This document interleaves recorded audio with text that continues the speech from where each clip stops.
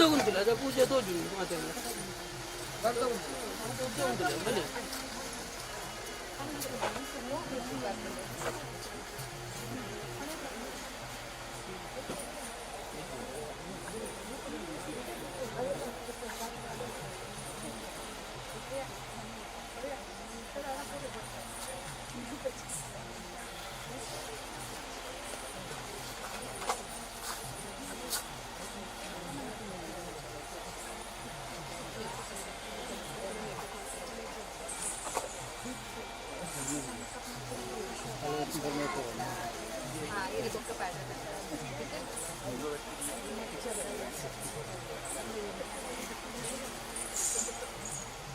ಇದೋಣ ಬರಲಿದ್ದೆ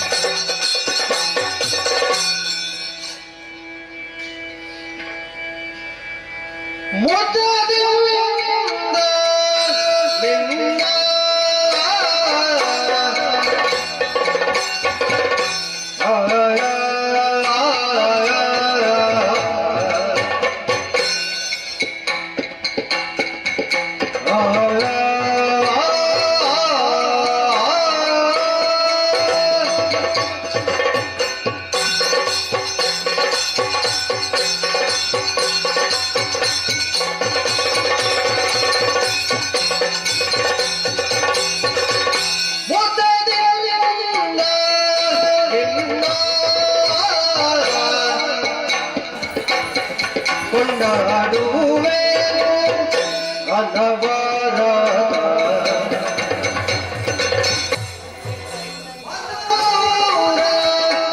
ವಿಘ್ನೇಶ ದೇವ ಜಗದೀಶ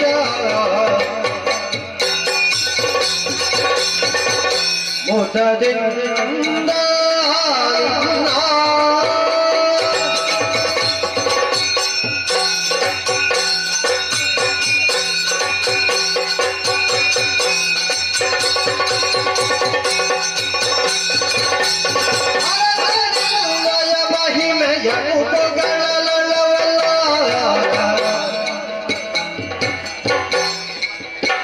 ಹರಣಿಯನ್ನು ಕೊತ್ತಿದ್ದ ಶೇಷಗರಿದು ಹರನದು ಕುಮಾರ ಸಕಲ ಗಮಕ್ಕೆ ಸಾಕಾರ ಹರಿಗಳು ವಿಶೇಷ ಮದಮೂರ ವಿಘ್ನೇಶ ದೇವ ಜಗದೀಶ ಮುದದಿಂದ ನಿನ್ನ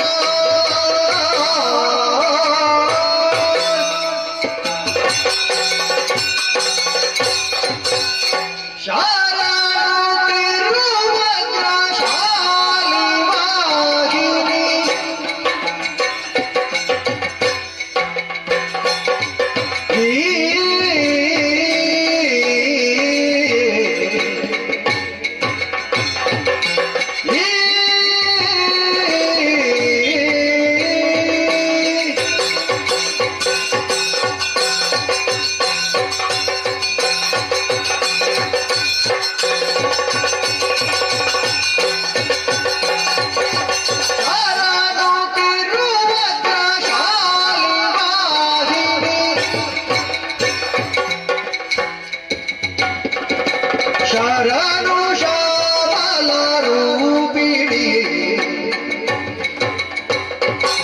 ಶರಣು ಶಂಕರಿ ಗೌರಿ ಪಾರ್ವತಿ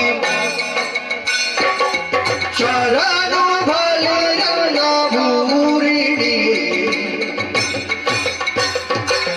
ಶರಣು ಶರಣು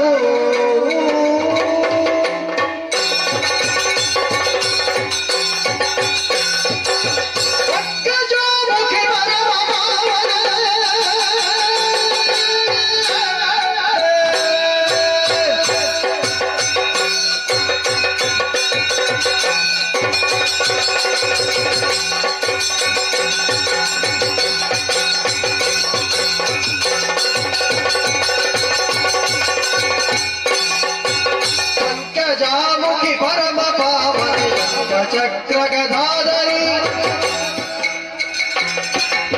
शंकर प्रिय देवी तव पद पंकरुह के नमो नमो शंकर प्रिय देवी तव पद पंकरुह के नमो नमो शरणु शरणु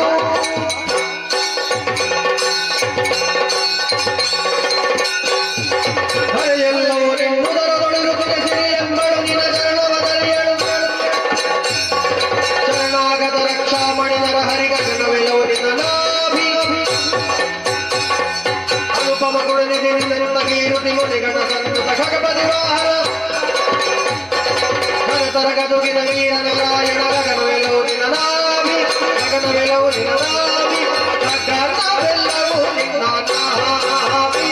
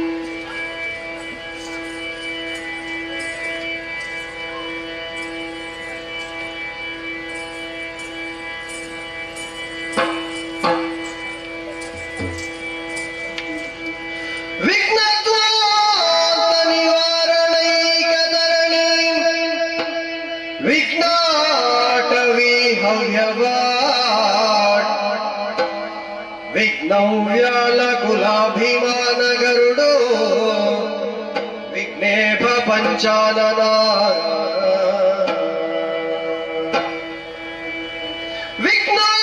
విఘ్నాంగగిరి ప్రభేదన పవి విఘ్నాబ్ది కుంభోద్భవార విఘ్నౌగాభ్రకుల ప్రచండ పవనో विघ्नेश्वर पाहि मां विघ्नेश्वर पाहि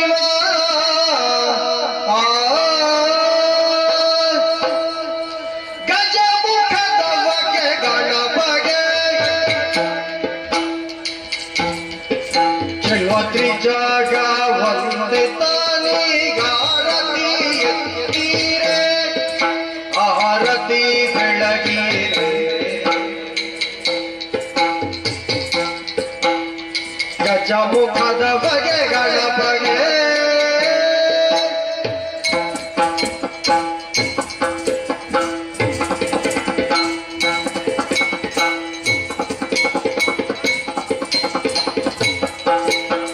ಕರತುಳು ಪರಶುಭ ಶಾಂಕುಶಾಧಾರಿಗೆ ಪರುಷದಿ ಭಕ್ತರ ಪೊರೆವಗೆ ಉರಗಭೂಷಣನ ಕುಮಾರ ಗಜವದನನ ಚರಣ ಕಮಲ ಕಾನತಿ ಎತ್ತಿರೆ ಆರತಿ ಬೆಳಗಿರೆ ಗಜಮುಖದವಗೆ ಗಣಪಗೆ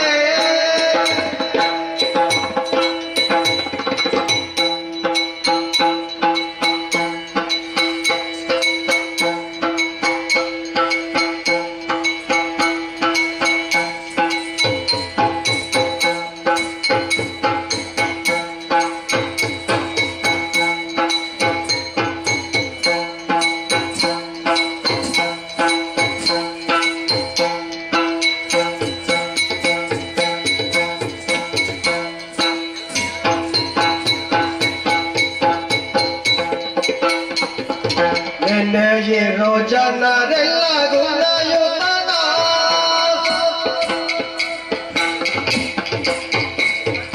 ಘನಮೂರ್ತಿ ಮದವುರ ಗಣನಾಥನ ಘನಮೂರ್ತಿ ಮದವುರ ಗಣನಾಥನ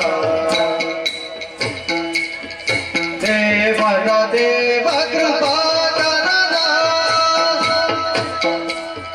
ಪಾವನ ಚರಿತ ಪುಣ್ಯೋದಯನ ಪಾವನ ಚರಿತ ಪುಣ್ಯೋದಯನ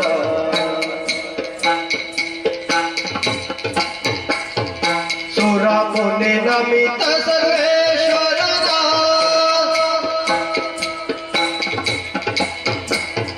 ಆ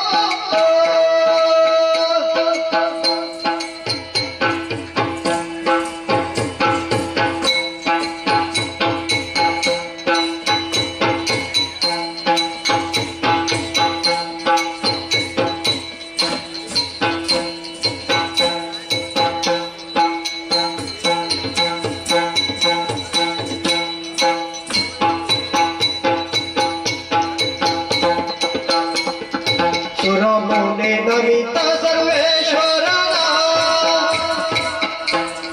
ಹರಿತ ಸಿದ್ಧಿಯ ನೀವ ಭವಹಾರನ ಪರಮಾತ್ಮ ಪರಮಾತ್ಮ ದುರಿತ ಭಯಂಕರನ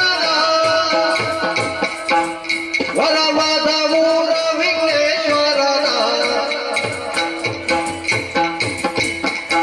ದಿನ ದಿನ ತೈ ದಿನ ತೈ ದಿನ ತೈ ದಿನ ದಿನ ತೈ ದಿನ ತೈ ದಿನ ತೈ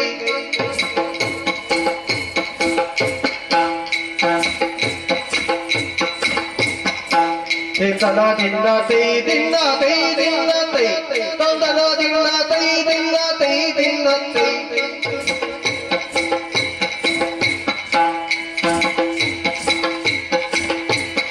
Tintana dinna tei, tintana dinna tei, tei dinna tei, tei dinna tei, tei dinna da dinna tei dinna da dinna tei dinna da dinna tei da.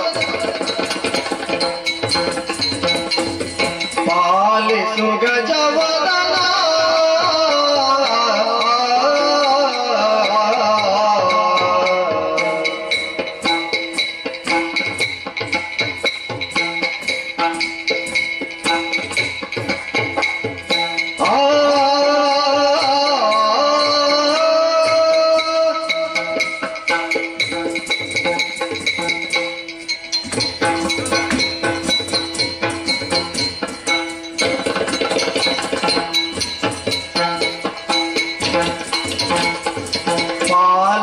गजवदना सुगुण विशाल दया सदना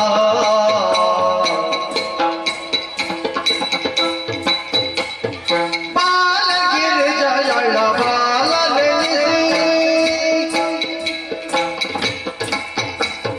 बाल गिरिजय बालन निसिर कुचाल नरित जय शीलन नरो पालिसु गजवदना सुगुण विशाल दया सदना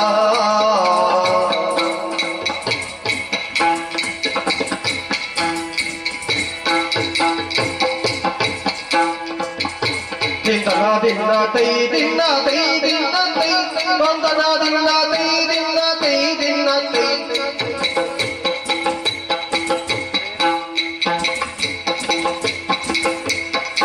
Tintana dinna tei dinna tei dinna tei. Tintana dinna tei dinna tei dinna tei.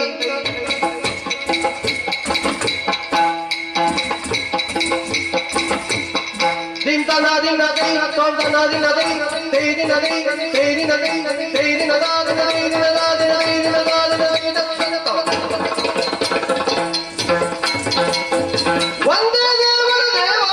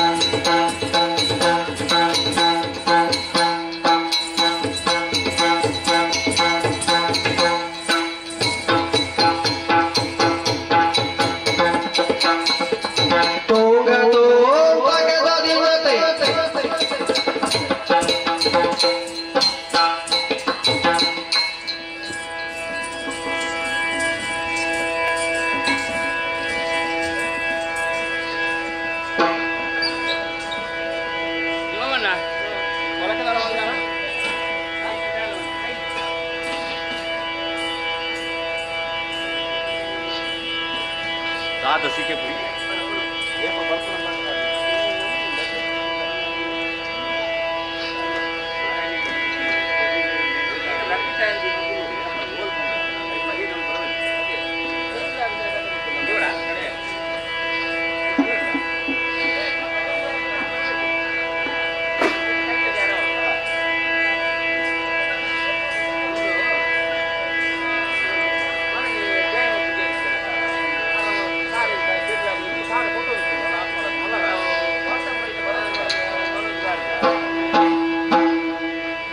ಚಿಕ್ಕ ಪ್ರಾಯದ ಬಾಲೆ ಚದುರೆ ನಿನ್ನಂಗವ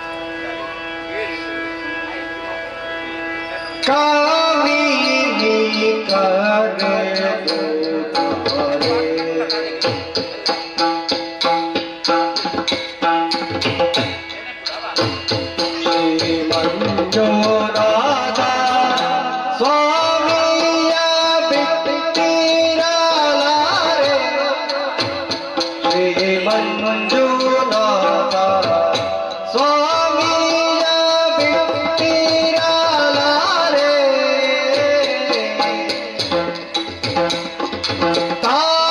ತಾಲನಾಂತಧಿರಿನ ಭರೆ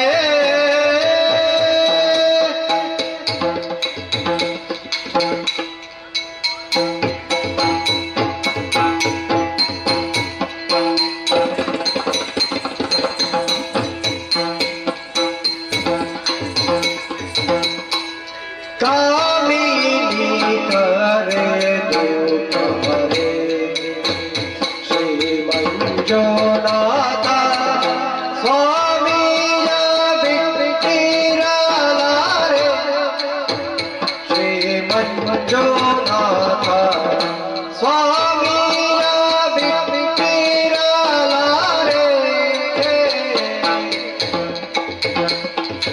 ಈ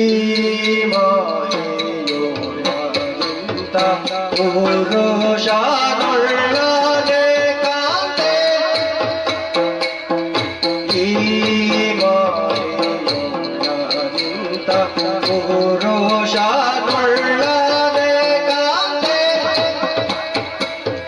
ಭೀಮ ಬಲನು ಬಲು ಸಾಮರ್ಥ್ಯನು ಇವ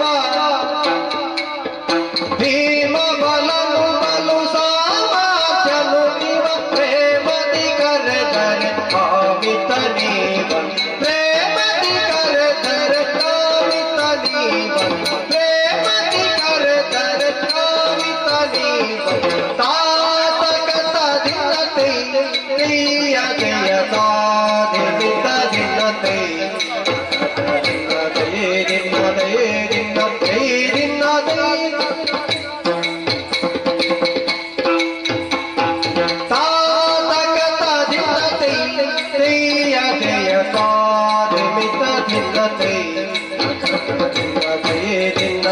ದಿನತೆ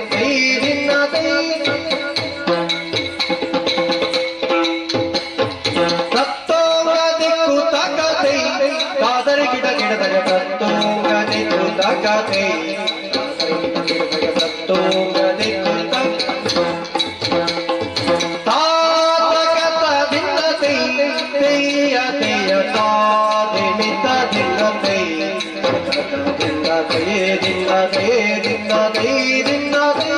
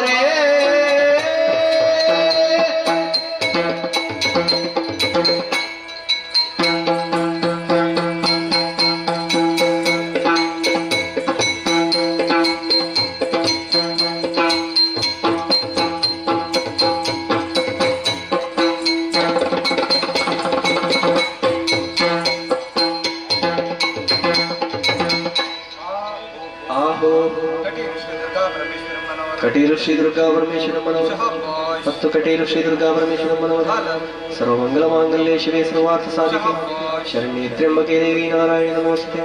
ನಂಬಿದಂತ ಭಕ್ತರಿಗೆ ಪ್ರೀತಿ ಇಟ್ಟುಕೊಟ್ಟಂತಹ ಸಿರಿಮುಡಿ ಗಂಧ ಪ್ರಸಾದ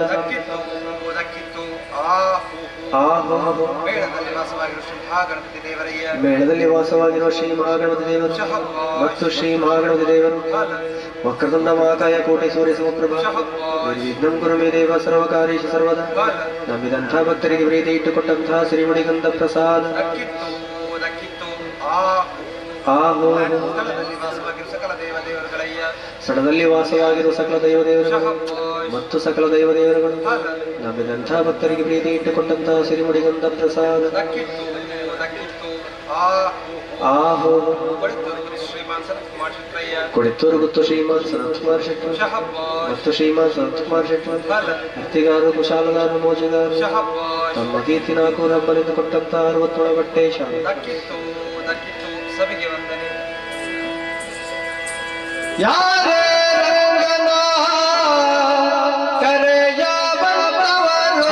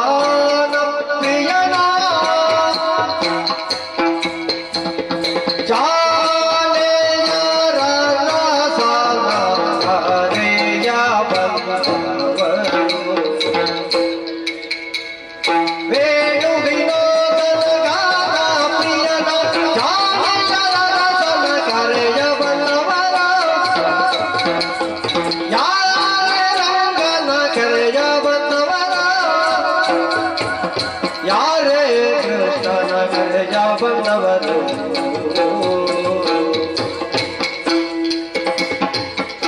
ದಿಂತನ ದಿನ ತೈ ದಿನ ತೈ ದಿನ ತೈ ಲೋಕನ ದಿನ ತೈ ದಿನ ತೈ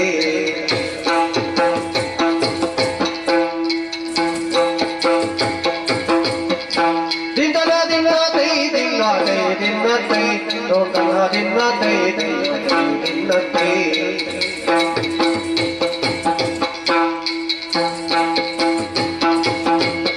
ದಿಂತನ ದಿನ ತೈ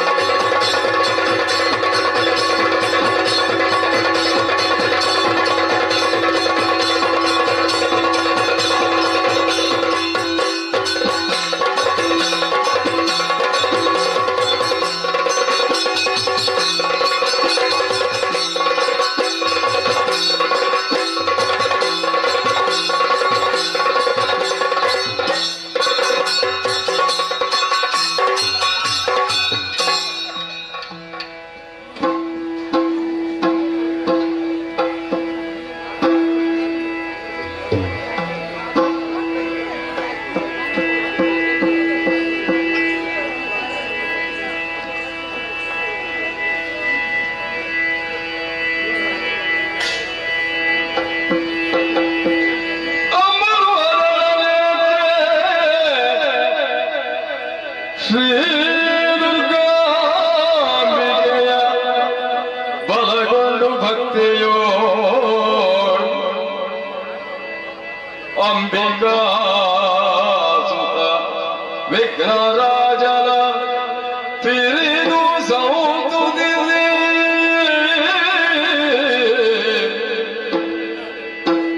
ಅಂಬುನಿಧಿಯ ಧ್ವಜೆಗೆ ಕೈ ಮುಗಿದು ಅಂಬುಜ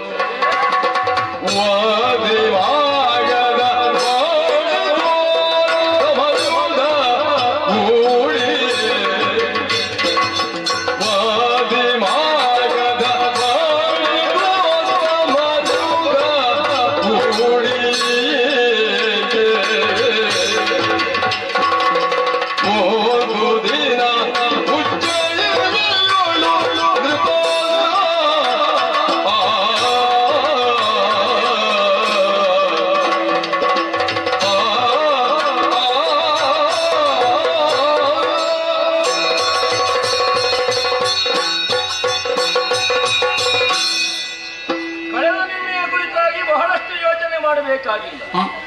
ನಾಳೆಯ ದಿನ ನಮ್ಮದಾಗ್ತದೆ ಎಂಬ ನಿರ್ಣಯ ಖಂಡಿತ ಇರುವ ಹಾಗಿಲ್ಲ. ಇಂದಿನ ದಿನ ನಮ್ಮದು. ಈ ದಿನದಲ್ಲಿ ನಾವೇನು ಮಾಡಬೇಕು ಎನ್ನುವುದರ ಕುರಿತಾದಂತಹ ಯೋಚನೆಯ ನಮ್ಮಲ್ಲಿ ಸದಾ ಜಾಗೃತವಾಯಿತು ಅಂತ ಆದರೆ ಯಾವತ್ತೂ ನಾವು ಉದ್ಧಾರ ಹೊಂದುತ್ತೇವೆ ಎನ್ನುವುದು ನಮ್ಮ ಗುರುವಚನ. ಇಲ್ಲಪ್ಪ ನಾಳೆ ಮಾಡಿದ್ರಾಯಿತು ಎನ್ನುವಂತಹ ಉದಾಸೀನ್ಯ ಬೆಳೆಯಿತು ಅಂತ ಆದ್ರೆ ಜೀವನದಲ್ಲಿ ಯಾವ ಕಾಲಕ್ಕೂ ಉದ್ಧಾರವಾಗುವ ಹಾಗಿಲ್ಲ ಎನ್ನುವಂತಹ ಸರಿಯಾದ ವಿಚಾರವನ್ನೇ ಮನದಲ್ಲಿರಿಸಿಕೊಂಡು ನನ್ನ ಬದುಕನ್ನು ರೂಢಿಸಿಕೊಂಡವನು ನಾನು. ಕೇಶವ ಶರ್ಮ ಹಾಗೂ ಅಥವಾ ಕೇಶವ ವರ್ಮ ಹಾಗೂ ಚಿತ್ರಲೇಖಾ ದಂಪತಿಯರ 4 ಮಂದಿ ಮಕ್ಕಳಲ್ಲಿ ಹಿರಿಯವನಾದವನು ವಿಕ್ರಮ. ಅವೇ ನನಗೆ ಸಹೋದರನಿದ್ದಾನೆ ಭಟ್ಟಿ, ವರರುಚಿ ಭಾರವಿ ಎನ್ನುವಂಥವರು. ಇಬ್ಬರು ಬೇರೆ ಬೇರೆ ವಿಚಾರದಲ್ಲೇ ತಮ್ಮ ಜೀವಿತವನ್ನು ಸಾಗಿಸುವುದವರು. ಒಬ್ಬರು ನನ್ನ ಅಪ್ಪನಾಗಿ ತಾನಿರುವವರು. ಪಿತನು ದೈವಾಧೀನವಾದ ನಂತರದಲ್ಲಿ ಉಜ್ಜಯಿನಿಯ ಸರ್ವಾಧಿಕಾರವನ್ನು ಅರ್ಹತೆಯಿಂದಲೇ ಪಡೆದುಕೊಂಡು ಗತೇತಿಹಾಸವನ್ನೆಲ್ಲ ಚೆನ್ನಾಗಿ ಮನದಲ್ಲಿರಿಸಿಕೊಂಡು ಒಬ್ಬ ರಾಜನಾದವನು ಹೇಗೆ ನಡ್ಕೊಳ್ಳಬೇಕು ಎನ್ನುವುದರ ತಿಳುವಳಿಕೆಯಿಂದಲೇ ಮುಂದುವರಿಯುತ್ತಾ ಬಂದವನು. ಎತ್ತರದ ಪೀಠವನ್ನೇರಿ ಕುಳಿತರೆ ಸಾಲದಲ್ಲ, ಪ್ರಜಾಜನರ ಪಾಲನೆ ಹೇಗಿರಬೇಕು ಎನ್ನುವುದಕ್ಕೆ ಸೂರ್ಯವಂಶಿಯರು ಚಂದ್ರವಂಶಿಯರು ನಮಗೆ ಆದರ್ಶ. ಸಮಾಜರಿಗೆ ಯಾವುದೇ ರೀತಿಯ ಭಾರವಾಗದ ರೀತಿಯಲ್ಲೇ ಕರಭಾರವನ್ನು ಸಂಗ್ರಹ ಮಾಡುತ್ತಾ ಅವರ ಬೇಕುಗಳನ್ನು ನಾನರಿತುಕೊಂಡವರಿಗೆ ಬೇಕಾದ್ದನ್ನು ಕೊಡುತ್ತಾ ಅವರ ವೃದ್ಧಿಗೆ ಅವರ ಬೆಳವಣಿಗೆ ಕಾರಣವಾಗಬೇಕು. ಬ್ರಾಹ್ಮ, ಕ್ಷಾತ್ರ, ವೈಶ್ಯ, ಶೂದ್ರ ಎನ್ನುವಂತಹ ಚತುರ್ವರ್ಣದ ವ್ಯವಸ್ಥೆ ಏನುಂಟು ಅದು ಸಾಂಗವಾಗಿ ನಡೆಯಿತು ಅಂತಾದ ಋತುಭೇದಗಳುಂಟಾಗ್ತದೆ. ಕಾಲಕಾಲಕ್ಕನುಗುಣವಾಗಿ ಮಳೆ ಬಂದು ಬೆಳೆ ಬೆಳೆದು ಪ್ರಕೃತಿಯು ಶಾದ್ವಲ ಶ್ಯಾಮಲ ವರ್ಣದಿಂದ ರಂಜಿಸುವುದಕ್ಕೆ ಕಾರಣವಾಗ್ತದೆ. ಕೇವಲ ಪುಸ್ತಕ ಬರಹ ಅಲ್ಲ, ಅಧಿಕೃತವಾಗಿ ಅಷ್ಟನ್ನು ಮಾಡಿ ತೋರಿಸಿದವನು ಎನ್ನುವ ಕಾರಣಕ್ಕೆ ಇರಬೇಕು. ಲೋಕಾಂತರದ ಮಂದಿಗಳೆಲ್ಲ ಆಡುತ್ತಿರುವುದು. ಉಜ್ಜಯಿನಿಯಲ್ಲಿ ನಿಪುಣನಾದಂತಹ ವಿಕ್ರಮನು ಚಂದ್ರಧರನು ಹಾಗೆ ತಾನು ವಿಜೃಂಭಿಸ್ತಾನೆ. ಅವನ ಎತ್ತರಕ್ಕೆ ಹೋಲುವೆ ಉಂಟುವುದವಂತೆ ನಾವಾಗುವುದಕ್ಕೆ ಸಾಧ್ಯವೇ? ಶಾಧಿಮತನ ಕಾಲದಲ್ಲಿ ಹುಟ್ಟಿದಂತಹ ವಿಷವನ್ನು ತಾನುಂಡು ಮತ್ತೆ ಉಳಿದಂತಹ ಚಂದ್ರವನ್ನು ಶಿರಸ್ಸಲ್ಲಿ ಧರಿಸುವ ಮೂಲಕವಾಗಿ ಲೋಕಕ್ಕೆ ಅನುಗ್ರಹಕಾರಕನಾದಂತಹ ಶಕ್ತಿಯಾತ. ಕಷ್ಟಗಳಿದ್ದರೆ ತಮಗೇ ಇರಲಿ ಅಥವಾ ನಮಗಿರಲಿ, ವಿಶಾಲವಾದಂತಹ ಪ್ರಜಾ ಜನಕ್ಕೆ ಅಥವಾ ಲೋಕಕ್ಕೆ ಒಳ್ಳೆಯದಾಗಲಿ ಎಂಬ ತತ್ವವನ್ನು ಸಾರಿದವನು ಶಂಕರನು.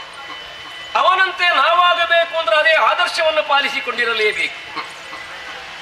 ಮತೀಯ ಮಿತಿಯೊಳಗೆ ಎಷ್ಟು ಸಾಧ್ಯವೋ ಅಷ್ಟನ್ನು ನಾವು ಮಾಡಬಹುದಾಗ್ತದೆ. ಮಾಡುತ್ತಾ ನಾನು ರಾಜ್ಯ ಭರಣವನ್ನು ಸಾಗಿಸುತ್ತಿದ್ದನು. ಒಂದು ಕಾಲಕ್ಕೆ ನನ್ನ ಕೀರ್ತಿ, ನನ್ನ ವಿಶೇಷಣವನ್ನು ಅರ್ಥ ಮಾಡಿಕೊಂಡಂತಹ ದೇವಾಧಿಪನೇ ಕರೆಸಿದ್ದು. ರಂಭಾಜಿ ನರ್ತನವನ್ನಾಡುತ್ತಿರುವಂತಹ ಸಂದರ್ಭದಲ್ಲಿ ನಾಟ್ಯ ವಿದುಷಿಯರಲ್ಲಿ ಅತ್ಯಂತ ಶ್ರೇಷ್ಠರಾರು ಸಭೆಯಲ್ಲಿದ್ದಂತಹ ನಾವು ನಿರ್ಣಾಯಕವಾದಂತಹ ಉತ್ತರವನ್ನು ಕೊಡುವ ಮೂಲಕವಾಗಿ ನಾಟ್ಯ ವಿಷಯಾಗಿ ಊರ್ವಶಿಯೇ ಸರ್ವಶ್ರೇಷ್ಠರು ಎನ್ನುವಂತೆ ಆಡಿದಾಗ ದೇವೇಂದ್ರನೇ ನನ್ನನ್ನು ಸನ್ಮಾನಿಸಿ ಕಳುಹಿಕೊಟ್ಟವನು. ಭುವಿಗೆ ಬಂದ ನಂತರದಲ್ಲಿ ಕೇವಲ ಒಬ್ಬನೇ ಇರಕೂಡದು. ಪೀಠಾಧಿಪತಿಯಾದವನು ನಿವೃತ್ತ ಜೀವನವಲ್ಲ ಪ್ರವೃತ್ತ ಜೀವನವನ್ನು ಹೊಂದಿದ ಕಾರಣವಾಗಿ ಗೃಹಸ್ಥಾಶ್ರಮಿಯಾಗಬೇಕು ಎನ್ನುವಂತಹ ಭಾವವಲಿತಾಗ ಕುಲೀನಳಾದಂತಹ ಪ್ರಭಾವತಿಯ ನಾಮಕರನ್ನು ವಿವಾಹವಾದವನು. ವೈವಾಹಿಕ ಜೀವನ ಎನ್ನುವುದು ಅತ್ಯಂತ ಸುಖವನ್ನು ನೆಮ್ಮದಿಯನ್ನು ನನಗೆ ಒದಗಿಸಿಕೊಟ್ಟದು. ರಾಜ್ಯವೊಂದು ಮುಂದುವರಿಯಬೇಕು ಅಂತಾದರೆ ಮಂತ್ರಿಯೊಬ್ಬ ಸಮರ್ಥನಾಗಿರಬೇಕು. ಮಂತ್ರಿಯೋ ನನ್ನ ಸಹಜ, ಹೆಸರಿಗೆ ಭಟ್ಟಿ. ಅವನ ವಿಚಾರಧಾರೆಯ ಮೂಲಕವಾಗಿ ನನಗೆ ವೃದ್ಧಿಯಾದದ್ದು ಎನ್ನುವುದನ್ನು ಹೃದಯದಿಂದ ಒಪ್ಪಿಕೊಂಡವನು ನಾನು. ಪರಮ ಸಚಿವನು ಭಟ್ಟಿ, ದುರ್ಜಯ ನಾಮಕನಾದಂತಹ ಸೇನಾಧಿಪತಿ. ಯಾವ ವಿರೋಧಿಗಳಾದರೂ ನಮ್ಮತ್ತ ಬರುವ ಹಾಗಿಲ್ಲ. ವಿರೋಧಿಗಳ ದಮನಕ್ಕಾಗಿ ಹೋದರೆ ಅವನನ್ನು ಗೆಲ್ಲುವುದಕ್ಕೂ ಸಾಧ್ಯವಿಲ್ಲ ಎನ್ನುವುದೆಲ್ಲ ದುರ್ಜಯ. ಮಂತ್ರಿಯೊಬ್ಬ ಸಮರ್ಥನಿದ್ದಾನೆ ಅಂತಾದರೆ ಅವನ ಮಂತ್ರಣಾಬಲದಿಂದ ಎತ್ತರಕ್ಕೆ ಇರುವುದಕ್ಕಾಗ್ತದೆ ಎನ್ನುವೆಲ್ಲವೂ ನನ್ನ ಜೀವನಾನುಭವವೇ ತಾನಾಗಿದ್ದು. ಹೀಗೆ ನಾನು ಇರುತ್ತಿರುವಾಗ ಮೊನ್ನೆ ನಮ್ಮ ಸಭಾಸ್ಥಾನವನ್ನು ಸೇರಿಕೊಂಡ ಒಬ್ಬ ಕಾಪಾಲಿ ಪಂಥದವನು ಅಂತ ಅವನ ಮಾತಿಂದ ನಮಗೆ ಅರ್ಥವಾದದ್ದು. ತನ್ನ ಕಷ್ಟ ವಿಚಾರವನ್ನೆಲ್ಲ ಆಡಿಕೊಂಡು ಕಾಡಿನಲ್ಲಿ ಲೋಕಹಿತಕ್ಕಾಗಿ ಮಾಡುತ್ತಿರುವಂತಹ ಯಾಗ ನಿಷ್ಕಾಮವಾದುದು, ನಿರ್ಮೋಹವಾದುದು. ಆದರೆ ದುಷ್ಟರಿಂದ ಕಷ್ಟ ಉಂಟು ಅಂತವನು ಆಡಿದರೆ ಸೇನೆಯನ್ನು ಕಳುಹೋಣ ಅಂತ ಒಪ್ಪದೇ ಹೋದ. ನೀನೇ ಬಂದು ಕಾಯಬೇಕು. ಹೊರಡುವಾಗಲೇ ನಮ್ಮ ಮಂತ್ರಿಗಳೊಂದು ಕಣಸನ್ನೇ ಮೂಲಕ ಮಾತಾಡಿ ಹೇಳಿದರು. ಅಲ್ಲ, ಅವರ ಸಂದೆ ನಾನೇ ಅರ್ಥ ಮಾಡಿಕೊಳ್ಬೇಕು. ಅರಸ ಒಬ್ಬನೇ ಹೋಗುತ್ತಿ, ಜೋಪಾನ ಎಚ್ಚರದಿಂದಿರು ಅಂತ ಆಡಿತ್ತು. ಖಡ್ಗದ್ಯುತಿಯನಾಗಿ ಕಾಪಾಲಿಕನೊಂದಿಗೆ ಕಾಡನ್ನು ಸೇರಿದರೆ ಉಪಟಳಕಾರಿಯಾಗಿ ಹೊರತಂದ ಬೇತಾಳನ್ನು ಹೊತ್ತು ತರುವುದಕ್ಕೆ ನಮಗೊಂದು ಹೇಳಿಕೆ ಬಂತು. ತಲೆ ಕೆಳಗಾಗಿ ನೇತಾಡುತ್ತಿರುವಂತಹ ಬೇತಾಳವನ್ನು ಹಿಡಿದು ತರುವಾಗ ಒಂದು ನಿಬಂಧನೆ ಅವನಿಂದ ಬಂದದ್ದು. ದಾರಿಯಲ್ಲಿ ಉದಾಸೀನ ಬರಕೂಡದು. ಕಥೆಯನ್ನು ಹೇಳ್ತೇನೆ, ಉತ್ತರ ಹೇಳಬೇಕು. ಉತ್ತರ ಹೇಳಿದ್ರೆ ಮರ ಸೇರ್ತೇನೆ. ಉತ್ತರ ಹೇಳದೆ ಹೋದ್ರೆ, ಗೊತ್ತಿದ್ದು ಹೇಳದೇ ಇದ್ರೆ ನಿನ್ನ ತಲೆ 1000 ಹೋಳಾಗಿ ಹೋಗ್ತದೆ. ಹೇಗೆ ಮಾಡಿದ್ರು ಲಾಭವನಿ ಒಪ್ಪಲೇಬೇಕಾದಂತ ಅನಿವಾರ್ಯ ಬಂದು 24 ಕಥೆಗಳನ್ನಾಡಿದ. 25ನೆಯ ಕಥೆ ಬಹಳ ಕ್ಲಿಷ್ಟಕರವಾಯಿತು. ಉತ್ತರ ನಮಗೆ ತಿಳಿಯದು ಎನ್ನುವ ಹಾಗೆ ಪ್ರಾಮಾಣಿಕದಿಂದ ವಿಸ್ತರಿಸಿದ್ರೆ ಗೊತ್ತಿಲ್ಲ ಎನ್ನುವುದೇ ಉತ್ತರ. ಇದಕ್ಕೆ ನಿನ್ನ ನಡೆಯಿಂದ ಮೆಚ್ಚಿದ್ದೇನೆ. ಯಾವ ಕಾಪಾಲಿಕನು ನಿನ್ನನ್ನು ಕಳುಹಿದನು? ನಿಜವಾಗಿ ನಮ್ಮನ್ನು ಉಪದ್ರವಕಾರಿ ಅಂತ ಮಾಡಿದ್ರೆ ನಮ್ಮಿಂದಲ್ಲ ಉಪದ್ರ, ಲೋಕಕ್ಕೆ ವಿರೋಧ ಮಾಡುವವ. ಇದು ನನಗೆ 99 ಮಂದಿ ಸಲ್ಲಕ್ಷಣ ಭರಿತರ ಅಂತ ರಘುವರನ್ನು ಅದೇ ಕಾಳಿಕಾವತಿಗೆ ಬಲಿ ಕೊಟ್ಟಿದ್ದಾನೆ. 100ನೇದಾಗಿ ನಿನ್ನನ್ನಾಯ್ದುಕೊಂಡದ್ದು ಯಾಕೆ? 100 ಪೂರ್ತಿ ಆಯಿತು ಅಂತಾದ್ರೆ ಕಾಳಿ ಮೆಚ್ಚಿಕೊಳ್ತಾಳೆ. ಮೆಚ್ಚಿದ್ರೆ ಜಗತ್ತಿನ ಅಧಿಕಾರ ವಿಶೇಷವಾದ ದೊರಕ್ತದೆ. ಆದ್ದರಿಂದ ನಾಗಗೊಳ್ಳಬೇಡ. ಹೇಗಪ್ಪ ಮಾತು ಕೊಟ್ಟಾಯಿತಲ್ಲ. ದಾರಿಯನ್ನು ಅವನಲ್ಲಿ ಕೇಳಿದ್ರೆ ಹೇಳ್ತಾನವ, ಸುಲಭ ಉಂಟು. ಪೂಜಾ ವಿಧಾನವನ್ನು ಮುಗಿಸಿ ದೇವಿಗೆ ವಂದಿಸುವುದಕ್ಕೆ ಹೇಳಿದಾಗ ನನ್ನ ಗರಿಯೋದು ಅಂತ ಆಡು. ದಾರಿ ಎಂಥದ್ದು? ಅರಸರಾದ ನಾವು ವಂದ್ಯರಿದ್ದೇವೆ, ಅನ್ಯರಿಗೆ ವಂದಿಸುವ ಪದ್ಧತಿ ಕಡಿಮೆ, ಮತ್ತೆ ಲೋಕಾಚಾರವಾಗಿ ದೇಶಾಚಾರವಾಗಿ ಬೇರೆ ಬೇರೆ ರೀತಿಯಲ್ಲಿ ವಂದಿಸುವ ಕ್ರಮ ಉಂಟು. ನಿಮ್ಮ ಕ್ರಮ ಹೇಗೆ ಅಂತ ನೀವು ಮಾಡಿ ತೋರಿಸಿದ್ರೆ ಹಾಗೆ ಮಾಡ್ತೇನೆ ಅಂತ ಹೇಳು. ಒಪ್ಪಿದೆ.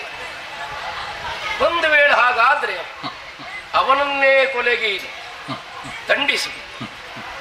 ಅಂತೆಯೇ ನಡೆಯಿತಲ್ಲ.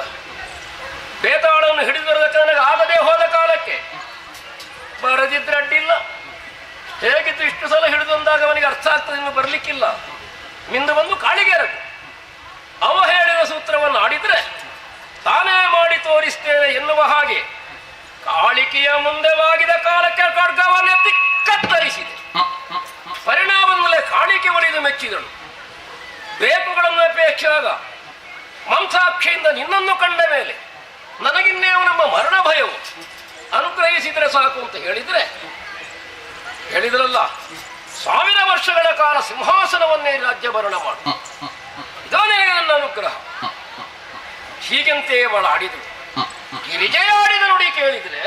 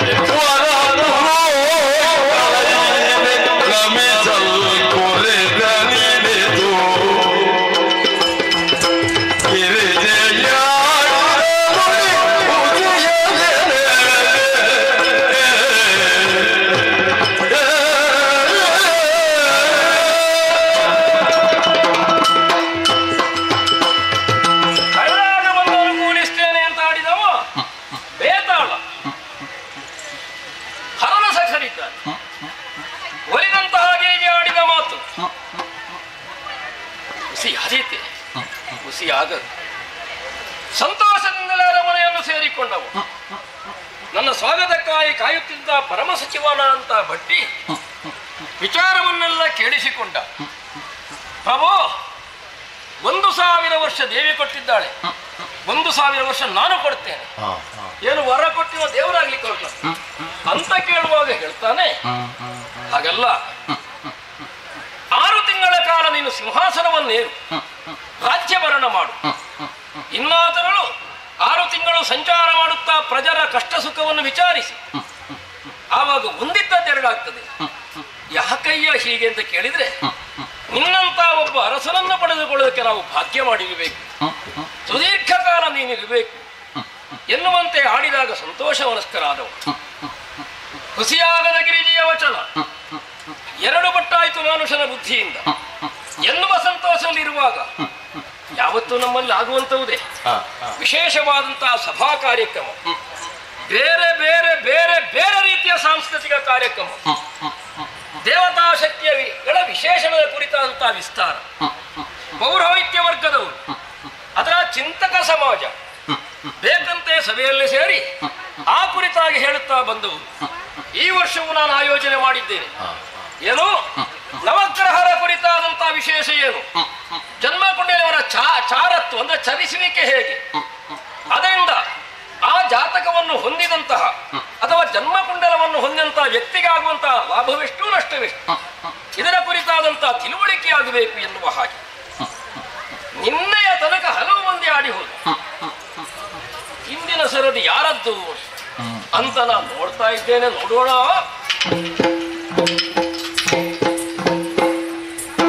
ರಾಜನ್, ಸ್ವಾಮಿ ನಮೋ ನಮಃ. ಶುಭವಾಗಲಿ. ಬರುವರೆ ಬಲವಾದಂತ ಕಾರಣವು? ಏನು ಕಾರಣ? ರಾಜ, ಓ ಧರಣಿ ಪರಿಚಿತ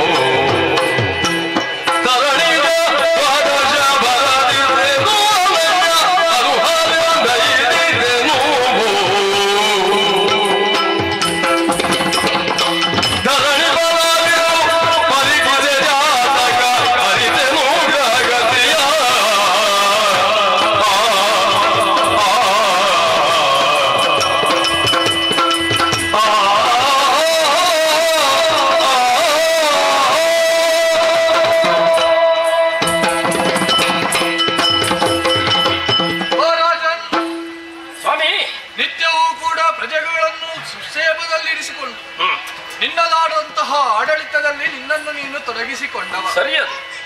ನಿನ್ನ ಕುಲಪುರೋಹಿತನಾಗಿ ನಿನ್ನ ಕುಲದ ರಕ್ಷಣೆಯನ್ನು ಮಾಡುತ್ತಾ ನಿನ್ನದಾದಂತಹ ಏಳಿಗೆಯನ್ನು ಬಯಸುತ್ತಾ ಸದಾಕಾಲವೂ ನಿನ್ನ ಆಸ್ಥಾನದಲ್ಲಿ ಇರುವವನು ನಾನು.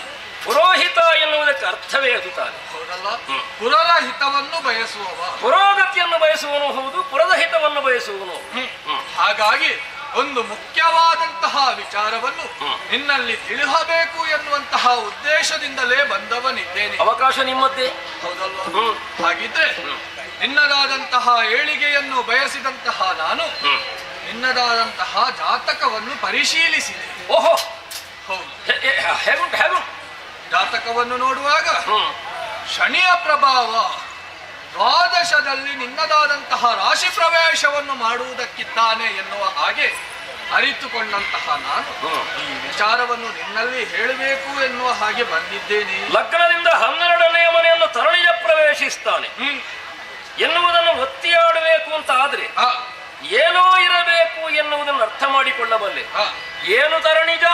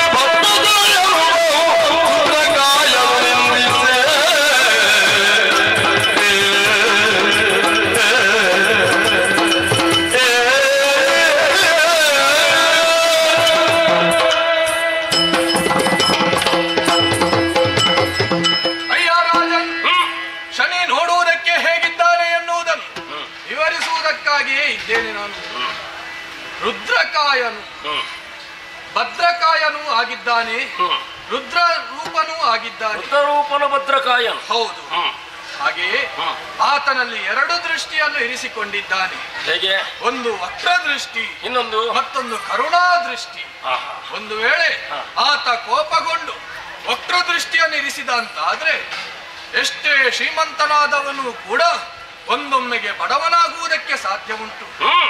ಹಾಗೆ ಆತ ಕರುಣಾದೃಷ್ಟಿಯನ್ನು ಇರಿಸಿದಂತಾದ್ರೆ ಎಷ್ಟೇ ಬಡವನಾದರೂ ಕೂಡ ಒಂದೊಮ್ಮೆ ಶ್ರೀಮಂತನಾಗುವುದಕ್ಕೆ ಸಾಧ್ಯ ಉಂಟು.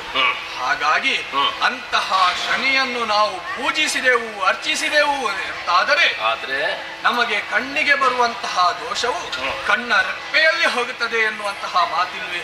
ಹಾಗೆಯೇ ದೊಡ್ಡದಾದಂತಹ ಬರುವಂತಹ ಕಷ್ಟ ಒಂದು ಸಣ್ಣ ಕಷ್ಟದಲ್ಲಿ ಹೋಗುವುದಕ್ಕೆ ಸಾಧ್ಯ ಉಂಟು. ಹಾಗಾಗಿ ಆ ಶನಿಯನ್ನು ಅರ್ಚಿಸಬೇಕು, ಪೂಜಿಸಬೇಕು, ಆತನಾದಂತಹ ಅನುಗ್ರಹವನ್ನು ನೀನು ಪಡೆಯಬೇಕು.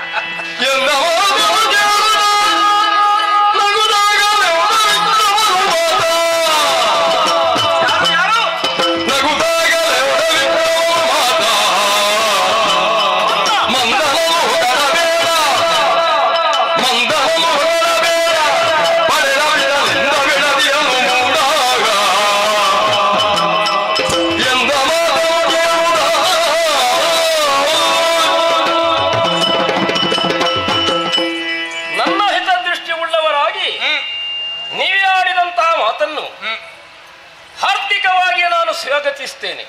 ಧನ್ಯೋಸ್ಮಿ ನಾನು. ಆದ್ರೆ ಆಡಿದ್ಯವನ ಕುರಿತು, ತರಣಿ ಜನ ಕುರಿತಾಗಿ, ಹೌದು, ಸೂರ್ಯನಿಗೆ ಹೋಗತಾನೆ ಅವ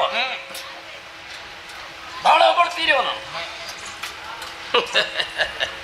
ನಗು ಬರ್ತದೆ. ಯಾಕೆ? ತರಣಿ ಜನ ಪೊಗಳಬೇಡ.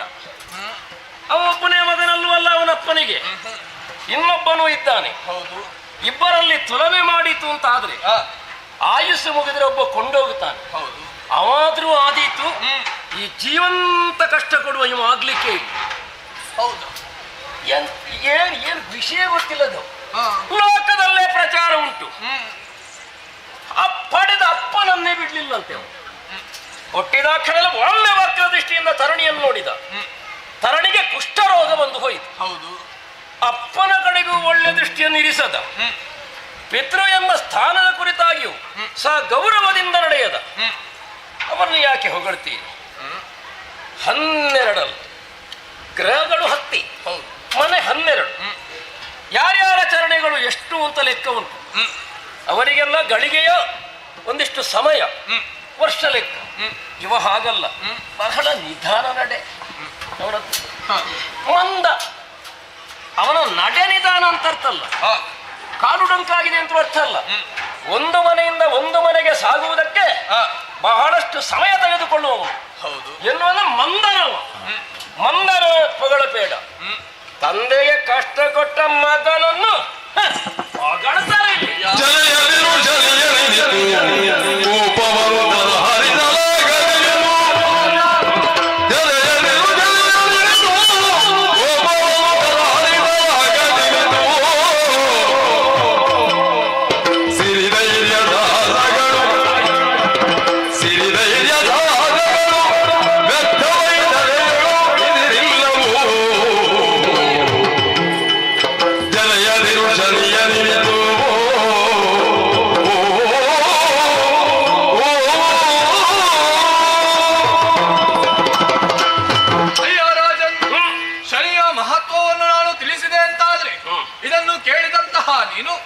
ಶನಿಯನ್ನು ನಿಂದಿಸುವುದಕ್ಕೆ ಹೋಗುತ್ತಾ ಇದ್ದ. ನಿಂದಿಸಬೇಡವಯ್ಯ, ನಿಂದಿಸಬೇಡ. ಯಾಕೆಂದ್ರೆ ಆತ ಹುಟ್ಟಿದಾಕ್ಷಣ ಸೂರ್ಯನಿಗೆ ತನ್ನ ತಂದೆಗೆ ಕಷ್ಟ ಕೊಟ್ಟವನು ಎನ್ನುವ ಹಾಗೆ ನೀನು ಆಡುತ್ತಾ ಇರುವೆ. ಹೌದಯ್ಯ, ಹುಟ್ಟಿದಾಕ್ಷಣ ಸೂರ್ಯನನ್ನು ನೋಡಿದಂತಹ ಸಂದರ್ಭದಲ್ಲಿ ಆತನ ರಥವು ನಿಂತಿತು, ಸ್ಥಾಗಿತ್ಯಗೊಂಡಿತು. ಕಾರಣ ಆತನ ಸಾರಥಿಯಾದಂತಹ ಅರುಣನಿಗೆ ಬಲ ಇಲ್ಲದಾಗಿ ಹೋಯಿತು. ಅಂಗವೂರನಾದ ಆತನ ಮೊದಲೇ ಅಂಗವೂನ ಬಲವೂ ಇಲ್ಲದಾಯಿತು. ರಥಕ್ಕೆ ಕಟ್ಟಿದಂತಹ ಕುದುರೆಗೆ ಕಣ್ಣು ಕಾಣದಂತಾಯಿತು. ಇದಕ್ಕೆ ಕಾರಣ ತಾನು ಹುಟ್ಟಿದಂತಹ ಲಕ್ಷಣವನ್ನು ಗುರುತಿಸುವುದಕ್ಕೆ ಬೇಕಾಗಿ ಹಾಗೆ ಮಾಡಿದ. ಇವನಿಂದ ಹೀಗಾಗ್ತದೆ ಅಂತ ಕಾಣಿಸುವುದಕ್ಕೆ ಇಷ್ಟಲ್ವಾ? ಹೌದು. ಅಷ್ಟು ಮಾತ್ರವಲ್ಲ, ಮತ್ತೆ 3 ಮೂರ್ತಿಗಳನ್ನು ಕೂಡ ಬಿಟ್ಟವನಲ್ಲ ಶನಿ. ಈಗ ನವಗ್ರಹಗಳಲ್ಲಿ ಉಳಿದ 8 ಗ್ರಹಗಳಿಗೆ ತ್ರಿಮೂರ್ತಿಗಳು ಹೆದರುವುದಕ್ಕುಂಟು. ಆದರೆ ಶನಿಯನ್ನು ಕಂಡಾಗ ತ್ರಿಮೂರ್ತಿಗಳೇ ಭಯಗೊಂಡಿದ್ದಾರೆ ಅಂತಾದ್ರೆ ಶನಿಯ ಮಹತ್ವವೇನು ಎನ್ನುವುದನ್ನು ನೀನು ಅರ್ಥ ಮಾಡಿಕೊಳ್ಳಬೇಕಾಗಿದೆ. 3 ಮೂರ್ತಿಗಳು ಭಯಗೊಂಡ್ರು. ಹೌದು. ಆದ್ದರಿಂದಲೇ ಆತನಿಗೆ ಶನೇಶ್ವರ ಎನ್ನುವಂತಹ ಹೆಸರು. ಈಶ್ವರನನ್ನು ಗೆದ್ದವ. ಹೌದು. ಕಾರಣ ಈಶ್ವರನನ್ನು ಪೀಡಿಸುವುದಕ್ಕೆ ಹೋದಂತಹ ಸಂದರ್ಭದಲ್ಲಿ ಈತನ ಶಕ್ತಿ ಸಾಮರ್ಥ್ಯವನ್ನು ಕಂಡು ಈಶ್ವರನೇ ಆತನಿಗೆ ಬಿರುದನ್ನು ಕೊಟ್ಟವನಿದ್ದಾನೆ. ಹೌದಾ? ಹಾಗಾಗಿ ಶನಿಯ ಮಹತ್ವವನ್ನು ಹೇಳುವುದಕ್ಕೆ ಹೊರಟಂತಾದ್ರೆ ಬಹಳ ಉಂಟಯ್ಯ. ಅದಕ್ಕೇನು ಮಾಡ್ಬೇಕೀಗ? ಹಾಗಾಗಿ ನೀನು ಸುಮ್ಮನೆ ಶನಿಯನ್ನು ನಿಂದಿಸಿ ಏನೂ ಪ್ರಯೋಜನವಿಲ್ಲ. ದನೆಯನ್ನು ಹರಿಯುವ ಜರೆಯ ಕೂಡ ಬದಲಾಗಿ ಆ ಶನಿಯನ್ನು ನೀನು ಪೂಜೆ ಮಾಡಬೇಕು. ಪೂಜೆ ಮಾಡಿದಂತಾದ್ರೆ ಆತನ ಅನುಗ್ರಹಕ್ಕೆ ನೀನು ಪಾತ್ರನಾಗುತ್ತಿ. ಪೀಡಿಸದೆ ಉಳಿಯುತ್ತಾನೋ? ಖಂಡಿತವಾಗಿಯೂ ಇಲ್ಲ. ಮತ್ತೆ ಪೀಡಿಸ್ತಾನೆ. ಆದ್ರೆ ಆತನ ವಕ್ರ ದೃಷ್ಟಿಯಲ್ಲಿ ನಿನ್ನನ್ನು ಪೀಡಿಸುವುದಲ್ಲ, ಆತನಾದಂತಹ ಕರುಣ ದೃಷ್ಟಿಯಿಂದ ನಿನ್ನನ್ನು ಪೀಡಿಸುತ್ತಾನೆ. ಪೂರ್ಣ ಪ್ರಮಾಣದ ಘಾತವಾಗುವುದಿಲ್ಲ. ಇಲ್ಲ. ಹಾಗೆ ಆಗ ಆಡಿದ ಹಾಗೆಯೇ ಕಣ್ಣಿಗೆ ಬರುವಂತಹ ದೋಷ ಕಣ್ಣ ರೆಪ್ಪೆಯಲ್ಲಿ ಹೋಗುವುದಕ್ಕೆ ಸಾಧ್ಯ ಉಂಟು. ಹಾಗಾಗಿ ನೀನು ತಡ ಮಾಡುವುದು ಸರಿಯಲ್ಲ. ಈಗಿಂದೀಗಲೇ ಆ ಶನಿಯನ್ನು ಪೂಜಿಸು, ಅರ್ಚಿಸು, ಆತನ ಅನುಗ್ರಹಕ್ಕೆ ನೀನು ಪಾತ್ರನಾಗ.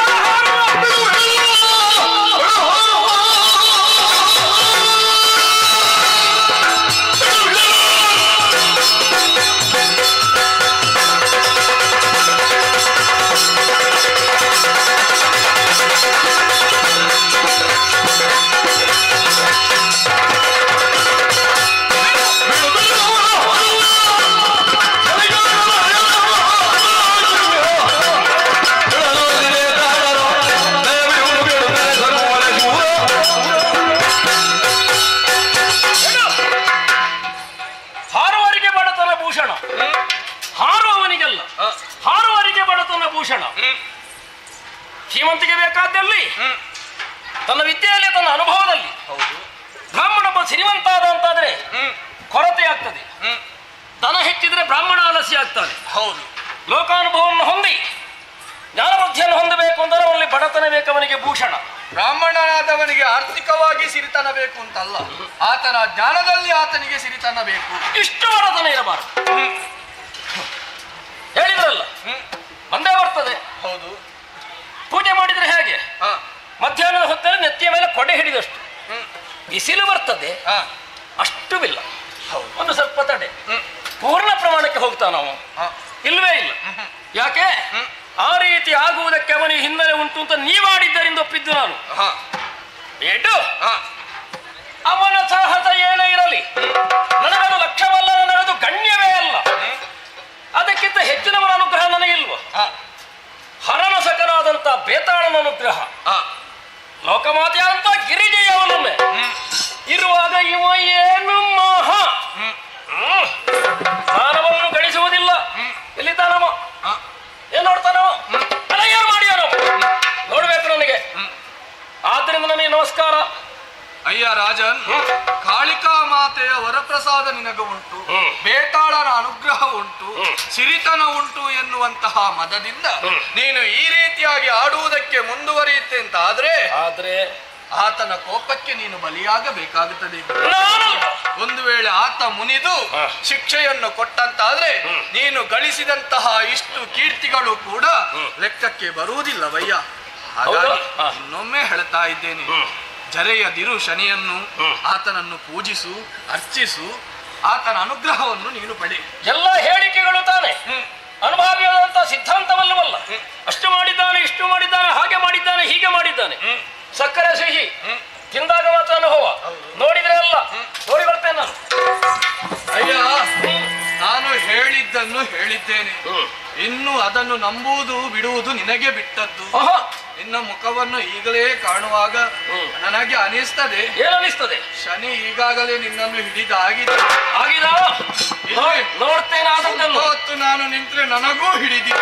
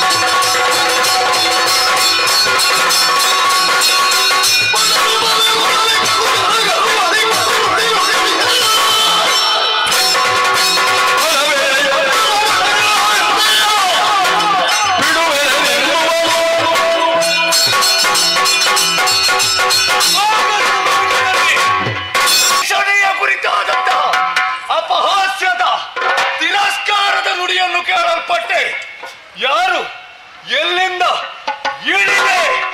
ಉಜ್ಜಯಿನಿಯ ಪುರಾಧೀಶ ವಿಕ್ರಮಾದಿತ್ಯನ ಬಾಯಿಂದ ಬಂದಂತಹ ನುಡಿಗಳು, ಅದು ಈ ಶನೀಶ್ವರನ ಕುರಿತಾಗಿ ನನ್ನ ಮಹಿಮೆಯನ್ನು ಅರೆಯದೆ ಈ ರೀತಿಯಾದಂತಹ ನುಡಿಗಳನ್ನಾಡುತ್ತೀಂತಾದ್ರೆ ಏನಿದಕ್ಕೆ ಕಾರಣ? ಹೌದು, ಒಬ್ಬ ವ್ಯಕ್ತಿಯಾದವ ಇರುವಂತಹ ಸಂಪತ್ತಿನಿಂದ ಮೆರೆಯುವುದಕ್ಕೆ ಸಾಧ್ಯ ಉಂಟು, ಅದೇ ಅವನಿಗೆ ಅಹಂಕಾರವಾಗುವುದಕ್ಕೆ ಸಾಧ್ಯ.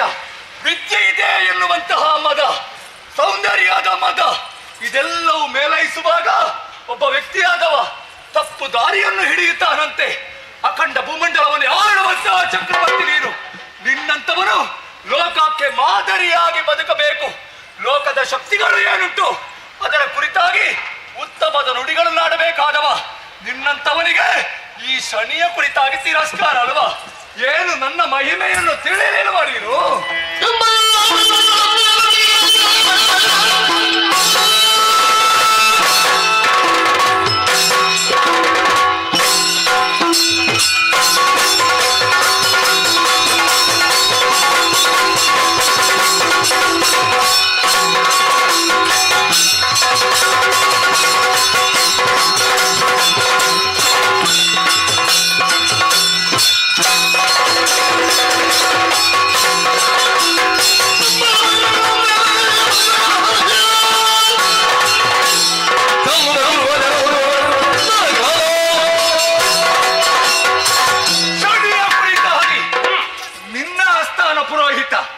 ವಿಧ ವಿಧದಿಂದ ಹೊಗಳಿದವನಿದ್ದಾನೆ.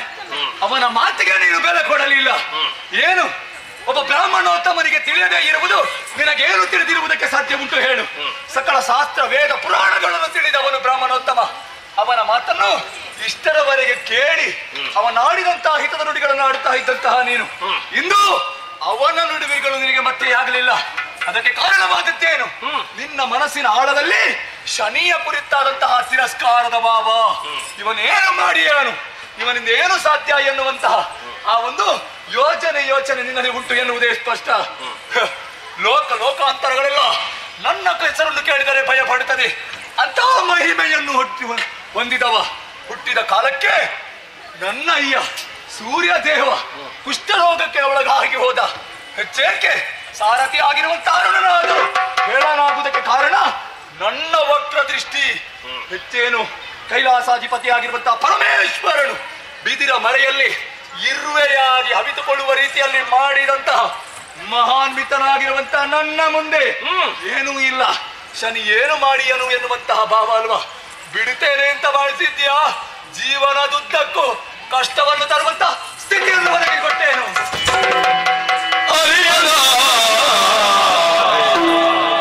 ನಿನ್ನ ಮಹಿಮೆ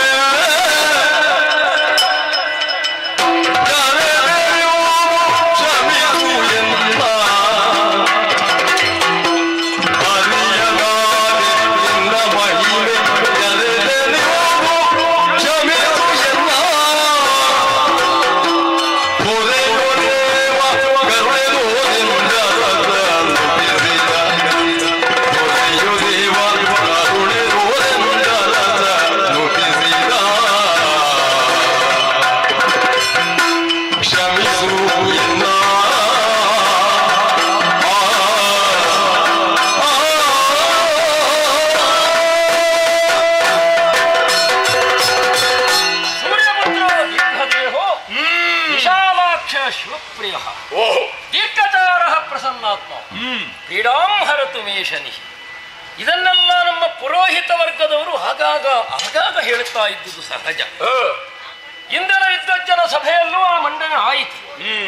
ಯಾಕೋ ನಾನರಿಯೇ ಅನುಭವವೇದ್ಯವಾದಂಥ ವಿಚಾರವಲ್ಲ, ಯಾವನೋ ಹೇಳಿದಂಥ ವಿಚಾರ ಎನ್ನುವುದನ್ನು ಮನದಲ್ಲೇ ತುಂಬಿಕೊಂಡು ನೀ ನಡೆಸಿದಂತಹ ಪ್ರಕರಣಗಳನ್ನೆಲ್ಲ ಹೀನೈಸಿ ನುಡಿಯುವ ಮೂಲಕವಾಗಿ ನಾನು ಜರೆದಾಡಿದ್ದು ಸತ್ಯ ಅಲ್ಲ ಅಂತ ನಾನು ಒಪ್ಪಿಕೊಳ್ಳಲಾರೆ.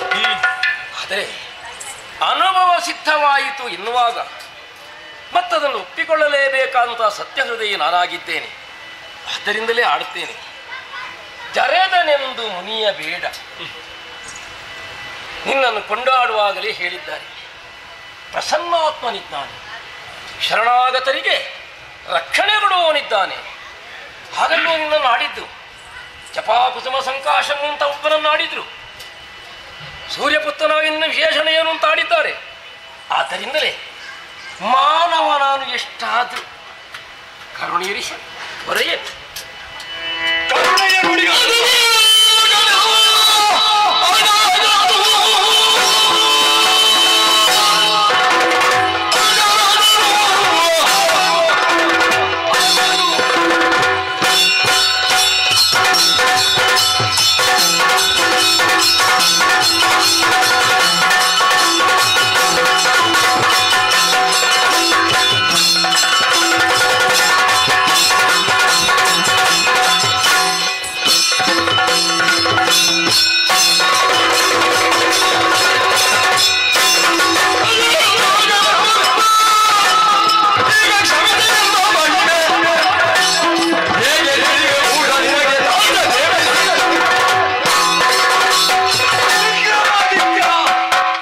ಪದದಳದಲ್ಲಿ ಬಿದ್ದು ಈಗ ಶರಣಾದರೆ ಏನು ಪ್ರಯೋಜನ ಉಂಟು?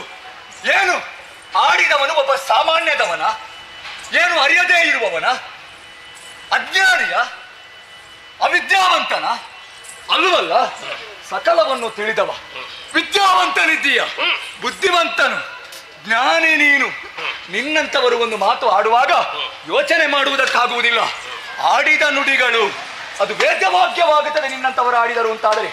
ಚಕ್ರವರ್ತಿ ಇದ್ದೀಯ, ಸಭಾ ಸ್ಥಾನದಲ್ಲಿ ನಿನ್ನನ್ನು ಗಮನಿಸುವವರು ಕೋಟಿ ಕೋಟಿ ಮಂದಿ ಇದ್ದಾರೆ. ಅರಸನಾದವ ಒಂದು ನುಡಿಗಳನ್ನು ಆಡುತ್ತಾಳೆ ಅಂತಾದರೆ ಅದನ್ನೆಲ್ಲ ಮೈಯಲ್ಲಿ ಕಣ್ಣಾಗಿಸಿ ಕಿವಿಯಾಗಿಸಿ ಕೇಳುವಂತಹ ಮಂದಿಗಳು. ಅಂತವರ ಮುಂದೆ ಏನಕ್ಕೇನೋ ಆಡಿದರೆ ಅದು ಸಹಜವಾದ ನುಡಿಗಳ? ಅದು ಕ್ಷಮಿಸುವುದಕ್ಕೆ ಯೋಗ್ಯತೆಯನ್ನು ಹೊಂದಿದವ ಇಲ್ಲ. ಹಾಗಿದ್ದರೆ ಈ ರೀತಿಯಾದಂತಹ ಶನಿ ನಿಂದನೆ ಮಾಡಿದವನಿಗೆ ಯಾವ ರೀತಿಯಾದಂತಹ ಶಿಕ್ಷೆಯಾಗುತ್ತದೆ ಅದನ್ನು ಲೋಕದ ಮಂದಿ ತಿಳಿಬೇಕು. ದೇವರಿಗೆ ಇದ್ದ ಬದ್ದ ಬೈಗಳನ್ನೆಲ್ಲ ಅರ್ಪಿಸಿ ಬೈದಾದ ಮೇಲೆ ಕಾಲಿಗೆ ಬಿದ್ದರೆ ಏನು ಪ್ರಯೋಜನವಲ್ಲ. ಬೈಗಳನ್ನು ಕೊಡುವುದಕ್ಕಿಂತ ಮೊದಲಾಗಿ ಯೋಚನೆ ಮಾಡಬೇಕು. ಅದನ್ನು ಮಾಡದೆ ವ್ಯವಹರಿಸಿದ್ದೀಯ. ಶನಿನಿಂದನೆ ಮಾಡಿರುವಂತಹ ನಿನ್ನನ್ನು ಬಿಡುವವನಲ್ಲ. ಸರಿಯಾಗಿ ಅರಿಯುತ್ತೇನೆ. ಮುಂದೆ ಏನಾಗುತ್ತದೆ ನೋಡುವ. ಕಷ್ಟ ಉಣ್ಣುವ ಕಾಲದಲ್ಲಾದರೂ ಶನೇ ನೀನೇ ಗತಿ. ಈ ರೀತಿಯಾದಂತಹ ನುಡಿಗಳನ್ನು ನಿನ್ನ ಬಾಯಿಂದ ಬರದೆ ಉಳಿಸಿದೆ ಅಂತಾದರೆ ನಾನು ಶನಿಶ್ಚರನಲ್ಲ. ಒಂದನಿಗೆ ವಂದನೆ ಮಾಡಿದಾಗ ಅವ ಕರುಣೆ ಉಳ್ಳವನಾಗುತ್ತಾನೆ ಅಂತ ನಾನು ಕೇಳಿದ್ದೆ. ಓಹೋ, ಪಶ್ಚಾತ್ತಾಪವುಳ್ಳವನಾಗಿ ಹೃದಯದಿಂದ ನಿನ್ನಲ್ಲಿ ಕ್ಷಮೆ ಬೇಡಿದೆ. ಆದರೆ ಕರುಣಿಸುವ ಮನಸ್ಸು ನಿನಗಿಲ್ಲ. ಇಲ್ಲ. ಜೊತೆಗೆ ಹೇಳುತ್ತಿ, ಅವನಿಗೆ ಪೀಡೆ ಕೊಟ್ಟಿದ್ದೇನೆ, ಇವನಿಗೆ ಪೀಡೆ ಕೊಟ್ಟಿದ್ದೇನೆ, ಮತ್ತೊಬ್ಬನನ್ನು ಬಿಡಲಿಲ್ಲ, ಎಲ್ಲರಿಗೂ ಕೊಟ್ಟದ್ದು ಪೀಡೆಯೇ. ವಿಕ್ರಮಾದಿತ್ಯ ತಾಯಿಯ ಜಂಗೆಯಲ್ಲಿ ಮಲಗಿ ಮಗುವಾದದ್ದು ಎದೆ ಹಾಲನ್ನು ಉಣ್ಣುತ್ತದೆ. ಆ ಕಾಲಕ್ಕೆ ಆ ಮಗು ಎದೆಯನ್ನು ಒದಿಬಹುದು ತಾಯಿದ್ದು. ಅದೇ ಬೆಳೆದು ದೊಡ್ಡವನಾದ ಮೇಲೆ ಅದೇ ತಾಯಿಯ ಎದೆಗೆ ಮಗನಾದವ ಒದ್ದರೆ ಏನು ಅವನಿಗೆ ಸ್ಥಿತಿ? ಕಾಲು ಕಡಿಬೇಕು ಅಲ್ವಾ? ಇಂದು ನೀನು ಕಾಲು ಕಡಿಸಿಕೊಳ್ಳಬೇಕಾದಂತಹ ಸ್ಥಾನದಲ್ಲಿ ಇದ್ದೀಯ. ಹಾಗೆ ಕಂಡುಕೊಂಡೆಯೋ? ಹೌದು. ಅದಕ್ಕಾಗಿಯೇ ನಾನು ಅರೆಯುತ್ತಾ ಇರುವುದು ದುಂಡಗಿನ ಕಲ್ಲು ಅಥವಾ ಗಂಡದ ತುಂಡು. ಒಂದು ಪರೀಕ್ಷೆ ಆಗಲಿ, ನೋಡೋಣ. ಪರೀಕ್ಷೆಯಲ್ಲೂ ನಾನೊಬ್ಬ ಬ್ರಾಹ್ಮಣ ಅಲ್ಲ, ಒಬ್ಬ ಕ್ಷತ್ರಿಯನಿದ್ದೇನೆ. ಬಂದ್ರೆ ಎದೆಯೊಡ್ಡಿ ಸ್ವೀಕರಿಸಿಯನು ಎಂಬಂತ ಒಂದು ಛಾತಿ ನನಗೆ ಖಂಡಿತವಾಗಿ ಉಂಟು. ಹೇಳಿದ್ದು ಅಲ್ಲ, ದೇವಲೋಕದ ಗುರುಗಳೇ ಕಣ್ಣೀರು ಸುರಿಸಿದ್ದಾರೆ. ಪರಮೇಶ್ವರನಾದರೂ ಇನ್ನೇನು ಗತಿ ಎನ್ನುವಂತೆ ಪರಿತಪಿಸುವಂತ ಸ್ಥಿತಿ ಒದಗಿ ಬಂದಿದೆ. ಸೃಷ್ಟಿಕರ್ತನಾಗಿರುವಂತಹ ಬ್ರಹ್ಮನಾದರೂ ನನ್ನ ಹೆಸರು ಕೇಳಿದರೆ ಈಗಲೂ ಗಡಗಡನೆ ನಡುಗುತ್ತಾನೆ. ಅಂತಹ ಮಹಿಮೆಯನ್ನು ಈ ಲೋಕಮುಖದಲ್ಲಿ ತೋರಿಸಿಕೊಟ್ಟಿದ್ದಪ್ಪ. ನಾನೀಗ ಆಕ್ಷೇಪ ಹೇಳಿದ್ದೇನೆ. ಸಾಮಾನ್ಯರಲ್ಲಿ ಸಾಮಾನ್ಯ ಮಾನವ ನೀನು. ಅವರ ಸ್ಥಾನದಲ್ಲಿ ಇಲ್ಲವಲ್ಲ ನೀನು. ಆದ್ರೆ ಒಂದು ಹೇಳಿಕೆ ಉಂಟು. ಏನು? ನೀನು ಜಾತಕದಲ್ಲಿ ಪ್ರವೇಶ ನಿನ್ನದ್ದು. ಹೌದು. ಗ್ರಹಗತಿ ಕುಂಡಲಿಯಲ್ಲಿ ಬ್ರಹ್ಮನಿಗೆ ಜಾತಕ ಬರೆದದ್ದು ಯಾರು ಅಂತ ಗೊತ್ತಿಲ್ಲ. ಈಶ್ವರನಿಗೆ ಜಾತಕ ಉಂಟು ಅಂತ ಗೊತ್ತಿಲ್ಲ. ದೇವಗುರಿಗೆ ಉಂಟು ಅಂತ ಗೊತ್ತಿಲ್ಲ. ಈಗ ಜಾತಕ ಇಲ್ಲದ್ರು ನಿನ್ನ ಜಾತಕ ಪ್ರವೇಶ ಆಗ್ತದಲ್ವಾ? ಅದು ಆಗಿಯೇ ಆಗುತ್ತದೆ. ಯಾಕೆ? ಅವರಿಂದ ನಾನು ಏನಾದರೂ ಒಂದು ಲೋಕಕ್ಕೆ ಪಾಠವಾಗುವುದಕ್ಕೆ ಸಾಧ್ಯ. ಈಗ ಬ್ರಹ್ಮನಿಗೆ ನಾನು ಬಾಧಿಸಿದೆ ಅಂತಾದ್ರೆ ಅವನಿಗೆ ಅದರಿಂದ ಏನು ಪರಿಣಾಮ ಕೊಡುತ್ತದೆ ಎನ್ನುವುದು ಮುಖ್ಯವಲ್ಲ. ಶನಿ ಅವರನ್ನಾದರೂ ಬಿಡುವುದಿಲ್ಲ. ಇನ್ನೊಂದುಂಟು, ಶನಿ ಬಂದರೆ ಚಿಂತೆ ಹೌದು, ಆದರೆ ಒಂದು ಜನುಮಗಳಲ್ಲಿ ಮಾಡಿರುವಂತಹ ಪಾಪಗಳನ್ನು ಒಬ್ಬ ವ್ಯಕ್ತಿಯಾದವನಿಂದ ದೂರಗೊಳಿಸುವಂತಹ ಶುಚಿಯಾದಂತಹ ಪಾತ್ರೆಯನ್ನು ಆಗಿಸುವಂತಹ ಯೋಗ್ಯತೆಯನ್ನು ಹೊಂದಿದವ. ಸಮಯ ಉಂಟಲ್ಲ, ಅದಕ್ಕೆ ನೋಡುವ. ಅಂತೂ ನಿನ್ನ ಮಹಿಮೆಯನ್ನು ಸಾರುವುದಕ್ಕೆ ಬ್ರಹ್ಮ ಒಪ್ಪಿದ, ಶಂಕರ ಬಾಗಿದ ದೇವಗುರು ನಟಿಸಿದ. ನಾನು ನಟನೆ ಮಾಡುವಲ್ಲ ಏನು? ವಿಕ್ರಮಾದಿತ್ಯನಾದರೂ ಬಾಗಲೇಬೇಕು. ನನ್ನ ಕಾಲ ಬುಡಕ್ಕೆ ನಿನ್ನನ್ನು ಬೀಳಿಸದೆ ಉಳಿದೆ ಅಂತಾರೆ. ನಾನು ಶನಿಚ್ಚರನಲ್ಲ, ಇದು ಶನಿಚ್ಚರ ನುಡಿ. ಸಕಲವನ್ನು ಕಳೆದುಕೊಳ್ಳುತ್ತಿ.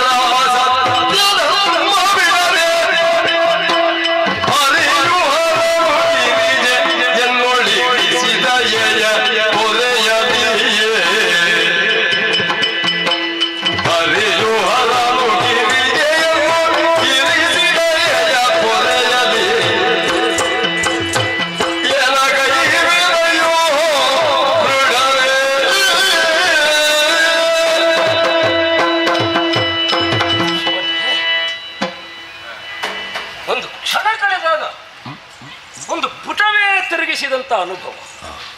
ನಾನು ಯಾರಲ್ಲಿ ಮಾತನಾಡಿದ್ದೆ? ಛಾಯಾಮಾರ್ತಂಡ ಸಂಭೂತನಾದಂತ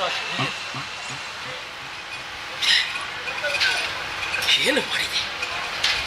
ಯಾನು ಅಂದ್ಯನೋ, ಯಾವನು ಪೂಜ್ಯನೋ, ಯಾವನು ಹರಿಯ ಆದೇಶಕ್ಕೊಳಗಾಗಿ ನಿಯಂತ್ರಣ ತಪ್ಪಿದಂತ ಜೀವರ ನಿಯಂತ್ರಣಕ್ಕೆ ತಾನು ತರಬಲ್ಲ ಅಂತ ಶನಿಯನ್ನು ನಾನು ನಿಂದಿಸಿದೆ. ಶಿವನೇ, ಭಾನುತನುಜ ಮುಳಿದ ಅಂತ ಆದ್ರೆ ಕಾಯುವವರು ಯಾರಿದ್ದಾರೆ? ನಿರತ ಸತ್ಯ ಧರ್ಮದಿಂದ ಪ್ರಜರನ್ನು ಪಡೆದು ಪ್ರಿಯವಾದ್ದನ್ನು ನಾನವರಿಗೆ ಕೊಟ್ಟಿದ್ದೇನೆ. ವಾಸವನ ಒಲಮೆಯಾಗಿದೆ, ಹರಿಯ ಕೃಪೆ ಉಂಟು, ಹರನೋ ಹರನರಸಿಯರ ಒಲಮೆ ಉಂಟು. ಇಷ್ಟನ್ನೂ ಹೊಂದಿದ್ದೇನೆ ಎನ್ನುವಂತ ಒಂದು ಹೆಚ್ಚುಗಾರಿಕೆ ಸ್ಥಾಪನೆ ಮಾಡಿದ ಹಾಗಾಯಿತೆ.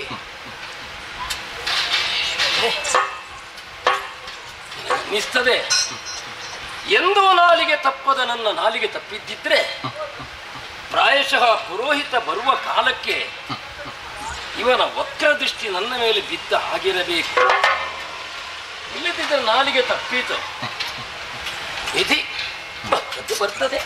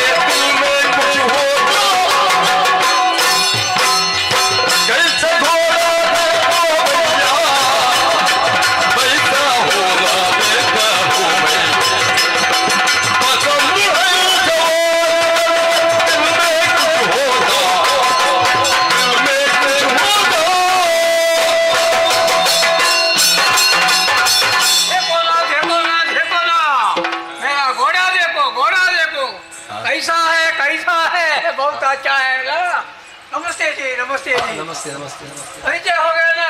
नहीं नहीं नहीं हाँ, हो गया। इल्ला इल्ला इल्ला क्या आप इल्ला इल्ला, बोलते हैं? इल्ला, परिचय हम लोग आगा बोलते हैं, तुम इल्ला बोलते हैं।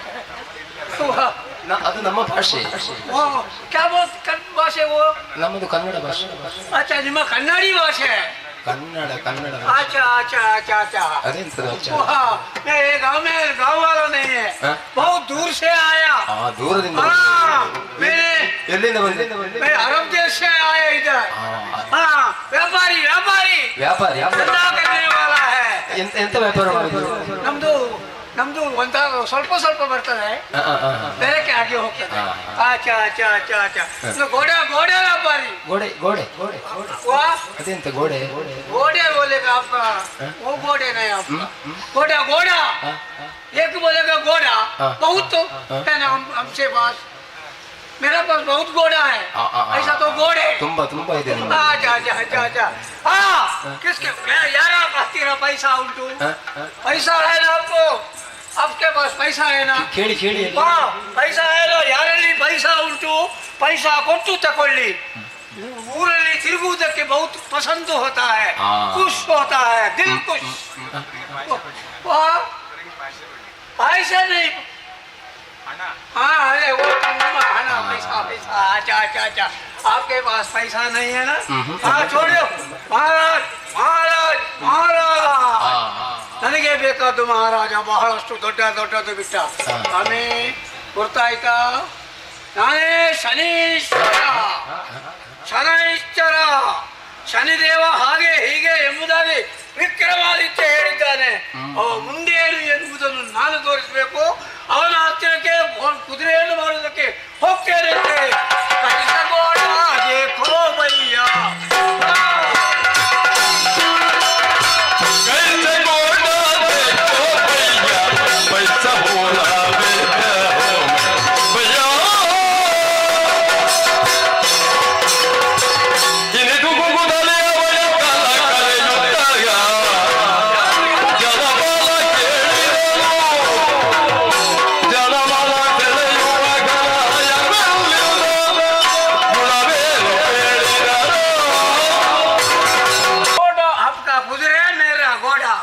ನಮ್ಮಲ್ಲಿ ಭಾಷೆಯನ್ನು ಬದಲಿಸಿ ಹೇಳುವರು ಅದನ್ನೇ ಹೇಳ್ತಾರೆ, ಅದು ಹೀಗೆ ಅಂತ, ಅವನ ಭಾಷೆ ಹೀಗೆ ಅಂತ. ಆದ್ರೆ ನಿನ್ನ ಭಾಷೆ ಇಲ್ಲದವ ಅಂತ ಹೇಳಲಿಕ್ಕೆ ನಿನ್ನ ಭಾಷೆ ನಿನ್ನದ್ದು, ನನ್ನ ಭಾಷೆ ನನ್ನದು. ಇದು ಕುದುರೆ. ಕುದುರೆ ಈ ಒಂದು ಕುದುರೆ ಹಿಡ್ಕೊಂಡು ಬೀದಿಯಲ್ಲಿ ಎಂತದ್ದು ನಿನ್ನದು? पूरा 1000 कुದುರೆ था मेरे पास, 1000 ಕುದುರೆ. अच्छा ಸರಿ, वाह ಎಲ್ಲಿ ಅವ ನೀನು? ಎಲ್ಲಿ ಅವ? अरब देश से आया मैं, ಅಲ್ಲಿಂದ? हाँ उधर से इधर तक आया। ಹೇಗೆ ಬಂದೆಯೋ ಸಮುದ್ರ ದಾಟಿ? आपका आए है ना? ನಾವೇ. अच्छा अच्छा, नावे बोलता है। अच्छा, ಅದರಲ್ಲಿ ಬಂದ್ಯಾ? उसमें आया 1000 ಕುದುರೆ. 1000 कुದುರೆ था। ಎಲ್ಲಿ ಹೋಯ್ತಲ್ಲ? ನೀರಿಗೆ ಹಾರಿತ? नहीं ऐसा नहीं, ಎಲ್ಲ ಮಾರಾಟ ಆಗಿ ಹೋಯ್ತು. ಎಲ್ಲ ಮಾರಾಟ ಆಯ್ತು? ಮಾರಾಟ ಆಯ್ತು, ಎಲ್ಲ ಮಾರಾಟ ಆಯ್ತು. अच्छा अच्छा। ಅದು ಹೇಗೆ ಅದೆಲ್ಲ ಮಾರಾಟ ಆಯ್ತು? वो अच्छा कुದುರೆ नहीं है, ಕತ್ತೆಗೆ ಹುಟ್ಟಿದ ಕುದುರೆ. ಅದು ಒಳ್ಳೆ ಕುದುರೆ ಅಲ್ಲ, ಜಾತಿ ಕುದುರೆ नहीं। ಒಳ್ಳೆ ಕುದುರೆ ಮಾರಾಟ ಆಗಿ ಕೆಟ್ಟದ್ದು ಉಳಿದದ್ದಲ್ಲ.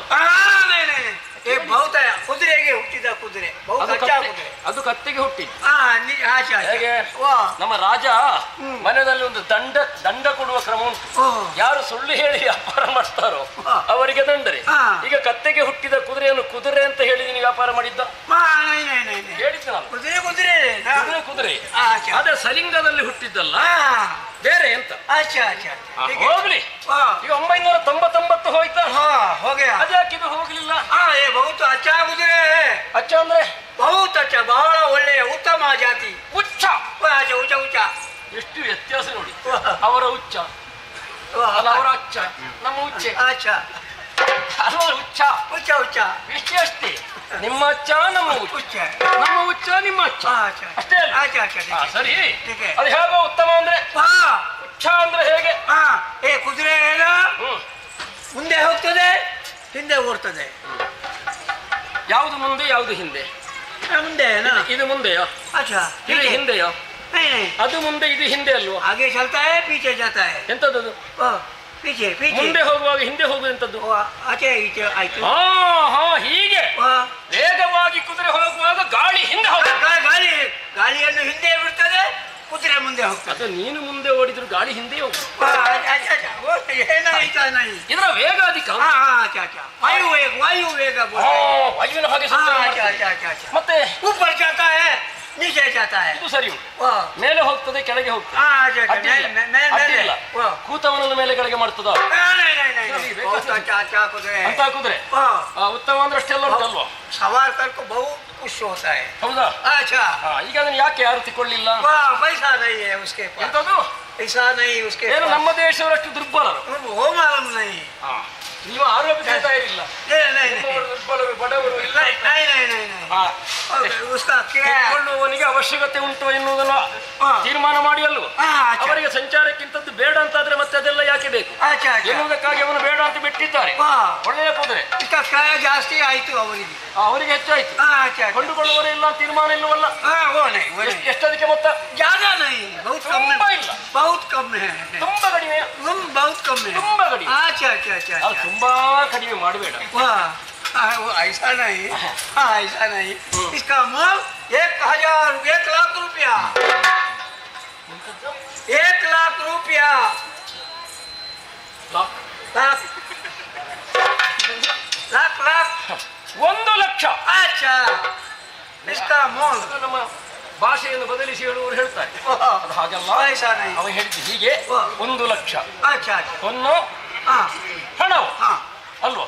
अच्छा 1 ಲಕ್ಷ ಕೊಟ್ರೆ ಕುದುರೆ ಕೊಡ್ತಿ. कुत्ते देता ಬೇಕಾದ ಹಾಗೆ ಅದು चलता है, ಸಂಚಾರಕ್ಕೆ चलता है. ಸಾಮಾನ್ಯವಾಗಿ ಕೊಂಡುಕೊಳ್ಳಿಕ್ಕೆ ಸಾಧ್ಯ ಇಲ್ಲ. नहीं नहीं. ಕೊಂಡುಕೊಳ್ಳಬೇಕಾದ್ರೆ ಅರಸ ಆಗಬೇಕು. अच्छा ಅಂತ ವೇಗವಾದಂತಹ ಸಂಚಾರದ ಅವಶ್ಯಕತೆ ಇರುವ ಅರಸನಿಗೆ ಹೊರತು ಈ ತರದಲ್ಲಿ ಖಂಡಿತವಾಗಿ ಅಲ್ಲ. दूसरे आदमी कौन है इधर? ಈಗ ನೀನು ಹೇಳಿದಷ್ಟನ್ನ ಅದು ಯೋಗ್ಯತೆ ಉಂಟು ಅಂತ ನಾನೇ ಹಾಗಪ್ಪ ತಿಳ್ಕೊಳ್ಳಿ. परीक्षा करो, ಹೇ, परीक्षा. ಪರೀಕ್ಷೆ अच्छा ಪರೀಕ್ಷೆ ಮಾಡಿದ್ರೆ ಆಗ್ತದೆ. बाद में भेजो. ಮತ್ತೆ ಕೊಟ್ರಾಜಿ ದುಡ್ಡು ಮತ್ತೆ ಕೊಡಿ, ಪರೀಕ್ಷೆ ಕರು. ಹಣ ಮೊದಲು ಬೇಡ. ಓ ನೈ ನೈ, ಮೋಸ ನಾವು ಮಾಡುವುದಿಲ್ಲ. ಮೊದಲು ಹಣ ಅಲ್ಲ, ಅಲ್ಲ ಅಲ್ಲ ಅಲ್ಲ, ಮೊದಲು ಪರೀಕ್ಷಣ, ಪರೀಕ್ಷಣ ಮತ್ತೆ ಹಣ ಅಲ್ವಾ? अच्छा अच्छा देखो देखो देखो. अरे ಹೇಗೆ ಏರಿಕೊಳ್ಳುದಲ್ವಾ? अच्छा बैठो ना बैठो. ನಾನು ಬಂದೇನು ಬಾರದಿದ್ರೆ ನಮ್ಮ ಭಂಡಾರಿ ಇದ್ದಾನೆ. कौन है भंडारी? भंडारी को ಇವ ಭಂಡಾರಿ ಅಂತ ಹೇಳುವಾಗ ಗಡ್ಡ ಕೈ ಎತ್ತಾನೆ, ಬಾಲ ಉಂಟು. भंडारी को बाला है ಅಕ್ಷರಕ್ಕೆ. अच्छा ठीक है ठीक है. ओ है ಕೋಶಾಧಿಕಾರಿಯು ओ ಬೇಕಾದ ವಿತ್ತವನ್ನು ಕೊಡ್ತಾನೆ. ठीक है. ಅದಾದ ನಂತರ ನಮ್ಮ ಸೇನಾಧಿಪತಿ ಇದ್ದಾನೆ. ನಿನಗೆ ಅವಸರ ಇದ್ರೆ ನೋಡೋಣ ಕುದುರೆ ಹಿಂದೆ ಬರ್ಲಿ.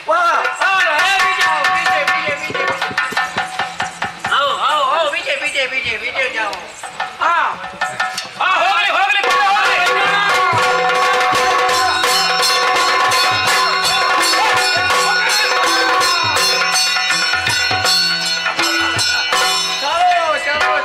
ನೋಡಿದ್ರ ನೋಡಿದ್ರ ಖಾತೆ ಇನ್ನು ಇರುವುದು ನಾನೇನು, ಅದು ಕುದುರೆ ಅಲ್ಲ, ನನ್ನ ವಾಹನ ಕಾಗೆ. ನಾನೇ ಶನೀಶ್ವರ. ಇವಾಗ ಅವನನ್ನು ಹಿಡಿದಾಗಿದೆ. ಮುಂದಿನ ಕತೆ ನೋಡಿ. ಅರ್ಧದಿಂದ ಹೋದ್ರೆ ಅವನನ್ನು ಬಿಟ್ಟು ನಿಮ್ಮನ್ನು ಹಿಡಿತೇನೆ.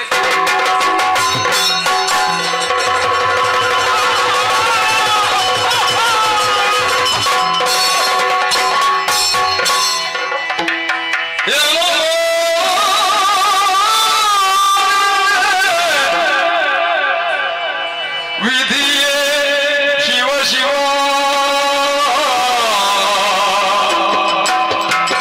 ಮಲವಾದಿಪ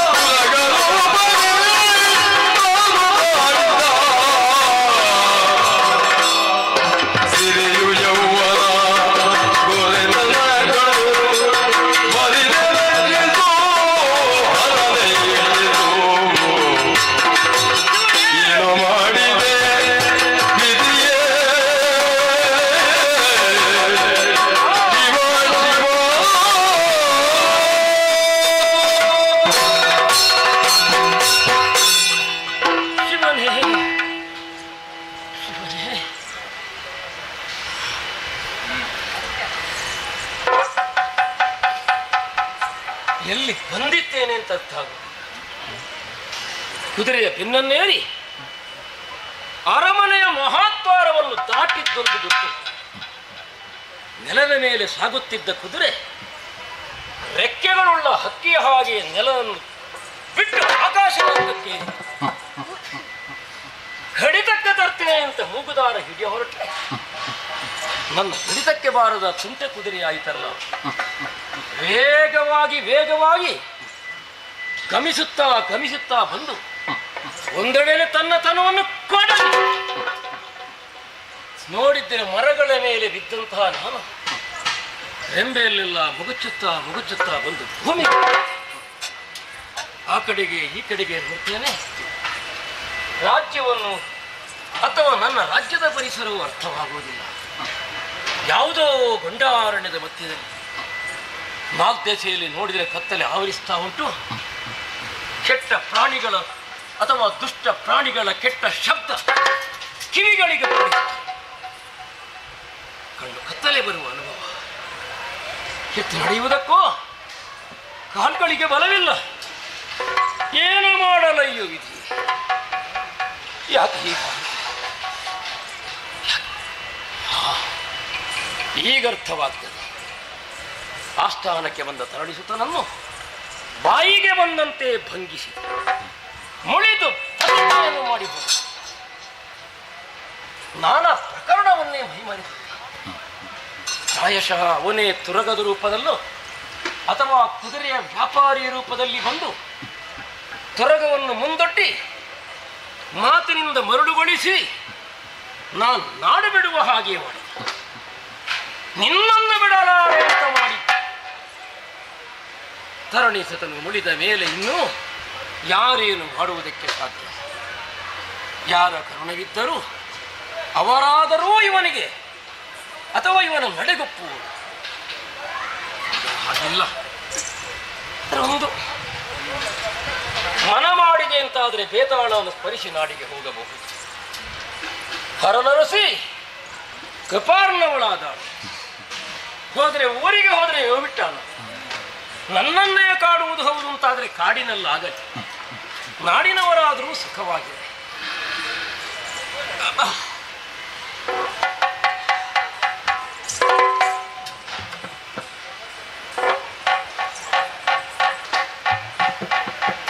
ಅಂತ ಎಲ್ಲಾದರೂ ಒಂದಷ್ಟು ವಿಶ್ರಾಂತಿಗೆ ಒಂದಿಷ್ಟು ಮರದ ನೆರಳು ಉಂಟು, ಅಲ್ಲಿ ಕೇಳಲಿಕ್ಕೆ ನೆರಳಿ ಕೂತ್ಕೊಳ್ಳಿಕ್ಕೆ ಮೆತ್ತನೆ ಹಾಕಬೇಕಲ್ಲ.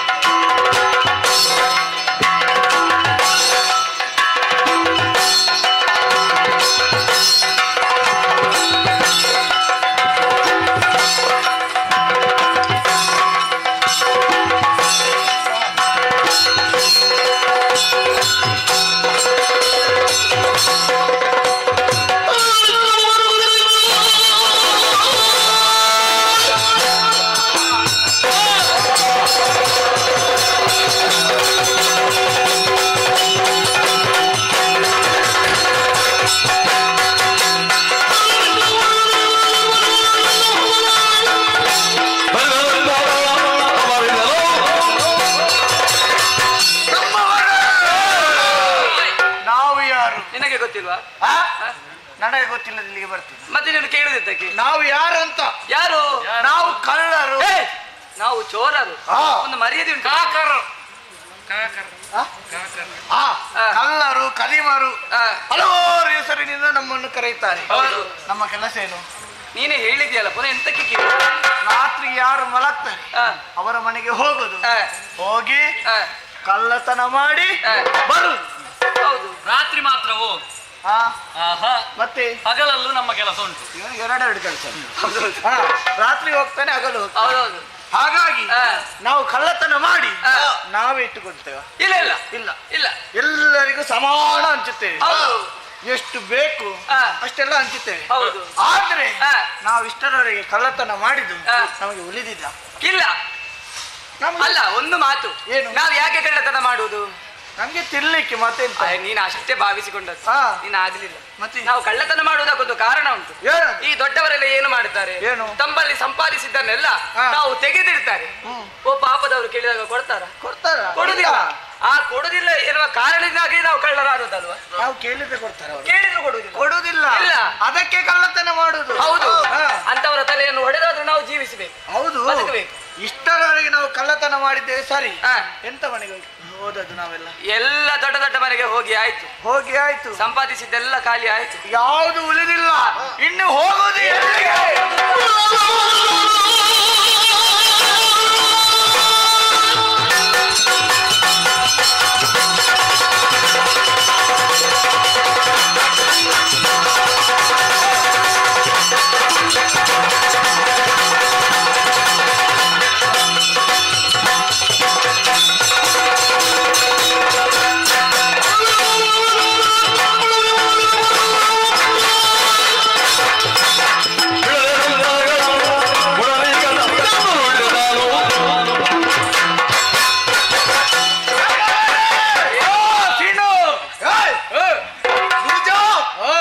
ನಮ್ಮ ಉದ್ಯೋಗವೇ ಕಳ್ಳತನ ಮಾಡುವುದು.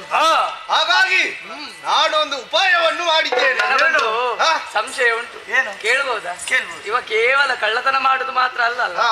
ಬೇರೆ ಏನಾದ್ರೂ ಉದ್ಯೋಗಕ್ಕೆ ಹೋಗ್ತೀಯಾ? ಯಾಕೆ? ಎಂತಾದ್ರೂ ಕೇಳಿದ್ದು? ಅದು ನಿನ್ನ ನೋಡುವಾಗ ಸಹ ಹಾಗೇನೆ ಕಾಣ್ತದೆ. ಆಗ್ಲಿ, ಆಗ್ಲಿಯಾ? ಹಾಗಾಗಿ ನಾನೊಂದು ಉಪಾಯವನ್ನು ಮಾಡಿದ್ದೇನೆ. ಏನು ಉಪಾಯ? ಕಳ್ಳತನ ಮಾಡಬೇಕು ಅಂತ. ಮತ್ತೆ ಅಲ್ಲ, ಇಷ್ಟರವರೆಗೆ ಮಾಡಿ ಏನಿಲ್ಲ, ನೀನು ಎಲ್ಲಿ ಹೌದು, ಕಳ್ಳತನ? ಮಾಡಿದ್ದಾದನ್ನೇ ಹಾ. ನಾನು ವಿಶೇಷ ರೀತಿಯಾಗಿ ಹೇಗೆ? ಅಲ್ಲಿ ಒಂದು ಮನೆ ನೋಡಿ ಅಂತೆ, ಹೊಸ ಮನೆ? 2 ಅಂತಸ್ತಿನ ಮನೆಗಾಂತ. ಹೌದು. ಅಲ್ಲಿ ಬಂಗಾರ, ವಜ್ರ, ವೈಡೂರ್ಯ ಎಲ್ಲ ಇರ್ಬೋದು. ಹಾ. ಹೇಗೆ ಗೊತ್ತು ಅಲ್ಲಿ ಉಂಟಂತ? ಅಲ್ಲ, ನೋಡುವಾಗಲೇ ಗೊತ್ತಾಗ್ತದೆ. ಹಾ. ಹಾಗಾಗಿ ಹಾ. ಅದರ ಒಳಗೆ ಹೋದೆವಂತಾದ್ರೆ ಹಾ. ನಮಗೆ ಬೇಕಾದದ್ದೆಲ್ಲ ಸರಿ ಸರಿ, ನೀನ್ ಅಲ್ಲಿಗೆ ಹೋಗುತ್ತಿ. ಹಾ. ಈಗ ಅವ ಎಲ್ಲಿಗೆ ಹೋಗ್ತಾನೆ?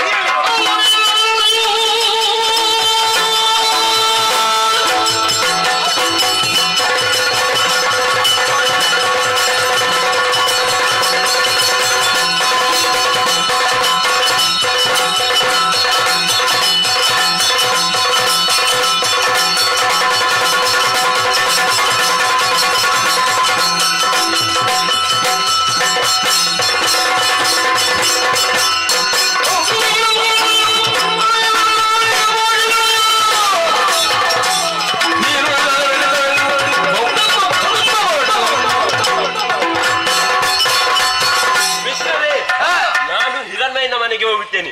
ಯಾಕೆ? ಪೂಜೆಗ? ಭಟ್ರಲ್ಲ, ಹಾ.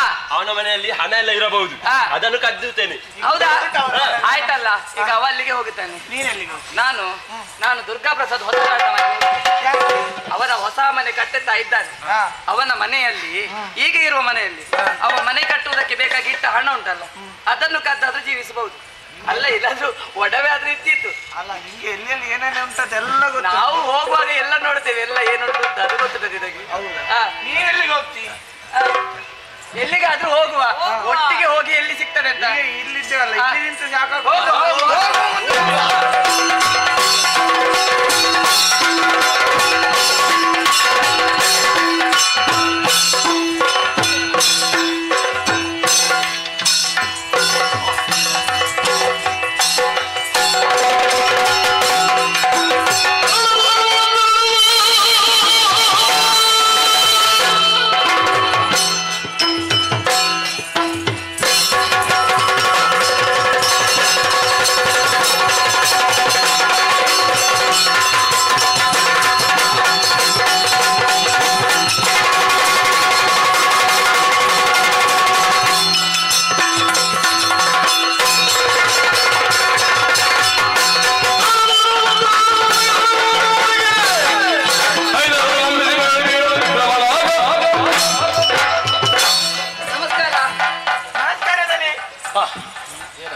ಇದು ಯಾವುದು?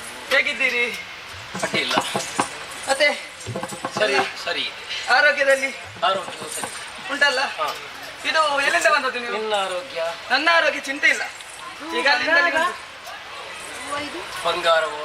ಹೌದಾ? ಇದು ನೀನು ಎಲ್ಲಿಂದ ಬಂದದ್ದು? ನಾನು ಊರಿಂದ. ಹೌದಾ? ಒಳ್ಳೆ ಮಾತಾಡ್ತೀನಿ, ಬಹಳ ಚಂದ ಮಾತಾಡ್ತಾನೆ. ಮತ್ತೆ ನೀನು ಕೂಡ ಒಳ್ಳೆ ಸಂಭಾಷಣೆಗೆ ಬರ್ತೀನಿ. ಹೌದು, ನೀನು ಕಟ್ಟಿದ್ದೆಲ್ಲ ಬಂಗಾರೆ ನಿನ್ನ ಜೀವನಕ್ಕೆ ನಿನ್ನ ಸಂತಾನಕ್ಕೆ ಸಾಕು. ಹೌದಾ? ಮತ್ತೇನು ನೀನು ಹೇಳಿದ ಮೇಲೆ ನಾವು ಬೇಡ ಹೇಳಲಿಕ್ಕೆ ಆಗ್ತದ? ಯಾವುದನ್ನು? ಅಲ್ಲ, ನೀನು ಹೇಳಿದ್ದನ್ನು, ಸಂತಾನವನ್ನು. ಅಲ್ಲ ಅದು ನನಗೆ ಇಷ್ಟು ಬೇಗ ಬೇಡ. ನೀನು ಅದನ್ನು ಹೇಳಿದಲ್ಲ, ನೀನು ಹೇಳಿದ್ಯಲ್ಲ ಇದರಲ್ಲಿ ಇರುವುದು ನಿನ್ನ ಸಂತಾನಕ್ಕಾಗುವಷ್ಟು ಸಾಕು ಅಂತ. ಹೌದು, ಸಂತಾನಕ್ಕೆ ಬೇಕು ಅಂತ ಸಂತಾನ ಬೇಡ. ಅಲ್ಲ, ಅದು ಮುಂದೆ ಯೋಚನೆ ಮಾಡು. ಇನ್ನೊಂದು 4 ವರ್ಷ ಬೇಡ ಅಂತ ಯೋಚನೆಯಲ್ಲಿದ್ದೇನೆ. ಅದು ಮತ್ತೆ ನೋಡುವ. ಈಗ ಒಳ್ಳೆ ಸಂತಾನ. ಹೌದು, ಮತ್ತೆ ಇಷ್ಟಿಲ್ಲ, ಅದೆಲ್ಲ ಇರ್ಲಿ. ಈಗ ನೀನು ಹೇಳಿದ್ಯಲ್ಲ ನನ್ನ ಸಂತಾನಕ್ಕಾಗುವಷ್ಟು ನಿನ್ನಲ್ಲಿ ಉಂಟು ಅಂತ. ಹಾಗಾದ್ರೆ ಅದು ನಿನ್ನಲ್ಲಿದ್ದರೆ ಚಂದ ಕಾಣ್ತದೆ. ನಾವು ಜನ ನೋಡಿ ಎಷ್ಟು ಜನ ಇದ್ದೇವೆ. ಅವ ನೋಡು, ಅವು ಒಂದು ಉದ್ಯೋಗ ಅಲ್ಲ, 2 ಉದ್ಯೋಗ ಉಂಟು ಅವನದು. ಅದಕ್ಕೆ ತೆಗಿ.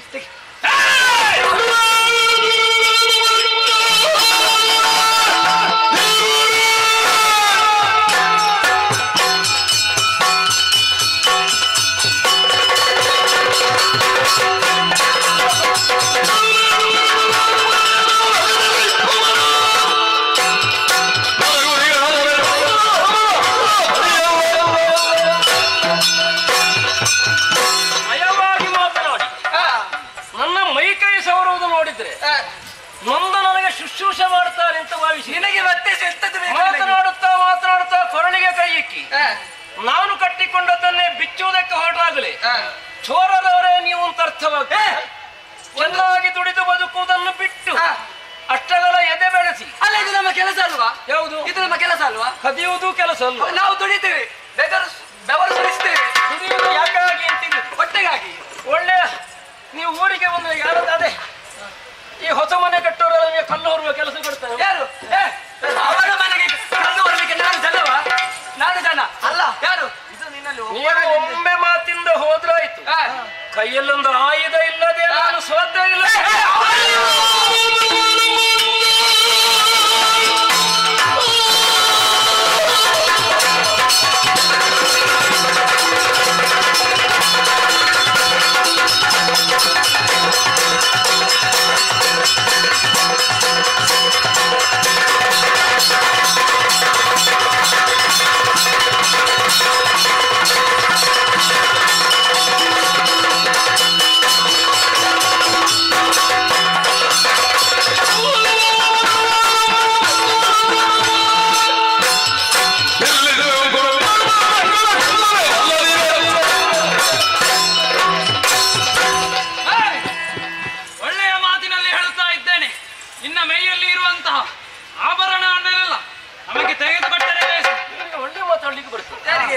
ಅದು ನಮಗೆ ಯಾರಿಗೆ ಯಾವ ರೀತಿ ಮಾತು ಬೇಕು ಅಂತ ಮಾತನಾಡುದು ನಾವು. ಹಾಗಾದ್ರೆ ಹಾಳು ಮಾತಾದ್ರೆ ಈಗ ಯಾರು?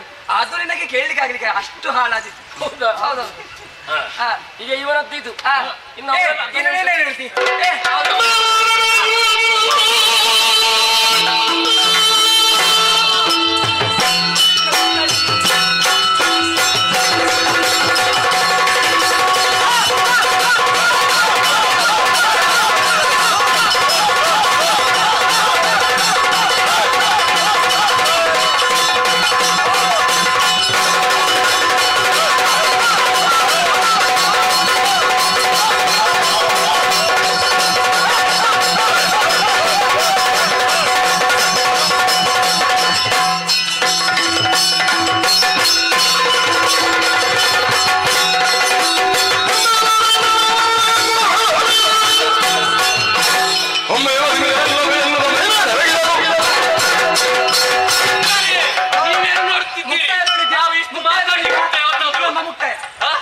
ಇದು ನಮ್ಮ ಮುಕ್ತಾಯ. ನಿಮಗೆಲ್ಲ ಗುರುವಾದ ಯಾರು? ಅವ ಬಿಡ್ಲಿಕ್ಕಿಲ್ಲ, ಅವರದ್ದು ನಮ್ಮನೆ ದುಂಟು. ನನಗೆ ಯಾರ ಪ್ರಶ್ನೆಗಾದ್ರೂ ಉತ್ತರ ಕೊಟ್ಟಾದೀತು, ಅವನ ಪ್ರಶ್ನೆಗಾದ ಮೌನ ಹತ್ರ ಯಾರು? ಅದಕ್ಕೂ ಬಿಡುದಿಲ್ಲ ಅವತ್ತು ಕಳ್ಳತನ ಮಾಡುದಂದ್ರೆ ಕೆಲವು ಪ್ರಶ್ನೆ ಉಂಟು. ಅವನು ತಲೆನೋವು ಯಾರಿಗೆ? ತಲೆನೋವು ನನಗೆ, ಅವನಿಗೆ ಬರ್ಲಿಕ್ಕಿಲ್ಲ. ಅದು ನನಗೆ ಬರ್ಲಿಕ್ಕಿಲ್ಲ. ನಾವು ಯಾವ ಮಾತಾಡುವುದೇ ಇಲ್ಲ. ನಮ್ಮದೇನಿದ್ದರೂ ಕೈ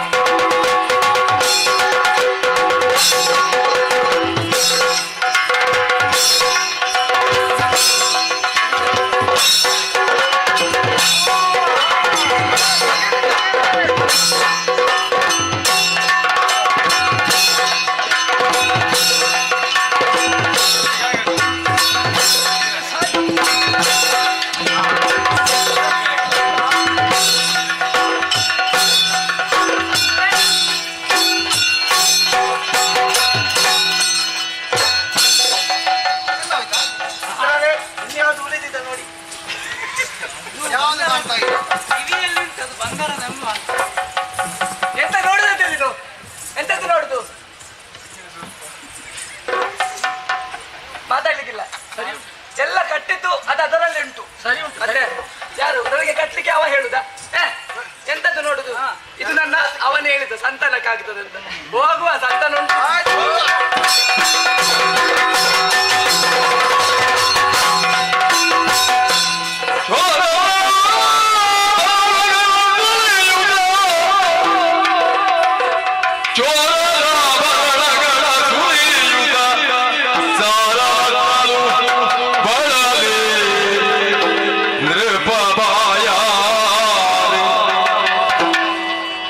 ಜಲವನ್ನರಸಿ ಬರುತ್ತಿರೆ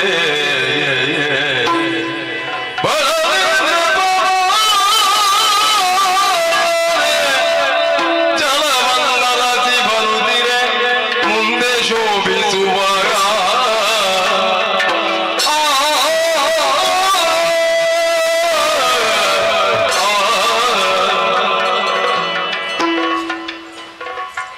ಹೀಗೂ ಬರ್ತಾರೆ ಹೇಳಿದ್ದಾನೆ. ನಿಲ್ಲಕ್ಕೆ ಬಿಡ್ಲಿಕ್ಕಿಲ್ಲ, ಕಟ್ಟಿಕೊಂಡದ್ದು ಉಳಿಸಲಿಕ್ಕಿಲ್ಲ, ನಡುಬೀದಿಯಲ್ಲಿ ನಿಲ್ಲಿಸ್ತೇವೆ. ಹೋಗಲಿ, ಹುಟ್ಟಿದಾಗ ಪಡ್ಕೊಂಡು ಬರಲಿಲ್ಲ, ಹೋಗುವಾಗ ತೆಕ್ಕೊಂಡು ಹೋಗುವುದಿಲ್ಲ. ಇದ್ದ ದವನಿಗೆ ಬೇಕು ಅಂತಾದ್ರೆ ಕೊಂಡದ್ದು. ಚೋರರಾಭರಣವ ಸುಲಿಯಲು ನನ್ನ ಬಾಹ್ಯಾಭರಣವನ್ನು ಸುಲಿದ, ನನ್ನ ಅಂತರಂಗದ ಆಭರಣವನ್ನು ಸುಲಿಯುವುದಕ್ಕೆ ಸಾಧ್ಯವಿಲ್ಲವಲ್ಲ. ಒಂದೆರಡು ಮನಸ್ಸಲ್ಲಿದ್ದದನ್ನು ಮಾತಾಡಬೇಕು ಅಂತ ಹೇಳಿದ್ರು ಆಗುವುದಿಲ್ಲ. ಗಂಟಲ ತೇವ ಹಾರಿದೆ. ಎಲ್ಲಾದ್ರೂ ಒಂದು ಬಗಸೆ, ಒಂದು ಗುಟುಕು ನೀರಿದ್ರೆ ಉಂಟು ಅಂತ ಹುಡುಕಿಕೊಂಡು ಬಂದ್ರೆ ಆ ಕಡೆಯಲ್ಲಿ ಒಂದು ನದಿ ಪಾತ್ರ ಕಾಣ್ತದೆ. ನೋಡಿದ್ರೆ ಕೆಳಗೆ ನೀರಿನ ಹರಿವುಂಟು.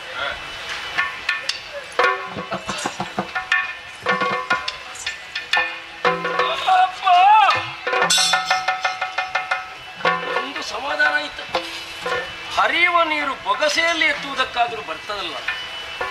ಎರಡು ಬೊಗಸೆಯಿಂದ ಎತ್ತಿ ಒಂದು ಮುಖಕ್ಕೆ ಹಾಕಿ ಮುಖ ತೊಳೆದಾಗ ಆಯಾಸಗೊಂಡ ಮುಖದ ಆಯಾಸಮಯ ಆಯಿತು. ಒಂದು ಬೊಗಸೆ ಕುಡಿಯಬೇಕು ಎನ್ನುವುದಕ್ಕಾಗಿ ಹರಿಯುವ ಜಲಕ್ಕೆ ಒಮ್ಮೆ ನನ್ನ ಬೊಗಸೆಯನ್ನೊಟ್ಟಿ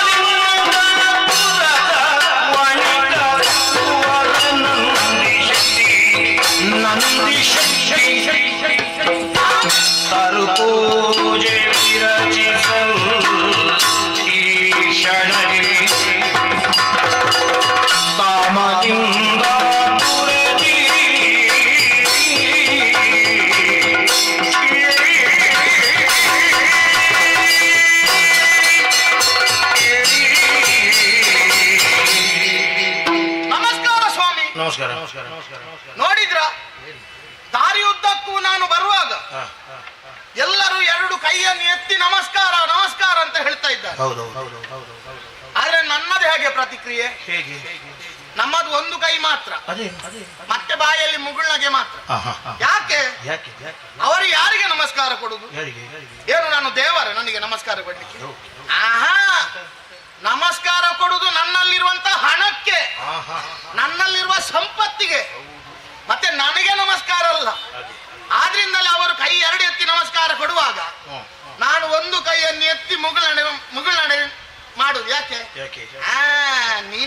ನಮಸ್ಕಾರ ಕೊಡೋದಂತ ನನಗೆ ಗೊತ್ತುಂಟು. ಮಂಡೆ ಉಂಟಾಯ್ತಾ? ಹಾಗೆ ನಾವು ಈ ಊರಿನ ಪರಿಚಯ ಉಂಟ ನಿಮಗೆ? ಇಲ್ಲ ತಾಮಲಿಂದಾಪುರ. ಹೌದು. ಇಲ್ಲಿಗೆ ಒಬ್ಬ ಬಹಳ ಶ್ರೇಷ್ಠ ವ್ಯಾಪಾರಿ ನಾಡಿ. ಹೌದು. ನನ್ನ ಹೆಸರು ನಂದಿ ಶ್ರೇಷ್ಠಿ. ಹೌದು. ನಿಜವಾಗಿ ಆಗಲ್ಲ ಹೆಸರು. ನಂದನೇಶ್ವರ ಶ್ರೇಷ್ಠಿ. ಹೌದು. ಅದನ್ನು ಈ ನಾಲಿಗೆ ಸರಿ ಇಲ್ಲದ ಕೆಲವರೆಲ್ಲ ಸೇರಿ ನಂದಿ ಶ್ರೇಷ್ಠಿ ಮಾಡಿದ್ರು. ಇನ್ನು ಕೆಲವರು ನಂದಿಯಲ್ಲಿ ಅಷ್ಟಕ್ಕೂ ನಿಲ್ಲಿಸಲಿಲ್ಲ, ನಂದಿ ಶೆಟ್ಟಿ ಮಾಡಿದ್ರು. ನಂದಿ ಶೆಟ್ಟಿ ಹಾಗೆ ಮಾಡಿದ್ರು. ಮತ್ತೆ ಕೆಲವರಿಗೆ ನನ್ನನ್ನು ನೋಡಿದ್ರೆ ಆಗುದಿಲ್ಲ, ಜಿಪುಣ ಶೆಟ್ಟಿ ಮಾಡಿದ್ರು. ಮತ್ತೊಂದು ಹೇಳ್ತೇನೆ, ಯಾರು ಏನೇ ಹೇಳಿ ಸ್ವಾಮಿ, ನಾವು ಅದರ ಕುರಿತಾಗಿ ತಲೆಗೆಡಿಸಿಕೊಳ್ಳಿಕ್ಕಿಲ್ಲ. ಯಾಕೆ? ನಾವು ವ್ಯಾಪಾರಸ್ಥರು. ವ್ಯಾಪಾರಿಗಳು ಯಾವತ್ತೂ ಕೂಡ ಪ್ರತಿಕ್ರಿಯೆ ಮಾಡುವಾಗ ನಗುಮುಖದಿಂದ ಪ್ರತಿಕ್ರಿಯೆ ಮಾಡಬೇಕು. ಒಂದು ವಸ್ತುವನ್ನು ಖರೀದಿಸುವುದಕ್ಕೊಬ್ಬ ಬರ್ತಾನೆ, ಅಲ್ಲಿಷ್ಟುಂಟು, ಇಲ್ಲಿ ಹಾಗೆ ಎಷ್ಟು, ಇಲ್ಲಿ ಬೆಲೆ ಅಷ್ಟು ಅಂತ ಹೇಳಿದ್ರೆ, ಹೌದಾ ಇದು ಬೇರೆ, ಅದು ಬೇರೆ, ಅದು ನಿಮಗೆ ಎಲ್ಲ ಕಡೆ ಸಿಗ್ತದೆ, ಇದು ಅಂತದಲ್ಲ. ಹೇಳುವಾಗಲೇ ಮುಖದಲ್ಲಿ ನಗು. ಒಂದು ನಗುವಿನಲ್ಲಿ ಒಂದು ವಸ್ತುವನ್ನು ಕೊಂಡೋಗ್ಲಿಕ್ಕೆ ಬಂದವ ಸಾಧಾರಣ ನಮ್ಮ ಅರ್ಧ ವ್ಯಾಪಾರದ ವಸ್ತುಗಳನ್ನೆಲ್ಲ ಹಿಡ್ಕೊಂಡು ಹಾಗೆ ತಲೆಗರ್ಚಬೇಕು ನಮಗೆ. ಹೌದು, ಇದು ಬೇಕಾದಷ್ಟು ಮಾಡಿ ಇಟ್ಟಿದ್ದೇನೆ. ಸುಮ್ಮನೆ ಯಾರಿಗೂ 5 ಪೈಸೆಯನ್ನು ಕೊಡುವವಲ್ಲ. ಯಾಕೆ ಕೊಡಬೇಕು? ನಾವು ದುಡಿದದ್ದನ್ನು ಮತ್ತೊಬ್ಬರಿಗೆ ಯಾಕೆ ಕೊಡಬೇಕು? ಅವರಿಗೇನು ಸಂಕಟ ಅಲ್ವಾ? ನೋಡಿದ್ರೆ ಅವ ಮನೆ ನನ್ನ 2 ಮಾಳಿಗೆ ಒಳ್ಳೆ ಮನೆ ಕಟ್ಟಿದ್ದೇನೆ. ಆದ್ರೆ ಏನು ಮಾಡುವ, ಮಾಳಿಗೆ 2 ಉಂಟು, ಜನವು 2 ನಾವು. ಗಂಡ ಹೆಂಡತಿ ಅಲ್ಲ, ಹೆಂಡತಿ ಇದ್ಲು, ಈಗ ಸತ್ತೇ ಹೋದ್ಲು. ಅಯ್ಯೋ. ಅಲ್ಲ, ನನಗೆ ಬೇಸರ ಆಗ್ಲಿ, ನಿನಗೇನು ಬೇಸರ? ಕೇಳಿ, ನನ್ನ ಹೆಂಡತಿ ಸತ್ತದಕ್ಕೆ ಬೇಸರ ಆಗ್ಲಿಲ್ಲ. ಯಾಕೆ? ಸತ್ತಲ್ಲಿ ಸತ್ತು ಹೋಗ್ಲಿ, ಎಂತದಕ್ಕೆ ಸುಮ್ಮನೆ ಸಿರ್ಲಿಕ್ಕೆ ಅನ್ನದಂಡಕ್ಕೆ. ಹಾಗೆ ಆದ್ರೆ ಒಬ್ಳು ಮಗಳಿದ್ದಾಳೆ, ಆಲೋಲಿಕಾ.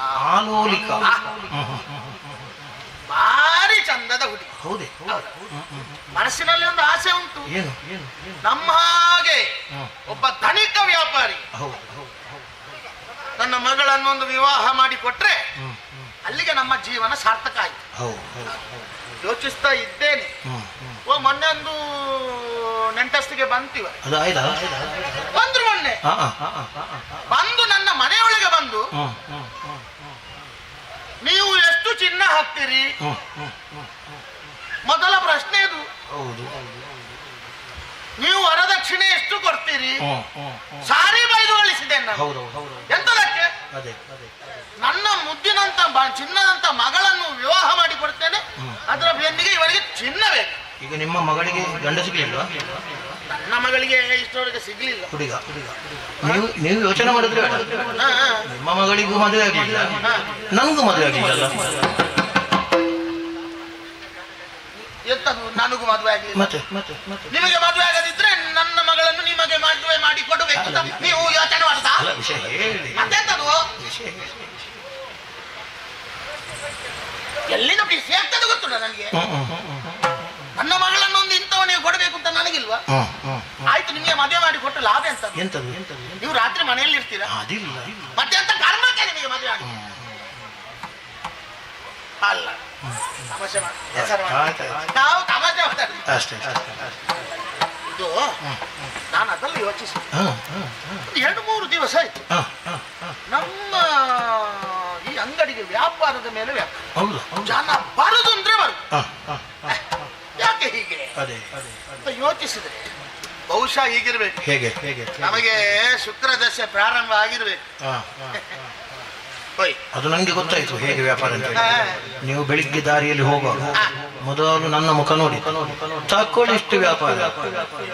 ಮೊನ್ನೆ ಅಲ್ವಾ? ಹೌದು, ಅಮಾವಾಸ್ಯೆ ದಿವಸ ಒಬ್ಬನು ಬರಲಿಲ್ಲ. ಯಾವ ಕರ್ಮಕ್ಕೆ ನೀವು ಒಂದು ಎದುರು ಸಿಕ್ಕಿದ್ರೆ ಅವತ್ತು ನನಗೆ ಇದಲ್ಲ ಸ್ವಾಮಿ. ಇದು 2-3 ದಿವಸದಿಂದ ಶುಕ್ರದಶೆ ನಾವು ಹುಟ್ಟುವಾಗಲಿಂದ ಉಂಟು. ಹೀಗೆ ಅಂತ ಶುಕ್ರದಶೆ ನಾವು ಹುಟ್ಟಿದ ಶುಕ್ರದಶೆ ಅಂತ. ಯಾಕೆ ನಾವು ಹುಟ್ಟಿದ್ದು ವೈಶ್ಯರ ಮನೆಯಲ್ಲಿ, ನಮಗೆ ವ್ಯಾಪಾರದನ್ನು ಹೇಳಿಕೊಡ್ಬೇಕು ಯಾರಾದ್ರೂ. ಮೊದಲಿಂದಲೇ ನಮ್ಮ ಅಪ್ಪನ ಕಾಲದಿಂದಲೇ ಕಲ್ತುಕೊಂಡದ್ದೇನೆ ಅದಲ್ಲ. ಓ ಅಲ್ಲಿ ನೋಡಿದ್ರೆ ಏನು ಓ ಅಲ್ಲಿ ಒಂದು ಕಟ್ಟೆ ಕಾಣ್ತದೆ, ಅಶ್ವಥ ಕಟ್ಟೆ. ನಾನು ಗಮನಿಸ್ತಾ ಇದ್ದೇನೆ. ಒಂದು 2-3 ದಿವಸ ಆಯ್ತು, ಯಾವನೋ ಒಬ್ಬ ಆ ಕಟ್ಟೆಯಲ್ಲಿ ಮಲಗಿದ್ದ. ಮಾತ್ರ ಅಲ್ಲ, ಒಂದು ದಿವಸ ಎದ್ದದ್ದು ನೋಡ್ಲಿಲ್ಲ, ಆಹಾರ ತಿಂದದ್ದು ನೋಡ್ಲಿಲ್ಲ. ನನಗನ್ನಿಸುವುದು ಆ ಕಟ್ಟೆ ಇರುವುದು ನನ್ನ ಅಂಗಡಿ ಎದುರಲ್ಲಿ. ಎಲ್ಲಿಯಾದ್ರೂ ಆ ಪುಣ್ಯಾತ್ಮ ಸತ್ರೆ ನಾಳೆ ಅವನ ಹೆಣ ತೆಗೆಯುವ ಕೆಲಸವು ನನಗೆ ಅದರಿಂದ ಒಂದು ಕೆಲಸ ಮಾಡು, ಅಲ್ಲಿವರೆಗೂ ಹೋಗಿ ಅವನ ತಂದು 4 ಜೀವ ಇದ್ದಾನಂತ ಮೊದಲು ನೋಡು. ಏನು ಕತೆ ಅಂತ ಬೇಡ, ಒಟ್ಟು ಮಲಗಿದ್ರೆ ಕೇಳುವವರಿಲ್ಲ ಅಂತ ಮತ್ತೆ ನಮ್ಮ ಎದೆಯ ಮೇಲೆ ಬಂದಿತ್ತು. ಅದರಿಂದ ತಡ ಮಾಡುದಿಲ್ಲ, ಹೋಗ್ತೇನೆ.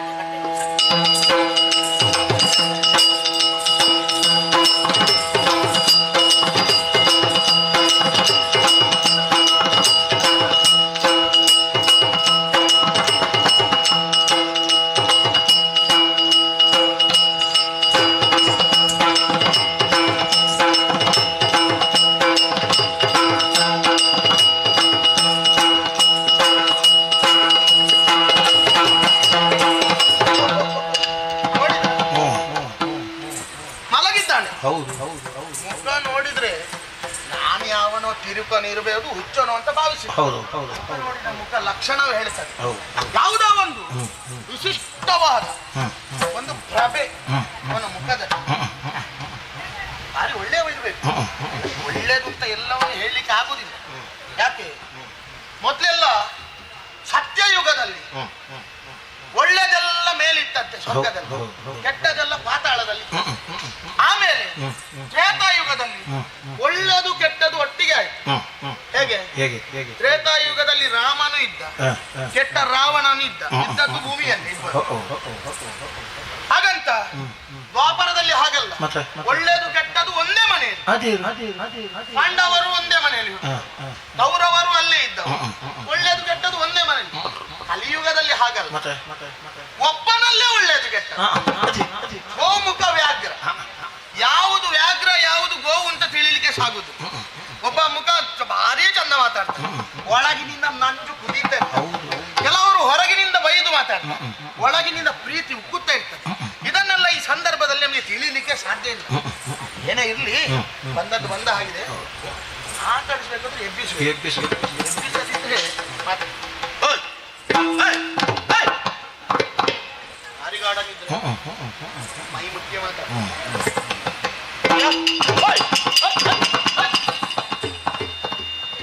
ನಾನೇ ಸಮಾಧಾನ ಸಮಾಧಾನ.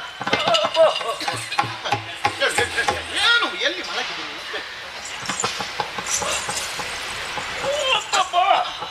ನೀರು ಬೇಕಾ? ನನ್ನ ಕಣ್ಣಿಗೆ ಯಾರು ನೀರು ಚುಮುಕಿಸಿದಾಗ ನಾನೇ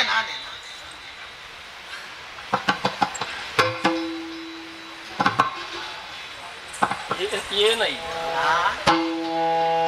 ಯಾರಯ್ಯ ನೀನು ಯಾರಯ್ಯ ಯಾರಯ್ಯ ನೀನ ಸಾಮಾನ್ಯ ಪುರುಷನು ಸಾರಿದೆಯಲ್ಕಿಂತ ಏಕೆ ಬಂದವನು ತೋರುಳಿ ಮರದಡಿ ಮಲಗಿರುವುದೇನು ಮೋರೆಯು ಕಡೆ ಕುಂದಿಡುವುದು ಚಿಂತೆಗೆ ಯಾರಯ್ಯ ನೀನು ಯಾರಯ್ಯ ಯಾರಯ್ಯ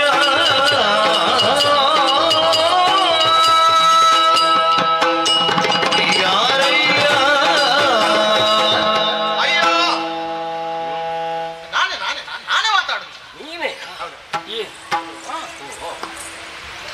ಒಂದು 2 ದಿವಸ ಆಯ್ತಾ ಅಂತ ಅಲ್ಲ. ಯಾರಿಗೆ? ನೀನು ಇಲ್ಲಿತ್ತು ನನಗೇನು ನಾನು ಗಮನಿಸಿದ್ದೆ. ನನಗೆ ಗೊತ್ತಿಲ್ಲ. ನಾನು ಯಾವನೋ ತಿರುಕ, ಯಾವನೋ ಹುಚ್ಚ ಇರಬೇಕು ಅಂತ ಭಾವಿಸಿದ್ದೆ. ಅಂದ್ರೆ ನೀನು ಹಾಗಲ್ಲ. ಯಾವುದೋ ಒಂದು ಪ್ರಭೆ ಮುಖದಲ್ಲಿ ಕಾಣುತ್ತದೆ. ಹಾ. ಗಟ್ಟಿಮುಟ್ಟಾದಂತ ಶರೀರ, ಕೈಕಾಲು ಸರಿ ಇಲ್ಲದಿದ್ರೆ ಒಂದು ವಿಷಯ ಬೇರೆ, ಮಲಗಿಕೊಳ್ಳುವುದಕ್ಕೆ ಅರ್ಥ ಉಂಟು. ಈ ಕೈಕಾಲು ಗಟ್ಟಿ ಇದ್ದವ ಈ ಮರದ ಕೆಳಗೆ ಹೀಗೆ ಮಲಗಬೇಕು ಅಂತಾದ್ರೆ ಒಂದು ಕಾರಣ ಅಂತ ಬೇಕು. ಅದಲ್ಲದಿದ್ರೆ ಮುಖವೇ ಸಾರಿ ಹೇಳ್ತದೆ. ಏನು? ಮನಸ್ಸಿನಲ್ಲಿ ಯಾವುದೋ ದುಗುಡ, ದುಮ್ಮಾನವನ್ನು ನೀನು ಇರಿಸಿಕೊಂಡಿದ್ದೀಯನ್ನು. ಅದರಿಂದ ಕೇಳುವುದು, ಯಾರು ನೀನು, ಎಲ್ಲಿಂದ ಬಂದ, ಯಾಕೆ ಮಲಗಿದ್ದು, ಹೆಸರೇನು, ಮುಖದಲ್ಲಿ ಏನು ದುಗುಡ, ಏನು ಕಷ್ಟ ಬಂತು ಹೇಳಬಾರ್ದು. ಏನನ್ನಾದ್ರೂ ಮೀರಬಹುದು, ಅದನ್ನು ಮೀರಲಿಕ್ಕೆ ಸಾಧ್ಯ ಇಲ್ಲ. ಬಾಹುಜನು ಎನ್ನ ಗೃಹಗತಿ ಕ್ರೂರ ನಿರ್ಭಾಗ್ಯನ ವಿವಾದರ ಬೆಸರ ನಾವೇನು ಎಣಗೊದಗಿ ಸಾಮರ ಹೇ ಭಾಗ್ಯವಂತನೇ ಮಾಡು ಉಪಕಾರ ನಾ ಬಾಹುಜನು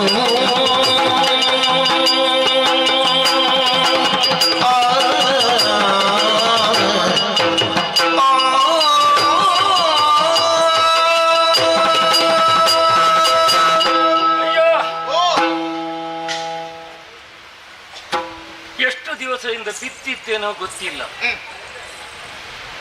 ಎಲ್ಲೋ ಸೊರಗಿ ಗಂಟಲ ತೇವ ಹರಿತು ಅಂತ ಒಂದಿಷ್ಟು ನೀರು ಕುಡಿಯುತ್ತೇನೆ ಅಂತ ನದಿ ಇಳಿದ ನೆನಪುಂಟು.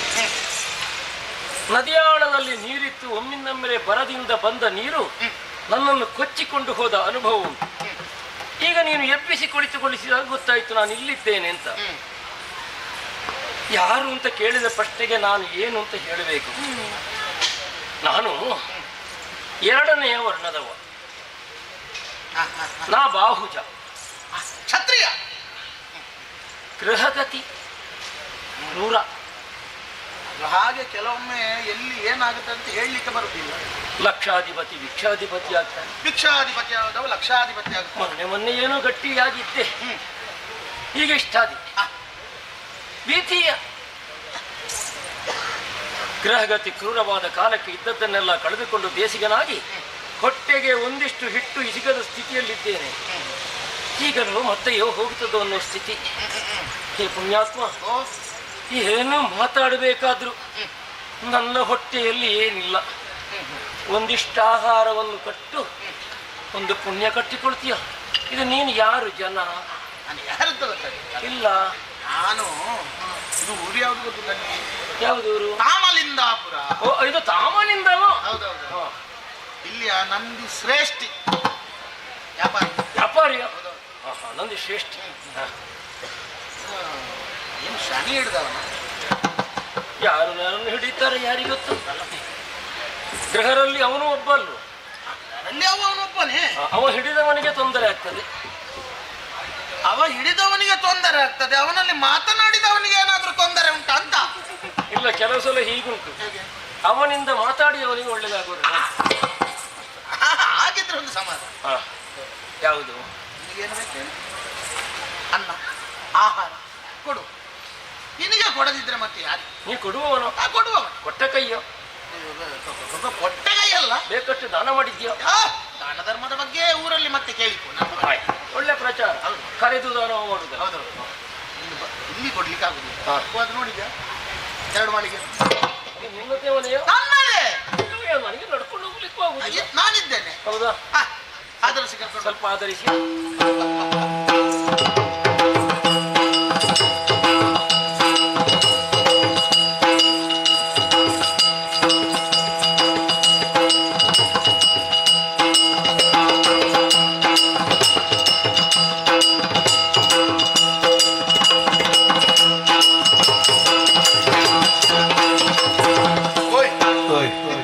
ಎಂತ ಅವಸ್ಥೆ!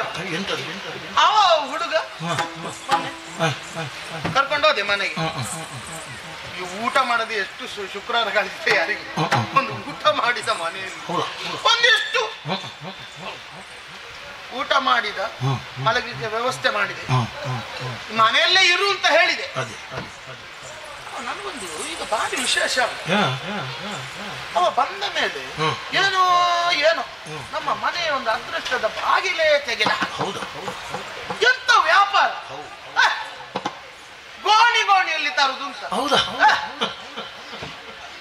ನಾನು ಯೋಚಿಸುದು, ಹೇಗೂ ಇವ ನಮ್ಮ ಮನೆಯಲ್ಲೇ ಇದ್ದ, ಇವನನ್ನು ಎಲ್ಲಿಗೂ ಹೋಗದ ಹಾಗೆ ಇಲ್ಲೇ ಒಂದು ಭದ್ರಪಡಿಸಿದ್ರೆ ಹೇಗೆ ಗೊತ್ತಾಯ್ತಾ ನಿಮ್ಗೆ? ನಾನು ನನ್ನ ಮಗಳಿಗೊಂದು ಗಂಡು ಹುಡುಕ್ತಾ ಇದ್ದೆ. ಇವನ ಲಕ್ಷಣ ನೋಡಿದ್ರೆ ಸ್ವಲ್ಪ ನಮಗೆ ನಮ್ಮ ವಂಶಕ್ಕೆ ಒಂದು ಒಳ್ಳೆ ಕೀರ್ತಿ ತರುವಂತ ಹುಡುಗ. ಅದರಿಂದ ನಾವೆಂತದಕ್ಕೆ ನನ್ನ ಮಗಳಿದ್ದಾಳೆ, ಅವಳ ಹತ್ರ ಕೇಳಿ, ಆಲೋ ಆಲೋ ಓಲು ಆಲೋಲಿಕ ಎಲ್ಲಿದ್ದಿ ಮಗಳೇ? ಬಾಮ್ಮ, ಎಂತ ಮಾಡುದು ಮಳೆ? ಬಾಮ್ಮ, ಎಷ್ಟು ಸಮಯ ಆಯ್ತು ಮುಖ ನೋಡಿದ್ರು, ಒಮ್ಮೆ ಬಾರೆ. ಮತ್ತೆ ನೀನ್ ಬಾರೆ, ಎಲ್ಲಿದ್ದೆ?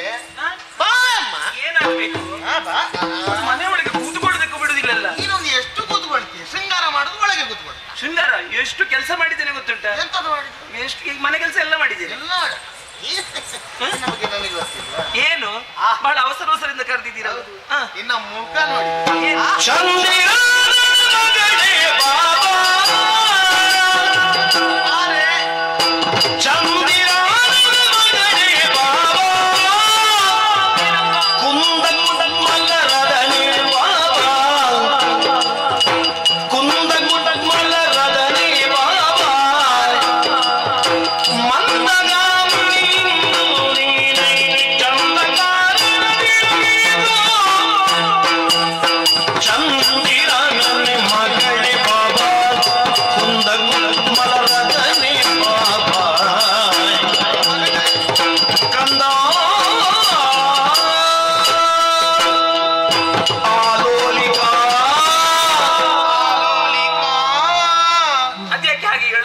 ಅದು ನಿನ್ನನ್ನು ನೋಡಿದ್ರೆ ಹಾಗೆ ನನಗೆ. ಏನಪ್ಪ? ಆಲೋ ಆಲೋ, ಬಹಳ ಸಂತೋಷದಲ್ಲಿದ್ದೀರಿ. ಸಂತೋಷ. ನಿನ್ನ ಮುಖ ನೋಡಿದ್ರೆ ಎಂತ ದುಃಖವು ಮಾಯ ಆಗಿ ಹೋಗ್ತದೆ ಮಗಳೇ. ನೀನೊಂದು ಬಂದ ಚಂದ ನೋಡಿದ್ರೆ ಬಂದಾಗ ಹೇಗಾಯ್ತು ಗೊತ್ತುಂಟ? ಹೇಗಾಯ್ತು? ಚಂದಿರನ ಬೆಳಕೇ ಇಲ್ಲಿ ತುಂಬಿದ ಹಾಗೆ. ನೀನ್ ಯಾವಾಗ್ಲೂ ನನ್ನ ಕಣ್ಣಿಗೆ ಕಾಣ್ಲಿಕ್ಕೆ ಸಿಗುವುದೇ ಇಲ್ಲ. ನಿನಗೆ ಯಾವಾಗ ನೋಡಿದ್ರೆ ವ್ಯಾಪಾರ ವ್ಯಾಪಾರ ವ್ಯಾಪಾರ. ಹೌದೌದು. ನಿನ್ನ ಮುಖ ನೋಡಿದ್ದೆ ಒಂದು ಇತ್ತೀಚೆಗೆ ಅಷ್ಟೇ. ಹೌದೌದು. ನಾವು ಸಣ್ಣದಿರುವಾಗೆಲ್ಲ ಮುಖ ನೋಡ್ತಿರ್ಲಿಲ್ಲ. ಯಾಕೆ ಹೇಳು? ನಾನು ಬೆಳಿಗ್ಗೆ ಏಳುವುದಕ್ಕಿಂತ ಮುಂಚಿತವಾಗಿ ನೀನು ಮನೆಯಿಂದ ಹೋಗಿ ಆಯ್ತು. ನೀನು ಮನೆಗೆ ಬರುವಾಗ ನಾನು ಮಲಗಿ ಆಗಿರುತ್ತದೆ. ಮತ್ತೆ ನೋಡುದು ಎಲ್ಲಿಗೆ? ಅಪ್ಪನ ಮುಖ ನೋಡ್ಲಿಕ್ಕಿಲ್ಲ. ಆಗ ಅಮ್ಮ ಹೇಳ್ತಿದ್ಲು, ಮಗಳೇ ಇದು ದೊಡ್ಡ ಮೀಸೆಯವರಿದ್ದಾರಲ್ಲ ಅವರೇ ನಿನ್ನ ಅಪ್ಪ ಎನ್ನುವ ಹಾಗೆ. ಇನ್ನು ಯಾರನ್ನಾದ್ರೂ ಅಪ್ಪ ಅಂತ ಕರೆದಿದ್ಯಾ? ಅಲ್ಲ, ನೀನಲ್ಲ. ನೀನು ಊರಿನಲ್ಲಿ ಯಾರಿಗೂ ದೊಡ್ಡ ಮೀಸೆ ಇಡ್ಲಿಕ್ಕೆ ಬಿಡ್ಲಿಲ್ಲ. ಮತ್ತೊಂದು ಮಗನೇ, ಈ ಅಪ್ಪ ಮಕ್ಕಳ ಮುಖ ನೋಡಿಕೊಂಡು ಬೆಳಗ್ಗೆಯಿಂದ ಸಂಜೆವರೆಗೆ ಕೂತಂತಾದ್ರೆ ಮಕ್ಕಳಿಗೆ ಕಷ್ಟ. ಯಾಕೆ? ತಿನ್ನುವುದಕ್ಕೆ ಎಲ್ಲಿಂದ? ವ್ಯಾಪಾರ ಆಗುದಿಲ್ಲ. ನಾವು ವ್ಯಾಪಾರ ಮಾಡಿ ನಾವು ದುಡಿದು ನಮ್ಮ ಹೆಂಡತಿ ಮಕ್ಕಳನ್ನು ಸಾಕುದಲ್ಲ. ಯಾವಾಗಲೂ ವ್ಯಾಪಾರ ವ್ಯಾಪಾರ ಅಂತ ಇದ್ರೆ ಮತ್ತೆ ಮಕ್ಕಳು ಕೈಗೆ ಸಿಗುದಿಲ್ಲ. ಅದೌದು. ಆದ್ರಿಂದ ನಾನು ಕರೆದದ್ದು. ನೀನು ಬಂದಾಗ ಚಂದಿರನೇ, ಆ ಚಂದಿರನೇ ನಿನ್ನ ಮುಖದಲ್ಲಿ ಕಂಡ ಹಾಗೆ ಅಂತ ಅನುಭವ. ಹೌದಾ? ಯಾವುದು ಇದು? ಇದು ಆವತ್ತು ಹೊಸತು ನನ್ನ ಹುಟ್ಟು ಹಬ್ಬಕ್ಕೆ ನೀವು ತೆಗೆಸಿಕೊಟ್ಟಿದ್ದು. ಅದೇ ಅಲ್ಲ? ಹೌದು, ನನ್ನ 10ನೇ ವರ್ಷದ ಹುಟ್ಟು ಹಬ್ಬಕ್ಕೆ ತೆಗೆಸಿಕೊಟ್ಟದ್ದು. ಈಗ ಒಂದು 7-8 ವರ್ಷ ಆದೀತು. ಮತ್ತೆ ತೆಗೆದುಕೊಡ್ಲಿಲ್ಲ. ಮತ್ತೆ ನಾನು ತೆಗೆದುಕೊಡ್ಲಿಲ್ಲ. ಯಾಕೆ? ಯಾಕೆ? ನೀನು ಈಗಲೇ ನನಗಿಂತ ಉದ್ದ ಆಗಿ ಇನ್ನು ಎಷ್ಟು ಉದ್ದ ಆಗುತ್ತೆ ಒಮ್ಮೆ ನೋಡಿ ಕೊನೆಗೆ ತೆಗೆದುಕೊಡು. ಅದರಲ್ಲಿಯೂ ನಿಮ್ಮದು ಚಿಪ್ಪಣತನ ಅಲ್ಲ? ಎಂತದು ನೀನು ಜೋರ ಹೇಳುದಿಲ್ಲ ಅಲ್ಲ, ಹೇಳಿದ್ದು ಚಿಪ್ಪಣತನ ಅಲ್ಲ. ನಮ್ಮೊಳಗೆ ಜಾಗೃತಿ ಯಾರಿಗೆ ಬೇಕಾಗಿ ಮಗಳೇ ಇದೆಲ್ಲ? ನನಗೆ 2 ಮಾಳಿಗೆ ಅದು ಯಾರಿಗೆ? ನನಗೆ. ನಿನಗೆ ಅಲ್ವೇನೆ? ಹೌದು. ನನಗೆ ಬೇಕಾ? ವಯಸ್ಸಾಗ್ತಾ ಬಂತು, ನನಗೆ ಯಾಕೆ? ನಿನಗಾಗಿ ಎಲ್ಲವೂ ಇರುವುದು. ಇದು ನಾನು ಅದರಲ್ಲಿ ಯೋಚಿಸಿ ಮತ್ತೆ ನಾನು ಕರೆದಾಗ ಓಡೋಡಿ ಬಂದಿದ್ದೆ. ಓಡೋಡಿ ಬಂದಿದ್ದೇನೆ. ಇದು ಬಹಳ ಅವಸರದಲ್ಲಿ ಇದ್ದೀರಾ ನೀವು. ಕರೆದಿದ್ದೀರಿ ಎಂತದು? ಯಾವತ್ತು ಕರೆಯೋದು? ಇವತ್ತೇನು ಕರೆದದ್ದು? ಅಲ್ಲ, ಕರೆದಿದ್ದೇನೆ. ಹೌದು. ನಿನ್ನ ಮುಖ ನೋಡಿದ್ರೆ ಎಂತದ ಅದು ಭಾವವೇ ಬದಲಾಗಿದೆ. ಏನೋ ಹೇಳಬೇಕು ಅಂತ ಅನ್ನಿಸಿದಾಗ ಉಂಟು ನನಗೆ. ಹೌದು. ಏನಾಯ್ತೆ ಗೊತ್ತಿಲ್ಲ. ಅಪ್ಪ ತಂದೆ ಲಾಲಿಸು ಯಮ ಉಪವನ ಕುಂದಲತಿ ಗಾಧಾರ ಕಿಲ್ಲದೆ ಉಪವನ ಕುಂದಲತಿ ಗಾಧಾರ ಕಿಲ್ಲದೆ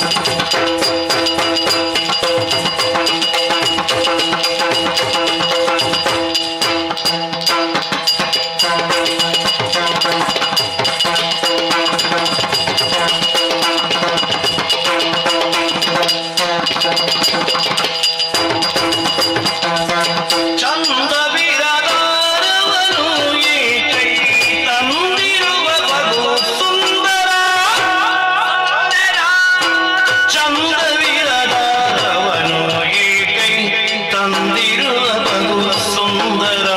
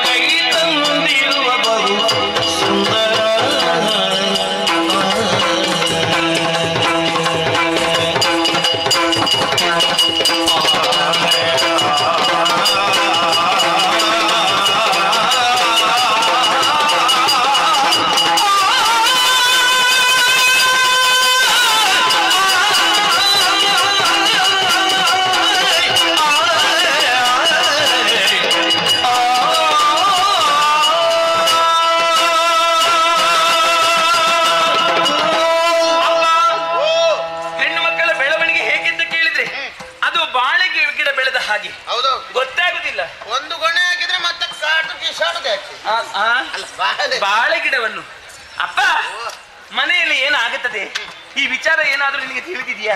ನೀನಿದ್ಯಲ್ಲ ಮಗಳೇ. ನಾನಿದ್ದೇನೆ. ನೀ ಮಾಡಿದಂತಹ ಕೆಲವು ಕೆಲಸಗಳ ಬಗ್ಗೆ ನಿನಗಾದ್ರೂ ನೆನಪಿದೆಯಾ ಅಂತ ಕೇಳಿದ್ದು. ನಾನು ವ್ಯಾಪಾರದಲ್ಲೇ ತಲೆ ನೀಡುದು. ಹೌದೌದು, ಪ್ರತಿನಿತ್ಯ ವ್ಯಾಪಾರ ಅಂತ ನೋಡಿದ್ರೆ ಮನೆ ಕೆಲಸಗಳು ಅಥವಾ ನಿನ್ನ ಮನೆಯ ಕೆಲವೊಂದು ಕಾರ್ಯಗಳು ಹಾಗೆ ಉಳಿದು ಬಿಡುತ್ತದೆ. ಏನಾಯ್ತು? ಇದು ಕೆಲವು ವರ್ಷಗಳ ಹಿಂದೆ ನೀನೇ ನೆಟ್ಟಂತಹ ಒಂದು ಬಳ್ಳಿ. ಸಾಮಾನ್ಯವಾದಂತಹ ಬಳ್ಳಿ ಅಲ್ಲದು, ಮಲ್ಲಿಗೆಯ ಬಳ್ಳಿ. ಆ ಮಲ್ಲಿಗೆಯ ಬಳ್ಳಿ ನೀನು ಮತ್ತು ಅಮ್ಮ ಇಬ್ಬರು ಸೇರಿ ನೆಟ್ಟದ್ದು. ಅದು ಈಗ ಬೆಳೆದು ಒಂದು ಎಷ್ಟು ಎತ್ತರ ಆಗಿದೆ ಗೊತ್ತುಂಟ? ಒಂದಿಷ್ಟು ಎತ್ತರ ಆಗಿದೆ. ಒಂದಿಷ್ಟು ಎತ್ತರ ಹೇಳು. ಅಷ್ಟೆತ್ತರ ಆಗಿದೆ. ಆ ಬಳ್ಳಿ ಈಗ ಏನಾಗಿದೆ ಗೊತ್ತಾ? ನಮ್ಮ ಉಪವನವನ್ನು ಬಿಟ್ಟು ಈಗ ಹೊರಗೆ ಹೋಗಿದೆ. ಹೊರಗೆ? ಹೌದಪ್ಪ. ಹೌದಾ? ಹೊರಗೆ ಹೋಗಿ ಈಗ ದಾರಿಯಲ್ಲಿ ಹೋಗುವವರು ಬರುವವರೆಲ್ಲ ಕೂಡ ಅದನ್ನು ತುಳಿತಾ ಇದ್ದಾರೆ. ಹೌದಾ? ಆಶೆ ಇಲ್ಲದ ಕೆಲಸದವರು. ಎಂತದ್ದು? ಒಂದು ತಲೆ ಸರಿಲ್ಲ ಒಬ್ಬರಿಗೂ. ಅದನ್ನು ಬೇಲಿ ಹಾಡ್ಲಿಕ್ಕೆ ಬಿಟ್ಟದ್ದು ಯಾಕೆ? ಅದಕ್ಕೆ ನೀನೇ ಕಾರಣ. ಆ ಮಲ್ಲಿಗೆಯ ಬಳ್ಳಿಗೊಂದು ಸರಿಯಾದಂತಹ ಆಧಾರವನ್ನು ಕೊಡಬೇಕು. ಆಧಾರ ಸಿಗ್ಲಿಲ್ಲ. ಆಧಾರ ಸಿಗದಿದ್ರೆ ಅದು ಹಾಗೆ ಮೇಲೆ ಹೋಗ್ತಾ ಇತ್ತು. ಇದು ಆಧಾರ ಕೊಡದೇ ಇರುವುದರಿಂದ ಹೊರಗೆ ಹೋಗಿದೆ. ಅದಾಯ್ತಾ? ಹಾಗೆ ಉಪವನವನ್ನು ತಿರುಗಾಡಿಕೊಂಡು ಹೀಗೆ ನಮ್ಮ ಕೊಳದ ಹತ್ರ ಬರ್ತೇನೆ. ಎಷ್ಟು ಹೆಣ್ಣು ಹಂಸಗಳಿವೆ ಅದರಲ್ಲಿ. ಹೌದಾ? ನಮ್ಮ ಕೊಳದಲ್ಲಿ. ನಮ್ಮ ಕೊಳ? ಹಾಗೆ ಆ ಹೆಣ್ಣು ಹಂಸವನ್ನು ಸರಿಯಾಗಿ ನಾನು ಗಮನಿಸಿದ್ದು. ಆ ಹಂಸ ನೋಡ್ಬೇಕು, ಎಷ್ಟು ಬೇಸರದಕ್ಕೆ. ಹೌದಾ? ನನ್ನ ಹತ್ತಿರವೇ ಬರುದಿಲ್ಲ ಈಗ. ಅದು ಯಾಕೆ ಮಗನೇ? ಅದು ಎಂತದಂತ ಗೊತ್ತಿಲ್ಲ. ನಾನು ನನ್ನ ಗೆಳತಿಯಲ್ಲಿ ಹೋಗಿ ಕೇಳಿದೆ, ಅದು ಯಾಕೆ ಅದು ಹೆಣ್ಣು ಹಂಸ ಅಷ್ಟು ಬೇಸರದಲ್ಲಿ ಉಂಟು, ಯಾಕೆ ಅದಕ್ಕೆ ಲವಲವಿಕೆ ಇಲ್ಲ ಎನ್ನುವ ಹಾಗೆ. ಅದಕ್ಕೆ ನನ್ನ ಗೆಳತಿ ಹೇಳಿದ್ದೇನು ಗೊತ್ತಾ? ಒಂದು ಗಂಡು ಹಂಸವನ್ನು ತಂದು ಹಾಕು, ಒಂದು ರಾಜಹಂಸ ಬೇಕದಕ್ಕೆ. ಆ ರಾಜಹಂಸವನ್ನು ತಂದು ಹಾಕಿದ್ರೆ ಖಂಡಿತ ಅದರದ್ದು ಲವಲವಿಕೆ ಬದಲಾವಣೆ ಆಗುತ್ತದೆ ಎನ್ನುವ ಹಾಗೆ. ಹೌದಾ? ಅವಳು ಹೇಳಿದ ತಕ್ಷಣವೇ ಗೆಳತಿ ಹೇಳಿದ್ಲ? ಹೌದು. ವ್ಯವಸ್ಥೆ ಮಾಡುವ. ಎಂತದ್ದು? ಒಂದು ಹಂಸ ತಂದು ಹಾಕುವ. ಅದಕ್ಕೆ ಅದು ಗಂಡು ಹಂಸ ಬೇಕು, ಹೆಣ್ಣು ಹಂಸ ತಂದ್ರೆ ಆಗುದಿಲ್ಲ. ಹೌದು, ಗಂಡು ಹಂಸ. ಹೌದು, ರಾಜಹಂಸ ಬೇಕು. ಆಮೇಲೆ ಇದು ಇವತ್ತು ನಾನು ಇಲ್ಲಿ ಬರುವಾಗ ನೀನ್ ಕರೆದೆ ಅಲ್ಲ, ಆ ಚೌಕಟ್ಟು, ನಮ್ಮ ಮನೆಯ ಚೌಕಟ್ಟಿದೆಯಲ್ಲ, ಅದನ್ನು ಹಣೆಗೆ ತಾಗಿದ್ದು ಅಂತ. ಹೌದಾ? ಮುಂಚೆಲ್ಲ ಅದು ತಾಗದಿರಲಿಲ್ಲ, ಈಗ ಹಣೆಗೆ ತಾಗಿದ್ದಕ್ಕೆ ಪ್ರಾರಂಭವಾಗಿದೆ. ಸ್ವಲ್ಪ ಬೆಳೆದಿದೆ ಅಂತ. ಹೌದು, ಮತ್ತೆ ಅದನ್ನು ಸರಿ ಮಾಡುವ. ಮತ್ತೆ ನನ್ನ ಗೆಳತಿ ವನಜ ಇದ್ದಾಳಲ್ಲ, ಅವಳು ನನಗಿಂತ 2 ವರ್ಷ ಸಣ್ಣವಳು. 2 ವರ್ಷ ಸಣ್ಣವಳು. ಅವಳಿಗೆ ಹೋದ ಸಲ ಮದುವೆಯಾಗಿ ಸುಂದರನ ಮಗಳಲ್ಲ? ಹೌದು, ಸುಂದರನ ಮಗಳು. ಅವಳಿಗೆ ಮದುವೆಯಾಗಿ ಈಗ ಬಾಣಂತನಕ್ಕೆ ತವರು ಮನೆಗೆ ಬಂದಿದ್ದಾಳಂತ. ಹೌದಾ? ಹಾಗೆ ಆ ವಿಷಯವನ್ನೆಲ್ಲ ನಿಮ್ಮ ಹತ್ರ ಹೇಳುವ ಅಂತ ಮೊನ್ನೆಯಿಂದ ನಾನು ಪೀಟಿಗೆ ಹಾಕುದು. ನನಗೆ ಸಮಯ ಸಿಗ್ಲಿಲ್ಲ, ಇವತ್ತು ಹೇಳಿಬಿಟ್ಟದ್ದು. ಇದು ವ್ಯವಸ್ಥೆ ಮಾಡಿ ಅದಕ್ಕೊಂದು. ಹೌದು, ಮಲ್ಲಿಗೆ ಬೆಳ್ಳಿಗೊಂದು ಆಧಾರ, ಹೆಣ್ಣು ಹಂಸಕ್ಕೊಂದು ಗಂಡು ಹಂಸ, ಮತ್ತೆ ಅದು ವನಜ ಅವಳು 2 ವರ್ಷ ತಲೆ ಒಂದು ಮೇಲೆ ತಾಗುತ್ತಾ ಉಂಟು. ಅದೊಂದು ತಾಗುತ್ತಾ ಉಂಟು. ಆಮೇಲೆ ಅವಳು ಬಾಣಂತನಕ್ಕೆ ಬಂದಿದ್ದಾಳೆ, ನನ್ನ ಗೆಳತಿ. ಅಷ್ಟೇ, ಬರ್ತೇನೆ. ಸುಂದರನ ಮಗಳಲ್ಲ? ಸುಂದರನ ಮಗಳು. ಬರ್ತೇನೆ. ನೀನು ನನ್ನ ಮಗಳು. ನಾನಿನ್ನ ಅಪ್ಪ ಗೊತ್ತುಂಟ? ಅಪ್ಪನ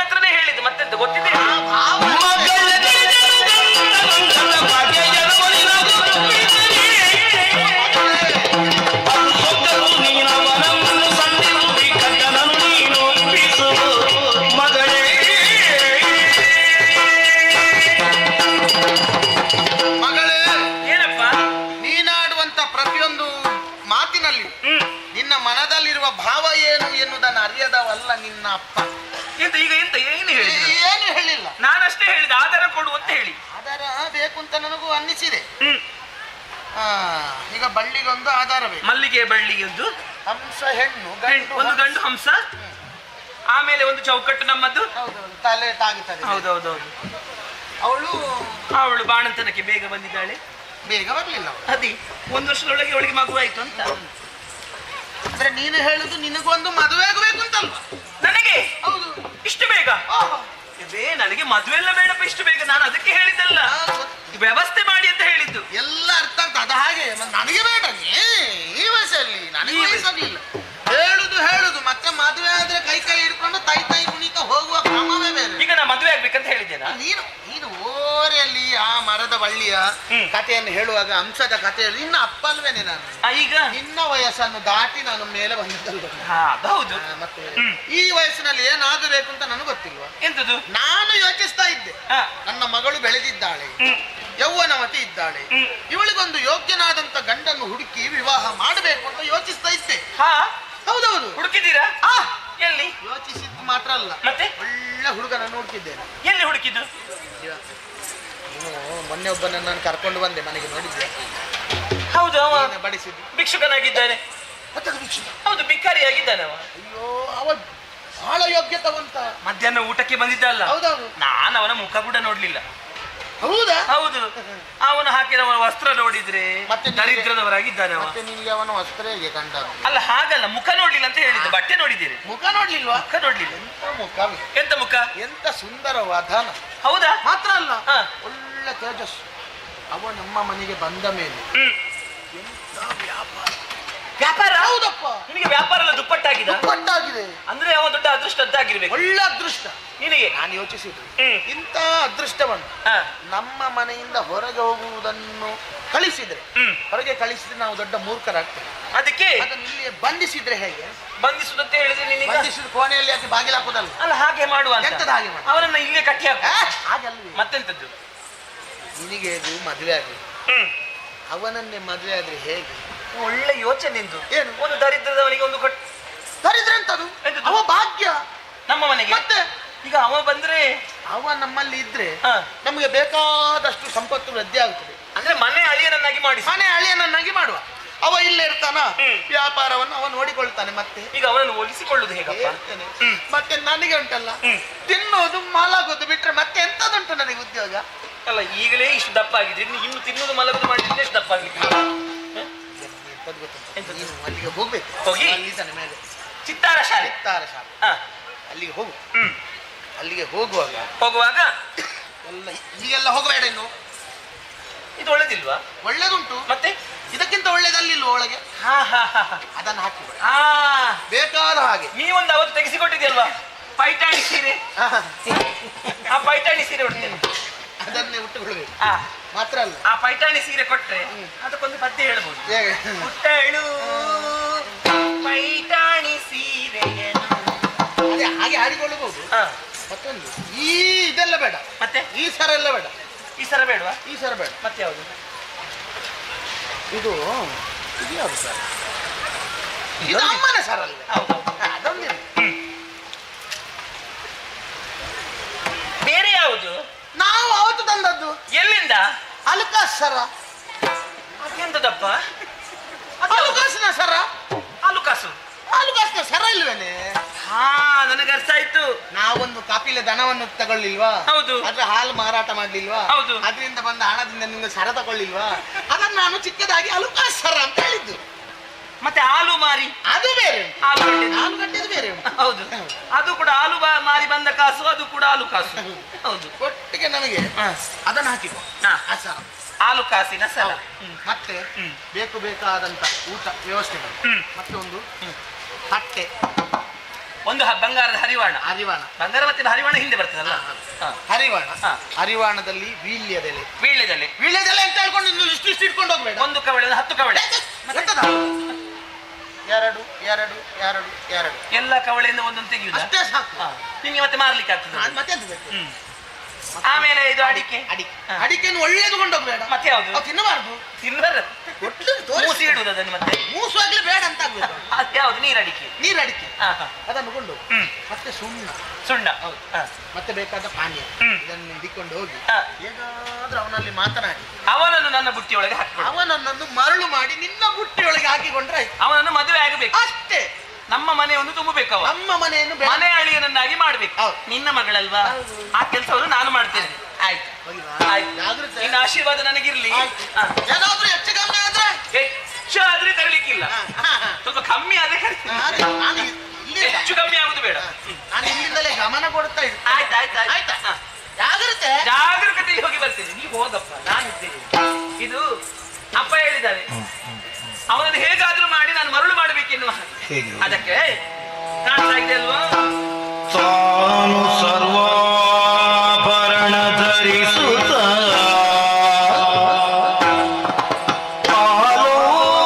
ಆಲೋಲಿಕೆಯು ಸಿಂಗರರಿ ತಾನು ಸರ್ವಾಭರಣ ಧರಿಸುತ್ತ ಮಾನಿನಿಯು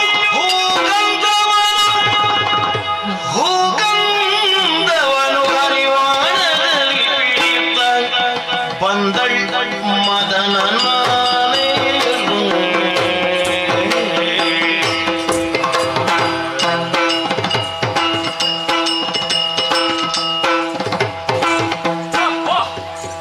ವ್ಯಾಪಾರಿ ತುಂಬಾ ಒಳ್ಳೆಯ ಹೌದು ಉಳಿಸಲು ಕೊಟ್ಟಿದ್ದಾನೆ.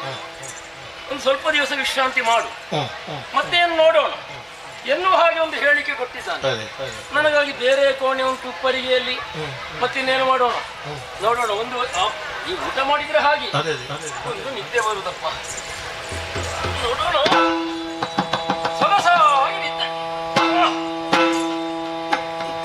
ನಿದ್ರಿಪದ್ರಿಪನಂ ಕಾಣುತ್ತೀ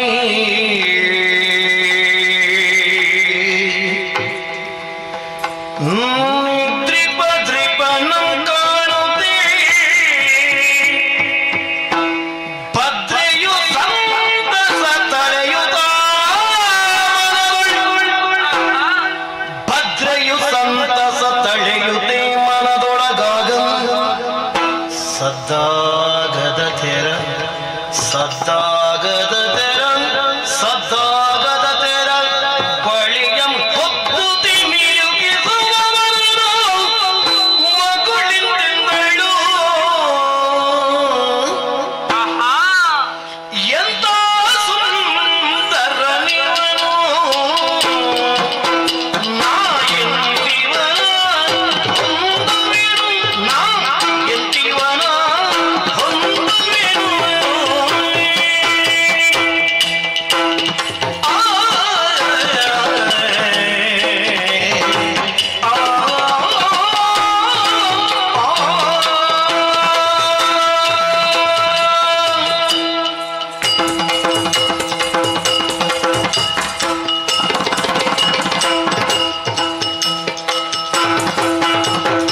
ಎಂತ ಸುಂದರ ನೀವನು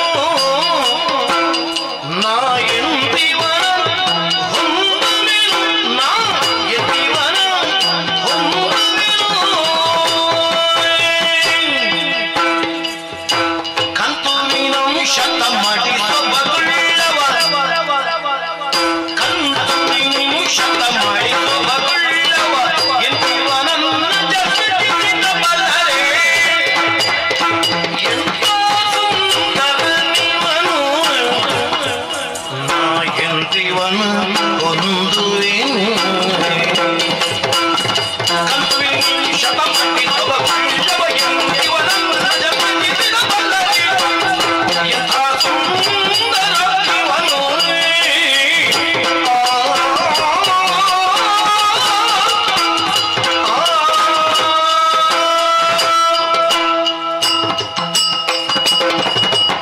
ನೇರವಾಗಿ ಚಿತ್ತಾರ ಶಾಲೆ ಹತ್ತಿರ ಬಂದಿದ್ದೇನೆ.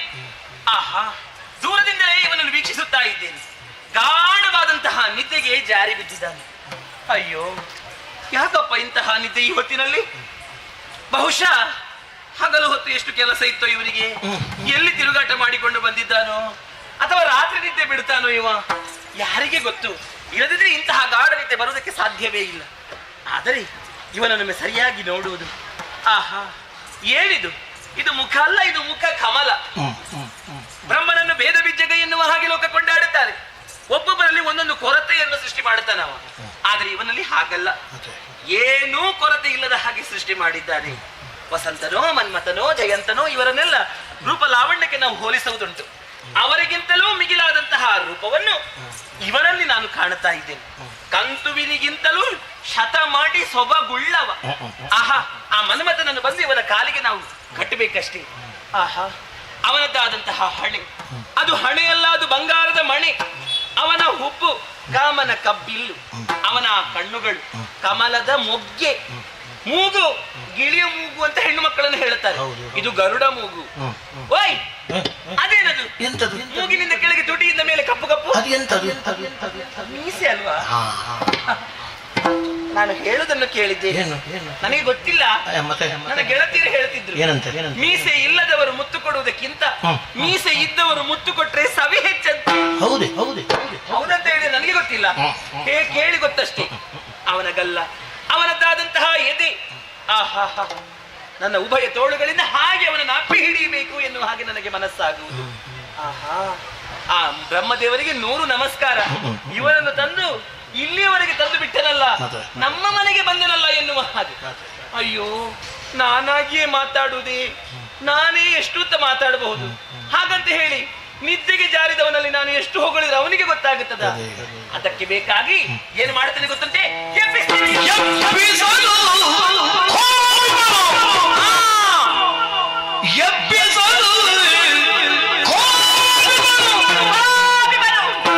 ನಾ ತಬ್ಬಿಕೊಳ್ಳೆ ಏನನು, ನಾ ತಬ್ಬಿಕೊಳ್ಳೆ ತಬ್ಬಿಕೊಳ್ಳೆ ತಬ್ಬಿಕೊಳ್ಳೆ ಏನನು.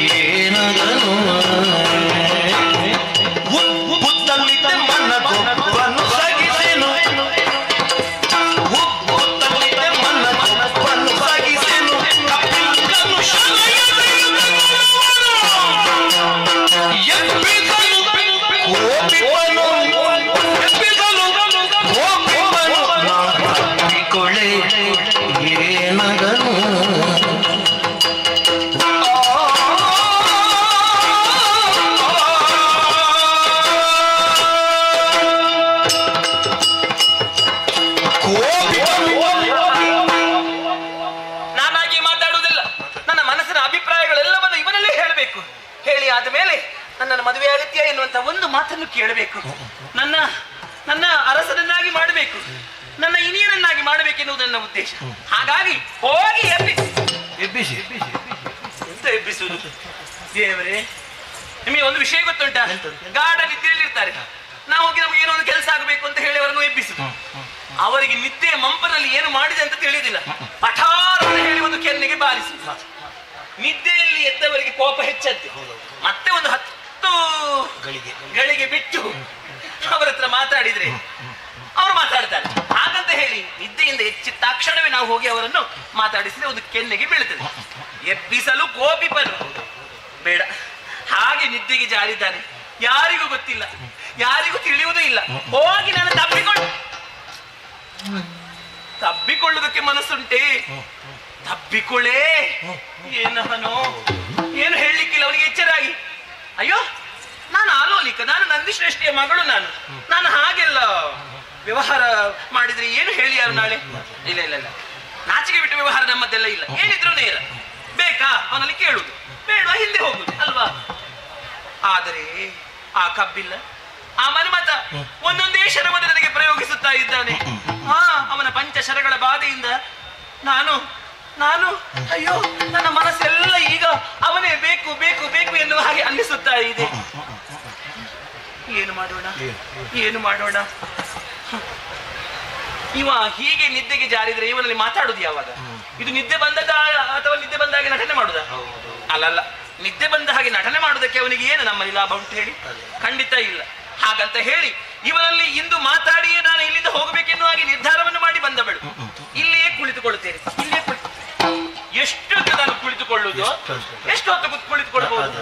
ಅವ ಎಚ್ಚೆತ್ತುಕೊಳ್ಳದಿದ್ರೆ ನನಗೂ ಹಾಗೆ ಆಯಾಸ ಆಗುತ್ತಾ ಇದೆ, ನಿದ್ದೆಯೂ ಬರ್ತಾ ಇದೆ. ಇಲ್ಲಿ ಸ್ವಲ್ಪ ಜಾಗ ಉಂಟು, ಏನು ಮಾಡೋಣ? ಇಲ್ಲಿಯೇ ಮಲಗುತ್ತೇನೆ.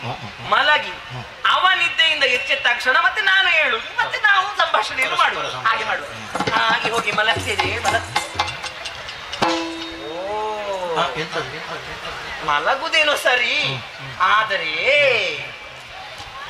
ಬಾಲೆಯೋಚಿಸಿ ತನ್ನ ಮುತ್ತಿನ ಮಾಲೆಗಳ ತೆಗೆದಿರಿಸಿ, ಬಾಲೆಯೋಚಿಸಿ ತನ್ನ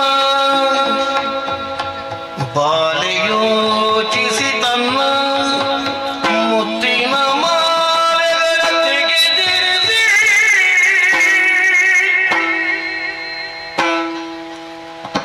ತ್ರಿಪತಿಯ ಕಾಲ ದೆಸೆಯಲಿ ಮಲಗಿ, ತ್ರಿಪತಿಯ ಕಾಲ ದೆಸೆಯಲಿ ಮಲಗಿ,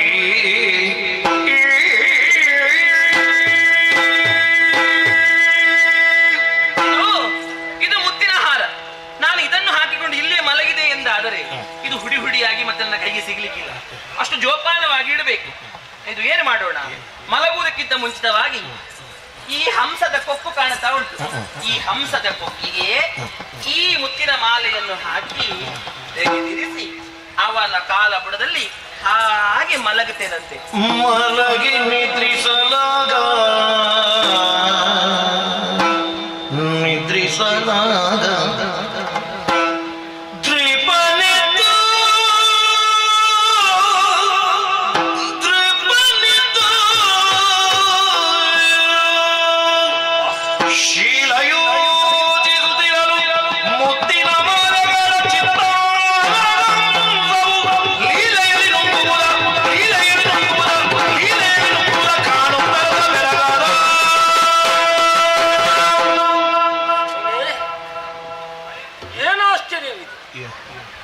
ನನಗರಿಯದಂತೆ ನಿದ್ರೆ ಆವರಿಸಿ ಪಕ್ಕನೆ ಎಚ್ಚೆತ್ತುಕೊಂಡು ಹಾಗೆ ಗೋಡೆಗೆ ಅಭಿಮುಖವಾಗಿ ನೋಡಿದ್ರೆ ಮೊದಲಿಲ್ಲದ್ದು ಹೀಗೆ ಕಾಣ್ತದೆ. ಚಿತ್ತಾರದ ಹಂಸ ಇತ್ತು, ಹಂಸದ ಕೊಕ್ಕಿನಲ್ಲಿ ಮುತ್ತಿನ ಹಾರ ಇರಲಿ. ನೋಡುತ್ತಿರುವ ಹಾಗೆ ಚಿತ್ತಾರದ ಹಂಸವು ಆ ಮುತ್ತಿನ ಮಾಲೆಯನ್ನು ಒಂದೊಂದು ಮುತ್ತನ್ನಾಗುತ್ತಾ ನೋಡಿ ನುಂಗಿಯೇ ಬಿಟ್ಟಿದ್ದಲ್ಲ. ವಾಸ್ತು ಪೂಜೆ ಆಗಲಿಲ್ವ ಹೇಗೆ? ಅಲ್ಲ, ವಾಸ್ತುವೇ ಸರಿ, ಮನೆ ವಾಸ್ತು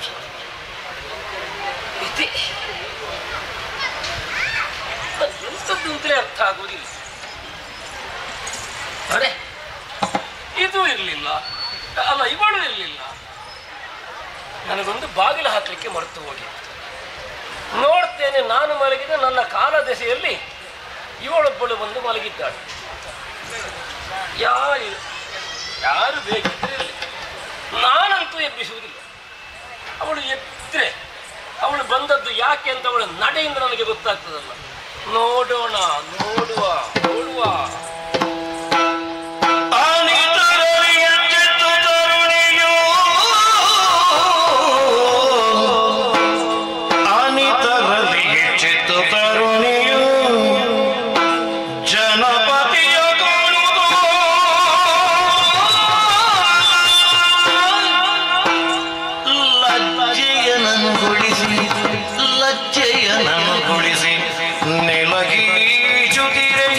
ನೆಲಗಿ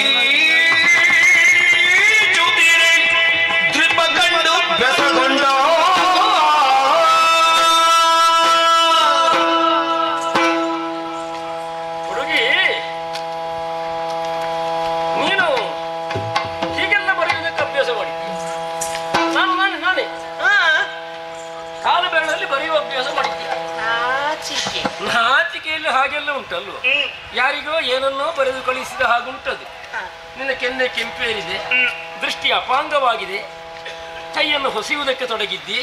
ಅತ್ತಿತ್ತ ನೀ ತಿರುಗುವುದನ್ನು ನೋಡಿದ್ರೆ ನಿನ್ನ ಭಾವ ಏನು ಅಂತ ನನಗೆ ಅರ್ಥ ಆಗ್ತದೆ. ಒಮ್ಮೆ ನಿನ್ನ ಕಣ್ಣು ನೋಡ್ತೇನೆ.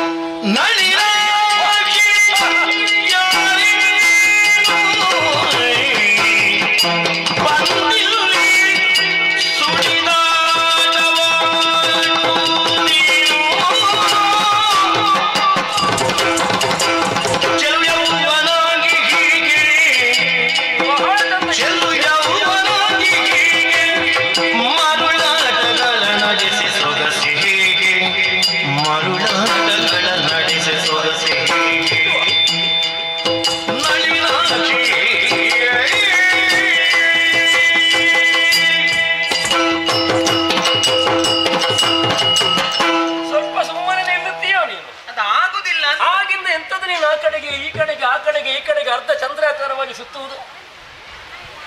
ನಿನ್ನ ಸುತ್ತಿಗೆ ಅನುಕೂಲಕರವಾದಂತ ಪೋಷಾಕನ್ನು ಧರಿಸಿದವನು ನೀನು. ಸ್ವಲ್ಪ ನಿನ್ನ ಮುಖ ನೋಡ್ತೇನೆ ನಾನು. ಏನು? ಮುಖದಲ್ಲಿರುವ ಕಣ್ಣು ನೋಡ್ತೇನೆ. ಆಹಾ, ಹಾಗೆ ಇದ್ದೀನಿ. ಹೇಗೆ ಹೇಗೆ ನಳಿನದಳದಂತಹ ಕಣ್ಣುಳ್ಳವಳು, ತಾವರ ಹೆಸರಿನ ಹಾಗೆ ಕಣ್ಣು. ನಳಿನಾಕ್ಷಿ, ನಿನ್ನ ಕಣ್ಣು ನೋಡಿದ್ರೆ ಸಾಕು, ನೋಡುತ್ತಾ ಇರೋಣ ಎನ್ನುವಂತ ಭಾವವನ್ನು ಹೊಮ್ಮಿಸ್ತೇನೆ. ನಳಿನಾಕ್ಷಿ, ಏನು ಹೇಳೆ ನೀನು? ಏನು ಏನು ಬಂದು ಇಲ್ಲಿ ಸುಳಿದಾಡುವುದೇನು? ಇದು ಒಳ್ಳೆ ಅಪ್ಪನ ಮನೆಯಲ್ಲಿ ತಿರುಗಿದ ಹಾಗೆ, ಅವರವರ ಮನೆಯಲ್ಲಿ ತಿರುಗಿದ ಹಾಗೆ, ಯಾರ್ಯಾರು ಮಲಗಿದ ಕೋಣೆಯೊಳಗೆ ಬರುವುದು ಬೇರೆ, ಮತ್ತೆ ನಮ್ಮ ಇಷ್ಟಕ್ಕೆ ಅನುಗುಣವಾಗಿ ಅತ್ತಿತ್ತ ಸುತ್ತುವುದು ಬೇರೆ. ನನಗೆ ಗೊತ್ತುಂಟ. ನಿಮಗೆ ನಾನು ಬಂದದ್ದು ಸಂತೋಷ ಆಗ್ಲಿಲ್ವಾ? ನಂದದು ಸಂತೋಷವು. ತೆರೆದ ಬಾಗಿಲಿದ್ರೆ ಎಲ್ಲಿಗೆ ಬರ್ತೀಯಲ್ವಾ? ಹಾಗೇನಿಲ್ಲ, ಮತ್ತೆ ಇಲ್ಲಿಗೆ ಬರ್ಬೋದು ನಾನು. ಸಂತೋಷ ಸಂತೋಷ. ನನ್ನ ಮಾತಿನ ಹಾಗೆ ಕಾಣ್ತದಲ್ವಾ? ಇಲ್ವಾ? ಇಲ್ವಾ? ಕಾಣುವುದೇ ಇಲ್ವಾ? ಕಾಣುವುದಿಲ್ಲ, ಕಾಣ್ಲಿಕ್ಕಿಲ್ಲ. ಯಾಕೆ? ನೀನು ಭಾವಿಸಿದ ಸಂತೋಷ ನನಗೆ ಉಂಟಾಗಲಿಲ್ಲ. ಮತ್ತೆ ಯಾಕೆ ಗೊತ್ತು? ಯಾವ ಲೋಕದಲ್ಲಿ ಒಂದು ಶಾಸ್ತ್ರ ಒಂದು ಮಾತು ಹೇಳಿದೆ. ಏನು? ಹೆಣ್ಮಗಳು ಯೌವನ ಭರಿತೆಯಾದವಳು, ಯೌವನಸ್ಥನಾದ ಪಡೆದ ಮಗ, ಒಡ ಹುಟ್ಟಿದ ಸಹೋದರ, ತಂದೆ, ಮೂವರು ಒಬ್ಬರೇ ಇರುವಲ್ಲಿ ಹೋಗಕೂಡದು. ಶಾಸ್ತ್ರ ಹೇಳ್ತದೆ. ಹೋಯಿತು ಅಂತ ಆದ್ರೆ ಅವಳ ಮನಸ್ಸು ಕೆಡ್ತದೆ ಅಂತ. ಶಾಸ್ತ್ರವನ್ನು ಒಪ್ಪಬೇಕೋ ಬೇಡವೋ? ಆದ್ರಿಂದ ಆಡಿತು. ನೀನಿಲ್ಲಿ ಬಂದು ತಿರುಗಾಡುವುದಲ್ಲ, ಇದು ಅತ್ತಿತ್ತ ಸುಳಿಯುವುದು. ಎಂಥದ್ದೋ ಒಂದು ಲಕ್ಷ್ಯ ಉಂಟು ಅಂತ ನನಗೆ ಅರ್ಥವಾಗ್ತದೆ. ಬಹಳ ಚಂದ ಇದ್ದಿ ನೀನು. ಹಾಗೆ ಹೇಗೆ ಚಂದ ಇದ್ದೆ? ಚೆಲುವ ಯೌವನಾಂಗಿ ನೀನು. ಚೆಲುವೆ ಹೌದು, ಯೌವನದ ಅಂಗವುಳ್ಳವಳು, ಭರಿತ ಅಂಗವುಳ್ಳವಳು. ಏನು ಆಟವೇ ನಿನ್ನದ್ದು? ಆಟ ಬೇಕು. ನೋಡುವ ಹಾಗೆ ಬೇಡುವ? ನೋಡುವ ಹಾಗೆ ಬೇಕು. ಅನುಭವಿಸುವ ಹಾಗೆ ಬೇಡುವ? ಒಟ್ಟು ಮರುಳಾಟವ? ಮರುಳಾಟ ಆಯ್ತಾ? ಆಟವನ್ನು ಮರಳು ಮಾಡಿತು. ಏನ್ ಹೇಳ್ತಾರೆ? ಆಟ ನೋಡುದು ಇವರದ್ದು. ಏನು ಮರುಳಾಟ ಇವರದ್ದು? ಮರುಳಾಟವನ್ನು ಮಾಡುವುದಕ್ಕೆ ಹೊರಟೆಯಲ್ಲ. ಏನು ನೀನು? ಯಾರು ನೀನು? ಏನು ನಿನ್ನ ಹೆಸರು? ಯಾಕಿಲ್ಲಿ ಬಂದೆ? ಒಂದು ಗೊತ್ತಾಗ್ಲಿಲ್ಲ ನಿಮಗೆ? ಗೊತ್ತಾಗ್ಲಿಲ್ವಾ?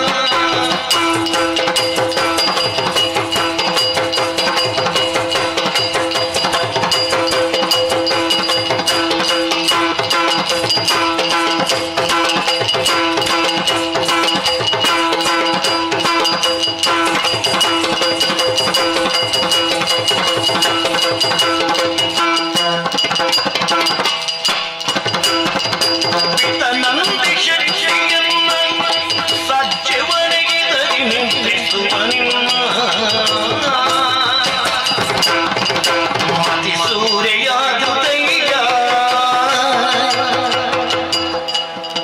ಮತಿ ಸೂರ್ಯಾದುದಯ್ಯ ನೀನೆನಗೆ ಪತಿಯಾಗಿ ಸುಖಿಸು ಜೀಯ ನೀನೆನಗೆ ಪತಿಯಾಗಿ ಸುಖಿಸು ಜೀಯ ನಂದಿ ಶಕ್ತಿ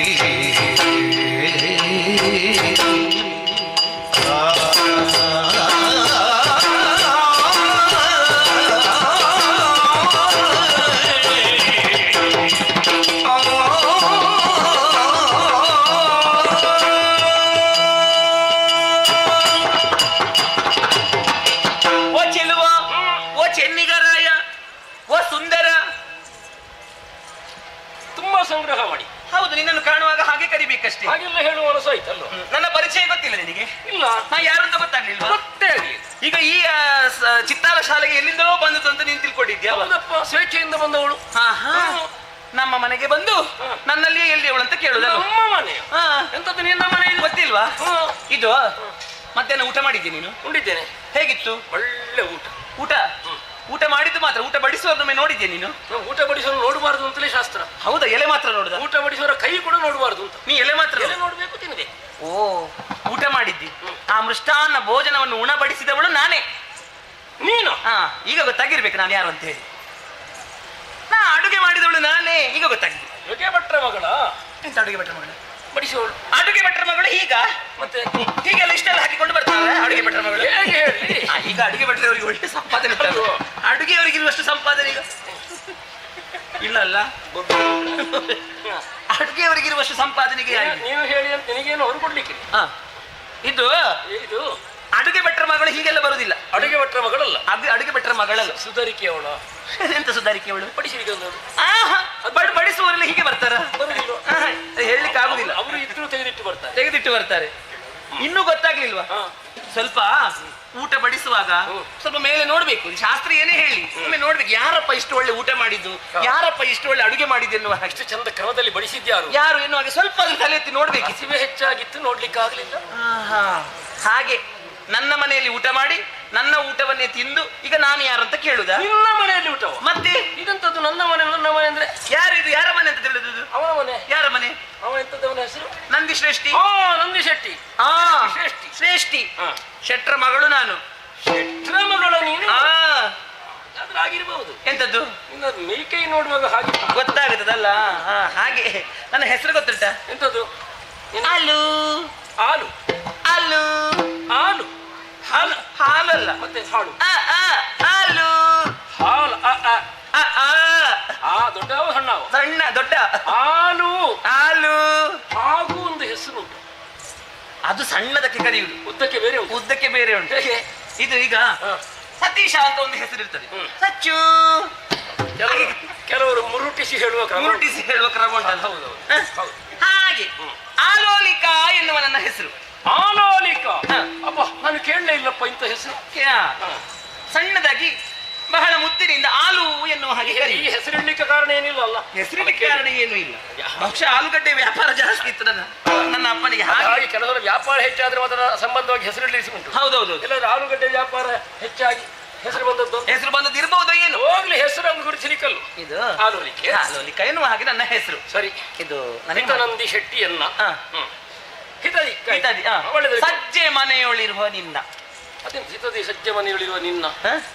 ನಾನು ಸಜ್ಜೆ ಮನೆಯಿರುವುದಕ್ಕೂ ನಿನ್ನಪ್ಪ ನಿನ್ನನ್ನು ಕಾದದ್ದಕ್ಕೂ ಸಂಬಂಧ ಎಂತದ್ದೇ? ಸಜ್ಜೆ ಮನೆಯಲ್ಲಿ ನೀನಿದ್ದೀಯಲ್ವಾ? ಹೌದು. ಇಲ್ಲಿವರೆಗೆ ಕಳುಹಿಸಿದ್ದೆ ನನ್ನ ಅಪ್ಪ. ಅಪ್ಪನು? ಅಪ್ಪ ಒಂದು ವಿಚಾರ ಮಾತಾಡ್ಬೇಕು, ಏನಾದ್ರೂ ಒಂದು ಆಗುದಾದ್ರೆ ಆಗ್ಲಿ. ಏನಾದ್ರೂ ಹಪ್ಪಳ ತಟ್ಟು? ಅದು ಹಪ್ಪಳ ತಟ್ಟುದಲ್ಲಪ್ಪ, ಮತ್ತೆ ಬೇಕಾದ್ರೆ ನಾವಿಬ್ರು ಹಪ್ಪಳ ತಟ್ಟುವ. ಅದು ವಿಷಯಕ್ಕೆಂದು. ಅದು ಯಾವುದೇ ವಿಷಯ ಹೇಳ್ತೇನೆ ನಾನು. ಇದು ನನಗೆ ಮದುವೆ. ಯಾವಾಗ? ಇದು ಚಪ್ಪರ ಹಾಕಿಕೊಂಡ?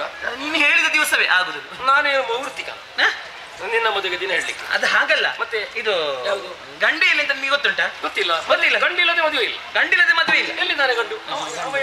ಇದು ನಿನ್ನ ಊರು ಯಾವುದು? ನನ್ನ ಊರು ಯಾವುದು ನನಗೆ ಗೊತ್ತಿಲ್ಲ. ಗೊತ್ತಿಲ್ವಾ? ಎಲ್ಲಿದ್ದಲೋ ಬಂದಿದ್ದೇನೆ. ಹೌದಾ? ಅವನದ್ದು ಹಾಗೆ, ನನಗೆ ಊರು ಗೊತ್ತಿಲ್ಲ, ಎಲ್ಲಿದ್ದಲೋ ಬರ್ತಾನಂತೆ. ಮತ್ತೆ ಅದು ಅಪ್ಪನಿಗೆ ಗೊತ್ತುಂಟು. ಅಪ್ಪನಿಗೆ ಗೊತ್ತುಂಟು. ಹೆಸರು ಕೇಳ್ತೀಯಾ? ನಿನ್ನ ಹೆಸರು? ನನ್ನ ಹೆಸರು ಹೌದು. ಎಂತದ್ದು ನನ್ನ ಹೆಸರು ಎಂತದ್ದು? ಹೆಸರು ಗೊತ್ತಿಲ್ವ ನಿನಗೆ? ಉಂಟಪ್ಪ, ಹಾಗೆಲ್ಲ ಹೆಸರಿಲ್ಲದೆ ಹೋಗ್ತು. ಆಹಾ, ಹಾಗೆ ಅವನಿಗೆ ಒಂದು ಹೆಸರುಂಟು. ಯಾರಿಗೆ? ನೀನು ಹೇಳಿದವ? ನಾನು ಹೇಳಿದವನಿಗೆ ಒಂದು ಹೆಸರುಂಟು. ಅವನು ನೋಡೋದಕ್ಕೆ ಹೀಗೆ ಇದ್ದಾನೆ, ಹೀಗೆ ಇದ್ದಾನೆ. ಅವನ ಕಣ್ಣು, ಅವನ ಮೂಗು, ಅವನದು ಕಿವಿ, ಅವನ ಬಾಯಿ ಹೀಗೆ. ನೀನು ಬರಬೇಕು, ನೀನು ಮದುಮಗನ ಹಾಗೆ ಕುಳಿತುಕೊಳ್ಬೇಕು. ನಾನು ಮದುವೆ ಹಾಗೆ ನೀ ಮದುವೆಗೆ ಬರಬೇಕು, ಮದುಮಗನ ಹಾಗೆ ಕುಳಿತುಕೊಳ್ಬೇಕು. ಅರ್ಥ ಆಗ್ಲಿಲ್ಲ ನಿನಗೆ? ಅಂದ್ರೆ ಗೊತ್ತಾಗ್ಲಿಲ್ಲ. ಮದುಮಗನ ಹಾಗಂತ ಹೇಳಿದ್ರೆ ಅಲ್ಲಿ ಎಲ್ಲರೂ ಒಂದು ಪೇಟೆ ಇಟ್ಟುಕೊಂಡು ಪಾನಕ ಹಂಚ್ತಾರಲ್ಲ, ಹಾಗಲ್ಲ. ಅದು ಕೆಲವರು ಒಬ್ಬನ ಹಾಗೆ ನಾಲ್ಕು ಜನ ಕೂತ್ಕೊಳಿಸಿದ ಹಾಗೇನಾದ್ರೂ ಅಲ್ಲ, ಇನ್ನೊಂದು ಕೆಲವರು ಹೇಳ್ತಾರೆ, ಏಯ್ ತುಂಬಾ ಗಲಾಟೆ ಮಾಡುದು, ಕೂತ್ಕೊಳ್ಳಿ, ಮದುಮಗನಾಗಿ ಕೂತ್ಕೊ ಅಂತ ಹೇಳಿ. ಬಾಯಿ ಮುಚ್ಚಿ ಕೂತ್ಕೊ. ಬಾಯಿ ಹಾಗೆ ಕೂತ್ಕೊಳ್ಳಿಕ್ಕಲ್ಲ, ಮತ್ತೆ ಮದುಮಗನಾಗಿ ಕೂತ್ಕೊಂಡ್ರೆ ನಿಮಗೆ ಕೆಲಸ ಉಂಟು. ನನಗೇನು ಕೆಲಸ? ಮಾಲೆ ಹಾಕ್ಲಿಕ್ಕೆ. ಯಾರಿಗೆ? ನನಗೆ. ಅಂದ್ರೆ ಅಂದ್ರೆ ನಿನ್ನ ಮತಿಸೂರೆ ಆಗಿದೆ ನಿನ್ನ ಮೇಲೆ ನನಗೆ. ಮತಿಸೂರೆ ಹೋದುದೆನ್ನು? ಹೌದು, ನೀನೇ ಮದುಮಗ, ನಿನ್ನನ್ನೇ ಮದುವೆ ಆಗಬೇಕೆನ್ನುವಂತಹ ಇಚ್ಛೆಯಿಂದ ಬಂದವಳು ನಾನು. ಇದು ಮದುವೆಯಾಗಬೇಕು ಜೀಯ ಮದುವೆ ಆಗಿ ಅಧಿಕರಿಸಿ ಆಗುತ್ತೀಯೋ ಅಂತಲ್ಲ, ಮದುವೆ ಆಗಬೇಕು. ಹಕ್ಕುತ್ತ ಎನ್ನ ಸುಖಿಸು ಜೀಯ, ಎನ್ನ ಸುಖಿಸು, ನನ್ನನ್ನು ವರಿಸು ಜೀಯ. ಶರಣಾಗತಿ. ತಲೆ ಹಾಳಾಯ್ತು ಮತಿ.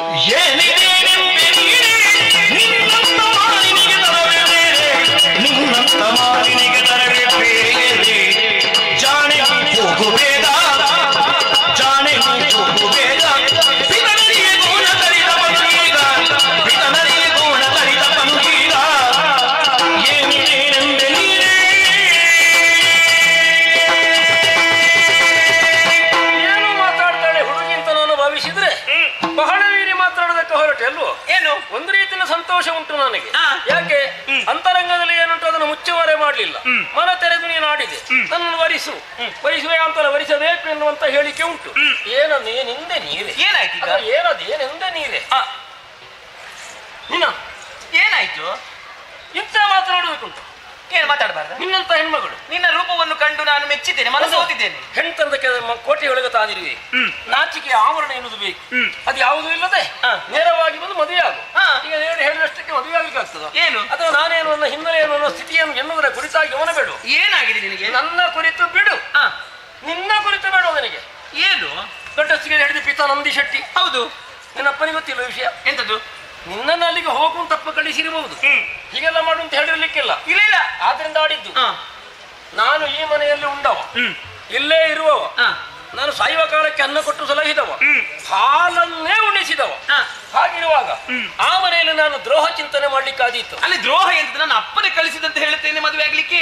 ಈಗ ನನ್ನನ್ನು ಮದುವೆ ಆದ್ರೆ ನಿನಗೆ ಕಷ್ಟ ಏನಪ್ಪ? ಅದು ಈ ಹುಡುಗಿಯರೆಲ್ಲ ಹಾಗೆ, ಏನಾದ್ರೂ ಕಾರ್ಯ ಸಾಧನೆ ಆಗಬೇಕಾದ್ರೆ ಅಪ್ಪ ಹೇಳಿದ್ದು ಅಮ್ಮ ಹೇಳಿದ್ದು ಅಂತ ಹೇಳಿಕೊಂಡು ಹೇಳ್ತಾರೆ. ನಿನ್ನ ಆಣೆ ನನ್ನ ಆಣೆ ಆಗಿಯೂ ಸತ್ಯ. ನಿನ್ನ ಆಣೆ ಭಾಷೆ ಎಲ್ಲ ಬೇಡ. ಹಾಗಲ್ಲ, ಈಗ ನನ್ನನ್ನು ಮದುವೆ ಆದ್ರೆ ನಿನಗೆ ಕಷ್ಟ ಏನು? ನನಗೆ ಕಷ್ಟ ಏನು ಅಂತಲ್ಲ, ನನಗೆ ಮದುವೆ ಆಗೋದಕ್ಕೆ ಇಷ್ಟ ಇಲ್ಲ ಎನ್ನುವುದು. ಯಾಕೆ ಅಂತ ಒಂದು ಕಾರಣ ಬೇಕಲ್ಲ. ನಿನ್ನ ಅಪ್ಪನಿಗೆ ಗೊತ್ತಾದ್ರೆ ಗೋಣ ಕೊಯ್ದ. ಅಪ್ಪನಲ್ಲಿ ಕೇಳಿ ಬಂದದಂತ ಹೇಳುತ್ತೇನೆ ನಾನು. ಅಪ್ಪನಲ್ಲಿ? ಹೌದು, ಅಪ್ಪನಲ್ಲಿ ನೀನು ಕೇಳು. ನನಗಂತೂ ಈಚ ಹೇಳಕ್ಕೂ ಇಷ್ಟ ಇಲ್ಲ. ಯಾಕಂದ್ರೆ ಈಗಾಗಲೇ ಯಾವುದೋ ಪೀಡೆಗೊಳಗಾಗಿ ಇಂಥ ಹೀನಾವಸ್ಥೆಯಲ್ಲಿ ಇರುವವ ನಾನು. ಈಗ ನನ್ನನ್ನು ಮದುವೆ ಆದ್ರೆ ನಿಮಗೆ ಸಾಕ್ಲಿಕ್ಕೆ ಆಗುದಿಲ್ವಾ? ನಿನ್ನನ್ನು ಸಾಕುವ ವಿಷಯಕ್ಕೆ ಮದುವೆ ಆದ್ರೆ ಅಲ್ಲೂ ಅಲ್ಲ, ಮದುವೆ ಆದ್ರೆ ಸಾಕ್ಲಿಕ್ಕೆ ಮದುವೆ ಆದ್ರೆ ಆಗ್ತದೆ. ಆಗುವ ಮನಸ್ಸು ಬೇಕಲ್ಲ, ಸಮಯವಲ್ಲ. ಸೂಕ್ತ. ಗೊತ್ತಾಯ್ತು ನಿನಗೆ. ಏನು ನೀನೇ ಒಂದು ನಿರ್ಗತಿಕನಾಗಿದ್ಯಾ ಅಲ್ವಾ? ನೋಡಿ ಹೇಗಿದ್ದಿ. ಹೌದು, ಹೇಗಿದ್ದೇನೆ. ಒಂದು ಉಡುಪಿಲ್ಲ. ಹೌದು, ಉಡುಪ ಉಂಟಾ? ಇಲ್ಲ, ಉಡುಪ ಗೊತ್ತಿಲ್ಲ. ನೀನೇ ನಿರ್ಗತಿಕನಾಗಿದ್ದೀಯಾ. ಈಗ ನನ್ನನ್ನು ಕೊಂಡು ಹೋಗಿ ಹೇಗೆ ಸಾಕುದೇನೋ ಹಾಗೆ ಒಂದು ಚಿಂತೆ. ಕಾಲಿಗೆ ಕಾಲು ಸೇರಿ ಸಾಕು ಬೇಡುವ? ಅದೇ, ನೀನ್ ಚಿಂತೆ ಮಾಡಬೇಡ. ನೀ ನನ್ನ ಮದುವೆ ಆಗು. ಆದ್ರೆ ನನ್ನ ಅಪ್ಪನಲ್ಲಿ ಹೇಳಿ ಆದ್ರೂ ನಿನಗೊಂದು ಗೂಡಂಗಡಿ ಆದ್ರೂ ನಾನು ಹಾಕಿಸಿ ಕೊಡ್ತೇನೆ. ನೋಡಿದ್ಯಾ, ವ್ಯಾಪಾರಿಯ ಮಗಳು ವ್ಯಾಪಾರಿ ಬುದ್ಧಿಯೇ ಮಾತಾಡೋದು ಬಿಟ್ಟರೆ ಬೇರೆ ಮಾತಾಡೋದು ಯಾವ್ದಾದ್ರೂ ಮದುವೆ ಆದ್ರೆ ನಿಮಗೆ ಏನಿರೋದು ಗೂಡಂಗಡಿ ಹಾಕಿಸ್ತೇನೆ. ಹೌದು, ವ್ಯಾಪಾರ ಮಾಡಿಸಿದ್ರೆ ಕಳಿಸುದು.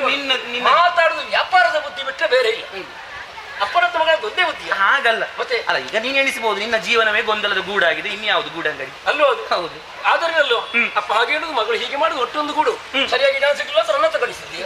ಇಲ್ಲ, ನೀನ್ ನನ್ನ ಮದುವೆ ಆಗ್ಲೇಬೇಕು. ಈಗ ಸುಮ್ಮನೆ ನನ್ನ ಹತ್ರ ಆಗದು ಅಂತ ಹೇಳಿಸಬೇಡ. ಆಗದು ಇದು ಆಗ್ಲಿಕ್ಕೇ ಇಲ್ಲ. ಅದೆಂತದ್ದು ಆಗ್ಲಿಕ್ಕೆ ಇಲ್ಲ ಅಂತ ಹೇಳಿ ನಿದ್ದೆ ಬರುದು ಎಂತದ?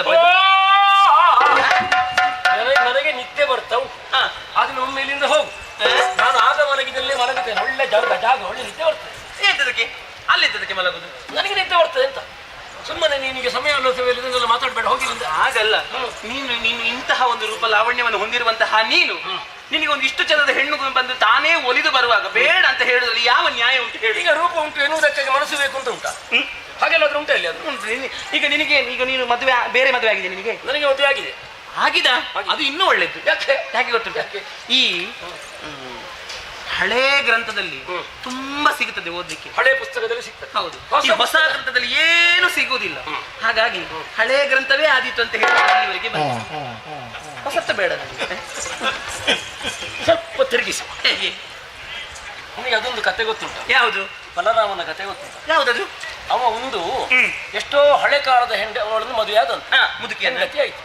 ಎಲ್ಲ ನಿನ್ನೆ ಹೆಂಡತಿ ಹಳಬಳು ಮುದುಕಿ ಅಂತ ಹೇಳಿದಂತೆ. ಅವಾಗ ಇದೇನು ಹೇಳ್ತಂತೆ, ವಿಷಯ ಇರುವುದು ಹಳೆ ಪುಸ್ತಕದಲ್ಲಿ ಹೊಸ ಪುಸ್ತಕದಲ್ಲಿ ಅಲ್ಲ ಅಂತ. ಹೌದಾ? ಈಗ ನೀನು ನಿನಗೀಗ ಹೊಸ ಪುಸ್ತಕ ಬೇಡ, ನನಗೀಗ ಹಳೆ ಪುಸ್ತಕ ಬೇಕು. ಇದು ಒಟ್ಟಲ್ಲಿ ಈ ಪುಸ್ತಕ ಒಂದಾಗ್ಲಿಕ್ಕಿಲ್ಲ. ನಿನಗೆ ಹಳೆ ಪುಸ್ತಕ ಓದಿ ಜೀರ್ಣ ಆಗ್ಲಿಕ್ಕಿಲ್ಲ ಬೇಡ. ನಿನಗೆ ಹೊಸ ಪುಸ್ತಕ ಆಗಲಿ. ನನಗೆ ಅಭಿರುಚಿ ಇಲ್ಲ. ಅದನ್ನ ಪುಸ್ತಕ ಮಡಿಸುವ. ಪುಸ್ತಕ ಮಡಿಸಿದ್ರೆ ನಾವು ಮದುವೆ ಆಗುದು ಯಾವಾಗ? ನನಗೆ ಆಗುದಿಲ್ವೇ? ನನಗೆ ಆಗ್ಬೇಕಲ್ಲ. ಹೇಗೆ ಆಗ್ಬೇಕಾದ್ರೆ ಹೋಗಿ ನಪ್ಪನಲ್ಲಿ ನೀವು 100 ಮಾತಿಗೆ ಆಗುದಿಲ್ಲ ಮದುವೆ? ಎಷ್ಟಕ್ಕೂ ಆಗುದು. ಮದುವೆ ಆಗುದಿಲ್ಲ? ಮದುವೆ ಆಗುದಿಲ್ಲ ಅಲ್ಲ? ಆಗುದಿಲ್ವೇ? ಒಂದು ಹೋಗಿಲ್ಲಿಂದ ಹೋಗುವ ಬಾಗಿಲಾಕಿ ಹೋಗೋಯ್ತಾ? ಒಂದು ಅವರ ಹತ್ರ ಹೇಳ್ತಿದ್ರೆ ಇಷ್ಟೊತ್ತಿಗೆ ನನ್ನ 4 ಸರ್ತಿ ಮದುವೆ ಆಗ್ತಿದ್ರು. ನಿಮ್ಮ ಹತ್ರ ಹೋಗಿ ಹೇಳಿದ್ದೀನಲ್ವ ನಾನು? 4 ಸಲ ಹೂವಿನ ಹಾರವನ್ನು ಹಿಡ್ಕೊಂಡು ಬಂದು ಆ ಸುಲೋಚನದಾರಿಗಳ ಇರ್ಬೋದು ಏನು. ನಿನ್ನ ಹತ್ರ ಹೋಗಿ ಮದುವೆ ನಾನು ಬೇಡ್ತಾ ಇದ್ದೇನಲ್ಲ, ನನಗೆ ಹುಚ್ಚು. ಅದಕ್ಕೆ ಹೇಳಬೇಕಾದ್ರೂ ಹೇಳಬೇಕಿತ್ತು. ಬರ್ತೇನೆ ನಾನು. ಹೋಗು. ಈ ಕಡೆ ಇನ್ನು ತಲೆ ಹಾಕಿ ಕೂಡ ಮಲಗುದಿಲ್ಲ ನಾನು. ನೀನು ಹಾಗೆ ತಿರುಗುತ್ತಾ ಇರು ಬೆಳಗಿನ ತನಕ. ನಿಂಗೆ ಅದೇ ಕೆಲಸ. ನಾ ಹೋಗ್ತೇನೆ. ಮದುವೆ ಆಗುದಿಲ್ಲ ಅಲ್ಲ ನೀನು? ಮದುವೆ ಆಗುದಿಲ್ಲ? ಆಗೋದಿಲ್ವೇ? 3 ಸಲ ಹೇಳಿದ್ರೆ ಮತ್ತೆ ಬರ್ತಾಳೆ. ಒಮ್ಮೆ ಮದುವೆ ಆಗುದು ಒಮ್ಮೆ ಅಲ್ಲ. ಒಮ್ಮೆ ಆದ್ರೆ ಯಾವತ್ತಿಗಾಯ್ತು. ಇಷ್ಟು ದೈನ್ಯದಿಂದ ಯಾವ ಹುಡುಗಿ ಕೂಡ ಬರುದಿಲ್ಲ ಆಯ್ತಾ? ದೈನ್ಯದಿಂದ ಬರಬೇಡ ನೀನು. ನನ್ನಲ್ಲಿ ಏನು ಕಡಿಮೆ ಆಗಿದೆ? ನನ್ನ ಕಣ್ ಸರಿ ಇಲ್ವಾ? ನಿನ್ನಲ್ಲಿ ಎಲ್ಲವೂ ಸರಿ ಇದೆ. ನನ್ನ ಮೂಗು ಸರಿ ಇಲ್ವಾ? ಸರಿ ಇದೆ. ನನ್ನ ತಲೆ ಸರಿ ಇಲ್ವಾ? ತಲೆ ಸರಿ ಉಂಟು. ತಲೆ ಸರಿ ಉಂಟಲ್ಲ? ನಾಲಿಗೆ ಸರಿ ಉಂಟು. ಮತ್ತೆಂತದ್ದು? ಎಲ್ಲವೂ ಸರಿ ಉಂಟು. ಮತ್ತೆ ನಿನಗೆ ಏನಾಗ್ಬೇಕು? ನನಗೆ ಸಮಯ ಇಲ್ಲ. ಅಷ್ಟು ಹೋಗ್ಲಿಕ್ಕೆ ಹೆಚ್ಚು. ಓಯ್, ನನಗೆ ನೆನಪೇ ಇಲ್ಲ. ಏನು ಹೋಗ್ಲಿಲ್ಲ? ಇವನ ಹತ್ರ ಮಾತಾಡಿ ನನ್ನ ಕೊರಳಲ್ಲಿ ಹೌದಪ್ಪ.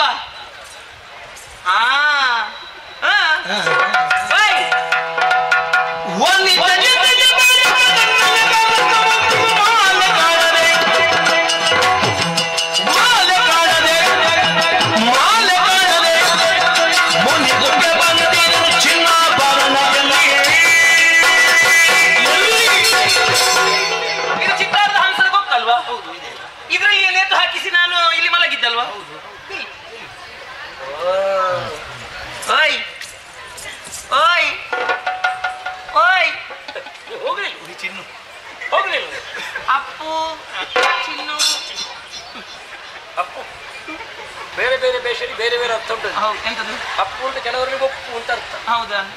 ಇನ್ನೊಂದರಲ್ಲಿ ಅಪ್ಪು ಅಂದ್ರೆ ಬೇರೆ ಅರ್ಥ. ಅದು ಆದಿತ್ತು. 2 ಅರ್ಥವು ಗೊತ್ತಿದ್ದರೆ ನನಗೆ ಆಗುದಿಲ್ಲ. ನಿನಗೆ ನಾನು ಬೇಡ, ನೀನು ಬೇಡ, ಯಾವುದು ಬೇಡ, ನನ್ನದ್ದು ಬೇಕಲ್ವಾ ನಿನಗೆ? ನಿನ್ನದ್ದು. ಕಳ್ಳ ಗೊತ್ತು. ಏನು ಗೊತ್ತುಂಟು? ಕೊಡು. ಯಾವುದು? ಮುತ್ತು. ಈ ಹುಡುಗಿ ನಾಚಿಕೆ ಇಲ್ವ ಅಂತ ಹೇಳಿ. ಎಂತದಕ್ಕೆ? ಎಂತದೇ ಮುತ್ತು ಕೊಡು. ಒಮ್ಮೆ ಕೊಡು ಅಂತ ಕೇಳಿದ್ದು ನಾನು. ಯಾವ ಮುತ್ತು? ನನ್ನ ಮುತ್ತು. ನಿನ್ನ ಮುತ್ತು ನಿನ್ನಲ್ಲೇ ಉಂಟು. ಎಂತದ್ದು? ಕೊಡುದಿಲ್ಲ? ನನಗೇನು ಗೊತ್ತೇ? ನಿನ್ನಲ್ಲಿ ಮುತ್ತು ಕೇಳಿದಲ್ಲ ನಾನು. ಮತ್ತೆ ಇದು ನಾನು ಮಲಗುವ ಸಂದರ್ಭದಲ್ಲಿ ನನ್ನ ಕೊರಳಲ್ಲಿರುವಂತಹ ಮುತ್ತಿನ ಮಾಲೆಯನ್ನು ಆ ಚಿತ್ತಾರದ ಹಂಸದ ಕೊಕ್ಕಿಗೆ ನೇತು ಹಾಕಿಸಿದ್ದೆ. ಈಗ ನನಗೆ ಆ ಕೊಕ್ಕು ಮುತ್ತಿನ ಹಾರ ಕಾಣ್ತಾ ಇಲ್ಲ. ಆ ಮುತ್ತಿನ ಹಾರವನ್ನು ಕೊಡು ಅಂತ ಕೇಳಿದ್ದು. ಅದರ ಕುರಿತಾಡುವುದ? ನೀ ಹೇಳಿದ ವಿಷಯ ಹೌದು. ಎಂತದ್ದು? ನಾನು ಗಾಢವಾಗಿ ನಿದ್ದೆ ಮಾಡಿ ಎಚ್ಚೆತ್ತು ನೋಡುವಾಗ ಆ ಹಂಸದ ಚಂಚುಸ್ಥಾನದಲ್ಲಿ ಮುತ್ತಿನ ಮಾಲೆ ಇತ್ತು. ನಾನು ನೋಡುತ್ತಿರುವ ಹಾಗೆ ಆ ಚಂಚನ್ನು ತೆರೆದು ಆ ಮಾಲೆಯನ್ನು ಆ ಹಂಸ ಒಂದೊಂದಾಗಿ ಮುತ್ತನ್ನು ನುಂಗುತ್ತಾ ಎಲ್ಲ ಹೋಯ್ತು. ಆದ್ರೆ ಹೊಟ್ಟೆಳದೆಯ ಹಂಸದ ಕೊಕ್ಕು ನುಂಗಿತು ಅಂತ. ಹಂಸದ ಕೊಕ್ಕು ಚಿತ್ತಾರದ ಹಂಸ ನುಂಗಿತು.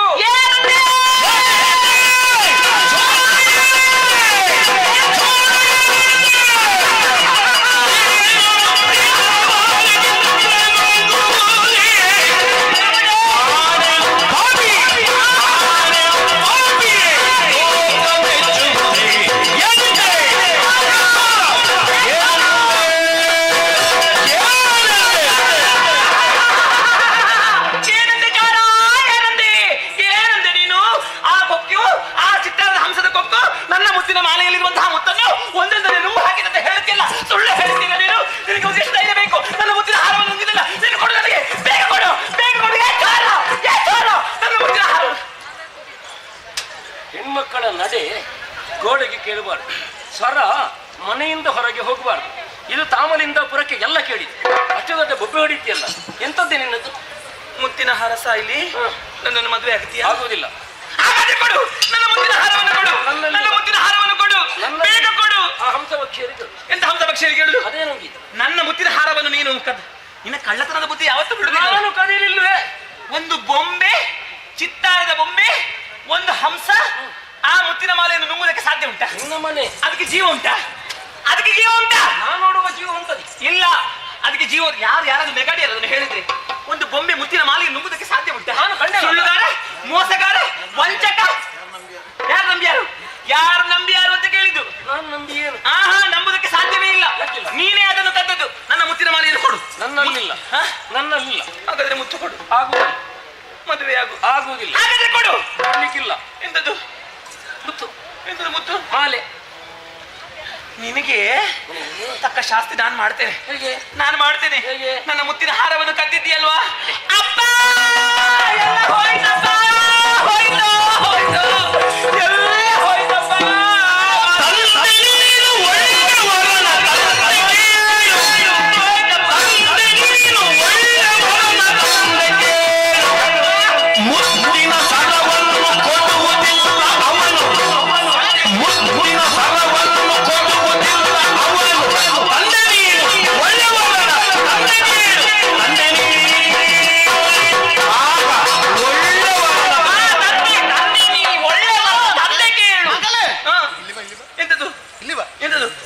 ಏನಾದ್ರೂ ಆಯ್ತಾ? ಎಂತಾಯ್ತು? ಹೆದರ್ಬೇಡ. ಈಗ ಆರೆ ಸಿದ್ಧತೆಯೊಂದಿಗೆ ಬಂದಿದೆ. ಎಲ್ಲ ಹೋಯ್ತು.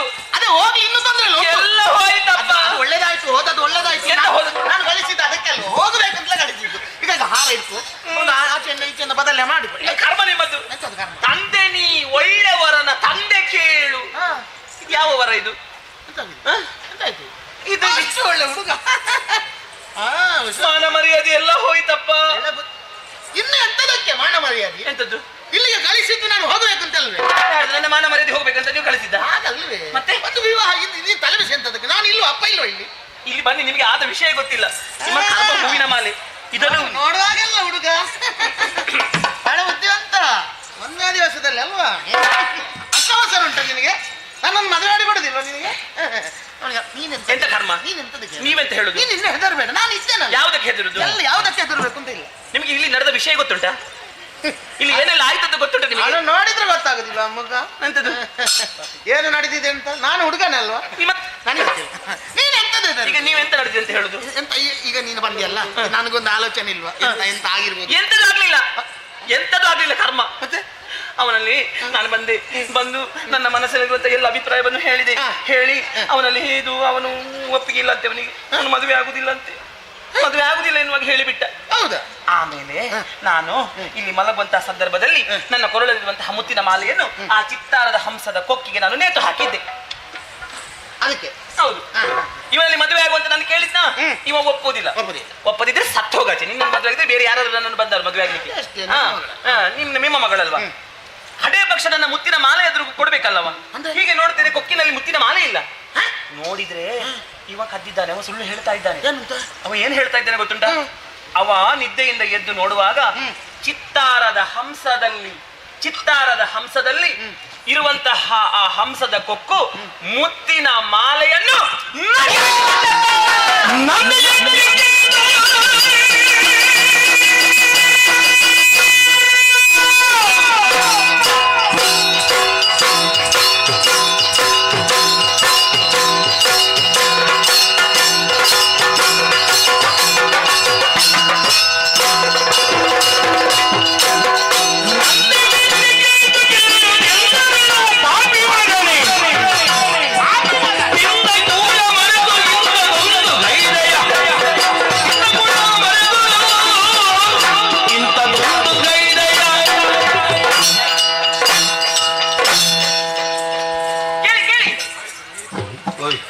ನಿಮ್ಮದೆಂತ ಕೇಳಿ ಅಪ್ಪ ಕೇಳಿ.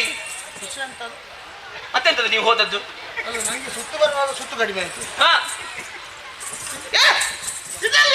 ನನ್ನದು ಇಲ್ಲಿ ಉಂಟು. ನಿಮ್ಮದು. ಕರ್ಮ ನಿಮ್ಮದು. ಮತ್ತೆ ಎಲ್ಲಿಗೆ? ನನಗೆ ಬಲ ಬರುದಿಲ್ಲ. ಈಗ ಹೇಳಿ.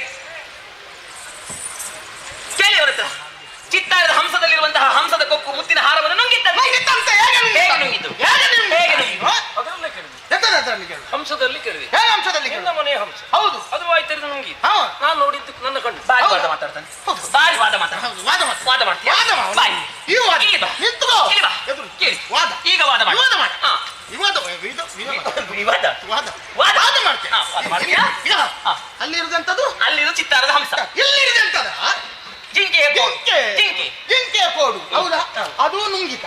ಇದೇನು ನಿನಗೆ ಒಂದು ಈಗ ಹೇಳುವಾಗಲೇ ನನಗೆ ತಾಡ್ಲಿಲ್ಲ. ನಿನಗೆ ತಾಡಿಲ್ಲ, ನನಗೆ ತಾಡಿಲಿಲ್ಲ. ಅದಲ್ಲ, ಚಿತ್ತಾರದ ಹಂಸ ಮುತ್ತಿನ ಹಾರವನ್ನು ನುಂಗಿತ್ತು. ಆ ಜಿಂಕೆ ಉಂಟಲ್ವಾ, ನಿನ್ನನ್ನು ಯಾಕೆ ನುಂಗ್ಲಿಲ್ಲ? ಅದನ್ನು ಹೇಳು. ಹೇಳು. ನಿನ್ನ ಮನೆಯ ಜಿಂಕೆಯು ನುಂಗುತ್ತದೆ. ನನ್ನ ಮನೆಯದು ಎಲ್ಲ ನುಂಗುತ್ತಾರೆ. ಎಲ್ಲ ನುಂಗುತ್ತದೆ. ನಿನ್ನನ್ನೇನು ನುಂಗುದಿ ಅಂತ ಎಲ್ಲ ನುಂಗುವ ಮನೆಯಲ್ಲಿ ಇದು ನುಂಗಿ ದೊಡ್ಡ ವಿಷಯ. ಒಳ್ಳೆ ಮಾತಿಂದ ನನ್ನ ವಾದದಿ ಫಲವಿಲ್ಲ. ವಾದದಿ ಪದ ಇಲ್ಲ, ಶೋಧನೆಯಿಂದಲೇ. ಶೋಧನೆ ಎಲ್ಲ ಇದೆ. ನಾವು ಪಡೆಯಲಿಲ್ಲ. ಎಂತದ್ದು? ನನಗೆ ಗೊತ್ತಿಲ್ಲ. ಎಷ್ಟು ಕಷ್ಟದಿಂದ ಸಂತಿದ್ದೇನೆ ಗೊತ್ತುಂಟ. ಹೌದು, ಮುತ್ತಿನ ಹಾರ ಮಾಡೋದಕ್ಕೆ ಎಷ್ಟು ಅದು ಕಷ್ಟಪಟ್ಟಿದ್ದಾರೆ. ಹಾಲು ಕಾಸಿನ ಸರ, ಹಾಲು ಕಾಸಿನ ಸರ ಗೊತ್ತುಂಟ. ಬಂಗಾರಕ್ಕೆ ಎಷ್ಟು? 3 ಕಾಸಿನ ಅಲ್ಲ, ಹಾಲು ಕಾಸಿನ. ನಿನ್ನ ಹಾಲುಗಡ್ಡೆ ಮಾರಿ ಹಂಸಕ್ಕೆ ಗೊತ್ತಿಲ್ವೇ ಅದರ ದಿವಸದಿಂದ ದಿವಸಕ್ಕೆ ಬಂಗಾರದ ದರ ಏರ್ತಾ ಉಂಟು. ಅದು ನಿನಗೆ ಗೊತ್ತುಂಟ? ನೀನು ಅದನ್ನು ಮಾಡ್ಲಿಕ್ಕೆ ಎಷ್ಟು ಕಷ್ಟ ಉಂಟು ಅಂತ ಗೊತ್ತುಂಟ ನಿನಗೆ? ಹೌದು ಗೊತ್ತುಂಟಾ? ಅದರ ಒಂದರಲ್ಲಿ ಅದರ ಬೆಲೆ ಎಷ್ಟು ಗೊತ್ತುಂಟಾ? ಅದು 4 ಕಟ್ಟಬಹುದು ಗೊತ್ತುಂಟ. ಎಲ್ಲ ಏನಂತ ಯೋಚಿಸಿದ್ದೆ ನೀನು? ಅದ್ರ ಮಗನೇ ನನಗೆ ಗೊತ್ತು. ಕೊಡುವ, ನನಗೆ ಗೊತ್ತು. ಕೊಡು. ನನ್ನಲ್ಲಿ ನನ್ನ ಮುಖ ನೋಡಿ ಕೊಡ. ಆಯ್ತು ಆಯ್ತು, ಕೊಡದಿದ್ರೆ ಬೇಡ ಬೇಡ ಬೇಡ. ನಮಗೆ ಮುತ್ತಿನ ಹಾರ ಅಂತದಕ್ಕೆ ಮಗಲಿ ಎಷ್ಟು ಉಂಟು ನಮ್ಮನ್ನ? ಹಾ, ಮುತ್ತಿನ ಹಾರ ಕೊಡುದಿಲ್ಲ. ನನ್ನಲ್ಲಿ ಇಲ್ಲ. ಇದೆಂತದ್ದು? ಮಗಳನ್ನ ಮದುವೆ ಆಗ ಆಗುವುದಿಲ್ಲ. ಈಗ ಇದೆಲ್ಲ ನಿನ್ನದೇ ಮದುವೆ. ಅವಳು ನಿನ್ನ ಬಯಸಿಲ್ಲ, ನಾನು ಬಯಸ್ತೇನೆ. ಹಾಗಾದ್ರೆ ಮುತ್ತಿನ ಹಾರ ಕೊಡು. ನನ್ನಲ್ಲಿ ಇಲ್ಲ. ಅವನಿಗೆ ಎರಡು ಆಗುದಿಲ್ಲ ಅಂತೆ. ಹೌದು, ಯಾರು ಆಗುದಿಲ್ಲ. ಅವನಿಗೆ ಮದುವೆ ಆಗ್ಲಿಕ್ಕೆ ಆಗುದಿಲ್ಲ, ಮುತ್ತಿನ ಹಾರ ಕೊಡು. ಎರಡು ಆಗುದಿಲ್ಲ. ನೀನು ಹೇಳಿದಾಗ ಆಗ್ತದೆ. ನೀನು ಹೇಳಿದಾಗ ಎರಡು ಮಾಡಿದೆ. ನಾನೇನು ಉತ್ಸಾಹ ಮಗಳೇ ನೀ ಮಲಗ್ತೀಯ? ಮಲಗಿ ಮೇಲೆ ಅದು ಕೊಡ್ತಾರ ನೋಡ. ಅಲ್ಲ, ನೀ ಮಲಗಿದ್ಯಲ್ಲ. ತಲೆಬಿಸಿ ಆದದ್ದು ಮಗನೇ. ಅಯ್ಯೋ, ತಲೆಬಿಸಿ ಆದಕ್ಕೆ ನೀನು ಮಲಗಿದ್ದ? ಇರುವುದಿಲ್ಲ ಈಗ ನಾನು. ಇಲ್ವಾ ಇಲ್ವಾ ಭಾರಿ ಮಾತಾಡ್ತಾನೆ. ಬಾರಿ ಮಾತಾಡ್ತೇವಾ? ಅವ ವಿಷ್ಣು. ವಿಷ್ಣು ಎಂತ ವಿಷ್ಣು? ವಿಷ್ಣು. ಬಾ. ನೀನು ಕಟ್ಟು ಕಟ್ಟು ನೀನು ಕಟ್ಟು. ಹಾ, ಕಟ್ಟು. ವಿಭಾಕರ ಪ್ರಭಾಕರ ಯಾರು ಬೇಗ ಕಟ್ಟು. ಕಟ್ಟು. ನೀ ಯಾರನ್ನು ಕಟ್ಟಿದ್ದು? ಬಾ. ಹಿಡ್ಕೊ, ಅವನನ್ನ ಹಿಡ್ಕೊ. ಹಿಡ್ಕೊ. ಏ ಹುಚ್ಚ, ನೀನೇ ಹುಚ್ಚ. ಅವನನ್ನು ಕಟ್ಟಂತ ಕೇಳಿದ್ರೆ ಅವನನ್ನು ನನ್ನ ಒಟ್ಟಿಗೆ ಕಟ್ಟಿದ್ಯಲ್ವಾ? ಯಾರು ಕರ್ಮ ಬರ್ಲಿಕ್ಕೆ ನಿನಗೆ ಅವನಿಗೆ ತಾಗಿಕೊಂಡಿರ್ಬೇಕು. ಹಾಗಲ್ಲ, ಹಾಗಾದ್ರೆ ವಯಸ್ಸು ಗೊತ್ತಾಗುದಿಲ್ಲ ನಿನಗೆ. ಹಾಗಾದ್ರೆ ಮದುವೆ ಆಗ್ತದೆ ಹಾಗೆ ಅಂತ. ಹಾಗಾದ್ರೆ ಮದುವೆ ಆಗುದು. ಅವ ಹಾಗೆ ಮದುವೆ ಆಗೋದ್ರೆ ಹಾಗೆ ಆಗಬೇಕಿತ್ತು. ಹೌದು. ನನಗೆ ಇವನನ್ನು ಕಟ್ಟು, ಇವನನ್ನು ಕಟ್ಟು.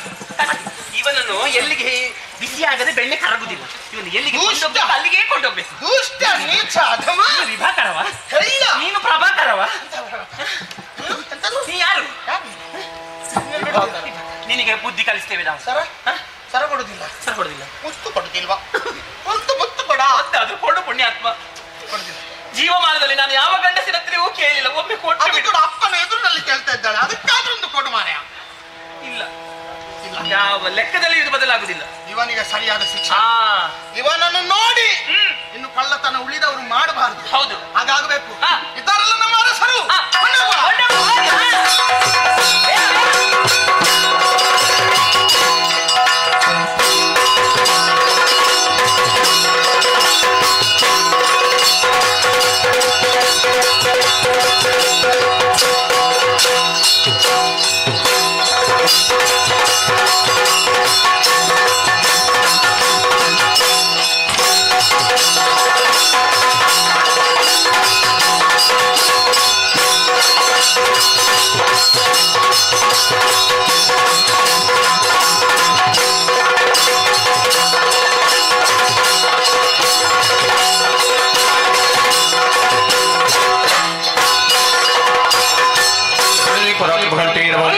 ಇರುವಂತಹ ಸ್ಥಳ ರಾಮಲಿಂಗಪುರಕ್ಕೆ ಯಾರೆಂದು ಕೇಳಿ ಚಂದ್ರಸೇನ ಭೂಪತಿ ಮೂಲಕ ವಿಚಾರ ಆಲಿಸಿ. ಒಂದು ದಿನದಲ್ಲಿ ಒಟ್ಟು ಮಂಡಿಸಿ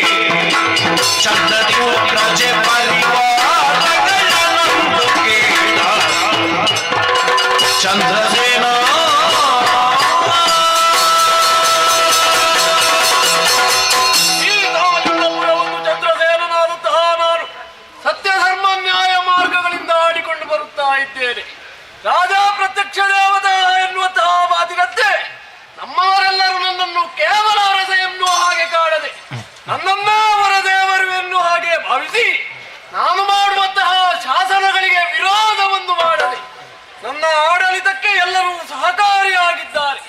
ಕಾಲ ಕಾಲಕ್ಕೆ ಮಳೆ ಬಂದು ಬೆಳೆ ಎಂಬುದು ವೃದ್ಧಿಯಾಗಿ ಅದನ್ನುಂಡಂತಹ ನಮ್ಮವರೆಲ್ಲರೂ ಸುಖ ಸಂತೋಷದಿಂದಲೇ ಜೀವನವನ್ನು ಮಾಡುತ್ತಾ ಇದ್ದಾರೆ ಎನ್ನುವಲ್ಲಿಗೆ ನನ್ನ ಮನಸ್ಸಿಗೂ ತೃಪ್ತಿ ಇದೆ. ಎಂದಿನಂತೆ ಇಂದು ಕೂಡ ಒಡ್ಡಾವಗದ ಛಾವಣಿಯನ್ನು ಪ್ರವೇಶಿಸಿ ರತ್ನ ಸಿಂಹಾಸನವನ್ನು ಏರಿದ್ದೇನೆ. ಯಾರು ಯಾರು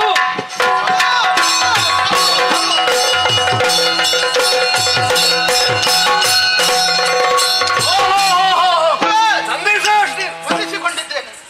ಯಾರೋ ಅಪರಿಚಿತನನ್ನು ಕರೆದುಕೊಂಡು ಬಂದಿರಲ್ಲವೇ? ಹೌದಯ್ಯ. ಆತ ಯಾರು? ಯಾಕೆ ಕಟ್ಟಿ ಹಾಕಿದ್ದೀರಿ?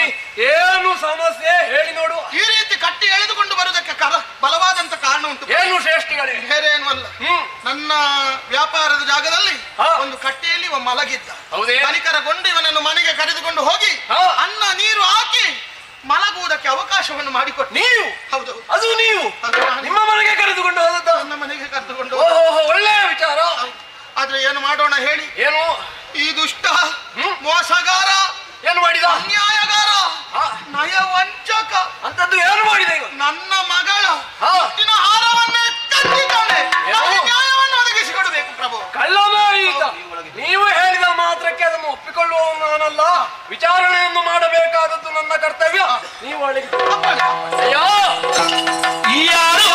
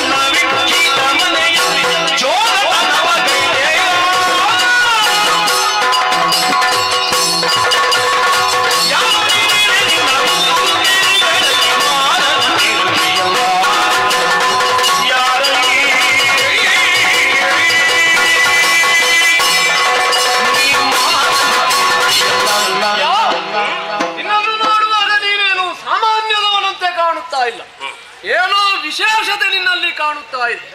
ಯಾಕೆಂದರೆ ನಿನ್ನ ಮುಖದ ತೇಜಸ್ಸು ಓಜಸ್ಸುಗಳನ್ನು ನೋಡುವಾಗ ಒಂದು ದೊಡ್ಡ ಮನೆತನದಲ್ಲಿ ಹುಟ್ಟಿದವನ ಹಾಗೆ ಕಾಣುತ್ತಾ ಇರುವೆ. ಹಾರನಂತೆ ಸುಂದರನಾಗಿರುವೆ. ಅಂತಹ ನೀನು ನನ್ನ ಮುಂಭಾಗದಲ್ಲಿ ನಿಂತಹ ಸ್ಥಿತಿಯನ್ನು ನೋಡುವಾಗಲೇ ಆಶ್ಚರ್ಯವಾಗುತ್ತಾ ಇದೆ ನನಗೆ. ನಂದಿ ಶ್ರೇಷ್ಠಿಗಳು ನಿನ್ನನ್ನು ಎಳೆದುಕೊಂಡು ಬಂದರು. ಅವರ ಮನೆಯಲ್ಲಿ ನೀನು ಮುತ್ತಿನ ಹಾರವನ್ನು ಕದ್ದಿರುವೆ ಎನ್ನುವಂತಹ ಆರೋಪವನ್ನು ಮಾಡುತ್ತಾ ಇದ್ದಾರೆ. ಆದ್ದರಿಂದಲೇ ನಿನ್ನನ್ನು ನ್ಯಾಯಸ್ಥಾನದ ಮುಂಭಾಗದಲ್ಲಿ ನಿಲ್ಲಿಸಿದವನಿದ್ದೇನೆ. ನೀನು ನಿಂತಹ ಸ್ಥಾನ ಏನು ಸಣ್ಣದ್ದಲ್ಲ. ಉಜ್ಜಯಿನಿಯ ಚಕ್ರವರ್ತಿಗಳಾದಂತಹ ವಿಕ್ರಮಾದಿತ್ಯ ಮಹಾಪ್ರಭುಗಳ ಸಾಮರ್ಥನಾಗಿರುವಂತಹ ಚಂದ್ರಸೇನನಾದಂತಹ ನಾನು ಆಳಿಕೊಂಡು ಬಂದಿರುವಂತಹ ತಾಮಲಿಂಗಾಪುರದ ನ್ಯಾಯಸ್ಥಾನವಿದೆ. ನ್ಯಾಯಸ್ಥಾನ ಬೇರೆ ಅಲ್ಲ, ದೇವಸ್ಥಾನ ಬೇರೆ ಅಲ್ಲ.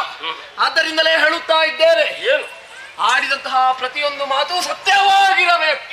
ಹೇಳು, ಯಾರು ನೀನು? ಯಾವ ಊರಿನಿಂದ ಬಂದವ? ನಿನ್ನ ಹೆಸರೇನು? ಈ ಊರಿಗೆ ಬರಬೇಕಾದರೆ ಕಾರಣ ಮಾತ್ರವಲ್ಲ, ಕರುಣೆಯನ್ನು ತೋರಿ ನಿನಗೆ ಅನ್ನವನ್ನು ನೀಡಿದಂತಹ ನಂದಿ ಶ್ರೇಷ್ಠಿಗಳ ಮನೆಯಲ್ಲಿ ಚೋರತನವನ್ನು ಗೈದದ್ದು ಹೌದೇ? ಹೇಳು ಹೇಳು. ಅಯ್ಯೋ, ವಿಧಿಯ ಮೀರಲು ಕಷ್ಟವು ಬದುಕಿದನು ಶಕ್ತಿಯು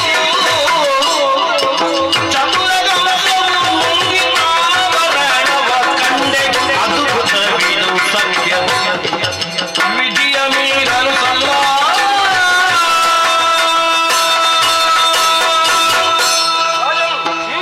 ವಿಧಿಯನ್ನು ಮೀರುವುದಕ್ಕೆ ಯಾರಿಗೂ ಸಾಧ್ಯವಿಲ್ಲ. ಒಂದು ಕಾಲಕ್ಕೆ ರಾಜನಾದವಿದ್ದನು ತನ್ನ ಭಿಕ್ಷುಕನ ಸ್ಥಿತಿಯನ್ನು ತಾನು ಒದಗಿಸಿಕೊಳ್ಳಬೇಕಾಗ್ತದೆ.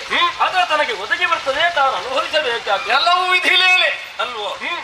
ಗೃಹಗತಿ ಕ್ರೂರವಾಯಿತು ಅಂತಾದ್ರೂ ಅವನು ದೇಶಿಗನಾಗಬೇಕಾಗಿ ಬರ್ತದೆ. ಎಲ್ಲಿಯೋ ಹುಟ್ಟಿ ಎಲ್ಲಿಯೋ ಬೆಳೆದು ಜೀವಂತನಾಗಿದ್ದ ನಾನು ಈ ಕಾಲಕ್ಕೆ ಈ ಸ್ಥಿತಿಗೆ ಬರುವುದಕ್ಕೆ ಕಾರಣವಾದ ಹಿನ್ನೆಲೆ ಯಾವುದೋ ಒಂದು ಗೃಹಗತಿ ಎನ್ನುವುದನ್ನೇ ಸ್ಪಷ್ಟಪಡಿಸ್ತೇನೆ. ನಾನು ದೇಶಿಗನಾಗಿರುವಂತಹ ಸಂದರ್ಭದಲ್ಲಿ ನನ್ನನ್ನು ಕರೆದೊಯ್ದು ಅನ್ನವಿಕ್ಕಿ ಘೋಷಿಸಿದವನು ಈ ಶ್ರೇಷ್ಠಿ, ಇದು ಪರಮ ಸತ್ಯ ಹಾಗೆಂದು ಏನು ಆಪಾದನೆ ಮಾಡಿದ್ದು ಅನ್ನೋದು ಮಾತ್ರವಲ್ಲ, ನಾನು ಮಲಗಿರುವಂತಹ ಸಂದರ್ಭದಲ್ಲಿ ಹಂಸದ ಕೊಕ್ಕಿನ ಮೇಲೆ ಮುತ್ತಿನ ಮಾಲೆ ಇರಿಸಿದ್ದು ನೋಡಿದ್ದೀಯ ನೀನು? ನೋಡಿದ್ದೆ. ಹಾಗಾದ್ರೆ ಅದರ ಕಥೆ ಏನಾಯ್ತು? ಎಲ್ಲಿಗೆ ಹೋಯ್ತು? ನಾನು ಎಚ್ಚೆತ್ತುಕೊಳ್ಳುವಾಗ ಹಂಸವೇ ವಾಯ್ತೆರೆದು ಆ ಮುತ್ತಿನ ಮಾಲೆಯನ್ನು ನುಂಗಿದ್ದನ್ನು ಈ ಕಣ್ಣಿನಿಂದ ಕಣ್ಣಾರೆ ಕಂಡ ಸಾಕ್ಷಿ ನಾನು. ನನಗೊತ್ತಿದೆ, ಯಾರು ಒಪ್ಪಲಾರರು. ಹಾಗೆಂದು ಜಗತ್ತಿಗೆ ಅದ್ಭುತವೂ ಹೌದು, ನಾನು ಕಂಡ ಪರಮ ಸತ್ಯವೂ ಹೌದು. ನಾನು ತಪ್ಪು ಮಾಡಲಿಲ್ಲ. ಹಾಗಾದರೆ ಹಂಸದ ಪಕ್ಷಿಯು ಮುತ್ತಿನ ಹಾರವನ್ನು ನುಂಗಿತೆ, ನೀನು ಚೋರ.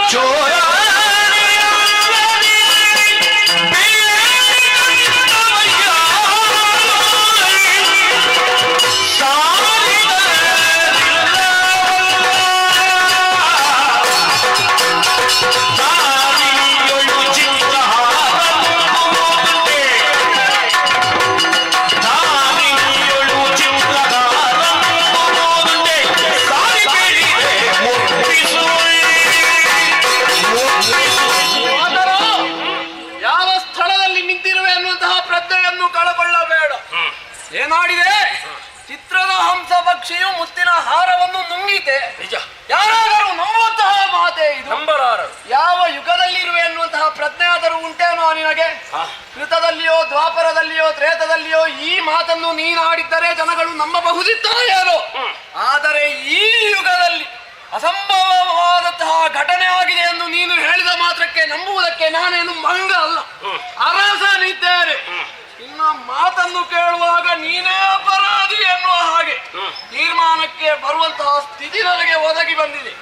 ಯಾಕೆಂದರೆ ಆ ಕೋಣೆಯಲ್ಲಿ ಇದ್ದವರು ಇಬ್ಬರು ಮಾತ್ರ. ಒಂದು ನೀನು, ನಿನ್ನನ್ನು ಬಿಟ್ಟರೆ ಆಲಾಲಿಕೆ. ಆಕೆಯ ವಸ್ತುವನ್ನು ಆಕೆಯೇ ಕದಿಯುವುದಕ್ಕೆ ಸಾಧ್ಯವಿಲ್ಲವಲ್ಲ. ಮಾತ್ರವಲ್ಲ, ಆಕೆಯ ವಸ್ತುವನ್ನು ಆಕೆ ಎಲ್ಲಿಯಾದರೂ ಬಚ್ಚಿಟ್ಟುಕೊಂಡು ನಿನ್ನ ಮೇಲೆ ಸುಳ್ಳು ಆರೋಪವನ್ನು ಮಾಡುವುದಕ್ಕೆ ಬೇಕಾಗಿ ಈ ರೀತಿಯಾಗಿ ಹೇಳುತ್ತಾ ಇದ್ದಾಳೋ ಎನ್ನುವ ಹಾಗೆ ತರ್ಕ ಮಾಡಿದರೆ ಸಾಧ್ಯವಿಲ್ಲವಲ್ಲ. ನಿನ್ನ ಪೂರ್ವ ಪರಿಚಯವೇ ಇಲ್ಲ, ಪೂರ್ವ ದ್ವೇಷವೂ ಇಲ್ಲ ನಿನ್ನ ಮೇಲೆ. ಆದ್ದರಿಂದ ಆಕೆಯನ್ನು ಬಿಟ್ಟರೆ ಇದ್ದವ ನೀನು ಮಾತ್ರ. ನೀನೇ ಅಪರಾಧಿ ಎನ್ನುವ ಹಾಗೆ ತೀರ್ಮಾನಕ್ಕೆ ಬಂದಿದ್ದೇನೆ. ಅಯ್ಯ, ನಾನೇ ಅಪರಾಧಿ ಹೌದು ಅಂತಾದ್ರೆ ಕದ್ದ ಸತ್ತು ನನ್ನಲ್ಲಿ ಇರಬೇಕು. ನೀನು ಬೇಕಿದ್ರೆ ಪರಿಶೀಲನೆ ಮಾಡಿ ನೋಡು. ನನ್ನಲ್ಲಿ ಇಲ್ಲವೆಂದಾದ್ರೆ ನಾನು ಕದ್ದವನು ಹೇಗಾಗ್ತೀನಿ? ಕದ್ದಂತಹ ವಸ್ತು ನಿನ್ನಲ್ಲಿ ಇಲ್ಲದಿದ್ದರೆ ಏನು? ನಿನ್ನ ಮಾತುಗಳನ್ನು ಕೇಳುವಾಗಲೇ ನನಗೆ ಅರ್ಥವಾಗುತ್ತಾ ಇದೆ ನೀನೇ ಅಪರಾಧಿ. ಅವಸರ ಮಾಡಿ ಏನೇನೋ ಮಾಡಿ ತಪ್ಪು ಬೇಡ. ಅವಸರ ಅಲ್ಲ, ತೀರ್ಮಾನಕ್ಕೆ ಬಂದಾಗಿದೆ.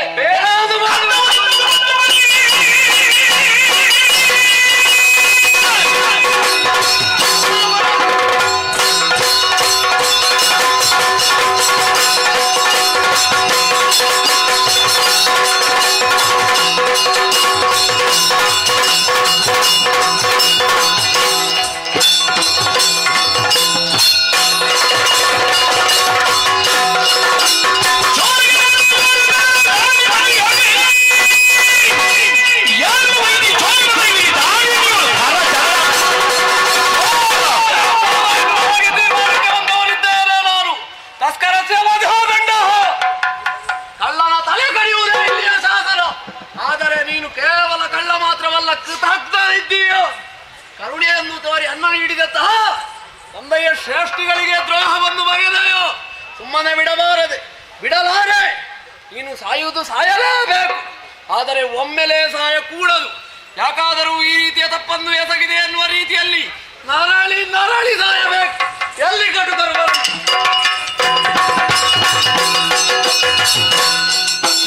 ಎಳೆದುಕೊಂಡು ಹೋಗಿ ವಿಚಾರವನ್ನು ಕರುಣೆಯನ್ನು ತೋರಿಸದೆ ಈತನ ಕಾಲುಗಳನ್ನು ಕಡಿ.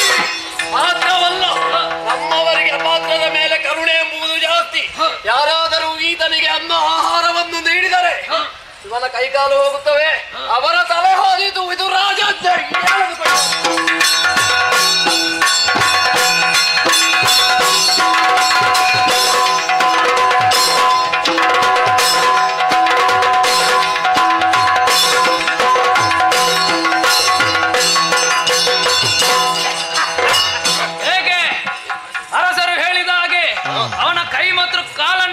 ಕಡಿದಾಕಿದ್ದೇವೆ. ಇದನ್ನು ನಮ್ಮ ಅರಸರಿಗೆ ತಿಳಿಸಬೇಕು. ಹೋಗುವ.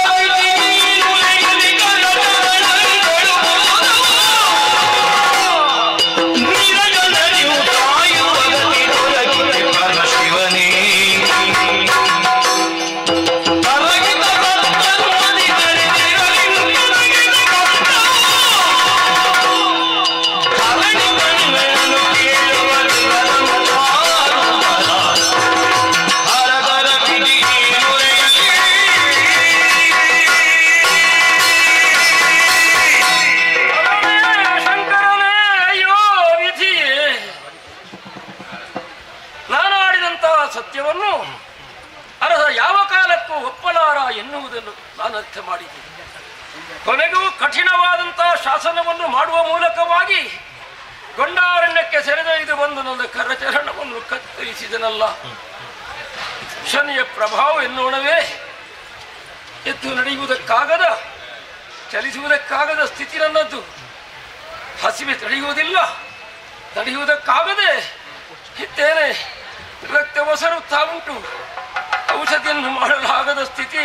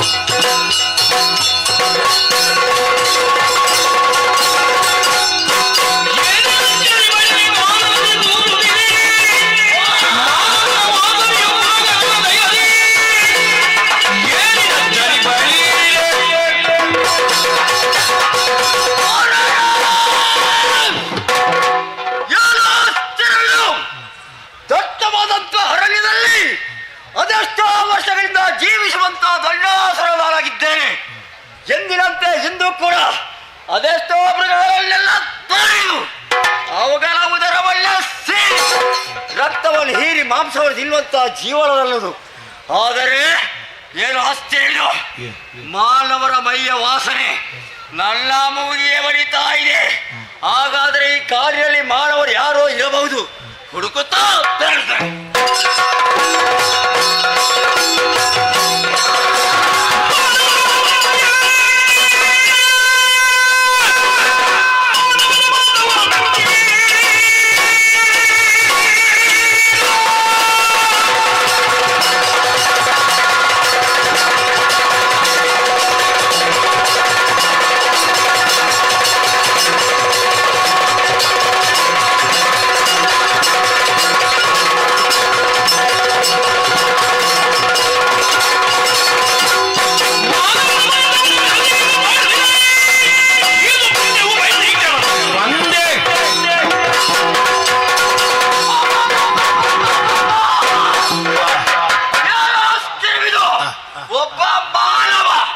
ಮಾನವರ ಮಾಂಸವನ್ನು ತಿನ್ನದೆ ಅದೆಷ್ಟೋ ಸಮಯ ಕಳೆದೋಯ್ತು.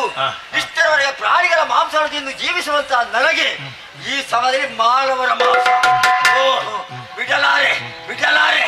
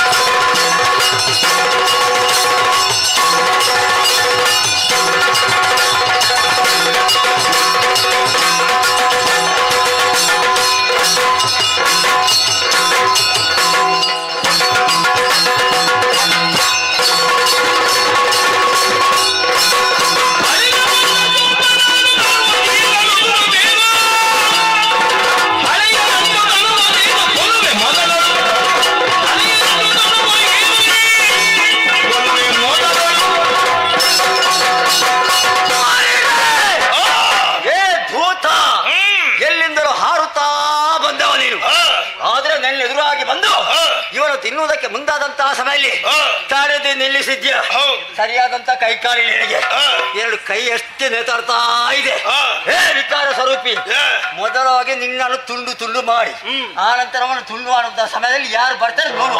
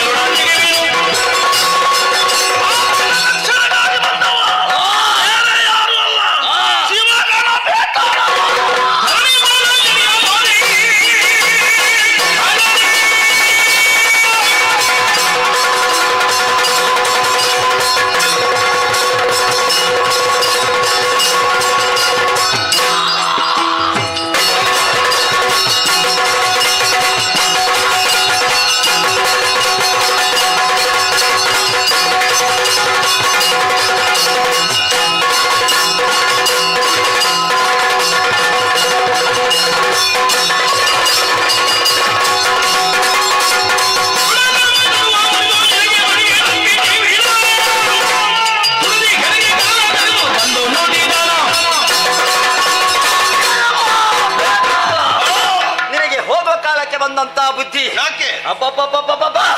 ಈ ತರ ರಕ್ಷಣೆ ಮಾಡೋದಕ್ಕೆ ಬಂದವ ಏನಾಗಿದ್ಯಾ? ಹಿಡಿದಂತ ಕತ್ತಿಯಿಂದ ನಿನ್ನ ತಲೆಯಲ್ಲಿ ಕತ್ತರಿಸ್ತೇನೆ. ಒಂದು ವೇಳೆ ಬಂದಾಗಿ ಹಿಂದೆ ಹೋಗೋದಕ್ಕೆ ನಾನು ಅವಕಾಶ ಕೊಡ್ತೇನೆ. ಇವನ ತಿನ್ನುವುದಕ್ಕೆ ನನಗೆ ಅವಕಾಶ ಕೊಡ್ಬೇಕು.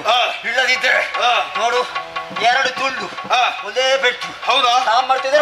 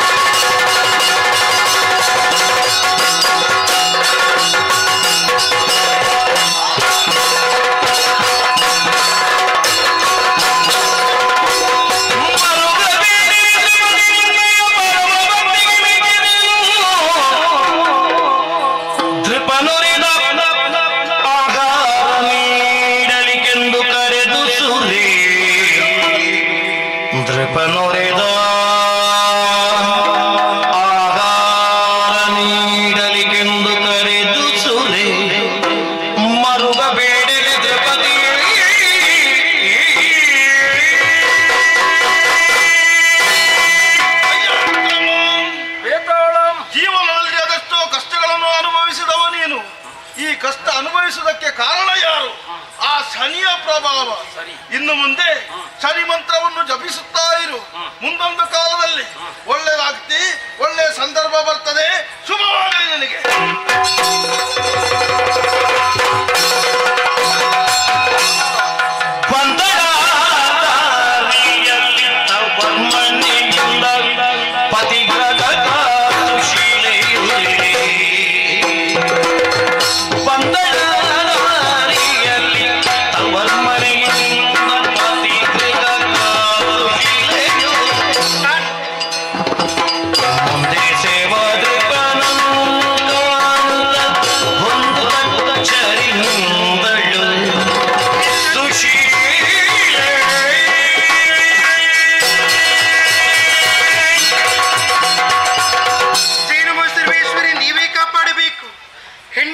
ಶ್ರೇಷ್ಠವಂತಹ ಮನೆತನದಲ್ಲಿ ಬೆಳಗಬೇಕಾದರೆ ಯೋಗವೂ ಬೇಕಂತೆ, ಭಾಗ್ಯವೂ ಬೇಕಂತೆ. ಆ ವಿಚಾರದಲ್ಲಿ ನನ್ನನ್ನು ನೋಡಿದರೆ ಯೋಗ್ಯವಂತಳೂ ಹೌದು, ಭಾಗ್ಯವಂತಳೂ ಹೌದು. ಉಜ್ಜನಿ ಪ್ರಜೆಯಂತಹ ಸುಶೀಲ ಎಂಬುದಾಗಿ ನನ್ನ ನಾಮಧೇಯ. ಪ್ರಾಯ ಪ್ರಭುತ್ವಂತಹ ನನಗೆ ನನ್ನ ತಂದೆ ತಾಯಿಯಂದರು ಮದುವೆ ಮಾಡಿಕೊಟ್ಟಿದ್ದಾರೆ ರಾಮಗಾಣಿಗನ ಮಗನ ಜೊತೆಯಲ್ಲಿ. ಆದರೆ ಮದುವೆಯಾಗಿ ಅದೆಷ್ಟು ವರ್ಷಗಳಿಗೆ ಹೋದರೂ ಕೂಡ ಇಷ್ಟವರೆಗೆ ತವರ ಮನೆಗೆ ಸೇರಿದವಳು ನಾನಲ್ಲ.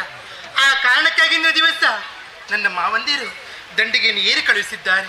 ಆದಷ್ಟು ಬೇಗ ಹೋಗಿ ಬರಬೇಕು ಎಂಬುದಾಗಿ. ಹಾಗಾಗಿ ಇಂದಿನ ದಿವಸ ಈ ದಾರಿ ಮಧ್ಯೆ ಬರುವಂತಹ ಸಂದರ್ಭದಲ್ಲಿ ಏನೋ ಒಂದು ಸ್ವರ ಈ ಸ್ವರ ಕೇಳಿದಾಗ ಇಲ್ಲಿ ಕೇಳಿದ ಹಾಗೆ ಉಂಟು. ಬೇರೆ ಯಾರು ಅಲ್ಲ, ಉಜ್ಜನಿಯ ಪ್ರಜೆಯಂತಹ ವಿಕ್ರಮಾದಿತ್ಯ ದೊರೆಗಳ ಸ್ವರ ಕೇಳಿಬರುತ್ತಾ ಉಂಟು. ಹಾಗಾಗಿ ಅವರು ಇಲ್ಲಿ ಸಮೀಪದಲ್ಲಿ ಇರಬೇಕು. ಏನಾದರೂ ಕಷ್ಟ ಕೂಡಿ ಬಂದಿರಬಹುದು. ಒಮ್ಮೆ ಅವರನ್ನು ನೋಡಿರಬೇಕು. ಎಲ್ಲಿ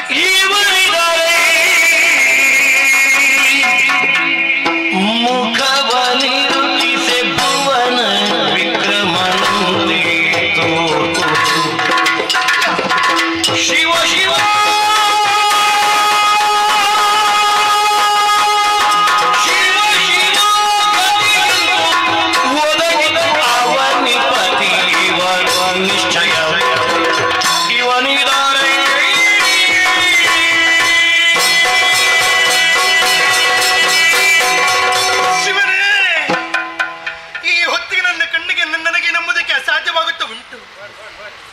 ಸರಿಯಾಗಿ ನೋಡಿದಿಂದ ಆದರೆ ಬೇರೆ ಯಾರಿದ್ದ ಸ್ವರ ಇಲ್ಲ.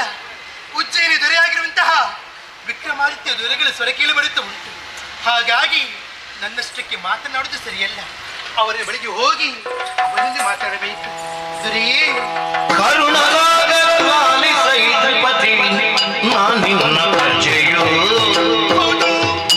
ತರುಣಿ ತೇಲಿ ಸುಶೀಲೆಯನ್ನ ಪತಿ ಇರುವನಿಲ್ಲಿಯ ಬರುತ್ತ ಕಂಡೆನು ದೊರೆಗೆ ಕರಚರಣಂಗಳೇನಿರು ಇರುವನಿಲ್ಲಿಯ ಬರುತ್ತ ಕಂಡೆನು ದೊರೆಗೆ ಕರಚರಣಂಗಳೇನಿರು ದುರ್ಳರಾದಿಂದು ನಗಿದಿ ಗತಿ ಪರಮ ಮಗಿದ ಮೊದಲೇ ಕೇಳೆಯ ಕರುಣಸಾಗರನಾರಿ ಸೈದ್ರಪತಿ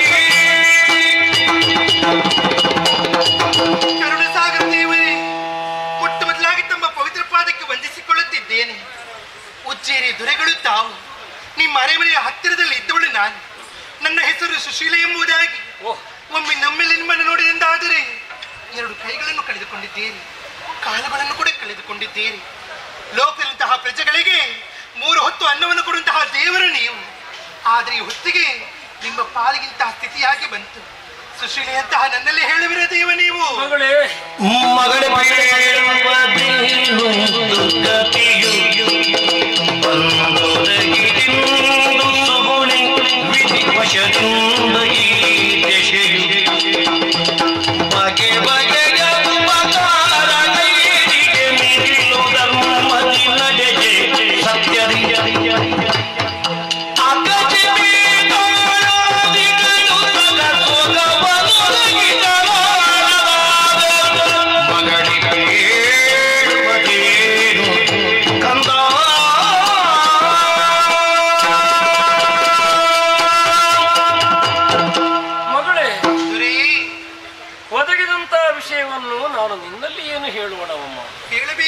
ವಿಧಿಯೇ ವಕ್ರವಾಯಿತು ಅಂತಾದರೆ ಏನು ಮಾಡುವುದಕ್ಕೂ ಸಾಧ್ಯವಿಲ್ಲ. ಅಂದರೆ ಶನಿ ದೃಷ್ಟಿ ಬಲವಾಯಿತು, ನಾನಿಂತಹ ಸ್ಥಿತಿಗೆ ಬರುವುದಕ್ಕೆ ಕಾರಣವಾಯಿತು. ಯಾಕಾಗಿ ಹರನರಸಿಯ ಒಲುಮೆ ಉಂಟು, ಬೇತಾಳ ಅನುಗ್ರಹವಿದ್ದರೆ ಗತಿ ಬದಲಿತು ಅಂತಾದರೆ ಅವರೂ ಏನೂ ಮಾಡುವುದಕ್ಕಾಗುವುದಿಲ್ಲ. ಸತ್ಯ. ಅದರ ಪರಿಣಾಮವಾಗಿ ಕೈಯನ್ನು ಕಾಲನ್ನು ಕಳೆದುಕೊಂಡು ನಡೆಯಲು ಉಣ್ಣಲು ಆಗದ ಸ್ಥಿತಿಯಲ್ಲಿ ಗತಿ ಇಲ್ಲದವನಾಗಿದ್ದೆ.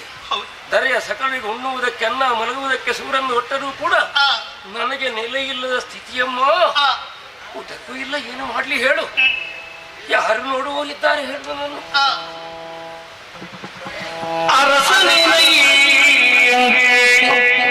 ದೇವರಿಗೆ ಸಮನೆಂದು ತಿಳಿದಿಗೆ ಕರುಣದಿಂದ ಮನೆಗೆ ಚರಣ ಸೇವೆಯ ಕೈದು ಜನ್ಮವ ಬರ ಮಗೊಳ್ಳಿಪ್ಪೆ ನಿರ್ಣಯ ಅರಸಮವರನು ವಿಶ್ವನ ತರುವೆ ಬಂಡಿಯ ನೀರುವತ್ತದೆ ಅರಸನೀನಯ್ಯಂಗೆ. ಅರಸ, ಈ ಹೊತ್ತಿಗೆ ನೀವು ಕಣ್ಣೀರನ್ನು ಸುರಿಸುವುದು ಸರಿಯಲ್ಲ. ಯಾಕಂದರೆ ನೀವು ದೇವರಿಗೆ ಸಮಾನ. ನಿಮ್ಮ ಅರಮನೆಯಲ್ಲೇ ಊಟವನ್ನು ಮಾಡಿರುವುದು ನಾನಲ್ಲ ತಾನೆ. ಉಂಡ ಮನೆಗೆ ಯಾವತ್ತೂ ಕೂಡ 2 ಬಗೆಯೂ ಬಾರುತ್ತಾನೆ. ಹಾಗಾಗಿ ಇನ್ನು ಮುಂದಕ್ಕೆ ನಿಮ್ಮನ್ನು ನೋಡುವುದಕ್ಕೆ ಯಾರು ಕೂಡ ಇಲ್ಲ ಎಂಬುದಕ್ಕೆ ಚಿಂತೆ ಮಾಡುವುದು ಸರಿಯಲ್ಲ. ನಿಮ್ಮನ್ನು ನಾನು ನೋಡಿಕೊಳ್ಳುತ್ತೇನೆ. ನಮ್ಮ ಅರಮನೆಗೆ ನಿಮ್ಮನ್ನು ನಾನು ಕರೆದುಕೊಂಡು ಹೋಗುತ್ತೇನೆ. ಹೇಗಮ್ಮ? ಇಲ್ಲ, ಹೋಗುವುದಕ್ಕೆ ಕಷ್ಟ ಎಂಬುದಾಗಿ ಚಿಂತೆಯನ್ನು ಮಾಡುತ್ತಿದ್ದೀರಾ. ಚಿಂತೆಯನ್ನು ಮಾಡುವುದು ಸರಿಯಲ್ಲ. ಇಷ್ಟರವರೆಗೆ ನಾನು ಏರಿಕೊಂಡಂತಹ ದಂಡಿಗೆ ಇದು. ಆ ದಂಡಿಗೆಯನ್ನು ನೀವು ಏರಿಕೊಳ್ಳಿ ಬರಬೇಕು. ಅಷ್ಟು ಮಾತ್ರವಲ್ಲದೆ ನಮ್ಮ ಅರಮನೆಗೆ ಕರೆದುಕೊಂಡು ಹೋಗಿ ನಿಮಗೆ ಯಾವುದೇ ರೀತಿ ಕುಂದುಕೊರತೆ ಬಾರದ ರೀತಿಯಲ್ಲಿ ನಿಮ್ಮನ್ನು ನಾನು ನೋಡಿಕೊಳ್ಳುತ್ತೇನೆ. ಹಾಗಾಗಿ ನಮ್ಮ ಜೊತೆ ನೀವು ಬರಬೇಕಾದ ಸರಿಯಮ್ಮ, ನಿನ್ನ ಇಚ್ಛೆ. ಹೌದೇ? ಹಾಗೆ ಮನಸ್ಸಿಗೆ ಸಂತೋಷವಾಯಿತು. ಇನ್ನು ಮುಂದಕ್ಕೆ ಯಾವುದು ಕೂಡ ಚಿಂತೆ ಮಾಡುದು ಸರಿಯಲ್ಲ. ಆ ದಂಡಿಗೆಯನ್ನು ಏರಿಕೊಂಡು ಬರಬೇಕು. ಬನ್ನಿ, ಹೀಗೆ ಬನ್ನಿ.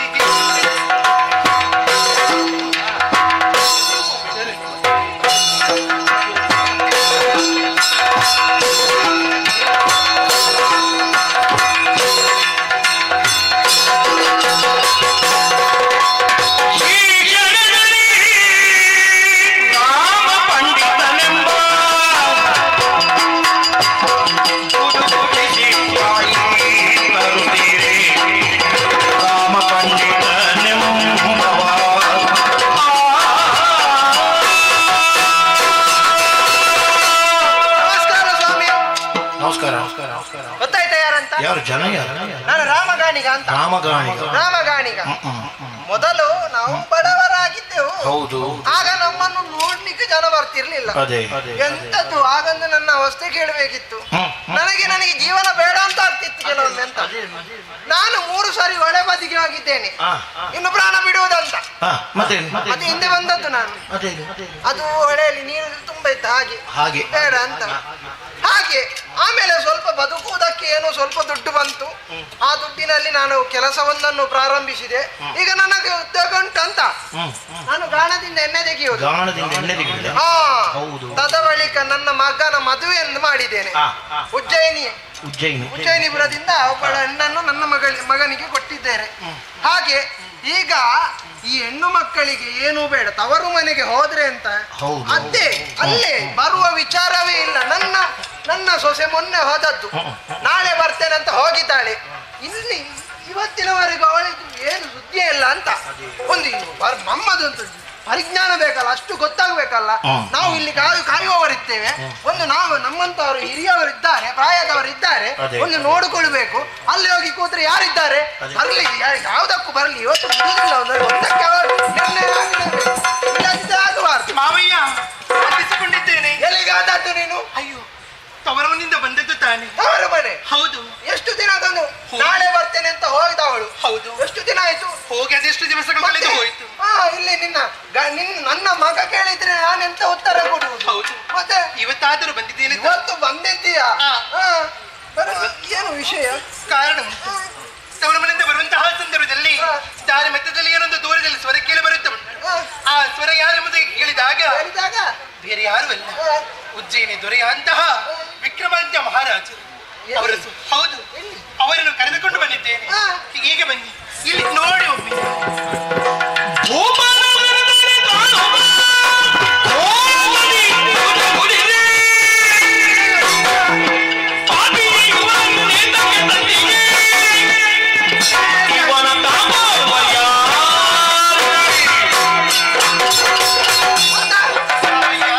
ದಾರಿಯಲ್ಲಿ ಯಾರ್ಯಾರು ಕೈಕಾಲು ತುಂಡಾದವರನ್ನು ಕರ್ಕೊಂಡು ಬಂದು ಇವರು ನಾನು ಕರ್ಕೊಂಡು ಬಂದಿದ್ದೇನೆ. ಇವರನ್ನು ಸಾಕುದಾಗದ್ರೆ ಹೇಗೆ? ಯಾರು ನೋಡಿಕೊಳ್ತಾರೆ? ಮಾವಯ್ಯ, ಈ ಹೊತ್ತಿಗೆ ಅಂತಹ ಮಾತನ್ನು ಆಡಬಾರದು. ಇವರು ಈ ರೀತಿ ಮಾತನಾಡಬೇಕಿರುವ ಬಲವಂತಹ ಕಾರಣ ಹಿಂದಕ್ಕಾದರೂ ಅವರ ಅರಮನೆಯ ಹತ್ತಿರದಲ್ಲಿ ಇರುವಂತಹ ಸಂದರ್ಭದಲ್ಲಿ 3 ಹೊತ್ತು ತಿನ್ನುವುದಕ್ಕೆ ಆಹಾರವನ್ನು ಕೊಟ್ಟವರು ನಮಗೆ ಅವರೇ ಆಗಿದ್ದಾರೆ. ಈ ಹೊತ್ತಿಗೆ 2 ಕೈಕಾಲುಗಳನ್ನು ಕಳೆದುಕೊಂಡಿದ್ದಾರೆ. ನೋಡುವುದಕ್ಕೆ ಯಾರು ಕೂಡ ಇಲ್ಲ ಎಂಬುದಾಗಿ ಇರುವಂತಹ ಸಂದರ್ಭದಲ್ಲಿ ನಾನೇ ಕರೆದುಕೊಂಡು ಬಂದಿದ್ದೇನೆ. ಯಾಕಾಗಿ ಗೊತ್ತೇ? ಇನ್ನು ಮುಂದಕ್ಕೆ ಅವರನ್ನು ನಮ್ಮ ಅರಮನೆಯಲ್ಲಿ ನೋಡಿಕೊಳ್ಳಬೇಕು. ಈಗ ಚಕ್ರವರ್ತಿ ಹೌದಲ್ಲ? ಹೌದು. ಅಮ್ಮ, ವಂದಿಸಿ ಬರ್ತಿಕೊಂಡಿದ್ದೇನೆ ಚಕ್ರವರ್ತಿಗಳೇ. ಅಮ್ಮ, ಏನು ಇದು ಈಗ ಚಕ್ರವರ್ತಿ ಅಂತ ಹೇಳಿದ್ದೀಯ ನೀನು. ನಾವೇ ಊಟ ಮಾಡುವುದು 3 ಹೊತ್ತು ಕಷ್ಟದಲ್ಲಿ. ಸತ್ಯ. ಅವರಿಗೆ ಹೇಗೆ ಕೊಡುವುದಮ್ಮ? ಇಲ್ಲ, ಅದರ ಬಗ್ಗೆ ಚಿಂತೆ ಮಾಡಬೇಕಂತ ಅಗತ್ಯ ಇಲ್ಲ. ನಾನು 3 ಹೊತ್ತು ತಿನ್ನುವಂತಹ ಅನ್ನದಲ್ಲಿ 1 ಹೊತ್ತಿನ ಅನ್ನವನ್ನು ನಾನು ಕೊಡುತ್ತೇನೆ ಅವರಿಗೆ. ನೀನು 1 ಹೊತ್ತು ಅನ್ನ ಕೊಡ್ತೀಯಮ್ಮ? ನಿಜ. ನಿಮಗೆ ಆಶ್ರಯವನ್ನು ನಾವಿಲ್ಲೇ ಇಟ್ಟಿದ್ದೇವೆ, ನಾವೇ ನೋಡಿಕೊಳ್ಳುತ್ತೇವೆ. ಸರಿ, ತುತ್ತನ್ನಕ್ಕಾದ್ರೂ ಸುಮ್ಮನೆ ಉಳ್ಳಬಾರದು ಅಂತ ಉಂಟು. ನನಗೇನಾದ್ರೂ ಒಂದು ಕೆಲಸ ಕೊಟ್ಟರೆ.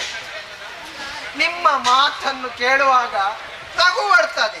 ಇಲ್ಲಿ ಕೈಕಾಲು ಸರಿ ಇದ್ದವರೇ ದುಡಿಯುವುದಿಲ್ಲ, ನೀವು ಕೈಕಾಲು ಇಲ್ಲದವರು ಹೇಗೆ ದುಡಿತೀರಿ? ಏನಾದ್ರೂ ಆದೀತು, ಕೈಕಾಲಿಲ್ಲವರಿಗಾದ್ರೂ ಒಂದು ಭಾರಕ್ಕಾಗಿ ಆದ್ರೂ ದುಡಿಮೆ ಕೊಟ್ರೆ ಸಮಸ್ಯೆ ಗೊತ್ತಾಯ್ತು. ನಾವು ಗಾಣಕ್ಕಂತ ಭಾರಕ್ಕೆ ಮಧ್ಯದಲ್ಲಿ ಕಲ್ಲನ್ನು ಇರ್ತೇವೆ, ಗಾಣದ ಮರದ ಒಂದು ತುದಿಯಲ್ಲಿ. ಹೌದೌದು. ಅಲ್ಲಿ ಕಲ್ಲನ್ನು ತೆಗೆದು ನಿಮ್ಮನ್ನು ಕೂತ್ಕೊಳ್ಳಿಸ್ತೇವೆ. ನೀವು ಆ ಭಾರವಾಗಿ ನೀವು ಕೂತ್ಕೊಳ್ಬೇಕು. ಗಾಣವನ್ನು ಓಡಿಸಿದ ಹಾಗೂ ಆಗ್ತದೆ.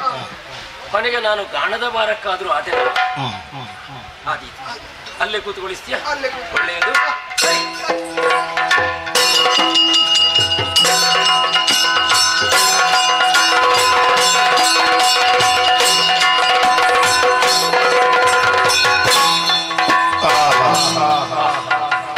ಕೊನೆಗೂ ಒಂದು ಗತಿ ಆಯ್ತು. ಸುಮ್ಮನೆ ಸುತ್ತಬಾರದು ಅಂತ ಉಂಟು. ಸುಮ್ಮನೆ ದೇವಸ್ಥಾನಕ್ಕೆ ಸುತ್ತು ಬಂದ್ರೆ ಎತ್ತು ಗಾಣಕ್ಕೆ ಸುತ್ತಿದ ಹಾಗೆ ಅಂತ ಯಾರೋ ಗಾದೆ ಬರೆದು ಹಾಕಿದ್ದ. ನಾನು ಎತ್ತು ಗಾಣಕ್ಕೆ ಸುತ್ತಿದ ಹಾಗಾಗಬಾರ್ದು. ಬೇಸರ ಹೋಗ್ಬೇಕಲ್ಲ, ಏನು ಮಾಡೋಣ? ಈಗ ನೆನಪಾಯ್ತು, ಒಂದು ಸ್ವಲ್ಪ ರಾಗ ಕಲ್ತಿದ್ದೇನೆ ನಾನು. ಹೇಗೆ ಹಾಡಿದ್ರೆ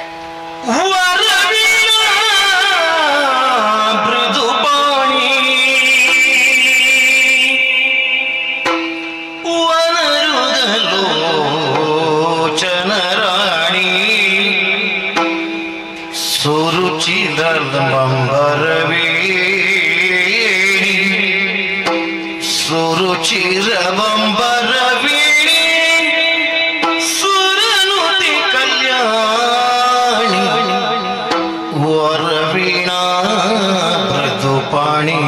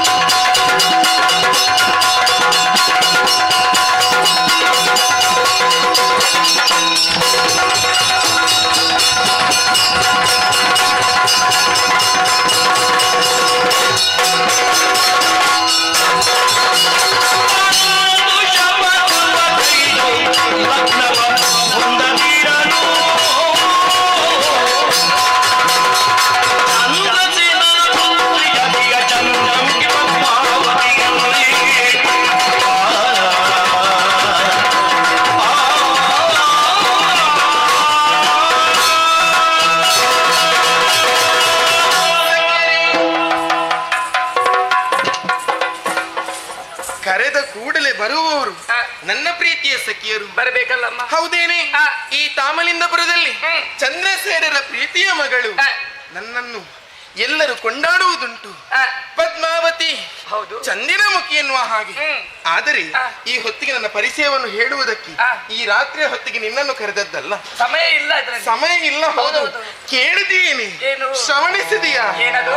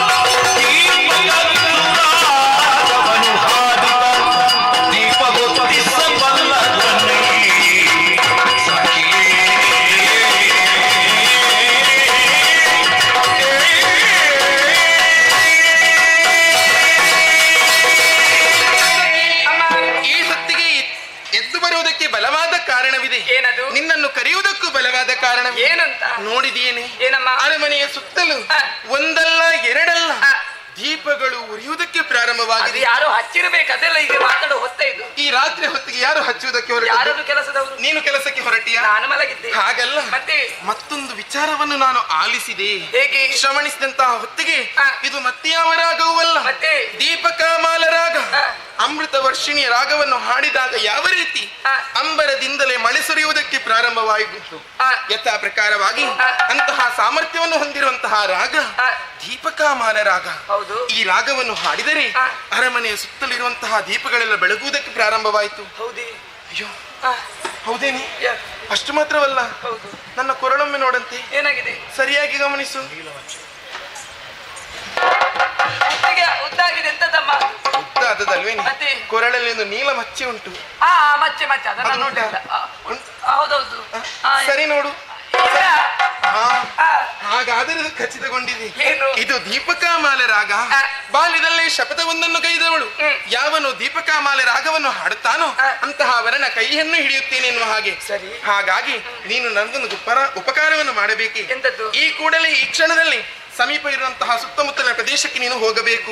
ಈ ದೀಪಕಾಮಾಲ ರಾಗವನ್ನು ಹಾಡಿದವರು ಯಾರು ಎಂದು ಪತ್ತೆ ಹಚ್ಚಿ ಅವರನ್ನು ಕರೆದುಕೊಂಡು ಬರಬೇಕು.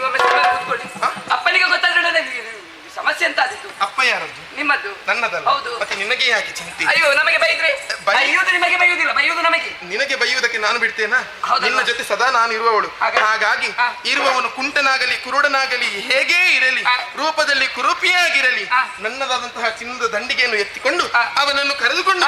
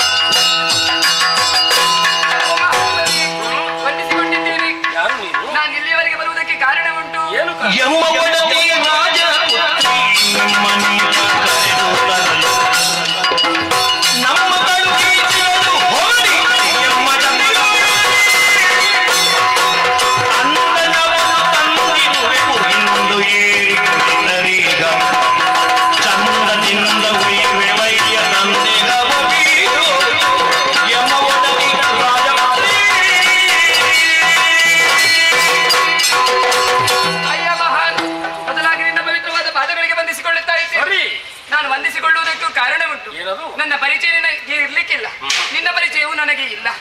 ಆದರೆ ನಮ್ಮದಾದಂತಹ ಈ ತಾಮಲಿಂಗಪುರದ ಅರಸರಾದಂತಹ ಚಂದ್ರಸೇನನ ಕುವರಿಯಾದಂತಹ ಪದ್ಮಾವತಿ ನನ್ನನ್ನು ಇಲ್ಲಿಯವರೆಗೆ ಕರೆದುಕೊಂಡು ಬರುವುದಕ್ಕೆ ಕಾರಣ ಉಂಟು. ನೀ ಹಾಡಿದಂತಹ ದೀಪಕ ರಾಗದಿಂದಾಗಿ ಆಕೆಯಲ್ಲಿರುವಂತಹ ಮಚ್ಚೆಯು ಅಡಿಸಿ ಹೋಯಿತು. ಮಾತ್ರವಲ್ಲ, ನಮ್ಮ ಅರಮನೆಯಲ್ಲಿರುವಂತಹ ದೀಪಗಳೆಲ್ಲವೂ ಹೊತ್ತುವುದಕ್ಕೆ ಪ್ರಾರಂಭವಾಯಿತು. ಇದು ನಿನ್ನ ರಾಗದಿಂದ ಎನ್ನುವುದನ್ನು ಅರ್ಥವಿಸಿಕೊಂಡಿದ್ದೇವೆ. ಹಾಗಾಗಿ ನಿನ್ನ ಹಾಡನ್ನು ಮತ್ತೆ ಕೇಳಬೇಕು ಎನ್ನುವಂತಹ ಆಸೆಯಿಂದ ಅವರನ್ನು ಕರೆದುಕೊಂಡು ಬರುವುದಕ್ಕೆ ಹೇಳಿದ್ದಾರೆ. ಬಂಗಾರದ ಪಲ್ಲಕ್ಕಿ ಉಂಟು. ನಾನು ಬರುವುದಲ್ಲ. ಹೌದು, ಹೀಗೆ ಬರುವುದಲ್ಲ. ಅದಕ್ಕೆ ನಾನು ಮಾತಿತ್ತುವುದಕ್ಕೆ ಹೋದದ್ದು. ಬಂಗಾರದ ಪಲ್ಲಕ್ಕಿ ಉಂಟು, ಅದನ್ನು ಏರಿಕೊಂಡು ನೀವು ಬರಬೇಕು. ಸರಿ, ನಿಮ್ಮಿಷ್ಟ.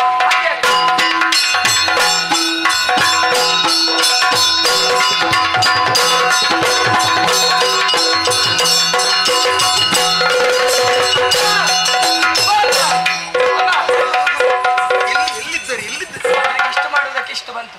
ಹೌದೌದು, ಇಷ್ಟಕ್ಕೆ ಹೀಗೆ ಹೇಳಿದ್ರು. ಹಾಗಲ್ಲ, ಮತ್ತೆ ನೀವು ಹೇಳಿದಂತಹ ವ್ಯಕ್ತಿಯನ್ನು ಹುಡುಕಿಕೊಂಡು ಹೋಗುವುದಕ್ಕೆ ಇಷ್ಟು ಕಷ್ಟ ಆಯ್ತು ಅಂತ. ಸಿಕ್ಕಿದ್ರು. ಅಯ್ಯ,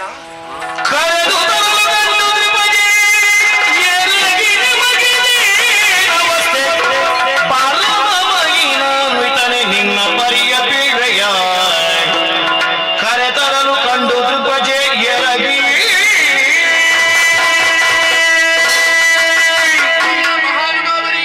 ಕರೆಗಳನ್ನು ಜೋಡಿಸಿ ವಂದಿಸಿದವಳು ನಾನಿದ್ದೇನೆ. ನಿಮ್ಮನ್ನು ಕಾಣುವಾಗ ಬಹಳ ಆಶ್ಚರ್ಯವಾಗುತ್ತಾ ಇದೆ.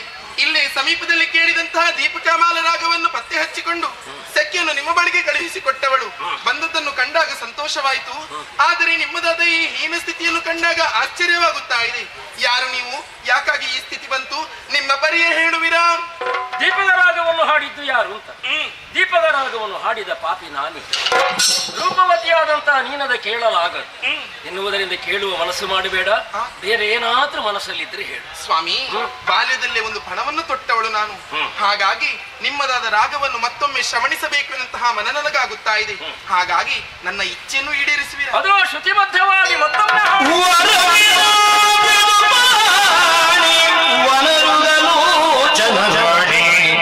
ಸುರುಚಿರಾವಂಬರವೇಣಿ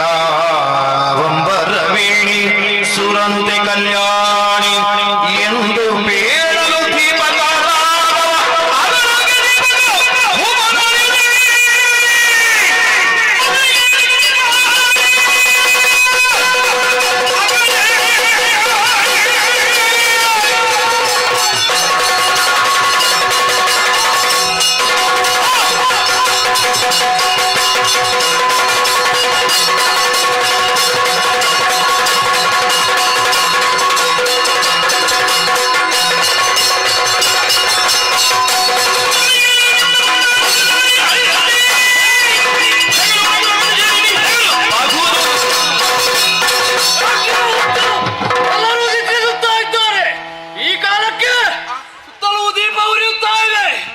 ಅಂತಃಪುರಕ್ಕೆ ಬಂದು ಮಾಡಿದರೆ ಈ ಜ್ವರ ಇಲ್ಲಿಗೆ ಹಾಗೆ ಬಂದು ನೋಡಿದರೆ ಹಾಡುತ್ತಾ ಇದ್ದಾರೆ. ಏನು ಮರುಳಾಟ ಇದು? ಏನು ನಡೆಯುತ್ತಾ ಇದೆ?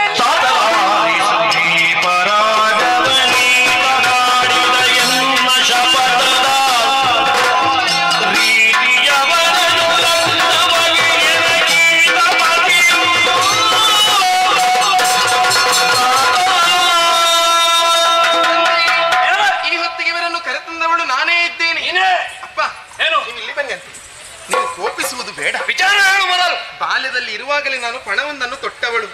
ಈ ವಿಚಾರ ನಿಮಗೂ ತಿಳಿದಿದೆ. ದೀಪಕ ಮಾಲ ರಾಗವನ್ನು ಯಾರು ಹಾಡುತ್ತಾನೋ ಆ ಪುರುಷನ ಕೈಯನ್ನು ಹಿಡಿಯುವವಳು. ಅಷ್ಟರವರೆಗೆ ಮದುವೆಯಾಗುವುದಿಲ್ಲ ಎನ್ನುವ ಹಾಗೆ ಶಪಥವನ್ನು ಹಾಕಿದವಳು. ಈ ಹೊತ್ತಿಗೆ ದೀಪಕ ಮಾಲ ರಾಗವನ್ನು ಹಾಡಿದಂತಹ ಪುಣ್ಯಾತ್ಮ ಈತನೇ ಇದ್ದಾನೆ. ಹಾಗಾಗಿ ಅವರನ್ನು ಕರೆಸಿದ್ದು. ಅಪ್ಪ, ನಿಮ್ಮಲ್ಲಿ ಬೇರೆ ಯಾವುದನ್ನು ಕೇಳುವುದಿಲ್ಲ. ಅವರಿಗೂ ನನಗೂ ಒಂದು ಮದುವೆಯನ್ನು ಮಾಡಿ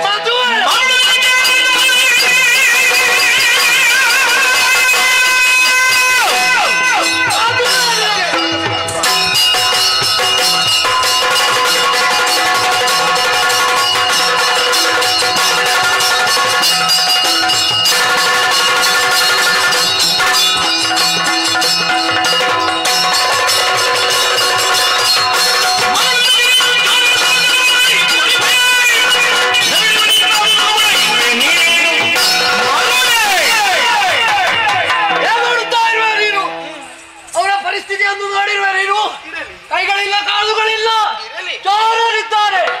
ಅವರನ್ನು ಮದುವೆಯಾಗಿ ಯಾವ ಪ್ರಯೋಜನವಾಗುತ್ತಾ ಇದೆ ನಿನಗೆ ಹೇಳು. ಜನಕ, ಏನು ಅವರಿರುವಂತಹ ಸ್ಥಿತಿ ನನಗೆ ಮುಖ್ಯವಲ್ಲ. ನನಗೆ ಮುಖ್ಯವಾದದ್ದು ನನ್ನ ಶಪಥ. ಹಾಗಾಗಿ ಅವರನ್ನೇ ನಾನು ಮದುವೆ. ಶಪಥ ಅಲ್ಲ, ನಿನಗೆ ಸಲುಗೆ ಕೊಟ್ಟದ್ದು ಹೆಚ್ಚಾಯಿತು. ಮದುವೆಯೂ ಇಲ್ಲ, ಏನೂ ಇಲ್ಲ.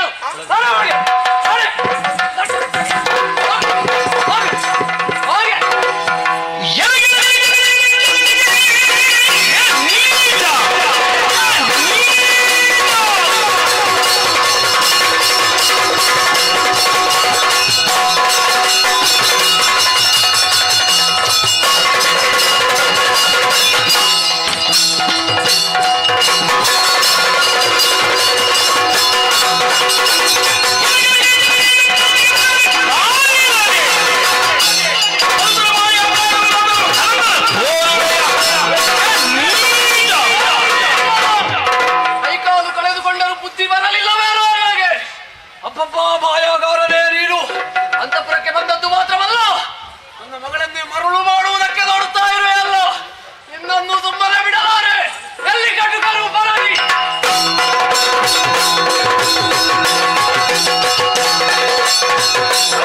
ಸೂರ್ಯೋದಯದ ವೇಳೆಯಲ್ಲಿ ಈತನ ಶಿರವನ್ನು ಕಡಿ.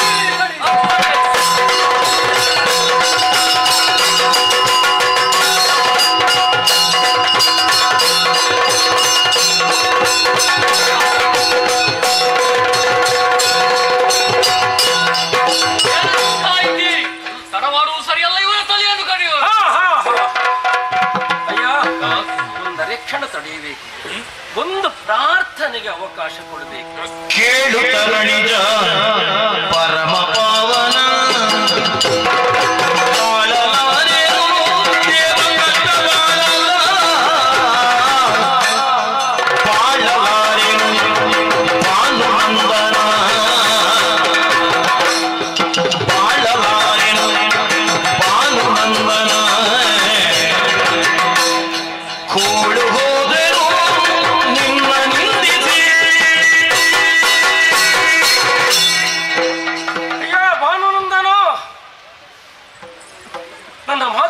ಎಲ್ಲಿದ್ದರೂ ಗಮನವಿಟ್ಟು ಕೇಳು. ನಿನ್ನ ಮುಂದೆ ನಾನು ಕಠಿಣವೆಯನ್ನು ತಳೆದೆ ಎನ್ನುವುದು ಪರಮ ಸತ್ಯ. ಇಲ್ಲವಯ್ಯ, ತಾಳಹಾರೆ, ನೀನಿತ್ತ ಕಡು ಶಿಕ್ಷೆಯನ್ನು ಅನುಭವಿಸುವ ಸಾಮರ್ಥ್ಯವೇ ನನಗಿಲ್ಲದೆ ಹೋಯಿತು. ಕೈ ಕಳೆದುಕೊಂಡೆ, ಕಾಲನ್ನೂ ಕಳೆದುಕೊಂಡೆ, ತಲೆ ಹೋಗುವಂತಹ ಸಮಯ ಬಂದಿದೆ. ಆದರೆ ನೀ ತಲೆ ಕಡಿಯುವುದಿಲ್ಲ, ಕೊಲ್ಲುವುದಿಲ್ಲ ಎನ್ನುವುದೇ ಖ್ಯಾತಿ. ಇನ್ನೂ ನಿನ್ನ ಅವಧಿ ಮುಗಿದಿಲ್ವೇ? ರಕ್ಷಿಸು. ಸೋತೆ ಸೋತೆ, ಶರಣು ಶರಣು ಶರಣು.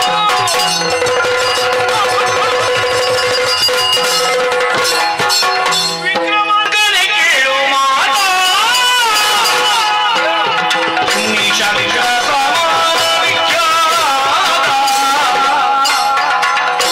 ನಗ್ರನ ಬಾಯೋಳು ಸಿಕ್ಕಾರೆಯಂದರಿ ಲೆಕ್ಕವಿಲ್ಲದ ಕತ್ತಗೆ ಬರಬೇಡಿ. ವಿಕ್ರಮಕನೆ ಕೇಳು ಮಾತಾ. ವಿಕ್ರಮಾಂಕ, ಕಣ್ಣೀರು ಸುರಿಸಿದೆಯ, ದುಗುಡಗೊಳಗಾದೆಯ, ನನ್ನನ್ನೇ ಪ್ರಾರ್ಥಿಸಿದೆಯ. ಶರಣಾರ್ಥಿ. ನಿನ್ನನ್ನು ಈ ಹಿಂದೆ ಒಮ್ಮೆ ಕಾಣುವಾಗ ಏನೋ ಶನಿಶ್ಚರನ ಕುರಿತಾದಂತಹ ಒಂದು ವ್ಯಾಘ್ರಭಾವವೇ ನಿನ್ನಲ್ಲಿ ತಳೆದಿತ್ತು. ಆದರೆ ಇಂದು ಹಾಗಲ್ಲ, ಕಣ್ಣೀರು ಸುರಿಸುತ್ತಾ ಇದ್ದೀಯ. ಮೆಚ್ಚಿದೆ, ನಿನ್ನ ದೃಢತೆಗೆ ಮೆಚ್ಚಿದವನಿದ್ದೇನೆ. ಏನು ಮನದ ಬಯಕೆ ಕೇಳಿಕೋ ದೇವರೇ. ಲಾಲಿಸಬೇಕು ಸೂರ್ಯವಾದ ಕರುಣಿ ಶನಿರಾಯ ಭೂಲೋಕದ ಅಷ್ಟಶೀಲ ನೀನೆಂದರೆ ಕಾಡವಾದ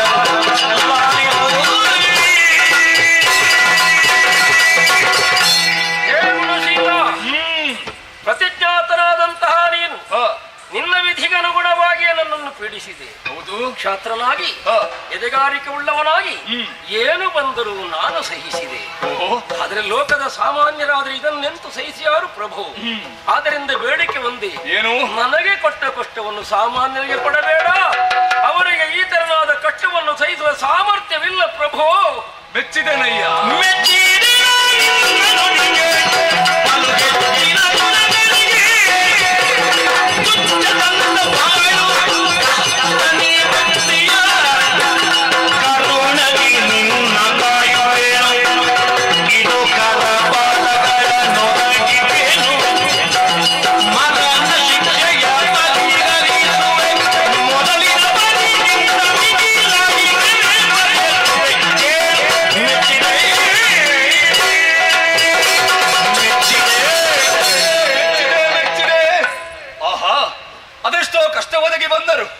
ತಿನ್ನುವುದಕ್ಕೆ ಕೈಗಳು ಇಲ್ಲ ನಿನಗೆ ಇದ್ದು, ನಡೆಯುವುದಕ್ಕೆ ಕಾಲುಗಳಿಲ್ಲ. ಆದರೂ ಕೂಡ ನಿನಗೆ ಬೇಕಾಗಿ ಏನನ್ನೂ ಬೇಡುವವನು ನೀನಲ್ಲ ಪ್ರಭು. ತನ್ನ ಪ್ರಜಾವರ್ಗದವರಿಗೆ ಸಂತೋಷವನ್ನು ಒದಗಿಸಿಕೊಡಬೇಕು. ಲೋಕ ಜನಕ್ಕೆ ಅವರಿಗೆ ಈ ರೀತಿಯಾದಂತಹ ಪೀಡನೆಯನ್ನು ಕೊಡಬಾರದು ಎನ್ನುವಂತಹ ಮಾತುಗಳನ್ನಾಡುತ್ತಾ ಇದ್ದು ಮೆಚ್ಚಿದೆ. ಕಳೆದುಕೊಂಡಂತಹ ಯಾವ ನಿನ್ನ ಅಂಗಗಳುಂಟು ಅದನ್ನು ಮರಳಿ ಬರುವ ರೀತಿಯಲ್ಲಿ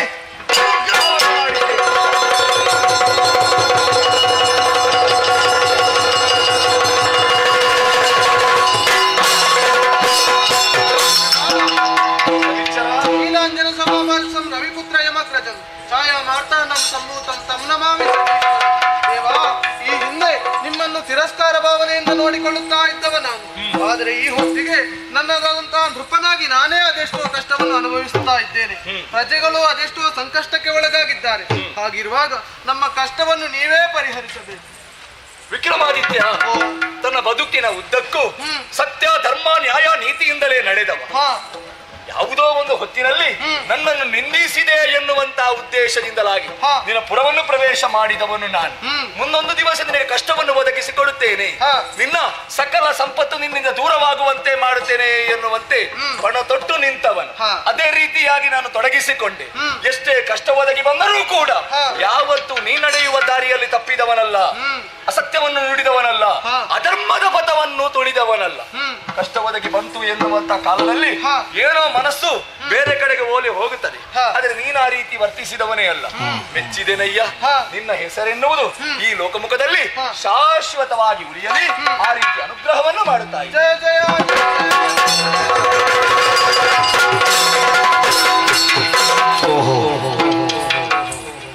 ಯಾರದು ಬರುತ್ತೆ? ನೀವು ಚಕ್ರವರ್ತಿಗಳು ಎನ್ನುವಂತಹ ವಿಚಾರವನ್ನು ತಿಳಿಯದೆ ನಿಮ್ಮನ್ನೇ ಶಿಕ್ಷಿಸುವಂತಹ ಹೇ ಕೃತ್ಯವನ್ನು ಎಸಗಿದೆ. ನನ್ನ ಅಪರಾಧವನ್ನು ಮನ್ನಿಸಬೇಕು. ಮಾತ್ರವಲ್ಲ, ನಮ್ಮನ್ನು ಮೆಚ್ಚಿದಂತಹ ನನ್ನ ಮಗಳಾದ ಪದ್ಮಾವತಿಯನ್ನು ವಿವಾಹವಾಗಿ ಆಕೆಯ ಬಾಳನ್ನು ಬೆಳಗಿಸಬೇಕು ಪ್ರಭು. ನಿಮ್ಮ ಇಚ್ಛೆಯಂತೆ ಆಗಲಿ. ಹಾಗಿರುವಾಗ ಇಲ್ಲಿಗೆ ಮುಗಿಲಿಲ್ಲ. ಹೋದಂತಹ ನನ್ನದಂತಹ ಪುರವನ್ನು ಮರಳಿ ನಾನು ಪಡೆದುಕೊಳ್ಳಬೇಕು. ಮೊದಲಾಗಿ ಮದುವೆಯನ್ನು ಆಗಿದ್ದೇನೆ, ಮುಂದುವರಿತೇನೆ.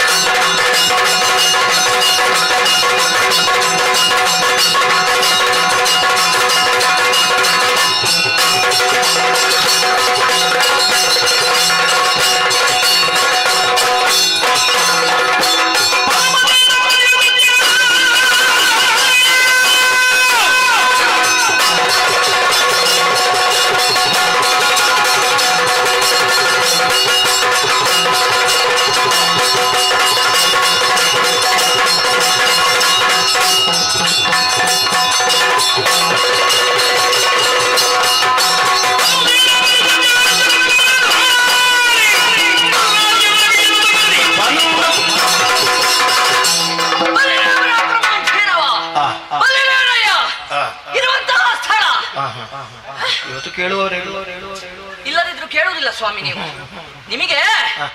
ನಿಮಗೂ ತಿಳಿದಿದೆ, ಈ ಅಕ್ರಮದಿಂದ ಯಾವುದಾದ್ರೂ ಪಡೆದುಕೊಂಡ್ರೆ ಅದಕ್ಕೆ ಬೆಲೆಯೂ ಇಲ್ಲ, ಶಾಶ್ವತವೂ ಅಲ್ಲ ಅಂತ. ನಾನು ಅಕ್ರಮವಾಗಿ ಪಡೆದಿರಬಹುದು ಯಾವುದನ್ನು, ಈ ಉಜ್ಜಯಿನಿಯ ಪೀಠವನ್ನು. ಕಾರಣ ಉಂಟು. ಈ ಅನಾಥ ಮಕ್ಕಳಿಗೆ ತಂದೆ ಇಲ್ಲದಿದ್ರೆ ತಂದೆ ಸ್ಥಾನವನ್ನು ಯಾರಾದ್ರೂ ಕೊಟ್ರೆ ಅವನನ್ನು ಶ್ರೇಷ್ಠ ಎಂಬ ಹಾಗೆ ಹೇಳುವುದಿಲ್ವ? ನಾನು ಅದನ್ನೇ ಮಾಡಿದ್ದು. ಈ ಉಜ್ಜಯಿನಿಯಲ್ಲಿ ಅರಸರಿರಲಿಲ್ಲ, ಅರಾಜಕತೆ ಎನ್ನುವುದಿತ್ತು. ಹಾಗಾಗಿ ಅರಾಜಕತೆಯಿಂದ ಮೂಡುತ್ತಿದ್ದಂತಹ ಉಜ್ಜಯಿನಿಗೆ ಅರಸನಾಗಿ ಯಾರಾದ್ರೂ ಬೇಕು. ಅದಕ್ಕೆ ನನ್ನಷ್ಟು ಸಮರ್ಥ ಅಲ್ಲದೆ ಬೇರೆ ಯಾರಾದ್ರೂ ಇದ್ದಾರಾ? ಅದಕ್ಕಾಗಿಯೇ ಯಾರಿಕೊಂಡೆ. ನಾನು ಮೊದಲಿಲ್ಲಿ ಮಂತ್ರಿ ಆಗಿದ್ದೆ, ದುರ್ಜಯ ಎಂಬ ಹಾಗೆ ನನ್ನ ಹೆಸರು. ಆದ್ರೆ ನಮ್ಮ ಅರಸರು ವಿಕ್ರಮಾದಿತ್ಯ ಎಷ್ಟೋ ಸಮಯ ಆಯ್ತು ಹೋಗಿ. ದೇಶಾಂತರ ಹೋದವರು ಇವತ್ತು ಬರ್ತಾರೆ ನಾಳೆ ಬರ್ತಾರೆ ಅಂತ ಕಾದೆ. ಬಹುಶಃ ಅವರು ಬಾರದ್ದೇ ಒಳ್ಳೇದಾಯ್ತು. ಯಾಕೆ ಈಗ ಪೀಠ ನನ್ನ ಕೈವಶವಾಗಿದೆ. ಅಷ್ಟು ಮಾತ್ರ ಅಲ್ಲ ಸ್ವಾಮಿ, ಒಬ್ಬಳು ಹೆಂಡತಿದ್ದಾಳೆ ಅವರಿಗೆ, ಪ್ರಭಾವತಿ. ಯಾವತ್ತೂ ನೋಡಿದೆ ಮನಸ್ಸು ಮಾಡಿದೆ ಬೀಳುವುದು ಕಾಣುವುದಿಲ್ಲ. ಇವತ್ತೊಂದು ಪ್ರಯತ್ನ ಮಾಡಲೇಬೇಕು. ಯಾರದು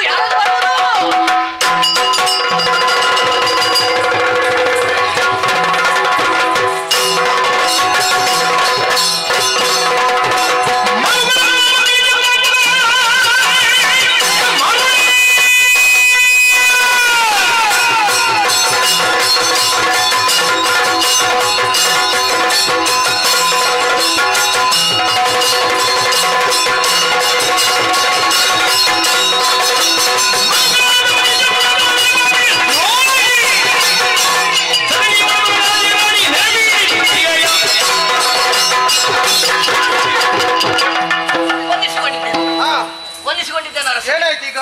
ಏನಿಲ್ಲ, ಕೈ ಮುಗಿಯುವಂತಹ ಭಾವನೆ ಬರ್ತದೆ ಅಲ್ವ ನಿನಗೆ? ನೀವು ಸಾಯಲಿಲ್ವಾ? ಸಮಯ ಸಂದರ್ಭವನ್ನು ನೋಡಿ ನಾನಿಲ್ಲದಂತಹ ಹೊತ್ತಿಗೆ ಪೀಠವನ್ನು ಏರಿದ್ಯಲ್ವಾ? ಉಂಡ ಮನೆಗೆ ದ್ರೋಹವನ್ನು ಬಗೆಯಿದ್ಯಾ? ನನ್ನ ಮಡದಿಯ ಸೆರೆಗೆ ಕೈ ಹಾಕ್ತಾ ಇದ್ಯಾ? ಮಾಡಿದ ತಪ್ಪಿಗೆ ಕಾಲಿಗೆ ಬಿದ್ದು ಶರಣಾಗ್ತಿಯ ಪೆಟ್ಟದಿಂದ ಸಾಹಿತ್ಯ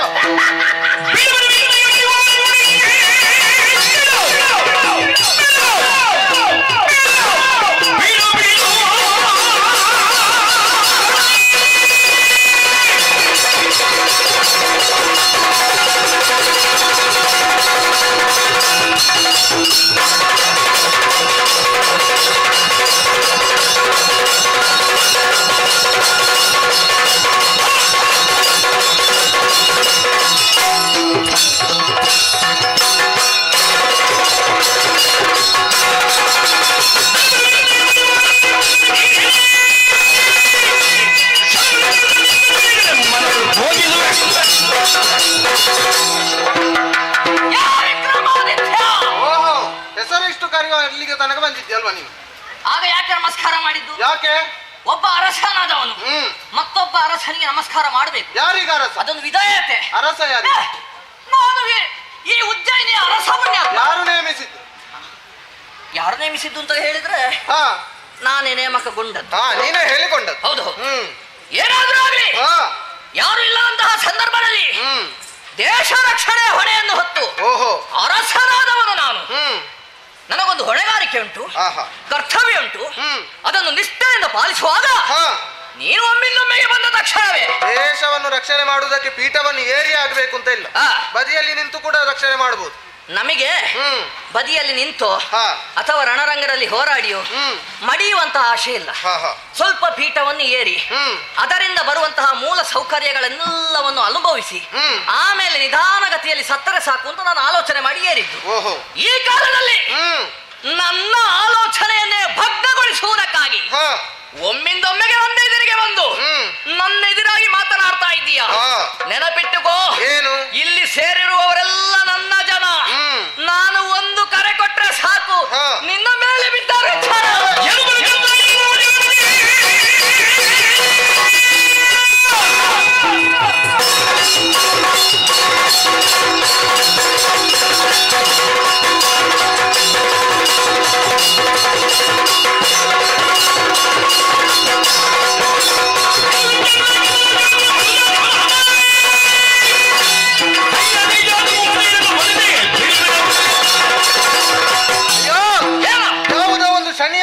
ಸಿಲುಕಿ ನಾನು ಇಂತಹ ಸಂಕಷ್ಟಕ್ಕೆ ಪಡುವಂತಾಯಿತು. ಆದ್ರೆ ಈ ಹೊತ್ತಿಗೆ ಮಾಡಿದ್ದು ನಾವು ಮಹಾರಾಯ, ತಪ್ಪನ್ನು ಮಾಡಿದ್ದೀಯ, ತಪ್ಪು ಮಾಡಿದವ ಶಿಕ್ಷೆ ಅನುಭವಿಸಲೇಬೇಕು. ಹಾಗಾಗಿ ಹಿಡಿದಂತಹ ಕಟಾರಿಂದ ನಿನ್ನ ತಲೆ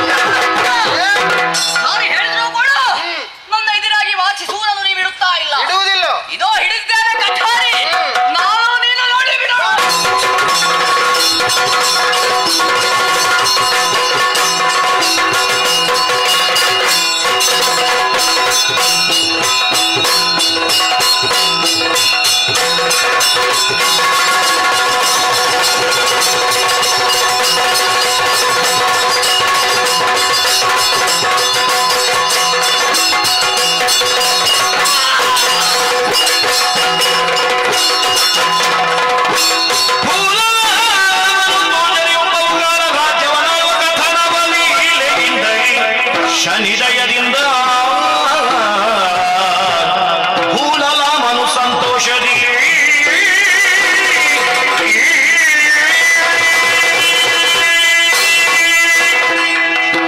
ವಿಕ್ರಮಾದಿತ್ಯನಾಗಿ ಮೆರೆಯುತ್ತಿರುವಂತಹ ನಾನು ಶನಿದೇವರನ್ನು ನಿಂದಿಸುವುದಕ್ಕೆ ಹೊರಟವ. ಆ ಹೊತ್ತಿಗೆ ಆ ನಿಂದಿಸಿದರ ಪರಿಣಾಮ ಏನಾಗುತ್ತದೆ ಎಂಬುದನ್ನು ಚೆನ್ನಾಗಿ ಅರಿತುಕೊಂಡವ ನಾನಿದ್ದೇನೆ. ಆದರೆ ಈ ಹೊತ್ತಿಗೆ ಮರಳಿ ನನ್ನದಾದಂತಹ ರೂಪವನ್ನು ಪಡೆದುಕೊಂಡಿದ್ದೇನೆ. ಆದರೆ ಒಂದು ವಿಚಾರ, ನಮ್ಮವರಾದಂತಹ ಪ್ರಜೆಗಳು ಅದೆಷ್ಟೋ ಜನ ಬಂಧನದಲ್ಲಿದ್ದಾರೆ, ಅವರನ್ನು ಬಂಧನದಿಂದ ವಿಮುಕ್ತಿಗೊಳಿಸಿದ್ದೇನೆ. ಹಾಗಾಗಿ ಇನ್ನು ಮುಂದಕ್ಕೆ ಚೆನ್ನಾಗಿ ರಾಜ್ಯವನ್ನು ಆಳಿಕೊಂಡು ಬರ್ತೇನೆ.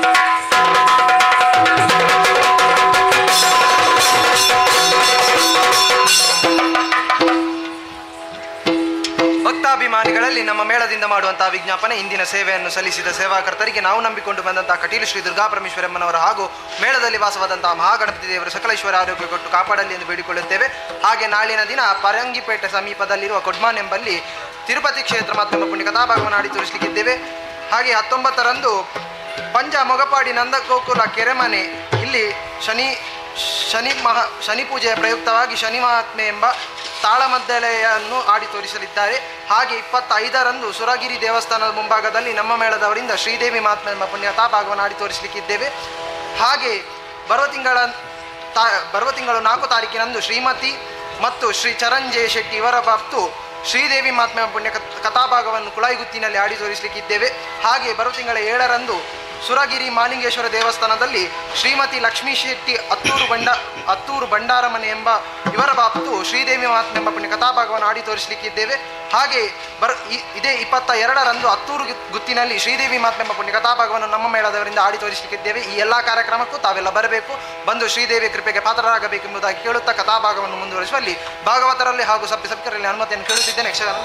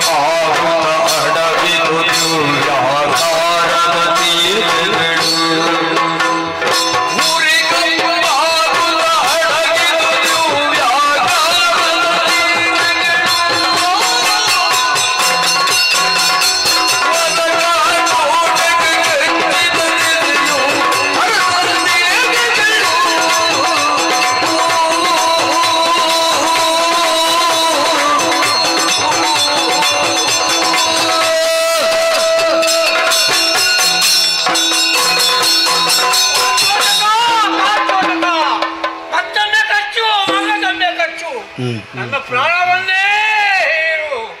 ಶಿವನೇ ಶಿವನೇ, ತಟ್ಟಿನ ಇರುಳು ಕಾಡಲ್ಲಿ ನಡ್ಕೊಂಡು ಬರುತ್ತಿದ್ದಂತಹ ಸಂದರ್ಭ ಬೆಂಕಿ ಇಡೀ ಕಾಡಲ್ಲೇ ಸುಡುತ್ತಾ ಇತ್ತು. ಬಿದಿರ ಹಿಂಡಿನ ತಲೆಯಲ್ಲಿ ತುತ್ತ ತುದಿಯಲ್ಲಿ ಕಾರ್ಕೋಟಕ ನಳಚಕ್ರವರ್ತಿ ನನ್ನನ್ನು ಕಾಪಾಡು ಕಾಪಾಡು ಎಂಬುದಾಗಿ ತಿರುಗಿ ನೋಡಿದಾಗ ಕಾರ್ಕೋಟಕ ಆವಾಗಲೇ ಹೇಳಿದೆ, ನೀನು ವಿಷಪೂರಿತ ಸರ್ಪ, ನಿನ್ನನ್ನು ನಂಬಲಾರೆ, ಇಲ್ಲ ನಿನಗೆ ಉಪಕಾರ ಮಾಡುತ್ತೇನೆ, ಕಾಪಾಡಪ್ಪ ಕಾಪಾಡು ಎಂದಾಗ ನಾನು ನನ್ನ ಬಟ್ಟೆಯನ್ನು ಹಿಡಿದು ಕಾಪಾಡುವುದಕ್ಕೆ ಮುಂದಾದೆ. 1ರಿಂದ 10ರ ಕನಕ ಸಂಸ್ಕೃತದಲ್ಲಿ ಲೆಕ್ಕ ಮಾಡು. ದಶ ಎಂದ ತಕ್ಷಣ ಕಚ್ಚಿಯೇ ಬಿಟ್ಟ. ದಶ ಎಂದರೆ ಸಂಸ್ಕೃತದಲ್ಲಿ ಕಚ್ಚು ಎಂಬುದಾಗಿಯೂ ಅರ್ಥ ಉಂಟು. ನಾನಾಗಿ ಕಚ್ಚಿದ್ದಲ್ಲ, ನೀನು ಹೇಳಿದ್ದರಿಂದ ಕಚ್ಚಿದ್ದು ಎಂಬುದಾಗಿ ಕಾರ್ಕೋಟಕ ಹೇಳ್ತಾ ಇದ್ದಾನೆ. ಕೊನೆಗೆ ಕಾರ್ಕೋಟಕನೇ ಹೇಳಿದ ಮಾತು, ನಿನಗೆ ಕಚ್ಚಿದ್ದಲ್ಲ, ನಿನಗೆ ಹಿಡಿದ ಶನಿಗೆ ಕಚ್ಚಿತ್ತು, ಹೆದರಬೇಡ. ಅಯ್ಯೋ, ಆ ಕಾರ್ಕೋಟಕ ಕಚ್ಚಿದ ದೆಸೆಯಿಂದ ನನ್ನ ದೇಹವನ್ನು ನೋಡಬಾರದೆ.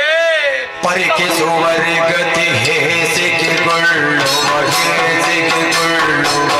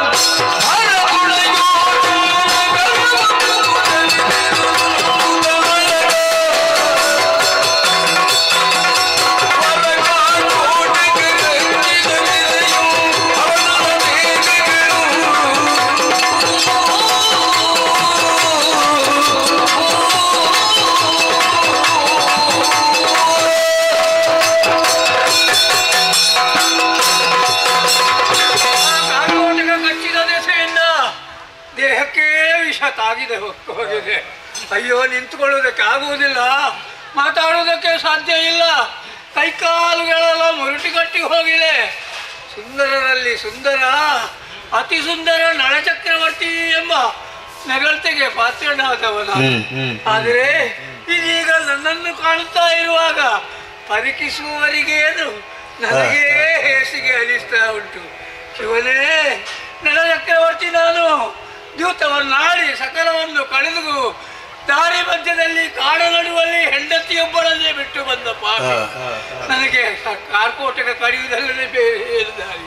ಆದರೆ ಆಯುಷ್ಯ ಎನ್ನುವುದು ಮುಗಿದಿಲ್ಲ, ಹಾಗಾಗಿ ಬದುಕಿ ಉಳಿದಿದ್ದೇನೆ. ಆದರೆ ಹೇಗೆ ಉಳಿಯಲಿ, ಎಲ್ಲಿ ಬದುಕಲಿ? ಓ ದಾರಿ ಒಂದು ಕಾಣುತ್ತಾ ಉಂಟು, ಎಲ್ಲಿಗೆ ಹೋಗ್ತದೆ ಯಾರಿಗೂ ಗೊತ್ತು. ಈ ದಾರಿಯಲ್ಲೇ ಮುಂದೆ ಹೋಗ್ತೇನೆ.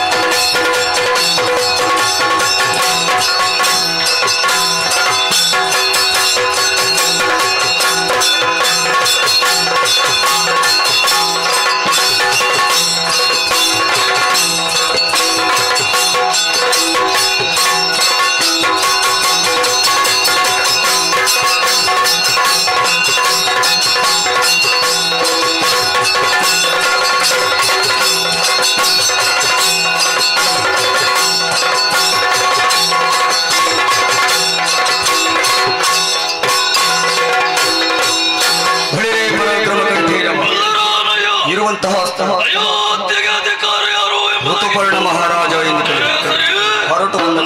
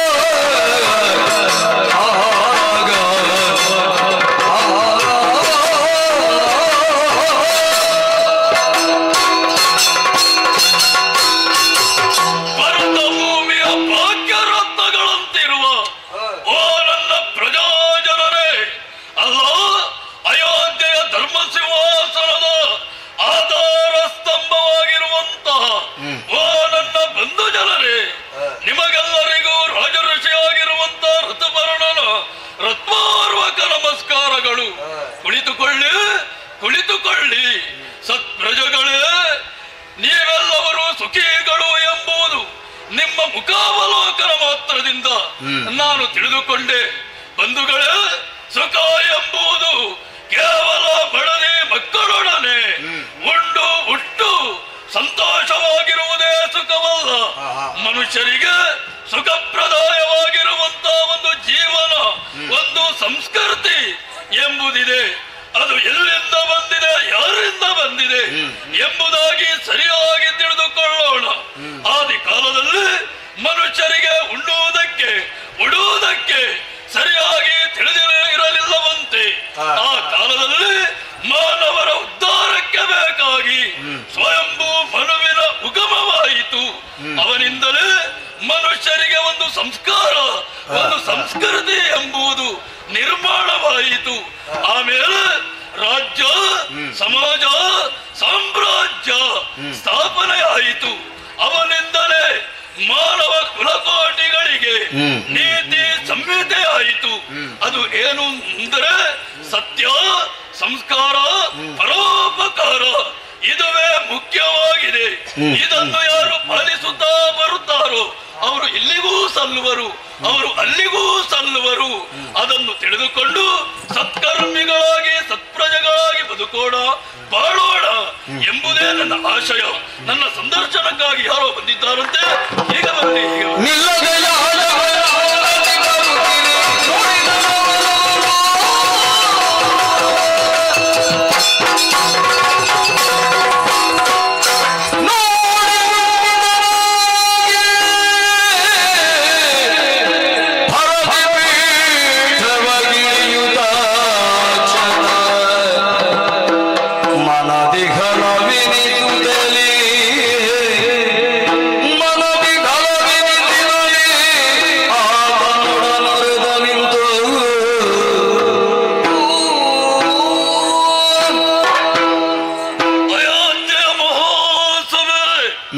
ಸದ್ದು ಗದ್ದಲೆಗಳಿಂದ ಕೂಡಿತ್ತು.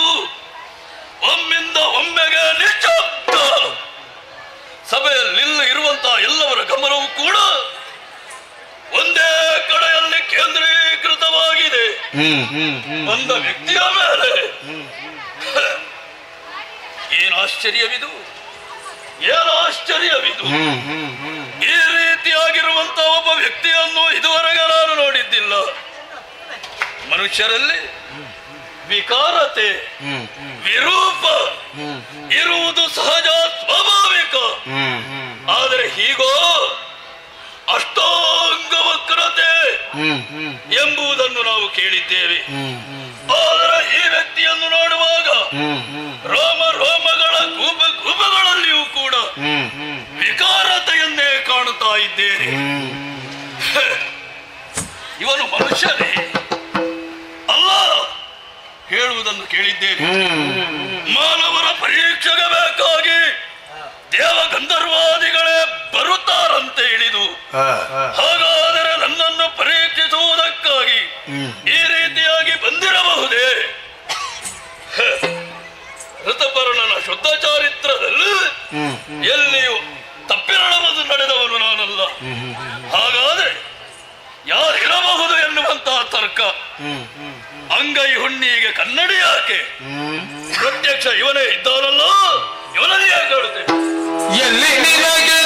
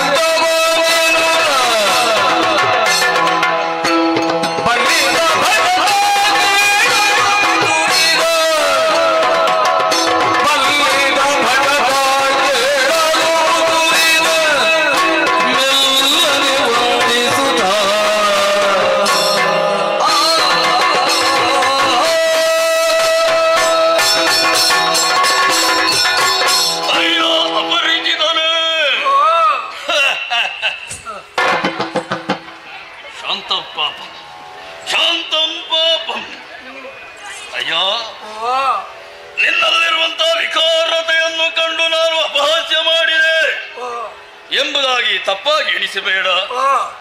ಏನೋ ನಿನ್ನಲ್ಲಿರುವಂತಹ ವಿಕಾರತೆಯನ್ನು ಕಂಡಾಗುವಾಗ ಯಾಕೋ ಏನೋ ಸ್ವಲ್ಪ ಮಟ್ಟಿಗೆ ನಗು ತುಟಿ ಮೀರಿ ಬಂತು. ಅಪರಿಚಿತನೇ ಆವಮ್ಮ.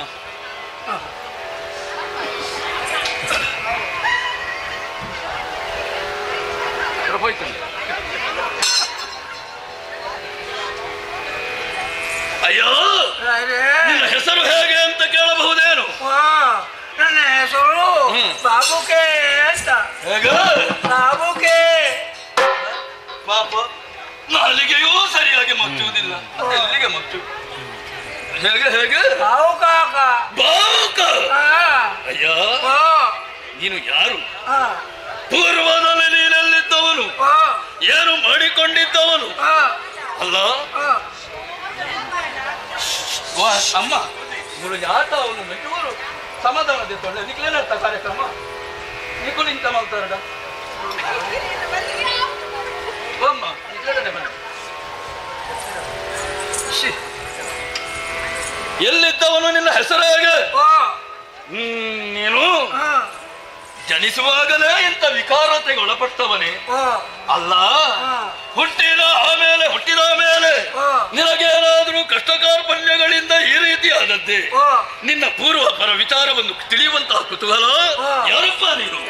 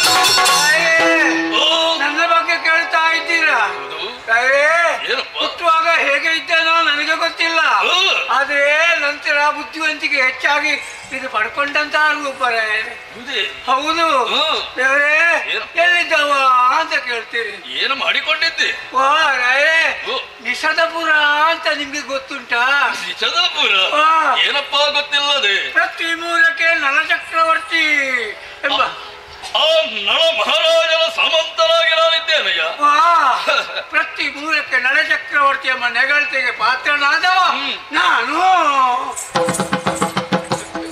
ಕಪಾಲಕ್ಕೆ ಬಾರಿಸ್ತೇನೆ ನಳಚಕ್ರವರ್ತಿಯ ಯೋಗ್ಯತೆಯಲ್ಲಿ ನಾನು ಅಂತ ಹೇಳ್ತಾ ಇದ್ದೆ ಮುಗಿಲಿಲ್ಲ ಅರ್ಧದಲ್ಲಿ ನೀವು ಬಾಯ್ಬಿಟ್ರಿ ಹಾಗೆ ನಿಲ್ಲಿಸಿಬಿಟ್ಟೆ ಹೌದಾ ಏನು ಪೂರ್ತಿ ಮಾಡು ಅಲ್ಲಿ ಕೆಲಸದಲ್ಲಿ ಇದ್ದೆ ಕೆಲಸದಲ್ಲಿದ್ದ ಹೌದು ಭಾಗ್ಯವಂತರಿಗೆ ಮಾತ್ರ ಅಂತಹ ಕ್ಷೇತ್ರದಲ್ಲೆಲ್ಲ ಕೆಲಸ ದೊರಕುವುದು 1,000 ಕುದುರೆಗಳಿಗೆ ಅಧಿಕಾರಿ ನಾನು ಈಗ ಏನು ಇಲ್ಲಿ ಆ ಉತ್ತರ ನಿಷೇಧದವ ಪುಷ್ಕರ ಎಂಬ ಆತ ಬಂದು ನಮ್ಮ ರಾಯರ ಜೊತೆಯಲ್ಲಿ ದ್ಯೂತವನ್ನಾಡಿದ ಅವರ ಜೊತೆಯಲ್ಲಿ ಒಬ್ಬ ಬ್ರಾಹ್ಮಣನೂ ಇದ್ದ ದ್ಯೂತದಲ್ಲಿ ಸರ್ವಸ್ವವನ್ನು ಕಳಗೊಂಡಂತ ದ್ಯೂತ ಎಂಬುದು ವ್ಯಸನವಾದರೂ ರಾಜರಿಗೆ ಅದು ಉಚಿತವಾದದ್ದೇ ಕೇವಲ ಸಂತೋಷಕ್ಕಾಗಿ ಆಟ ಆಡಬಹುದು ನಮ್ಮಲ್ಲಿ ಏನು ತೊಂದರೆ ಇಲ್ಲ ಆಟ ಆಡುವುದಕ್ಕೆ ಇದು ಮೊದಲಿಗೆ ಸುಹೃದ್ಯೂತವಾಗಿತ್ತು ಮತ್ತೆ ಆಮೇಲೆ ಪಣ ಇಟ್ಟು ಆಟವಾಡುತ್ತಾ ಅದರಲ್ಲಿ ಸ್ವಲ್ಪ ಉತ್ಸಾಹ ಬರಬೇಕು ಅಂತಾದ್ರೆ ಸ್ವಲ್ಪ ಪಣ ಅಗತ್ಯ ಉಂಟು ಇರಲಿ ತೊಂದರೆ ಇಲ್ಲ ಮೊದಲಿಗೆ ಬೊಕ್ಕಸ ಭಂಡಾರ ಆನೆ ಸೇನೆಯನ್ನು ಒತ್ತೆ ಇಟ್ಟು ಆಟ ಆಡಿದ್ರು ನಳ ಮಹಾರಾಜರಲ್ಲಿ ಸಮುದ್ರ ಬದಿಯಲ್ಲಿ ಮರಳ ರಾಶಿ ಹೇಗಿದೆಯೋ ಅಂತೆ ಸಂಪತ್ತು ಎಷ್ಟು ಬೇಕಾದ್ರೂ ಇದೆ ಮೊದಲಿಗೆ ಚಿಕ್ಕ ಚಿಕ್ಕ ವಸ್ತುಗಳನ್ನು ಒತ್ತೆ ಇಟ್ಟು ಆಟ ಆಡಿದ್ರು ಕೊನೆಗೆ ಬೊಕ್ಕಸ ಭಂಡಾರವನ್ನೇನು ನಿಷದ ಪುರವನ್ನೇ ಒತ್ತೆ ಇಟ್ಟು ಆಟವಾಡಿದ್ರು ಎಲ್ಲದರಲ್ಲೂ ಸೋತಂತ ನಳಚಕ್ರವರ್ತಿಗಳು ಪುಟ್ಟ ಬಟ್ಟೆಯಲ್ಲೇ ಕಾಡುಬಾರ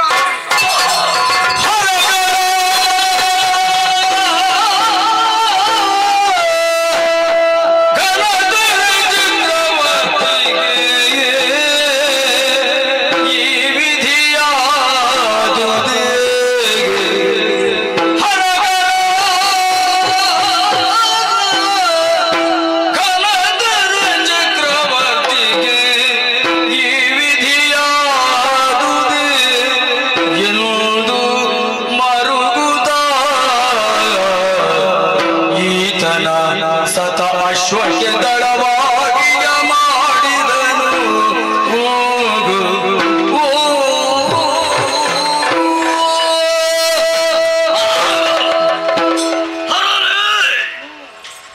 ಎಂತಹ ಕರ್ಕಶವಾಗಿರುವಂತ ವಿಚಾರವನ್ನು ನಾನು ಆಲಿಸುತ್ತಾ ಇದ್ದೇನೆ.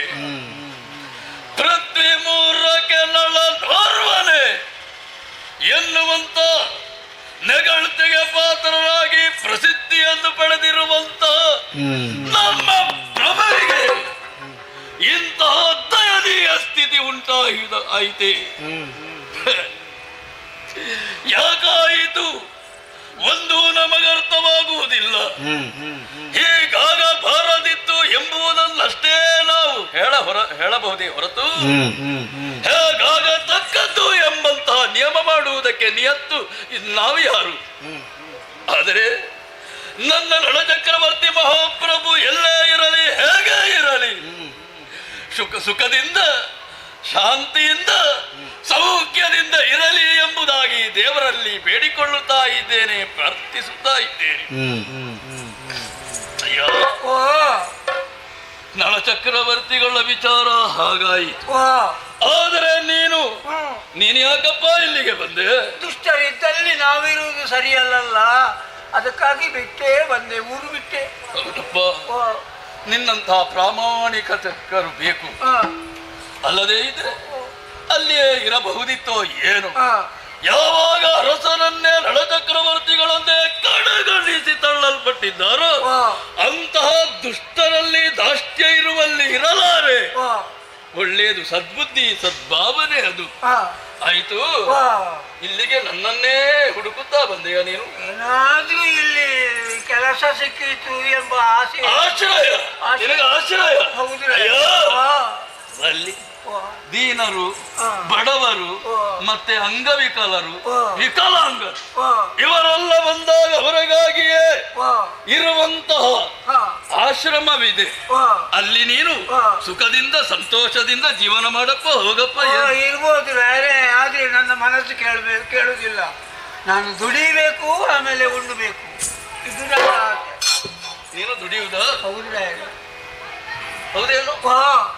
ಕೈ ಕಾಲು ಸರಿ ಇರುವವರಿಗೂ ಇಂತಹ ಮನಸ್ಸಿರುವುದಿಲ್ಲ. ಎಲ್ಲಿಯಾದರೂ ಏನಕ್ಕೇನೋ ಮಾಡಿಕೊಂಡು ತಿರುಗಾಟ ಮಾಡಿಯೇ ತಿನ್ನುವವನು, ಆದರೆ ದುಡಿದೇ ತಿನ್ನುವವನು ನಾನು ಎಂಬಂತಹ ಮನಸ್ಸಿದೆಯಲ್ಲ. ನಿನ್ನಂತ ಈ ಮನಸ್ಸು ನಮ್ಮ ಈ ಭರತ ಭೂಮಿಯಲ್ಲಿರುವ ಎಲ್ಲವರಿಗೂ ಉಂಟು ಅಂತಾದರೆ ಉಪಸ್ವರ್ಗವಾದೀತು. ಭರತ ಭೂಮಿ ನಂದನ ವನವಾದೀತು. ಅದಲ್ಲ ಅಯ್ಯ, ನೀನೀಗ ಯಾವ ಕೆಲಸ ಮಾಡುತ್ತಿ? ಯಾವ ಕೆಲಸವೂ ಆದೀತು. ಯಾವ ಕೆಲಸವೂ ಆಗ್ತದೆ. ಕೆಲಸ ಇಲ್ಲದಿದ್ರೆ ಊಟ ಮಾಡುವುದಿಲ್ವ? ಇರಲಿ, ನಮ್ಮಲ್ಲಿ ಅಶ್ವಗಳೆಲ್ಲ ಇವೆ, ಅದನ್ನು ಸಾಕುತ್ತಾ ಇರುವವರು ಇದ್ದಾರೆ.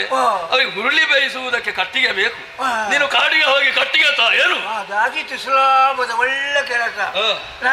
ಏನು ಕಟ್ಟಿಗೆ ತರುವುದಕ್ಕೆ ಕಾಡಿಗೆ ಹೋಗ್ಬೇಕಲ್ಲ? ಅಲ್ಲ, ಮನೆ ಅಂಗಳದಲ್ಲಿ ಸಿಗ್ತದೆ.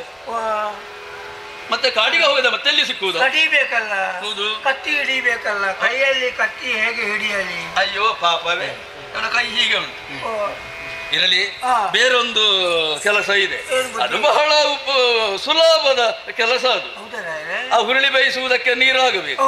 ಬಾವಿಯಿಂದ ನೀರನ್ನು ಸೇದು ತಂದು ಹಾಕಿದರೆ ಸುಲಭ.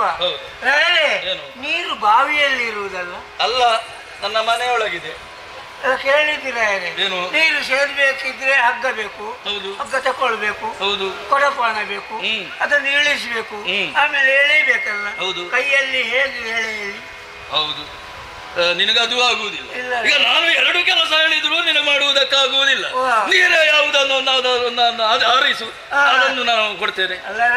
ಅಲ್ಲಿ ನಾನು 1000 ಕುದುರೆಗಳನ್ನು ನೋಡ್ತಾ ಇದ್ದೀನಿ. ನೋಡುತ್ತದ ಕಣ್ಣಿನಿಂದ? ಅಲ್ಲ, ಮತ್ತೆ ಅದನ್ನು ಸರಿಯಾಗಿ ಸಾಕುತ್ತಾ ಪೋಷಿಸ್ತಾ ಇದ್ದೀನಿ. ಹೌದು ಅಯ್ಯ, ಇಲ್ಲಿ ಅದು ಚಕ್ರವರ್ತಿಗಳ ಮನೆತನ, ಅಲ್ಲಿ ಅಷ್ಟಿರಬಹುದು. ನಮ್ಮಲ್ಲಿ ಅಷ್ಟೇನೂ ಇಲ್ಲ. ಕೇವಲ 100 ಕುದುರೆಗಳು ಮಾತ್ರ ಇರುವುದಿಲ್ಲ. 100 ತೃಪ್ತಿ ಪಟ್ಟುಕೊಳ್ಳುವ ಕಡಿಮೆ ಅಷ್ಟೇ. ಏನು ಸಾಕು. ಸಾಕ ನಿನಗೆ ನೋಡಿಕೊಳ್ಳುವುದಕ್ಕೆ ಸಾಧ್ಯವ? ನೋಡ್ತೇನೆ. ಆದ್ರೆ ಒಂದು, ಏನ್ ಬುದ್ಧಿ? ಈಗ ಅಲ್ಲಿ ಇಷ್ಟರವರೆಗೆ ಪಾಲಿಸುತ್ತಾ ಬಂದವನೊಬ್ಬ ಇದ್ದಾನೆ. ಮೊದಲಿದ್ದವ. ಈಗ ನೀನು ಬಂದಿದ್ದಿಂತ ಅವನನ್ನು ಕೆಲಸದಿಂದ ತೆಗೆದು ಹಾಕುವುದಕ್ಕಾಗ್ತದ? ಆಗುದಿಲ್ವಲ್ಲ. ಅದಕ್ಕೆ ಬೇಕಾಗಿ ಸ್ವಲ್ಪ ಸಮಯ ನೀನು ಅವನೊಟ್ಟಿಗೆ ಸಹಾಯಕನಾಗಿರು. ಆಮೇಲೆ ನಿನಗೆ ಬರ್ತಿ ಮೇಲೆ ಆಮೇಲೆ ಗೊತ್ತಾಯ್ತಲ್ಲ? ಹೌದು. ಅಲ್ಲಿಯೇ ಕುದುರೆಗಳನ್ನು ಲಯ ಮಾಡುವುದು ಎಲ್ಲಿ? ಇವ ಈಗಲೇ ಲಯ ಮಾಡಿದ ಕುದುರೆಗಳನ್ನು. ಹೌದೇನು? ಕುದುರೆಗಳನ್ನು ಲಯ ಮಾಡುವುದಲ್ಲ, ಕುದುರೆಗಳ ಲಯ ಅಲ್ಲಿದೆ.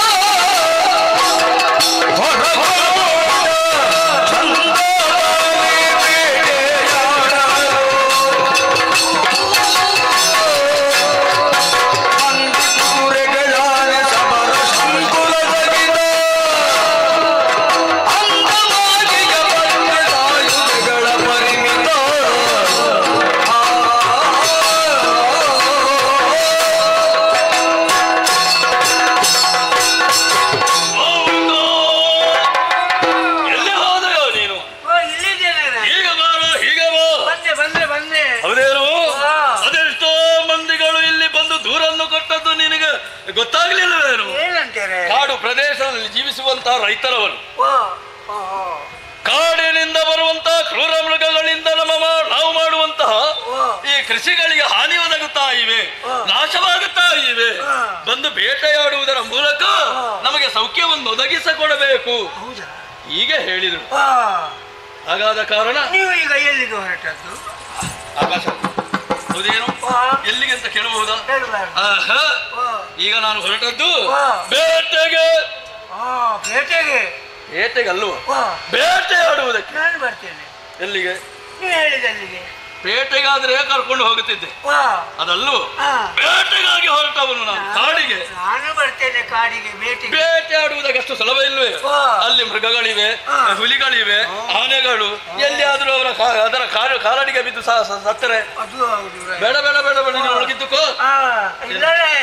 ನಾನು ಅಲ್ಲಿರುವಾಗ ಒಮ್ಮೊಮ್ಮೆ ಎಡೆಡೆಯಲ್ಲಿ ಬೇಟೆಗೆ. ಹೌದಾ? ಹಾಗಾದ್ರೆ ಬೇಟೆಯಾಡಿ ಅಭ್ಯಾಸ ಉಂಟು ನಿನಗೆ. ಬರುವುದು ಬೇಡ ಅಂತ ಹೇಳಿದ್ರೆ ಕೇಳುವುದಿಲ್ಲ. ಹಾಗಾದ್ರೆ ಹೋಗುದು ಹಾಗೆ.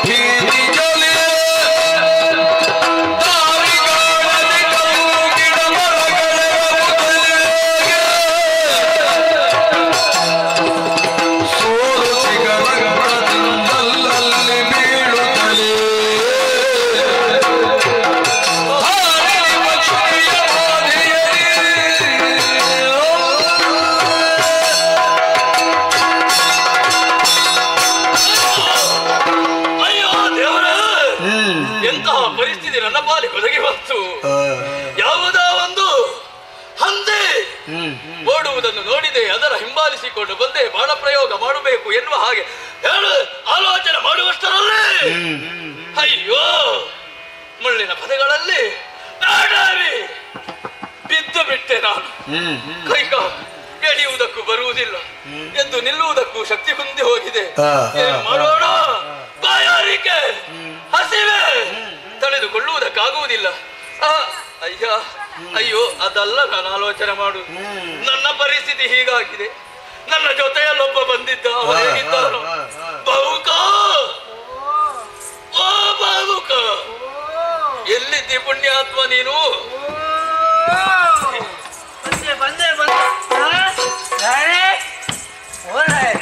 ಅಯ್ಯೋ ನೀವು ಬಿದ್ರಿಯಾ? ಅಲ್ಲ, ಪಡಿ ಬಿದ್ರಿಯಾ ಮೂಡಿ ಬಿದ್ರಿಯಾ? ಈಗ ಮಧ್ಯೆ ಬಿದ್ದರೆ. ನೀವೇನ್ರ ಬಿದ್ದದ್ದು? ಅಯ್ಯೋ ಏನಾಯ್ತು? ಯಾವುದೋ ಸ್ವಲ್ಪ ಅರ್ಧ ಜೀವದ ಒಂದು ಹಂದಿ ಓಡ್ತಾ ಇತ್ತು, ಅದನ್ನು ಬೆನ್ನಟ್ಟಿದೆ. ಈಗ ನೋಡು ನನ್ನ ಪರಿಸ್ಥಿತಿ, ಮುಳ್ಳುಗಳೆಲ್ಲ ನನ್ನ ಕಾಲು ರಕ್ತದ ಕೆಸರಾಗಿ ಹೋಗಿದೆ. ಎದ್ದು ನಿಲ್ಲುವುದಕ್ಕಾಗುವುದಿಲ್ಲ. ಹಸಿವು ತಿರಿಸೆ ಸಹಿಸಿಕೊಳ್ಳುವುದಕ್ಕಾಗುವುದಿಲ್ಲ. ಏನಾದ್ರೂ ಎಲ್ಲಿಂದಾದ್ರೂ ಒಂದಿಷ್ಟು ಹಸಿವೆ ಊಟ ಮಾಡಬೇಕು. ನನಗೆ ಗೊತ್ತುಂಟು, ಮತ್ತೆ ಮಣ್ಣು ತಿನ್ನುವುದಕ್ಕಾಗುತ್ತದ? ಹಸಿವಾದ್ರೆ ಊಟ ಮಾಡಬೇಕು. ಆದ್ರೆ ಎಲ್ಲಿ ಉಂಟು ಪುಣ್ಯಾತ್ಮ ಊಟ? ಹೌದು, ನೀರು ಕುಡಿಬೇಕು. ಇವನದೊಂದು ಹಾಸ್ಯ ಎಡೆಯಲ್ಲಿ. ಹೌದೇನು? ನೀರು ಎಲ್ಲಿದೆ? ಇಲ್ಲಿ ಸರಿಹದಲ್ಲಿ ಎಲ್ಲಿ ನೋಡಿದ್ರು ಬೆಟ್ಟ ಕಾಡುಗಳು. ನಿಮಗೂ ನೀರು ಅನ್ನ ಸಿಗದೆ ಹೋದಿತಾ? ಎಲ್ಲಿಂದಲೂ ಅರಮನೆಯಲ್ಲಿ ಆದ್ರೂ ಸಿಕ್ಕುತ್ತಿತ್ತು. ಈ ಗೊಂಡಾರಣ್ಯದಲ್ಲಿ ಎಲ್ಲಿಂದ ನೀರು, ಎಲ್ಲಿಂದ ಅನ್ನ? ಸ್ವಲ್ಪ ನೀರಾದ್ರೂ ಎಲ್ಲಿಯಾದ್ರೂ ಸಿಗ್ತದ ನೋಡು ಪುಣ್ಯಾತ್ಮ. ಅನ್ನ ಸಿಕ್ಕಿದ್ರೆ ಊಟ ಮಾಡ್ತೀರಲ್ಲ ನೀವು? ಏನಪ್ಪ ಮಾಡದೆ, ಹಸಿವಾಗಿ ಜೀವ ಹೋಗ್ತದೆ. ಎಲ್ಲಿಯಾದ್ರೂ ಬೇಕಾದೀತು ಅಂತ ಹೇಳಿ ಒಂದಿಷ್ಟು ಅನ್ನವನ್ನು ನಾನು ಕಟ್ಟಿಕೊಂಡು ಬಂದಿದ್ದೆ. ಪುಣ್ಯಾತ್ಮ, ಒಳ್ಳೇದಾಯಿತು. ನಿನಗ ದೇವರೇ ಬುದ್ಧಿ ಕೊಟ್ಟದ್ದು. ಹೋಗಪ್ಪ ಹೋಗಪ್ಪ, ಹೋಗಿ ತಕೊಂಡು ಬಾ, ಊಟ ಮಾಡುವ. ಅದು ಅಲ್ಲಿ ಮರದ ಮೇಲೆ ಉಂಟು. ಎಲ್ಲಿ? ಅಲ್ಲಿ ಮರದ ಮೇಲೆ. ನೀನು ತೆಕೊಂಡು ಬಂದದ್ದು ವ್ಯರ್ಥವಾಗಿ ಹೋಯಿತು. ಮರದ ಮೇಲೆ ಇಟ್ಟದ್ದು ನಿನ್ನ ಜಾತಿಯ ಮಕ್ಕಳೆಲ್ಲ ತಿಂದಿರಬಹುದು. ಮಂಗಗಳು. ಏನು? ನಾನು ದೊಡ್ಡ ಮಂಗ. ಹೇಗೆ? ಅದಕ್ಕಿಂತ ಬುದ್ಧಿವಂತ. ಹೇಗೋ? ಅಲ್ಲಿ ಮರದ ಎಡೆಯಲ್ಲಿ ಪೊಟಾರೆ ಇತ್ತು, ಅದರ ಒಳಗೆ ಇಟ್ಟಿದ್ದೇನೆ. ಮಂಗಗಳಿಗೆ ಸಿಗಲಿಕ್ಕಿಲ್ಲ. ಜಾಗರೂಕತೆಯಿಂದ ಹೋಗಪ್ಪ, ತೆಕೊಂಡು ಬಾ. ಆಗ್ಲಿ ಅದಷ್ಟು ಹೋಗು.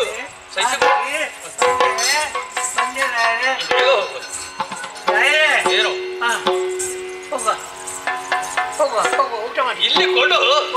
ಊಟ ಮಾಡ್ಲಿಕ್ಕೆ ಇಲ್ಲಿ ಅದೀತು. ಎಲ್ಲಿ ಕೊಡು. ನೀನು ಅದನ್ನು ಹೆಗಲ ಏರಿಸಿಕೊಳ್ಳುವುದು ಆಗುದಿಲ್ಲ. ಏನಾಗುತ್ತೆ? ಕೈ ಕಾಲು ಮುಖ ತೊಳೆಯದೆ ಊಟ ಮಾಡಬಾರ್ದು. ಅದು ಅರಮನೆಯಲ್ಲಿ ಆದ್ರೆ ಸರಿ, ಇಲ್ಲಿ ಇದು ಕಾಡಲ್ವೇನು? ಇಲ್ಲ, ಕೈ ಕಾಲು ಮುಖ ತೊಳೆಯದೆ ಊಟ ಮಾಡಿದ್ರೆ ಶನಿ ಹಿಡಿತದೆ ಅಂತೆ. ಹಿಡಿದೇ ಬಿಡ್ತಾನ? ಹೌದೌದು. ಹೌದೇನು? ಕೈ ಕಾಲು ಮುಖ ತೊಳಿಬೇಕು ಅಂತಾದ್ರೆ ನೀರು ಬೇಡುವ ಪುಣ್ಯಾತ್ಮ. ಇಲ್ಲಿ ಎಲ್ಲಿದೆ ನೀರು? ಎಲ್ಲಿ ಕಾಣುದಿಲ್ಲ. ಅವಳಿಗೆ ಅಲ್ಲಿ ಸ್ವಲ್ಪ ದೂರದಲ್ಲಿ ಬೆಳ್ಳಕ್ಕಿಗಳು ಹಾರ್ತಾ ಉಂಟು. ಬೆಳ್ಳಕ್ಕಿಗಳು ಹಾರುತ್ತಾ ಇದ್ರೆ ಅಲ್ಲಿ ನೀರುಂಟು ಅಂತ ಲೆಕ್ಕ. ಹೌದೇ? ಹಾಗಾದ್ರೆ ನೀರಲ್ಲಿ ಇರಬಹುದಲ್ವಾ? ಅಲ್ಲಿ ಹೋದ್ರೆ ಅನ್ನ ಕೊಡ್ತೀನಿ ನಿನಗೆ. ಖಂಡಿತ. ಆದ್ರೆ ಬಾವುಕ ಹೇಳುವುದಕ್ಕೆ ಕೂಡುವುದಿಲ್ವ ನನಗೆ? ಹೇಳಲಿಕ್ಕೆ ಆಗುದಿಲ್ವಾ? ಇಲ್ಲೂ ನಾನಿದ್ದೇನೆಲ್ಲ.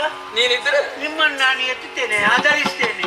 ನನ್ನನ್ನು? ಹೌದ್ರೆ. ನನ್ನನ್ನು ಎತ್ತುವುದಕ್ಕೆ ನಿನಗೆ ಸಾಧ್ಯವೇನು? ಏನು? ಮನಸ್ಸು ಮಾಡಿದ್ರೆ ಭೂಮಿಯನ್ನೇ ಆಧರಿಸಿ. ಹೇಳಲಿಕ್ಕೆ ಎಲ್ಲ ಹುಷಾರಿದ್ದಾರೆ. ಭೂಮಿಯನ್ನ ಆಧರಿಸುವುದಕ್ಕೆ ಇವನ್ನ ನಳ ಚಕ್ರವರ್ತಿ ಅಲ್ಲ. ಒಂದೊಂದು ಮಾತಾಡ್ತಾನೆ ಅವ. ಈಗ ನೋಡು ನೋಡು, ನನ್ನೊಂದು ಕೈ ಹಿಡಿದು ಏನಾದ್ರು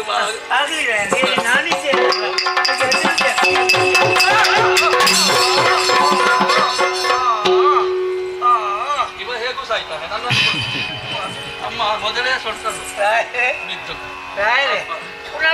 ಮತ್ತೆ ಹೇಳ್ತಾನೆ, ಒದರಿಸ್ತೇನೆ ನಾನು, ಭೂಮಿಯನ್ನೇ ಎತ್ತುತ್ತೇನೆ. ಓ ಎಂತದ್ದು ಎಂತದ್ದು ಹೇಳಿದೆ? ಹಾಗೆ ಮಾಡದೆ ನೀವು ಬಿಡುದಿಲ್ಲ ನಾನು. ಏನು? ಅದು ನಂದು ತಪ್ಪಲ್ಲ, ಮತ್ತೆ ನಿಮ್ದು ತಪ್ಪಲ್ಲ. ಮತ್ತೆ ಇದು ದೊಣ್ಣೆ ಕೈ ಕೊಟ್ಟಿತ್ತು. ಊರುಗೋಲು. ಹೌದು, ಊರುಗೋಲು. ನೀನು ಅದರ ಆಧಾರದಲ್ಲಿ, ಹೌದು. ನಾನು ನಿನ್ನ ಆಧಾರದಲ್ಲಿ. ಆಧಾರ. ಹಾಗಾದ್ರೆ ಅದನ್ನು ಸರಿಯಾಗಿ ಆಧರಿಸಿ ಹಿಡಿದುಕೋ. ಹಿಡ್ಕೊಂಡೆ. ಏನು? ಹೇಳಿದೆ. ಹಾ. ಬನ್ನಿ ಬನ್ನಿ ಬನ್ನಿ ಬನ್ನಿ ಬನ್ನಿ.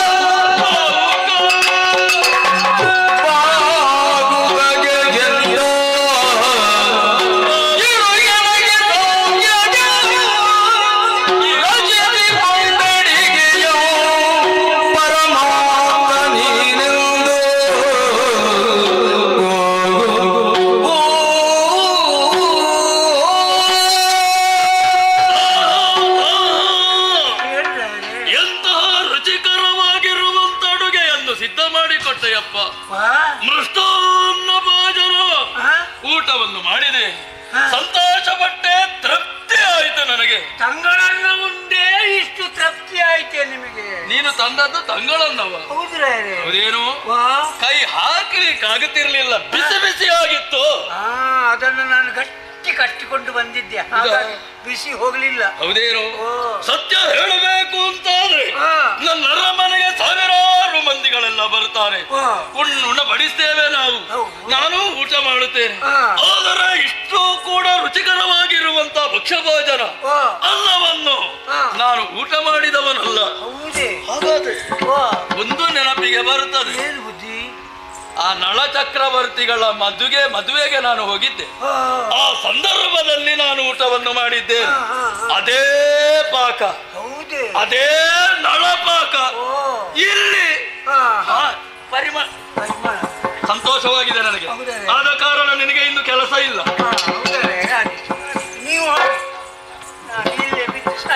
ನೀನೆಂತ ಕಾಡಿನಲ್ಲಿ ಮಲಗಿದ್ದ?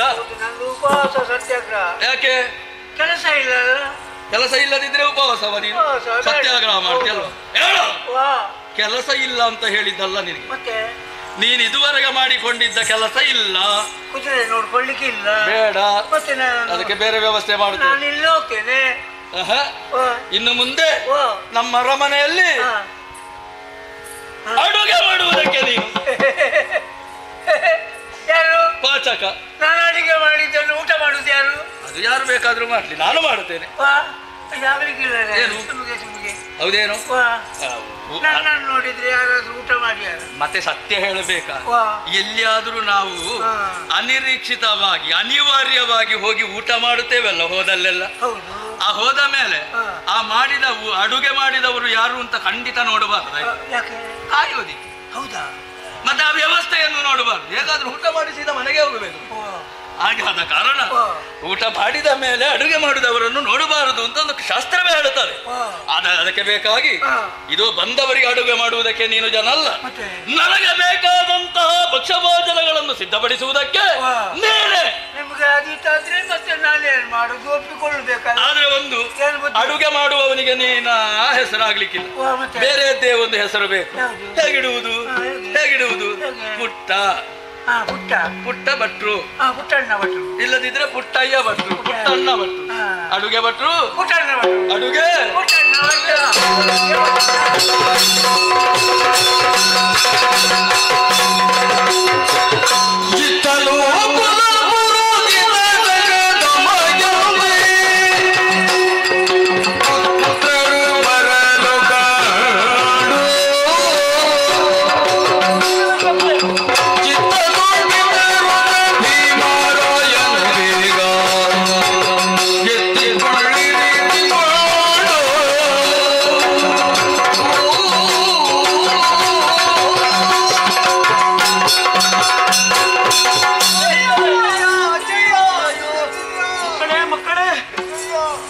ನಿಮ್ಮನ್ನು ನೋಡುವಾಗ ಬೇಸರ ಆಗ್ತದೆ.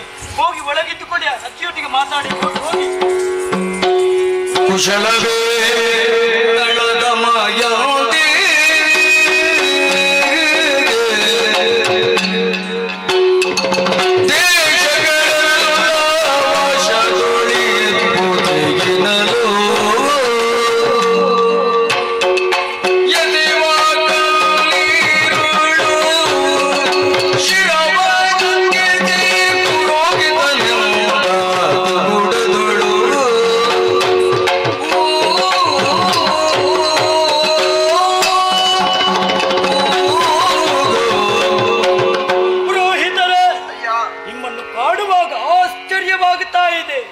ಸಂತೋಷವಾಗಿರುವಂತಹ ನೀವುಗಳು ಈ ಕಾಲದಲ್ಲಿ ಕಂದಿದಾನನದಿಂದ ಇದ್ದೀರಾ. ಮಕ್ಕಳನ್ನು ಕರ್ಕೊಂಡು ಬಂದಿದ್ದೀರಾ. ಅಳಿಯನಲ್ಲಿ ಮಗಳಲ್ಲಿ ಹೇಗಿದ್ದಾರೆ ಅವರೆಲ್ಲ? ಯಾಕೆ ಈ ರೀತಿ ದುಃಖದಿಂದಿದ್ದೀರಿ ಹೇಳಬಹುದೇ?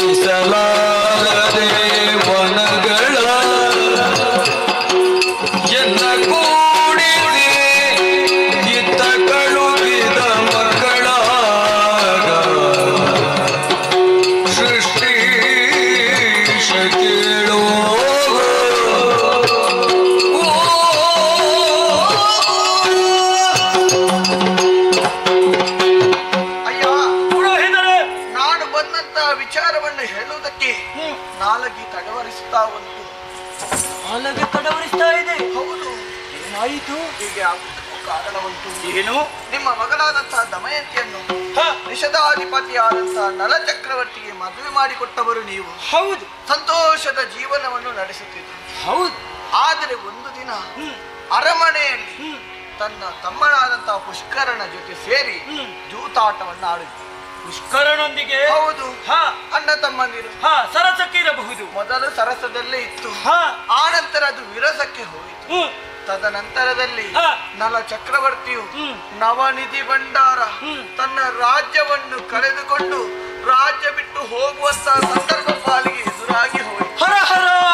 ಆ ಸಂದರ್ಭದಲ್ಲಿ ತನ್ನ ಇರುವರು ಮಕ್ಕಳನ್ನು ನಿಮ್ಮ ಬಳಿಗೆ ಕಳಿಸಿದರೆ, ಹಾಗಾಗಿ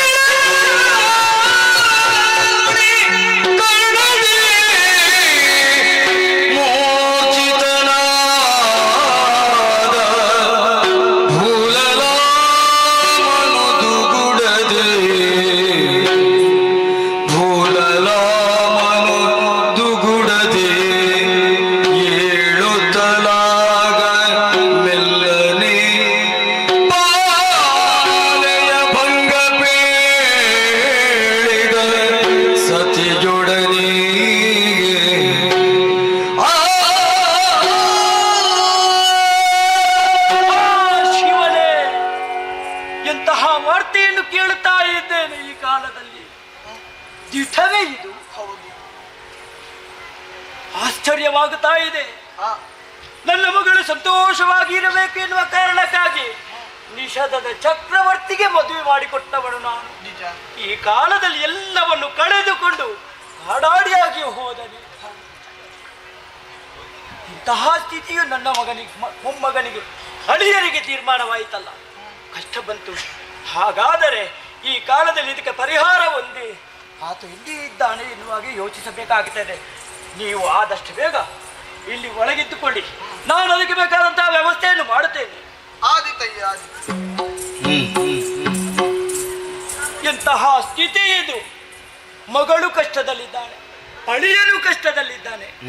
ಈ ಕಾಲದಲ್ಲಿ ಹೇಗಾದರೂ ನೋಡಿ ನನ್ನದಾದಂತಹ ಅಳಿಯ ನನ್ನ ಬಳಿಗೆ ಬರಬೇಕು, ಮಗಳನ್ನು ನೋಡಬೇಕು. ಅಂತ ಆಶೆ ಅಧಿಕವಾಗುತ್ತಾ ಇದೆ. ಹಾಗಾಗಿ ಓಹೋ, ಯಾರನ್ನಾದರೂ ಕಳಿಸಿ ಅವರನ್ನು ಬರುವ ಹಾಗೆ ಮಾಡಬೇಕು. ಎಲ್ಲಿದ್ದರೂ ಕೂಡ ಅವರನ್ನು ಹುಡುಕಿ ತರುವ ಹಾಗೆ ಮಾಡಬೇಕು.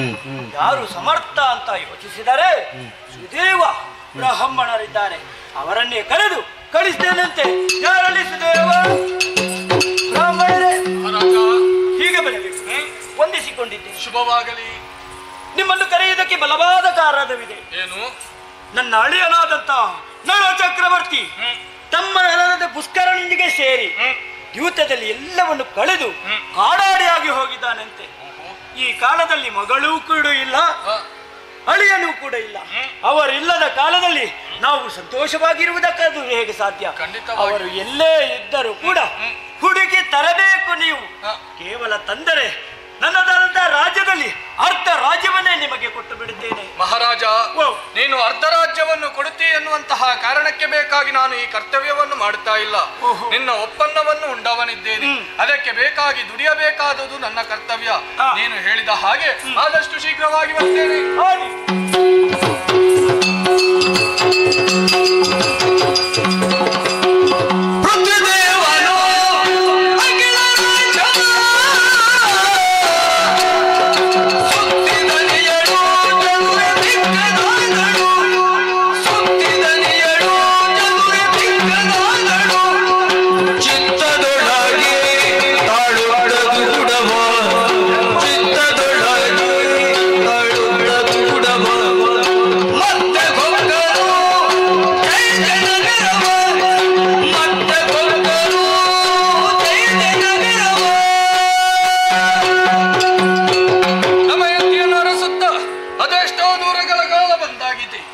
ಆದರೆ ಎಲ್ಲಿ ಹುಡುಕಿದರೂ ಕೂಡ ದಮಯಂತಿಯ ಸುಳಿವೇ ಇಲ್ಲ. ಹುಡುಕಿ ಹುಡುಕಿ ಆಯಾಸವಾಗುತ್ತಾ ಉಂಟು, ಹಸಿವೆ ಬಾಧಿಸುತ್ತಾ ಉಂಟು. ಹಾಗಿದ್ರೆ ಏನು ಮಾಡಲಿ? ಓಹೋ, ದೂರದಲ್ಲಿ ಅರಮನೆಯೊಂದು ಕಾಣುತ್ತಾ ಇದೆ. ಹೇಳಿದ್ರೆ ಚೈತ್ಯಪುರವಂತೆ. ಹಾಗಿದ್ರೆ ಅರಮನೆಗೆ ಹೋದೆಂತಾದ್ರೆ ಒಂದು ಹೊತ್ತಿನ ಊಟವಾದರೂ ಸಿಗಬಹುದು. ಹಾಗಿದ್ರೆ ತಡ ಮಾಡು ಸರಿಯಲ್ಲ, ಅರಮನೆಯತ್ತ ತಲುಪುತ್ತೇನೆ.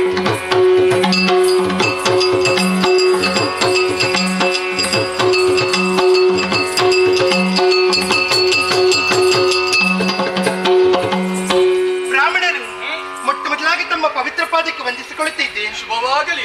ನಿಲ್ಲುವುದು ಸರಿಯಲ್ಲ, ಹೀಗೆ ಬನ್ನಿ. ಆಗಲಿ. ಆಶ್ಚರ್ಯವನ್ನೇ ಕಾಣುತ್ತಿದ್ದೇನೆ. ಏನು? ಮಧ್ಯಾಹ್ನದ ಹೊತ್ತಿನಲ್ಲಿ ನಮ್ಮ ಅರಮನೆಗೆ ಬಂದಿದ್ದೇನೆ. ಹೌದು. ಬರುವುದಕ್ಕೆ ಕಾರಣವೇನು ತಿಳಿಸುತ್ತೀರಾ ನನ್ನಲ್ಲಿ? ಮಹಾರಾಣಿ, ಏನು? ಬರುವುದಕ್ಕೆ ಬಲವಾದಂತಹ ಕಾರಣವುಂಟು. ಅದೆಷ್ಟೋ ದೂರಗಳ ಕಾಲ ಸಂಚರಿಸುತ್ತಾ ಬಂದವನು ನಾನು. ಹಸಿವಿನ ಬಾಧೆ ಎನ್ನುವುದು ಕಾಡುತ್ತಾ ಉಂಟು. ಹೌದೇ? ಇಲ್ಲಿ ಒಂದು ಹೊತ್ತಿನ ಊಟವಾದರೂ ಸಿಗಬಹುದು ಎನ್ನುವಂತಹ ಕಾರಣದಿಂದ ಬಂದಿದ್ದೇನೆ. ಸಿಗಬಹುದಲ್ವಾ? ಭೋಜನ ಸಿದ್ಧತೆಯನ್ನು ನಾನು ಮಾಡುತ್ತೇನೆ. ಹೀಗೆ ಬನ್ನಿ, ಹೀಗೆ ಬನ್ನಿ.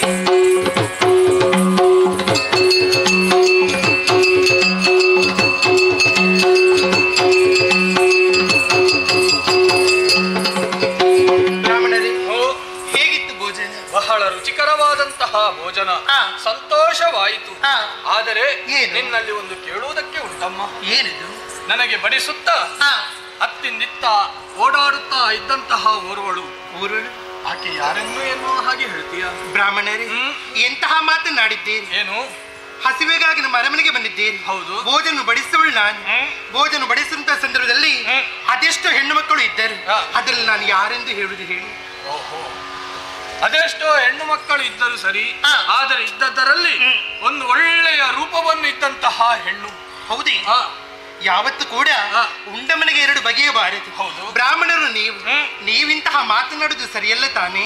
ಮಹಾರಾಣಿ, ಏನು? ಹೆಣ್ಣಿನ ಬಗ್ಗೆ ಆಸಕ್ತಿಯಿಂದ ನಾನು ಈ ಮಾತನ್ನು ಕೇಳುತ್ತಾ ಇದ್ದೇನೆ ಎನ್ನುವ ಹಾಗೆ ಭಾವಿಸಬೇಡ. ಮತ್ತೆ ಆಕೆಯನ್ನು ಕಂಡಾಗ ಆಕೆಯನ್ನು ನಾನು ಎಲ್ಲಿಯೋ ನೋಡಿದ್ದೇನೆ, ಪರಿಚಯ ಉಂಟು ಎನ್ನುವ ಹಾಗೆ ನಾನು ಅರ್ಥವಿಸಿಕೊಂಡಿದ್ದೇನೆ. ಹಾಗಾಗಿ ಹೇಳ್ತಾ ಇದ್ದೇನೆ, ಆಕೆಯನ್ನೊಮ್ಮೆ ನೋಡಬೇಕು. ಕರೀತೀಯ? ಯಾರಲ್ಲಿ ಹೆಣ್ಣಿನ ಬರುವುದಕ್ಕೆ ಹೇಳಿ. ಕಂದರಾಯನ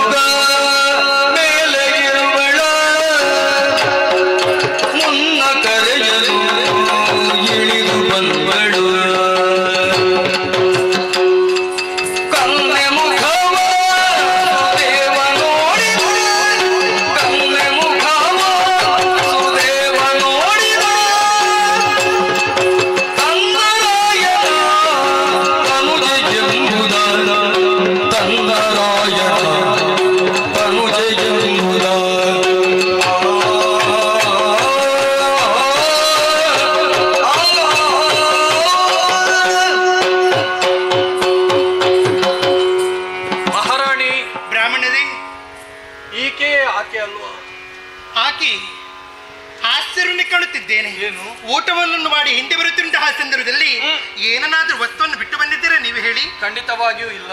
ಮತ್ತೆ ಆ ಹೆಣ್ಣು ಬಂದ ಕ್ಷಣದಿಂದ ಅವಳಲ್ಲಿ ನೋಡುತ್ತಿದ್ದೀರಿ. ತಪ್ಪು ಭಾವಿಸಬೇಡ. ಮತ್ತೆ ಈಕೆಯನ್ನು ನೀನು ಯಾರು ಎನ್ನುವ ಹಾಗೆ ಆಡಿದ್ದು? ಅಯ್ಯೋ, ಬಂದ ಕ್ಷಣದಿಂದ ಕೇಳುತ್ತಿದ್ದೇನೆ, ಯಾರಮ್ಮ ನೀನು, ಯಾರಮ್ಮ ಎಂಬುದಾಗಿ. ಆ ಹೊತ್ತಿಗೆ ಅವಳು ಆಡಿದ ಮಾತು ಹೇಗೆ ಗೊತ್ತೇ? ಅವಳು ಪರದೇಶಿ ಅಂತೆ. ಹೌದು.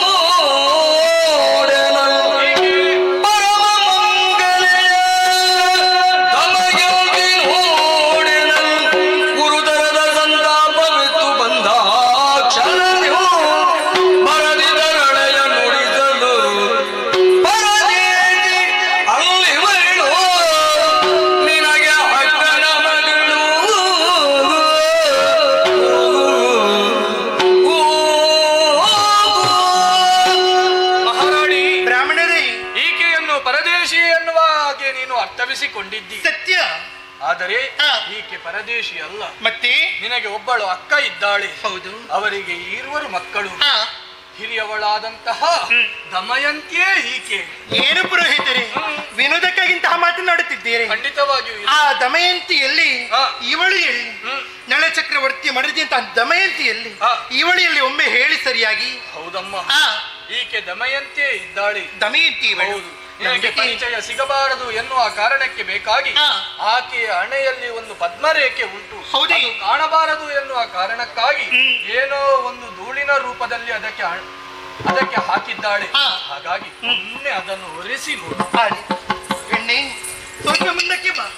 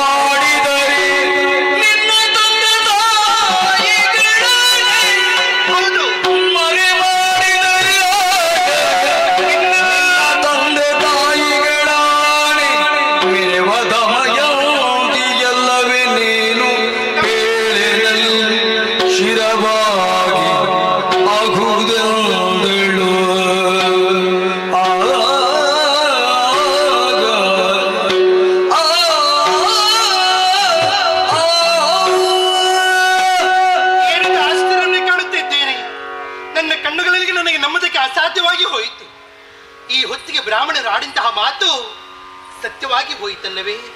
ಹಾಗಾಗಿ ಅವಳಲ್ಲೇ ಕೇಳಬೇಕು.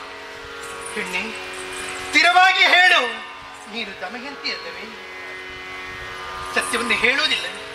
ನಿನ್ನ ತಂದೆ ತಾಯಿಗಳ ಆಣೆಯಾಗಿ ಹೇಳು, ನೀನು ದಮಯಂತಿ ಅಲ್ಲವೇ? ಇಲ್ಲ, ಎಷ್ಟು ಕೇಳಿದರೂ ಕೂಡ ದಮಯಂತಿ ಅಲ್ಲ ಎಂಬುದಕ್ಕೆ ಮಾತನ್ನು ಹೇಳುತ್ತಿದ್ದಾಳಲ್ಲ. ಇವಳಲ್ಲಿ ಹೇಗೆ ಕೇಳಬೇಕು ನನಗೆ ಸರಿಯಾಗಿ ತಿಳಿದವಳು ನಾನು. ಕೊನೆಯ ಮಾತಾಗಿ ಹೇಳುತ್ತಿದ್ದೇನೆ, ನಿನ್ನ ಕೊರಳಿಗೆ ಮಾಂಗಲ್ಯವನ್ನು ಕಟ್ಟಿದಂತಹ ನಿನ್ನ ಗಂಡನಾಗಿ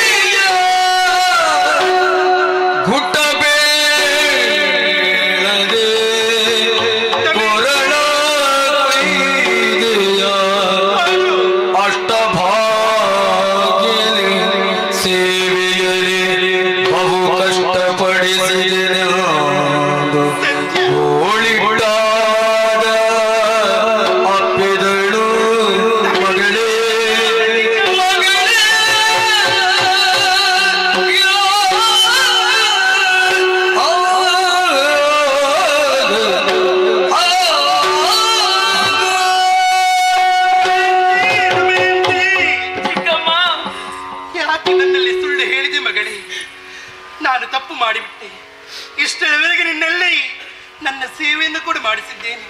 ನನ್ನ ಮಗಳ ಸೇವೆಯನ್ನು ಕೂಡ ನನ್ನ ಕೈಯಾರೆ ನಿನ್ನಲ್ಲಿ ಮಾಡಿಸ್ತಳು ಪಾಪಿ ನಾನು. ಇಲ್ಲ, ಅಷ್ಟ ಸೌಭಾಗ್ಯದಲ್ಲಿ ಇದ್ದವಳೆ ನೀನು. ಈ ಹೊತ್ತಿಗೆ ನನ್ನಲ್ಲಿ ಯಾಕೆ ಸುಳ್ಳನ್ನಾಡಿದೆ? ಯಾಕೆ ಸತ್ಯವನ್ನೇ ಹೇಳಲಿಲ್ಲ? ಹೇಳು ದಮಯಂತಿ, ನನ್ನಲ್ಲಿ ಹೇಳು ನೀನು. ಬರಿದೆ ಉಮ್ಮಳಿಸುತ್ತಾ ಇದ್ದೀರಿ.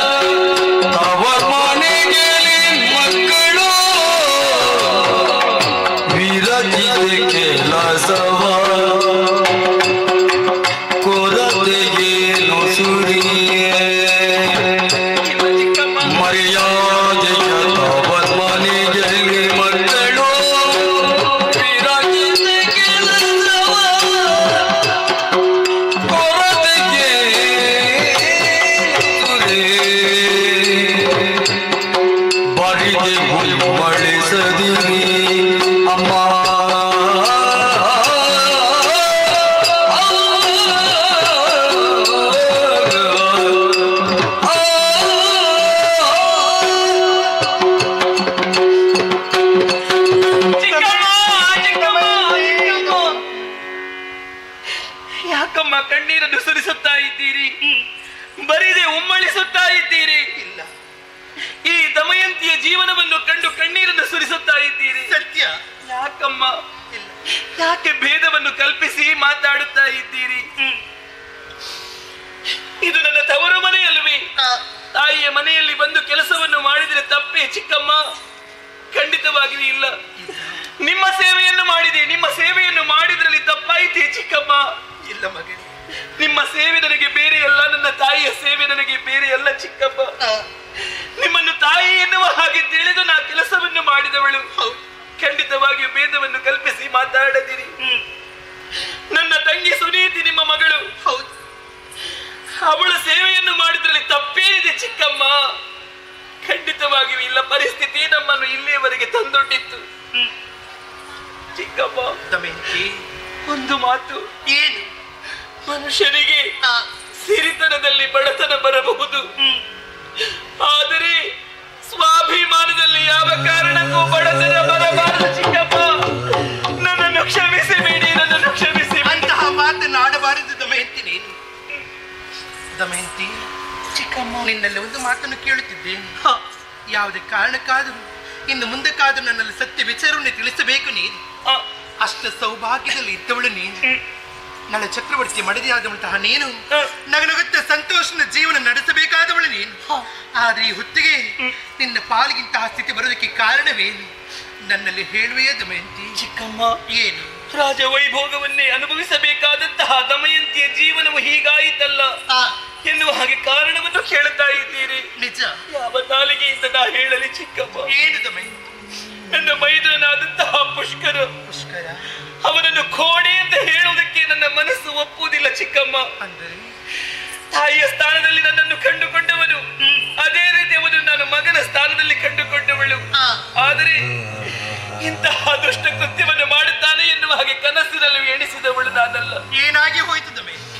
ಒಂದೊಮ್ಮೆಗೆ ನಳ ಚಕ್ರವರ್ತಿಯಲ್ಲಿ ಜೂಜಾಟವನ್ನು ಆಡಬೇಕು ಎನ್ನುವ ಹಾಗೆ ಕರೆದು ಸರಸದ ಆಟವನ್ನು ಆಡಿದ. ಸರಸದ ಆಟವು ವ್ಯಾಸಕ್ಕೆ ಹೋಯಿತು. ಒಂದೊಂದೇ ವಸ್ತುವನ್ನು ಒತ್ತೆ ಇಟ್ಟು ಆಡುವುದಕ್ಕೆ ಆರಂಭಿಸಿದರು. ಪರಿಣಾಮದಲ್ಲಿ ನಳ ಚಕ್ರವರ್ತಿ ಎಲ್ಲಾ ಸುವಸ್ತುಗಳನ್ನು ಕಳೆದುಕೊಂಡರು. ಸಮಸ್ತ ಸಾಮ್ರಾಜ್ಯ, ಬೊಕ್ಕಸ ಭಂಡಾರ, ಚದುರಂಗ ಸೇನೆ ಎಲ್ಲವನ್ನು ಕಳೆದುಕೊಂಡರು. ಲೋಕದಲ್ಲಿ ನಿಯಮವೇ ಇದೆಯಲ್ಲ, ಎಲ್ಲವನ್ನು ಕಳೆದುಕೊಂಡಾತ ತನ್ನದಾದಂತಹ ಸಾಮ್ರಾಜ್ಯವನ್ನು ಬಿಟ್ಟು ಕಾಡಿಗೆ ನಡೆಯಬೇಕಾದದ್ದು ಅವನ ಧರ್ಮವಲ್ಲವೇ? ಸತ್ಯ. ತನ್ನ ಮೈದನ ಪುಷ್ಕರ ನಿಷ್ಠುರವಾಗಿ ಆಡಿಬಿಟ್ಟ. ನಡೆಯಿರಿ ಕಾಡಿಗೆ ಎನ್ನುವ ಹಾಗೆ ನನ್ನ ಪತಿದೇವರು ನಾನು ಕಾಡಿಗೆ ನಡೆದುಕೊಂಡು ಬರುವಂತಹ ಸಂದರ್ಭದಲ್ಲಿ ನಮ್ಮ ಮಕ್ಕಳಿಗೆ ಇಂತಹ ಸ್ಥಿತಿ ಬರಬಾರದು ಎನ್ನುವ ಹಾಗೆ ತಿಳಿದು ಕುಲ ಪುರೋಹಿತರೊಡನೆ ನಮ್ಮ ಮಕ್ಕಳನ್ನು ಹುಣ್ಣಿನಾಪುರಕ್ಕೆ ಕಳುಹಿಸಿಕೊಟ್ಟೆವು. ಕಾಡು ದಾರಿಯಲ್ಲಿ ಬಂದೆವು, ಕಲ್ಲು ಮುಳ್ಳುಗಳ ದಾರಿಯನ್ನು ಕಳೆದು ಬಂದೆವು. ಆದರೆ ಆದರೆ ಮಧ್ಯಪಥದಲ್ಲಿ ಆಯಾಸಗೊಂಡಂತಹ ನಾನು ನನ್ನ ಪತಿದೇವರ ಚಂಗಿಯಲ್ಲಿ ನನ್ನ ಶಿರವನ್ನಿರಿಸಿ ಮಲಗಿದ್ದೆ. ಎಂತಹ ಕೆಟ್ಟ ನಿದ್ದೆ ಆವರಿಸಿತ್ತೋ ಏನೋ ನನಗೆ ತಿಳಿಯದು. ಎಚ್ಚೆತ್ತು ನೋಡುತ್ತೇನೆ, ನನ್ನ ಬಳಿಯಲ್ಲಿ ನನ್ನ ಪತಿದೇವರು ಇರಲಿಲ್ಲ. ಚಿಕ್ಕಮ್ಮ ಇರಲಿಲ್ಲ. ನನ್ನನ್ನು ಒಬ್ಬಂಟಿಗಳನ್ನಾಗಿ ಕಾಡಿನಲ್ಲಿ ತೊರೆದು ಹೋದರು. ಚಿಕ್ಕಮ್ಮ ಪತಿದೇವರು ಧರಿಸಿಕೊಂಡು ದಾರಿಯನ್ನು ಹಿಡಿದುಕೊಂಡು ಮುಂದೆ ಬಂದೆ. ಅಜಗರು ಒಂದು ನನ್ನನ್ನು ನುಂಗುವುದಕ್ಕೆ ಪ್ರಯತ್ನ ಪಟ್ಟಿತ್ತು. ಕಾಡಿನ ವ್ಯಾಧ ಬಂದು ಆ ಅಜಗರದಿಂದ ನನ್ನನ್ನು ಬಿಡಿಸಿದ. ಆದರೆ ಆತ ಕಾಮುಕತನದಿಂದ ವರ್ತಿಸಿ ನನ್ನ ಮೇಲೆ ಕೈ ಮಾಡುವುದಕ್ಕೆ ಮುಂದಾದ. ನಾ ಕಣ್ಣನ್ನು ಬಿಟ್ಟು ನೋಡಿದ ಕ್ಷಣವೇ ಏನು ಆ ಕಿರಾತ ಸುಟ್ಟು ಭಸ್ಮೀಭೂತನಾಗಿ ಹೋದ. ಮುಂದೆ ವರ್ತಕರ ಸಹಾಯದಿಂದ ಈ ಚೈತ್ಯ ನಗರವನ್ನು ನಾನು ಕಂಡೆ. ನಿಮ್ಮ ಬಳಿಗೆ ಬಂದೆ. ನನ್ನ ನಿಜ ವಿಚಾರವನ್ನು ತಿಳಿಸದೆ ನಿಮ್ಮಲ್ಲಿ ನಾನು ಉಳಿದೆ. ನನ್ನನ್ನು ಕ್ಷಮಿಸಿ. ನಿನ್ನಂತಹ ಸತ್ಯ ವಿಚಾರವನ್ನು ಎಲ್ಲವನ್ನು ತಿಳಿಸುವಳಿ ನನಗೆ. ಆದರೆ ಇನ್ನು ಮುಂದಕ್ಕೆ ಕೂಡ ನಿನ್ನಂತಹ ಜೀವನದಲ್ಲಿ ಕಣ್ಣೀರನ್ನು ಸುರಿಸುವುದು ಸರಿಯಲ್ಲ. ಇನ್ನು ಮುಂದಕ್ಕೂ ಕೂಡ ಈ ಸ್ಥಳದಲ್ಲಿ ನೀನು ನಿಲ್ಲುವುದು ಸರಿಯಲ್ಲ. ಅದಕ್ಕಾಗಿ ನೇರವಾಗಿ ನಿನ್ನ ತಂದೆಯ ಮನೆಗೆ ನಾನೇ ಕಳುಹಿಸಿಕೊಡುತ್ತೇನೆ ಮಗಳೇ. ಆದರೂ ಒಂದು ಮಾತು, ತಂದೆಯ ಮನೆಗೆ ಹೋಗುವಂತಹ ಸಂದರ್ಭದಲ್ಲಿ ನೀನು ಈ ಸ್ಥಿತಿಯಲ್ಲಿ ಹೋಗಬಾರದು ಮಗಳೇ. ಮತ್ತೆ ಅದಕ್ಕಾಗಿ ನಿನಗೆ ನಾನೇ ಒಂದು ಪಟ್ಟಿ ಸೀರೆಯನ್ನು ಕೊಡುತ್ತೇನೆ. ನಾನಾ ರೀತಿ ಆಭರಣಗಳನ್ನು ಕೊಡುತ್ತೇನೆ. ಆ ಪಟ್ಟಿ ಸೀರೆಯನ್ನು ಉಟ್ಟು ನಾನಾ ರೀತಿ ಆಭರಣಗಳನ್ನು ತೊಟ್ಟು ಹೋಗುವಂತಹ ಸಂದರ್ಭದಲ್ಲಿ ಕಾಲ್ನಡಿಗೆಲು ಹೋಗುವುದು ಸರಿಯಲ್ಲ ಕಂದ. ಅದಕ್ಕಾಗಿ ಚಿಕ್ಕಮ್ಮ, ಏನು ಮಗಳೇ, ಪಟ್ಟೆ ಸೀರೆಯನ್ನು ಕೊಡುತ್ತೀರಿ ಎನ್ನುವ ಹಾಗೆ ಹೇಳ್ತಾ ಇದ್ದೀರಿ. ನಿಜ, ನೀವು ಆಡಿದಂತಹ ಮಾತಿಗೆ ಎರಡಾಡುತ್ತೇನೆ ಎನ್ನುವ ಹಾಗೆ ತಿಳಿಯಬಾರದು. ಯಾಕೆ ಮಗಳೇ? ಹೆಣ್ಣಾದವಳು ಶೃಂಗಾರ ಮಾಡುವುದು ತನ್ನ ಗಂಡನಿಗೆ ಬೇಕಾಗಿ ಅಲ್ವೇ? ಸತ್ಯ. ಗಂಡನ ಅನುಪಸ್ಥಿತಿಯಲ್ಲಿ ಹೆಣ್ಣಾದವಳು ಶೃಂಗಾರ ಮಾಡಿದಳು ಎಂದಾದರೆ ಅದು ಅವಳು ಮಾಡುವಂತಹ ಶೃಂಗಾರ ಅಲ್ಲ ಚಿಕ್ಕಮ್ಮ. ಅದವಳ ಹೆಣಕ್ಕೆ ಮಾಡುವಂತಹ ಶೃಂಗಾರ. ಹೆಣಕ್ಕೆ ಮಾಡುವಂತಹ ಶೃಂಗಾರ ಇಲ್ಲದ ಮೇಲೆ ಕರ ಮುಗಿದು ಬೇಡಿಕೊಳ್ಳುತ್ತಾ ಇದ್ದೇನೆ. ಪಟ್ಟೆ ಸೀರೆ ಬೇಡ ಚಿಕ್ಕಮ್ಮ, ನನಗೆ ಆಭರಣಗಳು ಬೇಡ. ಇನ್ನು ಕಣ್ಣೀರು ಸುರಿಸುವುದು ಸರಿಯಲ್ಲ. ಪತಿವ್ರತೆ ಹೆಣ್ಣು ಮಕ್ಕಳಿಗೆ ಯಾವತ್ತೂ ಕೂಡ ಪಟ್ಟೆ ಸೀರೆ ಆಭರಣಗಳು ಬೇಕಾದದಲ್ಲ. ಹಣೆಯಲ್ಲಿಂತಹ ಕುಂಕುಮ, ಅರಶಿನ, ಮುಡಿ ತುಂಬ ಹೂ ಮುಡಿಯಬೇಕಾದ್ದು ಪತಿವ್ರತೆ ಹೆಣ್ಣು ಮಕ್ಕಳ ಕರ್ತವ್ಯ ತಾನೆ. ಹಾಗಾಗಿ ಇಂದೊಂದು ಮಾತನ್ನು ಕೇಳುತ್ತೇನೆ, ಅದನ್ನಾದರೂ ನೆರವೇರಿಸಿ ಕೊಡುತ್ತೀಯ ಮಗಳೇ? ಅರಶಿನ ಕುಂಕುಮವನ್ನು ಮುತ್ತೈದೆ ಹೆಂಗಸು ಯಾವ ಕಾರಣಕ್ಕೂ ಬೇಡ ಎನ್ನುವುದಕ್ಕೆ ಅವಳಿಗೆ ಇಲ್ಲ, ಅಧಿಕಾರ ಇಲ್ಲ. ಸತ್ಯ. ಸ್ವೀಕರಿಸುತ್ತೇನೆ. ಸ್ವೀಕರಿಸುತ್ತೆ ಮಗಳೇ.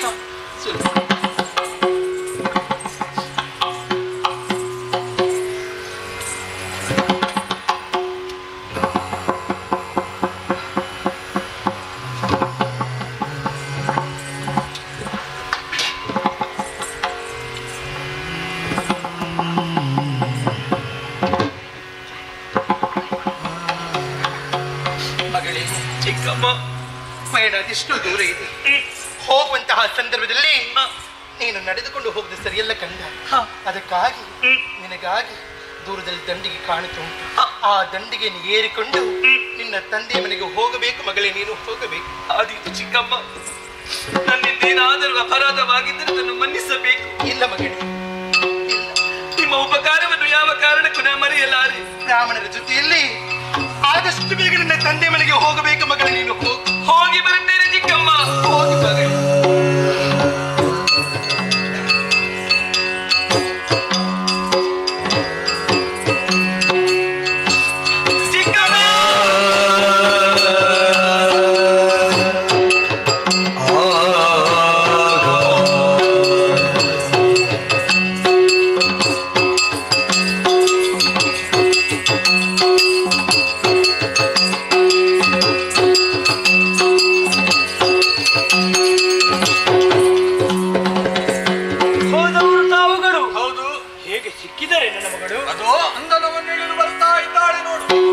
ಸಿಂಧೂರ ಗಮನೆ ಅಂದನ ಬಿಳಿದು ತಾಗಿ ತಂದೆಗೆ ಗಡಿಗೆ ಶೋಕದ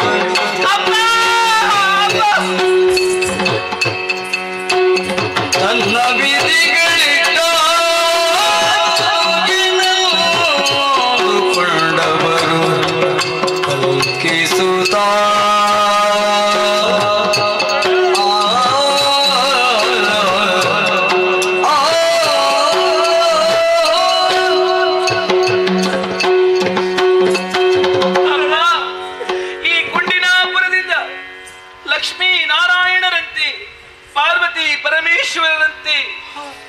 ಹೋದವರು ನಾವು. ಇಂದೀಗ ನಿಮ್ಮ ಮಗಳು ದರಿದ್ರ ಲಕ್ಷ್ಮಿಯಾಗಿ ನಿಮ್ಮ ಕಣ್ಣನ್ನು ಆಡಬೇಡಂತಹ ಮಾತನ್ನು ನಿನ್ನ ಬರೋಣವನ್ನೇ ನಿರೀಕ್ಷೆಯಟ್ಟವಳು ತಂದೆ. ಈ ಮುದಿ ಜೀವ ಇನ್ನು ಬದುಕಿದೆ ನಿನಗಾಗಿ ಮಗಳಿನಂತಹ ಮಾತನ್ನ ಆಡಬೇಡ ಮಗಳೇ. ಅಪ್ಪ ಓ ಮಕ್ಕಳಿಲ್ಲಿದ್ದಾರೆಪ್ಪ. ಮಗಳೇ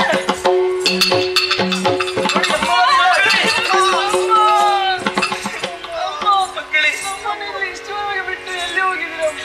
ಅದು ಎಲ್ಲಿ ಅಂತ ನಾ ಹೇಗೆ ಹೇಳಲಿ ಮಕ್ಕಳೇ? ಏನೇ ಇರಲಿ ಅಜ್ಜನ ಬಳಿಯಲ್ಲಿದ್ದವರಲ್ವೇ ನೀವು? ಹೇಳಿ ಅಪ್ಪ ಎಲ್ಲಿ ಅಮ್ಮ? ನೋಡಿದ್ದೀರಾ ಅಪ್ಪ ಎಲ್ಲಿ ಎನ್ನುವ ಹಾಗೆ ಮಕ್ಕಳು ಕೇಳುತ್ತಾ ಇದ್ದಾರೆ. ಏನು ಉತ್ತರವನ್ನು ಕೊಡಲಿ ನಾನು? ವ್ಯವಸ್ಥೆ ನಾನು ಮಾಡ್ತೇನೆ. ಕಡು ಮುದ್ದು ಮಗಳೇ ನೀನು ಗುಣಗೊಳ್ಳಲು ಬೇಡ ಕೊಡಬೇಕು ಅರುಳುವುದಿಲ್ಲ ರಮಣ.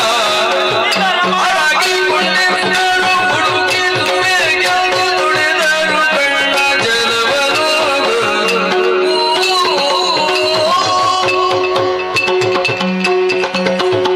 ಓ ಮುದ್ದು ಮಗಳೇ, ಅಪ್ಪ ಈ ಕಾಲದಲ್ಲಿ ಮಕ್ಕಳು ಕೇಳುವಂತಹ ಪ್ರಶ್ನೆ ಅಪ್ಪ ಎಲ್ಲಿದ್ದಾರೆ ಎನ್ನುವ ಹಾಗೆ ಅರ್ಥವಾಗುತ್ತದೆ ಮಗಳೇ ನಿನ್ನ ನೋವು.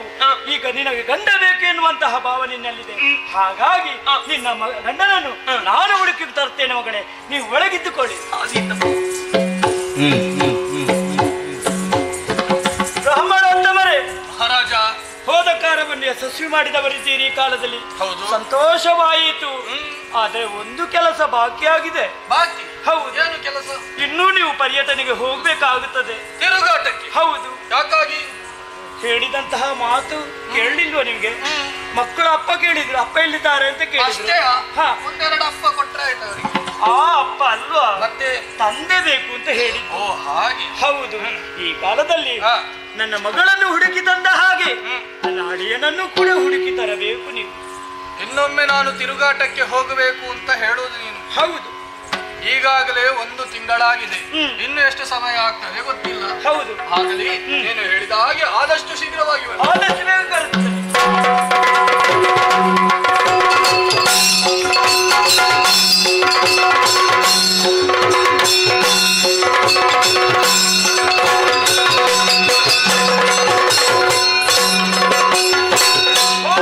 ಹೌದು. ಹೇಗಾಯಿತು ಕಾರ್ಯ? ಮಹಾರಾಜ, ನಿನ್ನ ಅಳಿಯನನ್ನು ಅರಸುತ್ತಾ ಹೋದಂತಹ ಸಂದರ್ಭದಲ್ಲಿ ಎಲ್ಲಿ ಹುಡುಕಿದರೂ ಕೂಡ ನಿನ್ನ ಅಳಿಯ ಸಿಗಲಿಲ್ಲ.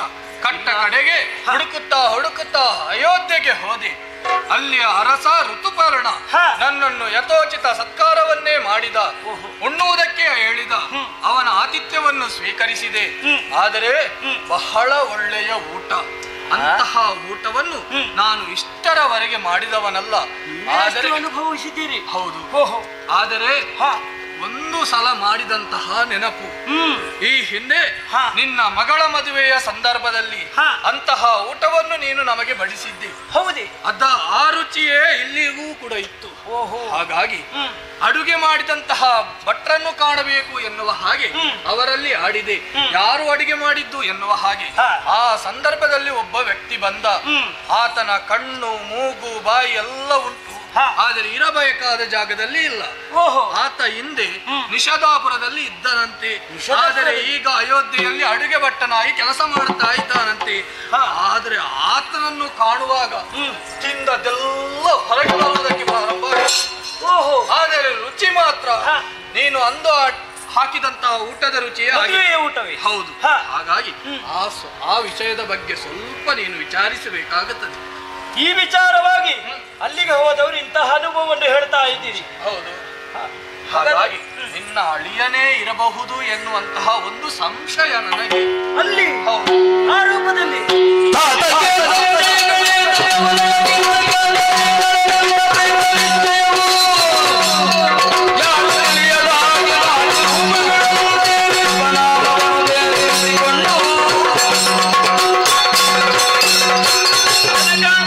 ಕುಲಪುರೋಹಿತರು ಆಡಿದಂತಹ ಮಾತನ್ನು ನಾನು ಸರಿಯಾಗಿ ಕೇಳಿಸಿಕೊಂಡೆ. ಅಲ್ಲಿರುವವರು ನಳಚಕ್ರವರ್ತಿ ಅರ್ಥಾತ್ ಬಾಹುಕ ಎನ್ನುವಂತಹ ಹೆಸರಿನಲ್ಲಿ ಅಲ್ಲಿದ್ದಾರೆ ಎನ್ನುವುದರಲ್ಲಿ ಯಾವುದೇ ಅನುಮಾನವಿಲ್ಲ. ತನ್ನದಾದಂತಹ ರೂಪವನ್ನು ಮರೆಮಾಚಿ ಅಲ್ಲಿ ಈಗ ಬಾಹುಕ ಎನ್ನುವಂತಹ ಹೆಸರಿಂದ ಇದ್ದಾರೆ. ಅದರಲ್ಲಿ ಅವರು ಊಟ ಮಾಡಿದಂತಹ ರುಚಿ ಅದು ನಳಪಾಕವಾಗಿತ್ತು. ಹೌದಲ್ಲವೇ? ಹಾಗಾದ್ರೆ ಅವರನ್ನು ಭರಿಸುವಂತಹ ಒಂದು ವ್ಯವಸ್ಥೆ ಆಗಬೇಕಲ್ಲ. ಅವರನ್ನು ಹೇಗೆ? ಬಹಳ ಸುಲಭದಲ್ಲಿ ಭರಿಸಬಹುದು. ನೀನು ಹೆಂಡತಿಯಲ್ಲ, ನೀಗೆ ಮಾತ್ರ ತಿಳಿಯುವುದು, ನಮಗೇನು ಗೊತ್ತಾ? ನಾ ಹೇಳಲೇ, ದಮಯಂತಿಗೆ ಇನ್ನೊಂದು ಮದುವೆ ಮಾಡಿದ್ರೆ ಆಯ್ತು. ಮಹಾರಾಜ, ನನ್ನ ಮಗ ಏನಾಡಿದವಳು ಮದುವೆ ಅಂತ ಇನ್ನೊಂದು ಮದುವೆ, ಹ? 2 ಮಕ್ಕಳ ತಾಯಿ ಇನ್ನೊಂದು ಮದುವೆ ಆಗುವುದೇ? ಯಾಕೆ ಹುಟ್ಟಿದೆ ನನಗೆ ಮಗಳಾಗಿ ಮಗಳು? ಎಂತಹ ಮಾತು ಇದೆಲ್ಲ ಬೇಕಾ? ಏನಾಯ್ತಪ್ಪ? ಇನ್ನೊಂದು ಮದುವೆ ಯಾಕೆ ನಿನಗೆ? ನೀವು ಯಾಕೆ ಅವಸರ ಪಡುವುದು? ನನ್ನ ವಾಕ್ಯ ಪೂರ್ತಿ ಆಗ್ಲಿಲ್ಲ. ಇನ್ನೂ ಉಂಟಾ? ದಮಯಂತಿಗೆ ಮದುವೆ ಅಂತ ಹೇಳಿದ್ರೆ ನಾನು ಇನ್ನೊಂದು ಮದುವೆ ಆಗುದಕ್ಕೆ ನನಗೆ ಹೊರಟವಳೆ. ಹೆದರಿಕೆ ಆಯ್ತು. ನಾವೇ ಲೋಕದಲ್ಲಿ ಏನು ಹೇಳಿಯಾರು? ಈ ಮುದುಕನಿಗೆ ಮಗಳಾಗಿ ಮಗಳಿಗೆ ಇನ್ನೊಂದು ಮದುವೆ ಅಂತ ಎಂತ ಇದೆಲ್ಲ ಬೇಕಾ?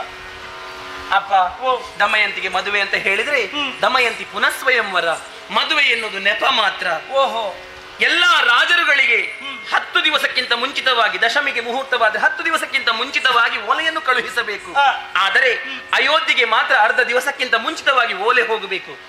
ಇಲ್ಲಿಂದ ಅಯೋಧ್ಯೆಗೆ ಇರುವಂತಹ ವಿಸ್ತೀರ್ಣ ಎಷ್ಟು ಅಂತ ಕೇಳಿದ್ರೆ 200 ಯೋಜನದಷ್ಟು. ಓಹೋ, ಹಾಗಾದ್ರೆ ಅಲ್ಲಿಂದ ಇಲ್ಲಿಯವರೆಗೆ ನಳಚಕ್ರವರ್ತಿ ಅರ್ಥಾತ್ ಬಾಹುಕ ಎನ್ನುವಂತಹ ಹೆಸರಿನಲ್ಲಿರುವಂತಹ ನಳಚಕ್ರವರ್ತಿ ಬರಬೇಕಿದ್ರೆ ನೀವೇ ತಿಳಿದುಕೊಳ್ಳಿ, ಅವರು ಅಶ್ವಹೃದಯ ರಥಕಲ್ಪ ಎನ್ನುವಂತಹ ವಿದ್ಯೆಯನ್ನು ಕಲಿತವರು. ಅರೆ ಗಳಿಗೆಯಲ್ಲಿ ಇಲ್ಲಿ ಬಂದು ಸೇರುವವರಿದ್ದಾರೆ. ಅವರು ಹೌದೇ ಆದಲ್ಲಿ ಖಂಡಿತವಾಗಿ ಇಲ್ಲಿಗೆ ಬಂದೇ ಬರುತ್ತಾರೆ. ಹಾಗಾಗಿ ನಾ ಹೇಳಿದಂತಹ ವಿಚಾರವನ್ನು ಖಂಡಿತವಾಗಿ ನೆರವೇರಿಸಬಹುದಲ್ವೇ? ಆದಷ್ಟು ಬೇಗ ದಮಯಂತಿಗೆ ಪುನಃ ಸ್ವಯಂವರ ನಾನು ಮಾಡುತ್ತೇನೆ. ಮಗಳು ಹೇಳಿದಂತೆ ರಾಜರಿಗೆಲ್ಲ ಓಲೆಯನ್ನು ಬರೆಯುತ್ತೇನೆ. ಅಯೋಧ್ಯೆಗೆ ಸಮಯಕ್ಕೆ ಸರಿಯಾಗಿ ಮುಟ್ಟಿಸುವಾಗ ವ್ಯವಸ್ಥೆ ಮಾಡಿ.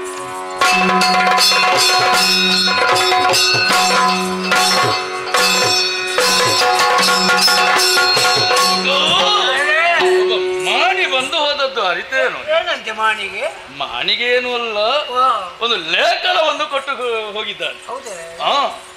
ಇದು ಕುಂಡಿನಾಪುರದಿಂದ ಕಳಿಸಲ್ಪಟ್ಟಿರುವಂತಹ ಲೇಖನ. ಹೌದು, ಆದರೆ ಇದನ್ನು ನಾವು ವಾಚಿಸಬೇಕಲ್ಲ, ಸಭೆಯಲ್ಲಿ ಎಲ್ಲವರು ಕೇಳುವಂತೆ ನಾನೇ ವಾಚಿಸ್ತೇನೆ.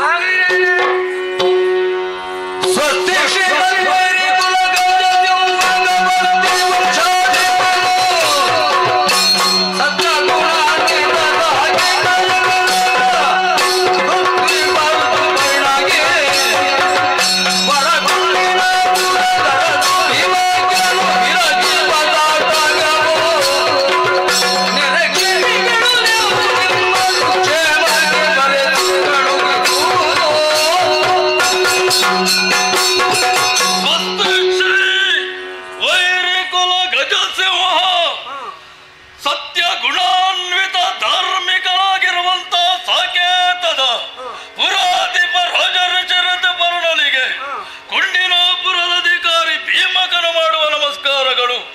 ನಾವೆಲ್ಲರೂ ಸುಕ್ಷೇಮಿಗಳು, ಸದಾ ನಿಮ್ಮ ಕ್ಷೇಮವನ್ನು ಬಯಸುತ್ತಾ ಇದ್ದೇವೆ. ವಿಷಯ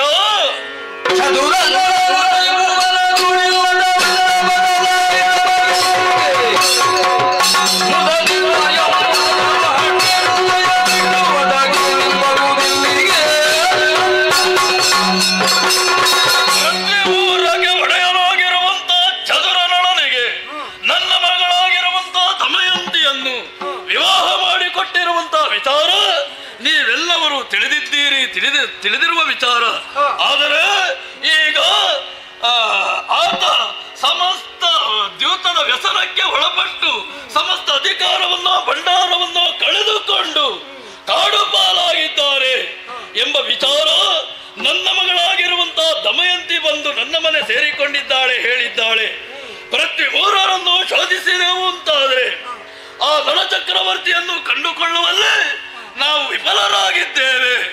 ನನ್ನ ಮಗಳ ಉತ್ಕರ್ಷಕ್ಕಾಗಿ, ಭವಿಷ್ಯತ್ತನ್ನು ರೂಪಿಸುವುದಕ್ಕಾಗಿ, ಮಗಳ ಕಣ್ಣೀರನ್ನು ಕಂಡು ಕರಗಿರುವಂತಹ ನಾನು ನನ್ನ ಮಗಳಾಗಿರುವಂತಹ ದಮಯಂತಿಗೆ ಪುನರ್ ಸ್ವಯಂವರ.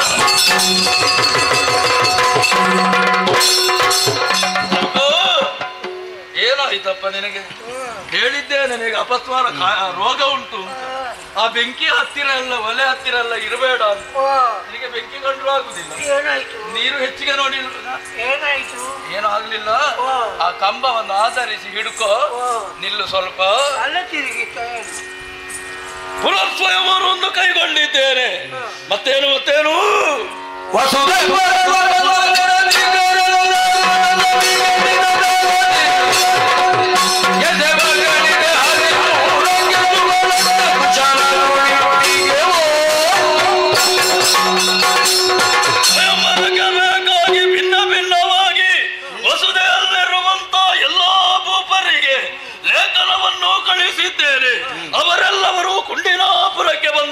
ಹೊರಟಿದ್ದಾರೆ. ನಾಳೆ 13 ಗಳಿಗೆಗೆ ನಡೆಯುವಂತ ಈ ಲಗ್ನಕ್ಕೆ ಸ್ವಯಂವರಕ್ಕೆ ತಾವು ಚಿತ್ತೈಸಬೇಕು. ಈ ಕಾರ್ಯಕ್ರಮವನ್ನು ಚಂದಗಾಣಿಸಿಕೊಡಬೇಕು ಎಂಬುದಾಗಿ ಕೇಳಿಕೊಳ್ಳುವ ಭೀಮಕ ಭೀಮ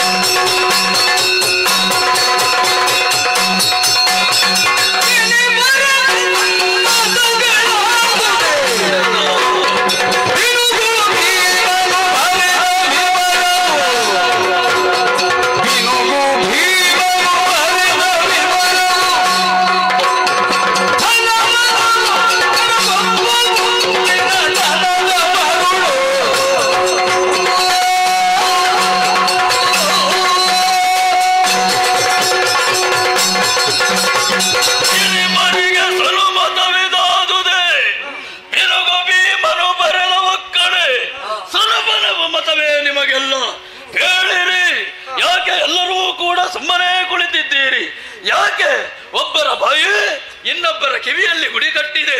ಹೇಳಿರಿ, ಉತ್ತರವನ್ನು ಹೇಳಿರಿ. ಹೌದು, ನೀವು ಯಾರು ಉತ್ತರಿಸಲಾರಿರಿ. ಭರತ ಭೂಮಿಯ ಭಾಗ್ಯ ಸಂಸ್ಕಾರದ ಧರ್ಮವನ್ನು ಮೀರಿ ನಡೆಯುವಂತಹ ಈ ಕೃತ್ಯಕ್ಕೆ ನೀವೇನು ನಾನೇನು ಯಾರೂ ಕೂಡ ಉತ್ತರಿಸಲಾರರು. ಆದರೆ ಭೀಮಕ ಬರೆದಿದ್ದಾನಲ್ಲ, ಮಗಳ ಕಣ್ಣೀರನ್ನು ಕಂಡು ಕರಗಿದ್ದೇನೆ ಎಂಬುದಾಗಿ. ಮಗಳ ಕಣ್ಣೀರನ್ನು ಕಂಡು ಕರಗಿದಂತಹ ಭೀಮಕ ತನ್ನ ಮಗಳನ್ನು ಕೈ ಹಿಡಿದ ಪತಿಯ ಬಗ್ಗೆ ಆಲೋಚನೆ ಮಾಡಿದ್ದಾರೆ.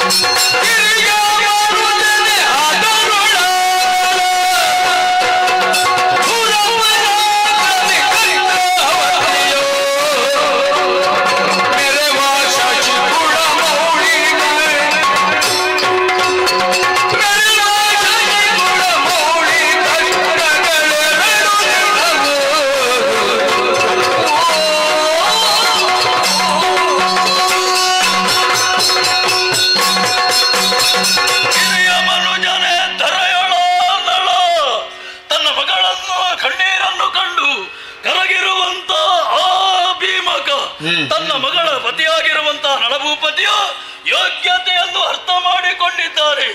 ಸಾಮಾನ್ಯನೇ ನಳಭೂಪತಿ ತ್ರಿಭುವನಕ್ಕೆ ಚಕ್ರವರ್ತಿಯಾಗಿ ಮೆರೆಯುವಂತಹ ಮಹಾಬಲಿಷ್ಠರಾಗಿದ್ದೇನೆ. ಮಾತ್ರವಲ್ಲ, ಸಮಸ್ತ ಔಷಧಿಗಳಿಗೂ ಕೂಡ ಅಮೃತದ ಸಿಹಿಯನ್ನು ಸಿಂಚಿಸಿ ಔಷಧೀಶ್ವರನೆನ್ನುವಂತಹ ನೆಗಳಿಕೆಗೆ ಪಾತ್ರರಾಗಿದ್ದಾರೆ. ಪವಿತ್ರ ಪರಮ ಪಾವನವಾಗಿರುವಂತಹ ಚಂದ್ರ ವಂಶದಲ್ಲಿ ಹುಟ್ಟಿರುವಂತಹ ಭಾಗ್ಯರತ್ನರಾಗಿದ್ದಾರೆ. ಉಪನಿಷತ್ತಿನ ನಿರ್ಬಂಧದಂತೆ ಷಟ್ ಚಕ್ರವರ್ತಿಗಳಲ್ಲಿ ಒಬ್ಬರಾಗಿ ಮೆರೆದಾಡಿದಂತಹ ಭಾಗ್ಯ ಚೂಡಾಮಣಿಯಾಗಿದ್ದಾನೆ. ಅಂತಹ ಮಹಾಪುರುಷನಿಗೆ ಕಾಲವೋ ಕರ್ಮವೋ ಪ್ರಾರಬ್ಧವೋ ಏನು ಒಂದೆರಡು ದಿವಸದ ಕಷ್ಟಗಳು ಪ್ರಾಪ್ತವಾಗಿರಬಹುದು. ಅದನ್ನು ಎಣಿಸದೆ ಗಳಿಸದೆ ಮಗಳಿಗೆ ಮದುವೆಯನ್ನು ಮಾಡುತ್ತಾರಂತೆ, ಸ್ವಯಂವರ ಮಾಡುತ್ತಾರಂತೆ. ಉಂಟೆ ಈ ಅಧಿಕಾರ ಅವನಿಗೆ. ಮದುವೆ ಎಂದರೇನು? ಮಕ್ಕಳಾಟಿಗೆ. ಮದುವೆ ಎಂದರೇನು? ಕೇವಲ ಮಕ್ಕಳಾಟಿಗೆಯನ್ನು ಮಾಡುತ್ತಾನೆ. ಕೊಟ್ಟ ಹೆಣ್ಣು ಕುಲದಿಂದ ಹೊರಗೆ ಮತ್ತವಳನ್ನು ಮದುವೆ ಮಾಡುವುದಕ್ಕೆ ಇವನಿಗೆ ಯಾವ ಅಧಿಕಾರ ಉಂಟು? ಮನು ಧರ್ಮಶಾಸ್ತ್ರ ಪ್ರಕಾರವಾಗಿ ಮದುವೆಗೆ 8 ವಿಧಾನಗಳು: ಬ್ರಾಹ್ಮ, ದೈವ, ಹರ್ಷ, ಪ್ರಜಾಪತ್ಯ, ಆಸುರಿ, ಗಾಂಧರ್ವ, ರಾಕ್ಷಸ, ಪೈಶಾಚಿಕ, ಹೀಗೆ ಅಷ್ಟಾಂಗ ವಿವಾಹಗಳಲ್ಲಿ ಎಲ್ಲಿಯಾದರೂ ಸ್ವಯಂವರಕ್ಕೆ ಒಂದು ನಿದರ್ಶನ ಪ್ರಭೇದಗಳು ಇವೆ. ಹಾಗಾದರೆ ಈತ ಕೈಗೊಂಡಿರುವಂತಹ ಈ ಕೃತ್ಯ ಅನಧಿಕೃತ ಆಗಿದೆ ಎಂಬುದಕ್ಕೆ ಯಾವ ಅನುಮಾನವೂ ಇಲ್ಲ. ಮತ್ತೊಂದು ವಿಚಾರ, ಮದುವೆ ಆಗಿರುವಂತಹ ಪತಿವ್ರತೆಯಾಗಿದ್ದಾಳೆ, 2 ಮಕ್ಕಳ ತಾಯಿಯಾಗಿದ್ದಾಳೆ. ಈಗ ಕಣ್ಣೀರನ್ನು ಸುರಿಸುತ್ತಿರಬಹುದು. ಯಾಕೆ ಯಾಕೆ ಎಂಬುದನ್ನು ಅರ್ಥ ಮಾಡಿಕೊಳ್ಳುವುದಕ್ಕೆ ಸಾಧ್ಯವಿಲ್ಲವೇ? ಕೇವಲ ಕಾಮದ ತೀಟೆಯನ್ನು ತೀರಿಸುವುದಕ್ಕಾಗಿ, ಸೊಕ್ಕ ನಡಗಿಸಿಕೊಳ್ಳುವುದಕ್ಕಾಗಿ ಪಿತಪುರುಷನಲ್ಲಿ ಎಂಬುದಾಗಿ ಹಾತೊರೆಯುತ್ತಾ ಕಣ್ಣೀರು ಕೆರೆಯುತ್ತಾ ಇರುವಳೆ. ಅದಲ್ಲ ನನ್ನ ಗಂಡನಿಗೆ ಒದಗಿರುವಂತಹ ಕಷ್ಟ ಕಾರ್ಪಣ್ಯ, ಆತ ಹೇಗಿದ್ದಾರೋ ಎಂಬ ಚಿಂತೆಯಲ್ಲಿ ಆಕೆ ಮುಳುಗಿದ್ದಾಳೆ. ಮತ್ತೊಂದು ವಿಚಾರ, ಪತಿವ್ರತೆಯಾಗಿರುವಂತಹ ಹೆಣ್ಣಾದರೂ ಕೂಡ ಪತಿ ರೋಗಿಷ್ಠನಾಗಿದ್ದರೆ, ಅಲ್ಲ ಆತನಿಗೆ ಪುತ್ರ ವೀರ್ಯ ವಿಹೀನರಾಗಿದ್ದರೆ ಮತ್ತೊಬ್ಬನನ್ನು ಕೂಡಬಹುದು, ಸಂತಾನವನ್ನು ಪಡೆಯಬಹುದು ಎಂಬ ನಿಯಮವಿದೆ. ಅದು ಮಿಕ್ಕವರಿಂದಲ್ಲ, ತನ್ನ ಗಂಡನ ಅಣ್ಣನಿಂದ ಅಥವಾ ತಮ್ಮನಿಂದ ಅವರನ್ನು ಕೂಡಬಹುದು. ಶಾಸ್ತ್ರವು ಅವರನ್ನು ದೇವರು ಎಂಬುದಾಗಿ ಉಲ್ಲೇಖಿಸಿದ್ದಾರೆ. ಅದಕ್ಕೂ ಒಂದು ನಿಯಮವಿದೆ, ನಿಬಂಧನೆ ಇದೆ. ಮೈ ತುಂಬ ಬೆಣ್ಣೆಯನ್ನು ಲೇಪಿಸಿಕೊಳ್ಳಬೇಕು. 10 ಮಂದಿಗಳ ಹಿರಿಯರ ಸಮಕ್ಷದಲ್ಲಿ ಪ್ರತಿಜ್ಞೆ ಮಾಡಬೇಕು. ಗಂಡನ ಕುಟುಂಬದ ಏಳಿಗೆಗೆ ಬೇಕಾಗಿ ಒಂದು ದಿವಸದ ಏಕಾಂತ ಸುಖವನ್ನು ಅಲ್ಲ ರಾತ್ರಿಯನ್ನು ನಾವು ಅನುಭವಿಸುತ್ತೇವೆ ಎಂಬುದಾಗಿ ಪ್ರಮಾಣ ಮಾಡಬೇಕು. ಮರು ದಿವಸ ಅದಕ್ಕೆ ಅವಕಾಶವಿಲ್ಲ. ಪತಿವ್ರತೆಯಾಗಿರುವಂತೆ 2 ಮಕ್ಕಳ ತಾಯಿಯಾಗಿರುವಂತಹ ದಮಯಂತಿ ದೇವಿಗೆ ಅಂತಹ ಪ್ರಮೇಯವೇ ಇಲ್ಲ. ಅವಳ ಕಣ್ಣೀರನ್ನು ಸರಿಯಾಗಿ ಅರ್ಥ ಮಾಡಿಕೊಳ್ಳದಿರುವಂತಹ ಮೂರ್ಖಮತಿ ಮಂದಮತಿ ಸ್ವಯಂವರ ಮಾಡುತ್ತಾರೆ. ಅದಕ್ಕೆ ಹೋಗೊಟ್ಟು ಕಿವಿಗೊಟ್ಟು ಭಾಗವಹಿಸುವುದಕ್ಕಾಗಿ ಬರುತ್ತಾರಲ್ಲ.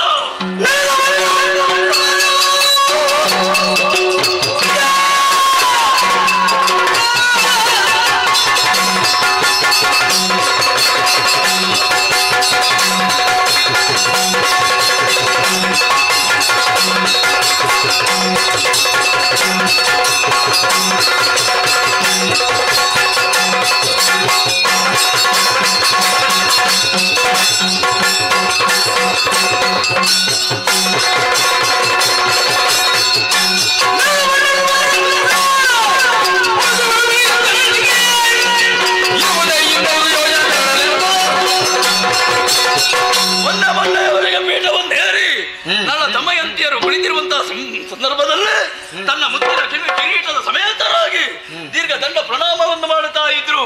ಅಮ್ಮ ತಾಯೇ ಅಸಾಧ ಎಂಬುದಾಗಿ ಪ್ರಣಾಮ ಮಾಡುತ್ತಾ ಇದ್ರು, ಕೈ ಮುಗಿಯುತ್ತಾ ಇದ್ದರು. ಅಂತಲ್ಲೇ ಗಂಡನಿಂದ ಬೇರ್ಪಟ್ಟಿದ್ದಾಳೆ, ಪರಿತ್ಯಕ್ತಳಾಗಿದ್ದಾಳೆ ಎಂಬುದನ್ನು ತಿಳಿದು ಅಂತಹ ಮಹಾತಾಯಿಯಲ್ಲೇ ವರಿಸುವುದಕ್ಕಾಗಿ ಮುಂದುವರಿಯುತ್ತಿರುವಂತಹ ಮಂದಮತಿಗಳು, ದುಷ್ಟರು, ಆ ಕ್ಷೇತ್ರದ ಕ್ಷತ್ರಿಯರು ಒಂದು ವೇಳೆ ಅಲ್ಲಿಗೆ ಬರುತ್ತಿರುವಂತಹ ಆ ಕ್ಷೇತ್ರಕ್ಕೆ, ಆ ಸಭೆಗೆ ಪ್ರವೇಶ ಮಾಡುವುದಕ್ಕೆ ನನಗೊಂದು ಅವಕಾಶ ಸಿಕ್ಕಿತು ಅಂತಾದರೆ ಖಂಡಿತವಾಗಿಯೂ ಅವರನ್ನೆಲ್ಲ ಚಿರವನ್ನು ಕಡಿದು ಚೆಂಡ ಮಾಡುತ್ತಿದ್ದೆ. ರಕ್ತದ ವಾಕುಡಿ ಹರಿಯುತ್ತಿದ್ದೆ. ಏನು ಮಾಡಲಿ ನಾಳೆಯ ದಿನ 13 ಗಳಿಗೆ ನಡೆಯುವಂತಹ ಲಗ್ನ ಇಲ್ಲಿಂದ ಕುಂಡಿನಾಪುರಕ್ಕೆ ತಲುಪಬೇಕು ಅಂತಾದ್ರೆ ದಿವಸ 15 ಬೇಕು. 200 ಯೋಜನ ಪ್ರಯಾಣವಿದೆ. ಹೇಗೆ ಮುಟ್ಟಲಿ, ಏನು ಮಾಡಲಿ?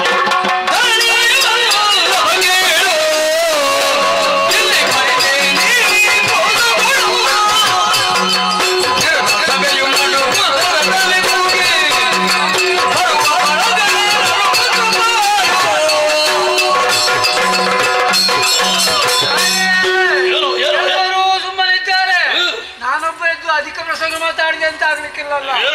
ತುಂಬಿದಂತಹ ಸಭೆ, ಎಲ್ಲರೂ ಈ ಸಭೆಯಲ್ಲಿದ್ದಾರೆ. ನಿಮ್ಮ ಮಾತುಗಳನ್ನು ಕೇಳಿ ಹೌದು ಹೌದು ಎಂದು ತಲೆದೂಗುತ್ತಾ ಇದ್ದಾರೆ. ಆದ್ರೆ ಅಲ್ಲಿ ನಡೆಯುವ ಮದುವೆ ನಿಲ್ಲಿಸ್ತೇನೆ ಅಂತ ಹೇಳ್ತಾ ಇದ್ದೀರಿ. ಇಲ್ಲಿ ಹೇಳಿದ್ರೆ ಅಲ್ಲಿ ನಡೆಯುವ ಮದುವೆ ನಿಲ್ಲುವುದಕ್ಕೆ ಉಂಟೆ.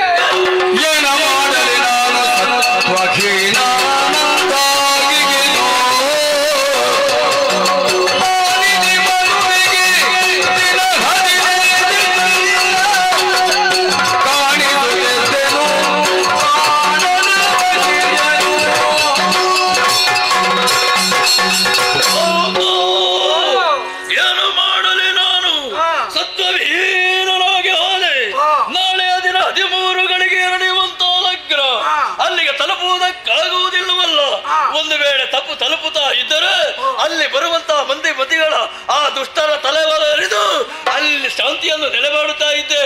ಆದರೆ ಏನು ಮಾಡೋಣ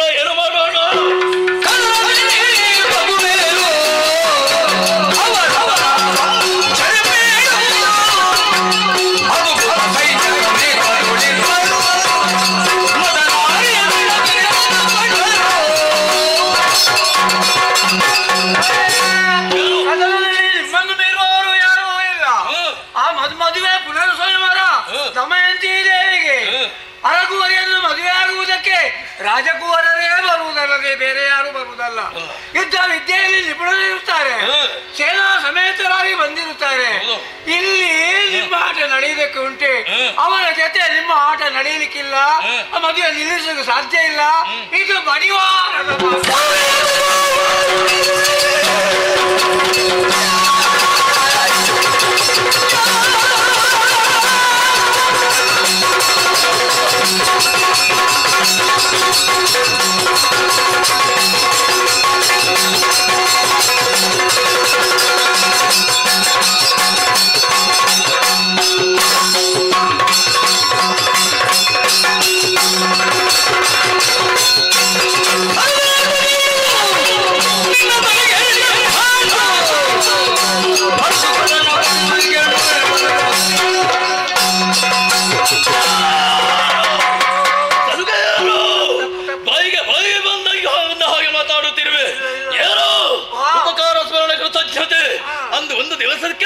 ನಾನು ಬಳಲಿ ಬೆಂಡಾಗಿ ಸೋತಿರುವಂತಹ ವೇಳೆಯಲ್ಲಿ ಅನ್ನ ನೀಡಿ ನನ್ನನ್ನು ಸಂತೈಸಿದೆ, ನನ್ನನ್ನು ಬದುಕಿಸಿದೆ ಎನ್ನುವಂತಹ ಸಲುಗೆ ಇನ್ನೆಲ್ಲಿಯಾದ್ರೂ ಮಾತಾಡಿದರೆ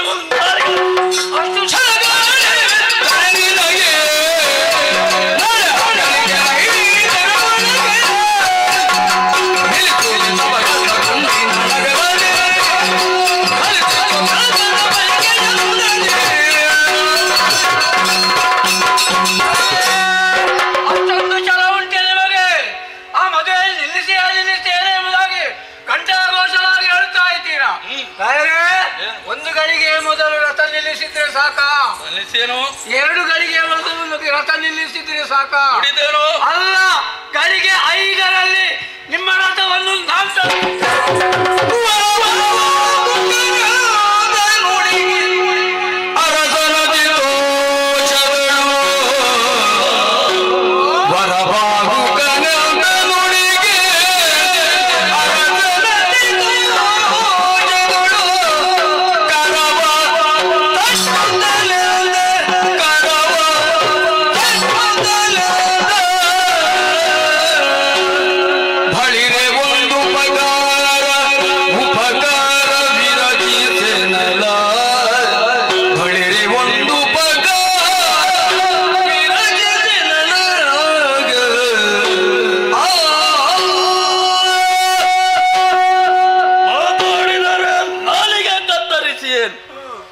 ಎಂಬುದಾಗಿ ಎಚ್ಚರಿಸಿದ್ದಕ್ಕೆ, ನನ್ನನ್ನು ಸಮಾಧಾನ ಪಡಿಸುವುದಕ್ಕಾಗಿ ಸಂತೈಕೆಗಾಗಿ ಹೀಗಾಡುತ್ತಾ ಇರುವೆ. ಅಲ್ಲದೆ ಇದ್ರೆ ಗಳಿಗೆ ಇದರವರೆಗೆ ಕೊಂಡಿರಾಪುರಕ್ಕೆ ತಲುಪಿಸುವುದಕ್ಕೆ ಸಾಧ್ಯವೇನೋ ನಿನಗೆ? ನಾನು ತಲುಪಿಸ್ತೇನೆ, ಖಂಡಿತವಾಗಿಯೂ. ಹೌದು.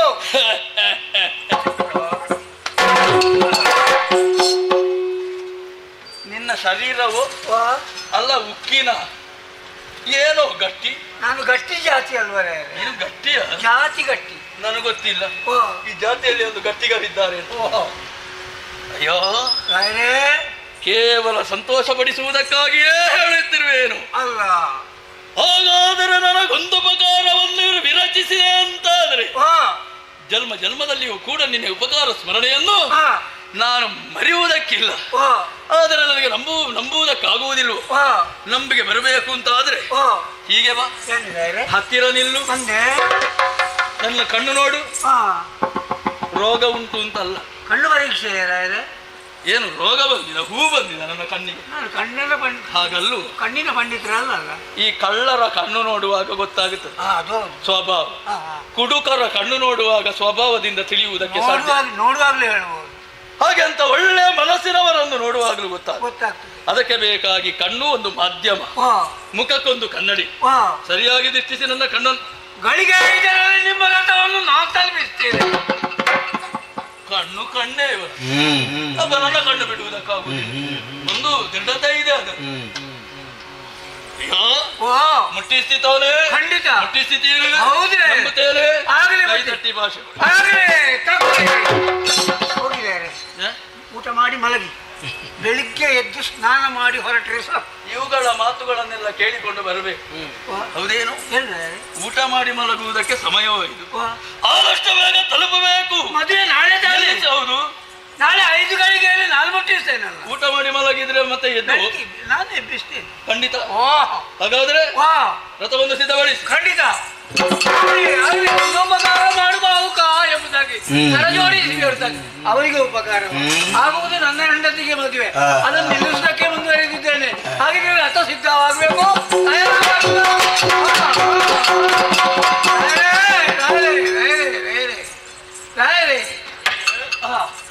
ಬನ್ನಿ ಬನ್ನಿ ಬನ್ನಿ ಬನ್ನಿ ಬನ್ನಿ ಸಿದ್ಧರಾಗಿ ಸಿದ್ಧಪಡಿಸಿದೆಯೋ ನೋಡಿ ರಥ ಸಿದ್ಧವಾಗಿದೆ. ಇವ ನನ್ನನ್ನು ಇಲ್ಲಿಯೇ ಕೊಲ್ಲುವುದರಲ್ಲಿದ್ದ. ಇದು ಸ್ವಲ್ಪವೂ ಮುಂದೆ ಅಲುಗಾಡುವುದಿಲ್ಲ ಇಲ್ಲಿ. ಹೌದೇನು? ಏನ್ ಬುದ್ಧಿ ನಿನಗೆ ಸ್ವಲ್ಪ ಆದ್ರೂ ಬುದ್ಧಿ ಉಂಟು? ಯಾಕೆ ಹೇಳಿದ್ದೀನಿ? ನಿನ್ನನ್ನು ಸಾಕಿದ್ದಕ್ಕಾದ್ರೂ ಸ್ವಲ್ಪ ಉಪಕಾರ ಮಾಡುವ ಉಂಟು ಬುದ್ಧಿ. ಹೌದೇನು? ಅಲ್ಲಿ 100 ಕುದುರೆಗಳಿವೆ, ದಷ್ಟವಾಗಿರುವಂತಹ ಪುಷ್ಟವಾಗಿರುವಂತಹ ಕುದುರೆಗಳಿವೆ. ಆದ್ರೆ ನೀನು ತಂದು ಕಟ್ಟಿದ್ದು ಬಡಕಲಾಗಿರುವಂತಹ ಶರೀರ ಉಳ್ಳ ಕುದುರೆಗಳು. ಈಗ ಮುಟ್ಟಿದ್ರೆ ಅದು ಬೀಳುತ್ತದೆ. ಅದು ಅಷ್ಟು ಇರುವುದು ಜಾತಿ ಕುದುರೆಗಳಲ್ಲ, ಮತ್ತೆ ಎಲ್ಲ ಕಟ್ಟೆಗೆ ಹುಟ್ಟಿದ ಕುದುರೆಗಳು. ಈ 4 ಕುದುರೆಗಳು ಮಾತ್ರ ಜಾತಿ ಕುದುರೆಗಳು. ನೋಡಿ ಅದು ಹೇಗೆ ಹೇಳುವುದು? ಅದರಲ್ಲಿ 8 ಸುಳಿಗಳಿವೆ. ಹೌದೌದು. ಅಕ್ಕಪಕ್ಕದಲ್ಲಿ 2 ಹೊಟ್ಟೆ ಅಡಿಯಲ್ಲಿ 1, ಬಾಲದ ಹತ್ರ 1, ಕುತ್ತಿ ನೆತ್ತಿಯಲ್ಲಿ 2. ನನಗೆ ಈ ಅಶ್ವದ ಬಗ್ಗೆ ದೊಡ್ಡ ಏನು ಗೊತ್ತಿಲ್ಲ. 8 ಸುಳಿ ಉಂಟು. ಇನ್ನು ಗೊತ್ತಿಲ್ಲದೆ ಇದ್ದದನ್ನು ಗೊತ್ತುಂಟು ಅಂತ ಹೇಳಿ. ಹಾಗಾದ್ರೆ ರಥ ಸಿದ್ಧವಾಗಿದೆ, ದಷ್ಟಪುಷ್ಟವಾಗಿರುವಂತಹ ಕುದುರೆಗಳು. ಹಾಗಾದ್ರೆ ತಲುಪಬೇಕು. ಸಾರಥಿಯಾಗಿರುವಂತಹ ನಿನಗೆ ಹೊಂದಿಸಿಕೊಳ್ಳುತ್ತೇನೆ, ಪ್ರದಕ್ಷಿಣೆ ಬಂದು ಸೇರಿಕೊಳ್ಳುತ್ತೇನೆ.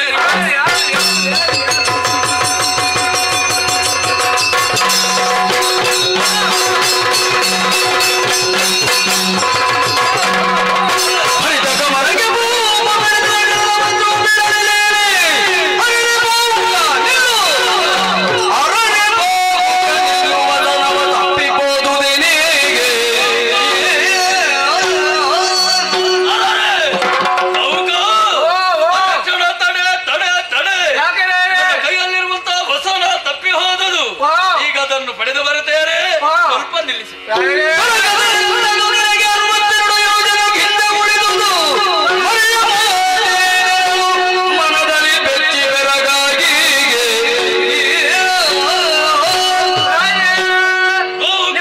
ಕರವಸ್ತ್ರ ಕೆಳಗೆ ಉದುರಿ ಹೋಯಿತೆ. ದೊರೆ ಏನದು? ಯಾಕೆ 62 ಯೋಜನೆ ಹಿಂದೆ ಬಿದ್ದುದು. ತಿರುಗಿಸಲೇ ಬೇಡ, ಸೈರಿಸು. ಎಷ್ಟು ಹೇಳಿದ ನೀನು? 62 ಯೋಜನೆ. ಸೈರಿಸು. ಇದು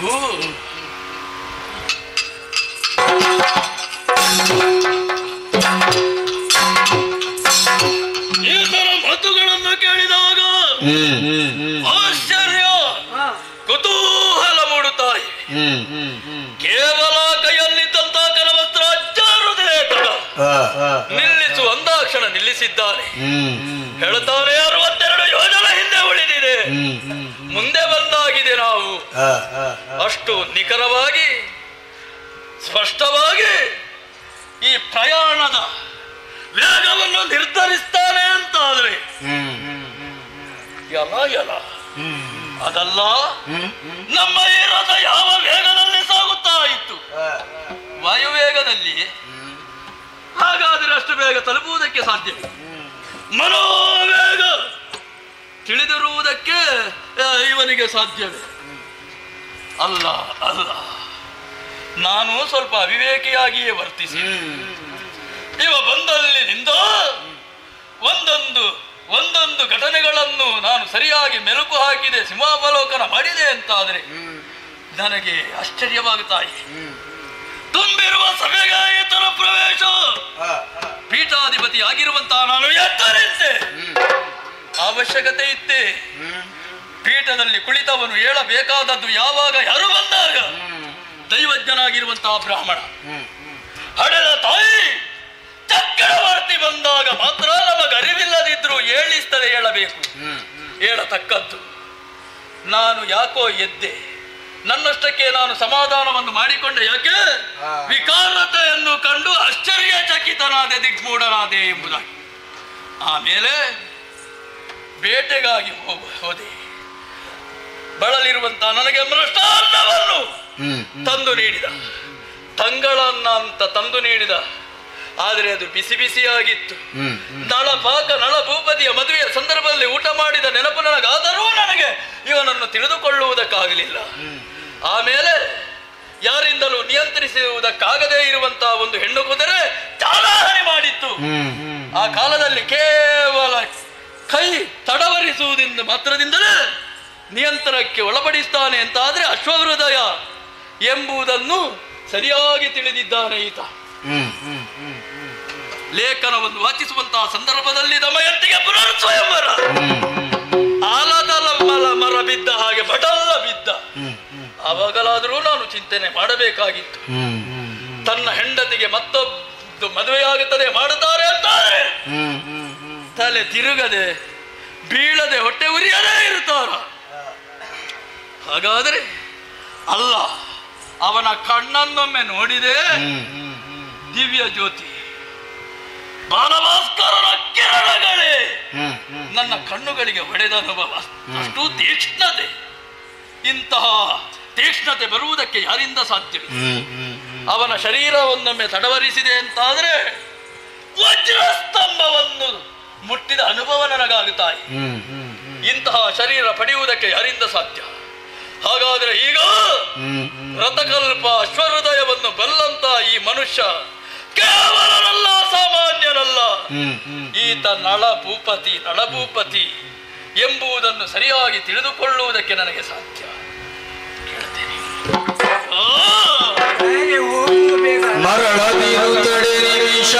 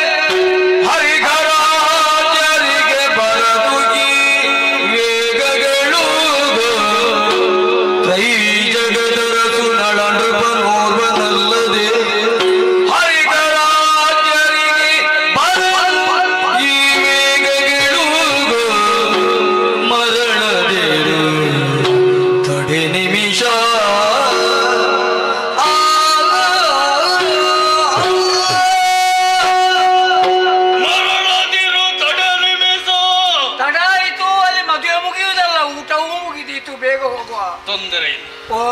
ಯಥಾರ್ಥವನ್ನು ತಿಳಿಯಬೇಕು ಎನ್ನುವಂತ ಆಸೆ ನನ್ನ ಮನದ ಆಳದಲ್ಲಿ ಉಂಟಾಗುತ್ತಾ ಇದೆ. ಹೌದೇ ಅಯ್ಯ, ವಂಚಿಸದಿರು, ವಂಚಿಸಬೇಡ, ಸ್ಪಷ್ಟವಾಗಿ ಹೇಳು. ಯಾರು ನೀನು? ಅಲ್ಲದೆ ಹರಿಹರಾದ್ಯರಿಗೆ ಹೊರತು ಭೂಮಂಡಲದ ಚಕ್ರವರ್ತಿಯಾಗಿರುವಂತಹ ನಳಭೂಪತಿ ಗಲ್ಲದೆ ಇಂತಹ ವೇಗ, ಇಂತಹ ಸಾಮರ್ಥ್ಯ ಬರುವುದಕ್ಕೆ ತಿಳಿಯುವುದಕ್ಕೆ ಸಾಧ್ಯವಿಲ್ಲ. ಹರಿಹರರು ದೇವಾದಿ ದೇವತೆಗಳ ಅನುಗ್ರಹ ಮಾತ್ರದಿಂದ ಸ್ವರತ್ರೂಪಿಯಾಗಿ ಧರೆಯನ್ನು ಆಳುತ್ತಿರುವಂತಹ ನಳಭೂಪತಿ. ಅಯ್ಯ, ನೀನು ಮತ್ತೆ ಯಾರೂ ಅಲ್ಲ, ನನ್ನೊಡೆಯ ನಳ ಚಕ್ರವರ್ತಿ ನೀನಾಗಿರುವೆ. ಹೇಳು.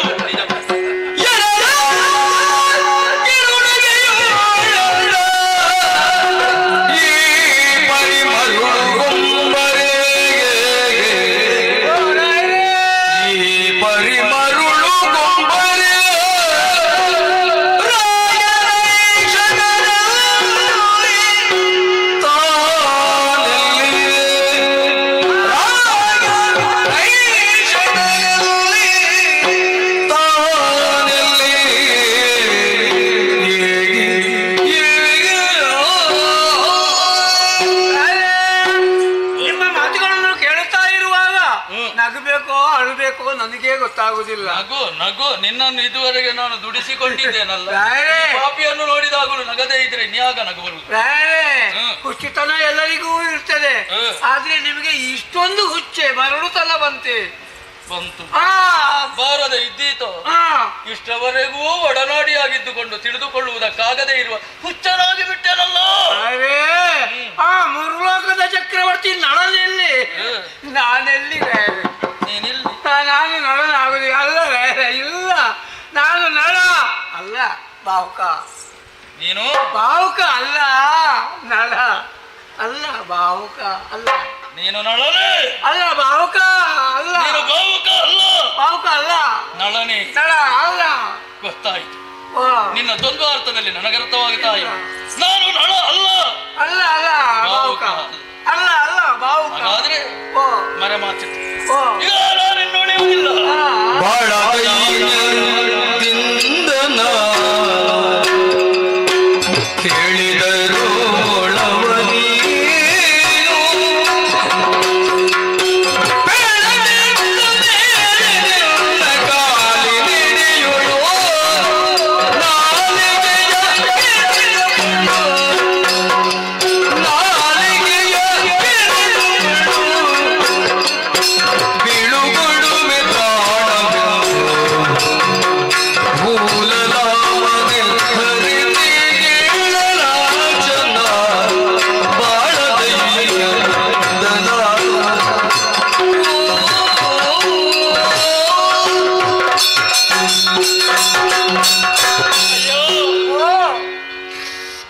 ಬಹಳ ದೈನ್ಯತೆಯಿಂದ ನಿನ್ನಲ್ಲಿ ಬೇಡಿದೆ, ವಿನಂತಿಸಿಕೊಂಡೆ.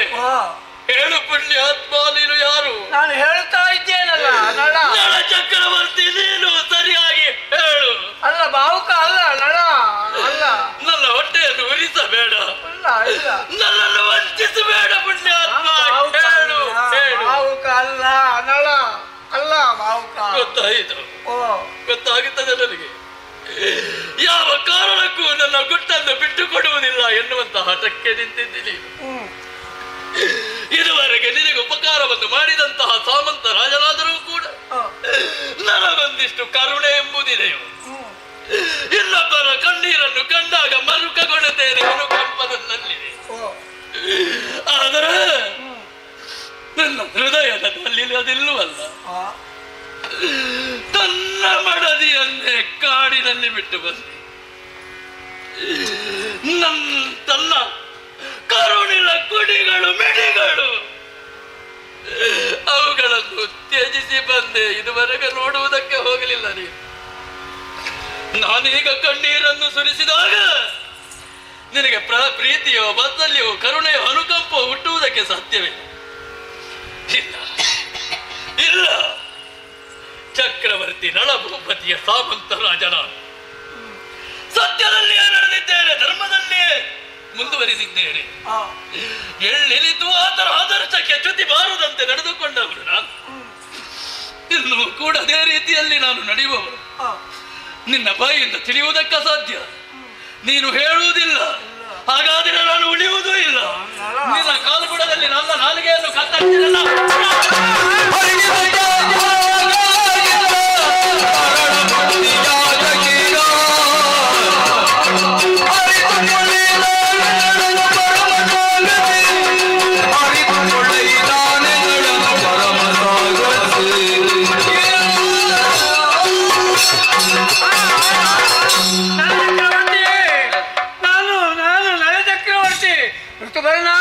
ಅವಸರದ ಕೈಗೆ ಬುದ್ಧಿಯನ್ನು ಕೊಡಬೇಡ.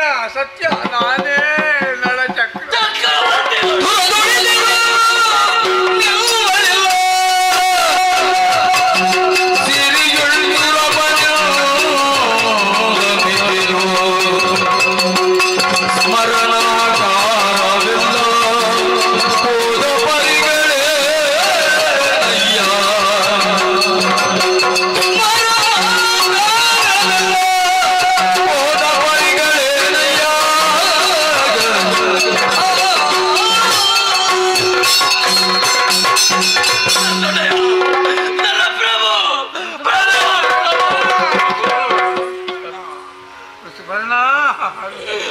ಚಕ್ರವರ್ತಿ, ಅಯ್ಯ, ಓ ಮಹಾನುಭಾವನೆ,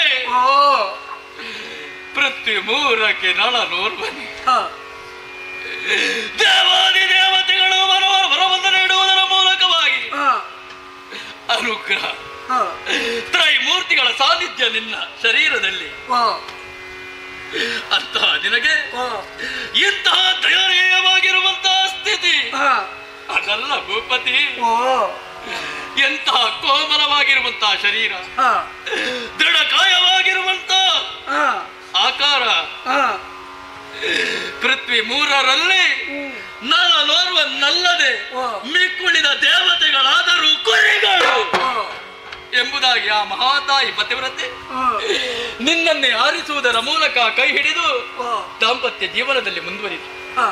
ಸ್ವಾಮಿ, ಅಂತಹ ಕೋಮಲವಾಗಿರುವಂತಹ ಸ್ಮರಣೆಗೂ ಮಿಗಿಲಾಗಿರುವಂತಹ ಸೌಂದರ್ಯವನ್ನು ಹೊಂದಿರುವಂತಹ ಆ ಕಾಯ, ಆ ಶರೀರ ಏನಾಯಿತು ದೇವರೇ? ನಿನಗೆ ಯಾಕೆ ಕುರೂಪ, ಯಾಕೆ ವಿರೂಪ, ಯಾಕಾಯಿತು ಹೀಗೆ ಹೇಳ? ಯುದ್ಧದಲ್ಲಿ ಸರ್ವಸ್ವವನ್ನು ಸೋತು ಅಡವಿಗೆ ಬಂದೆ, ಹೆಂಡತಿಯನ್ನು ಬಿಟ್ಟು ಆ ಕಾರ್ಕೋಟಕ ಕಚ್ಚಿದ ದೆಸೆಯಿಂದಲಾಗಿ ಈ ರೂಪವಾಯಿತಪ್ಪ, ಈ ರೂಪವಾಯಿತು. ನಿನ್ನ ಬಳಿಗೆ ಆಶ್ರಯವನ್ನು ಪಡೆದು ನಿನ್ನ ಬಳಿಯಲ್ಲಿ ಕ್ಷೇಮ. ಅರ್ಥಾತ್ ಹೀಗಾಗುವುದಕ್ಕೆ ಕಾರಣ ದೂತ ಆ ಶನಿಯ ಕಾಟಪ್ಪ, ಶನಿ ಕಾಟ. ಶನಿಯ ಪ್ರಭಾವದಿಂದಾಗಿ ನಿಮಗೆ ಈ ರೀತಿಯಾಗಿ ತೊಂದರೆ ಕೊಟ್ಟ ಶನಿ, ನಿಮಗೆ ತೊಂದರೆ ಕೊಟ್ಟವನು ಇನ್ನು ಉಳಿದವರನ್ನು ಬಿಟ್ಟವನವ ಹೇಳಿ ಸ್ವಾಮಿ. ಶನಿ ವಿಮೋಚನೆಯ ಮಂತ್ರ ನನಗೊತ್ತಿದೆ, ನಿಮ್ಮ ಕಿವಿಯಲ್ಲಿ ಉಪದೇಶಿ.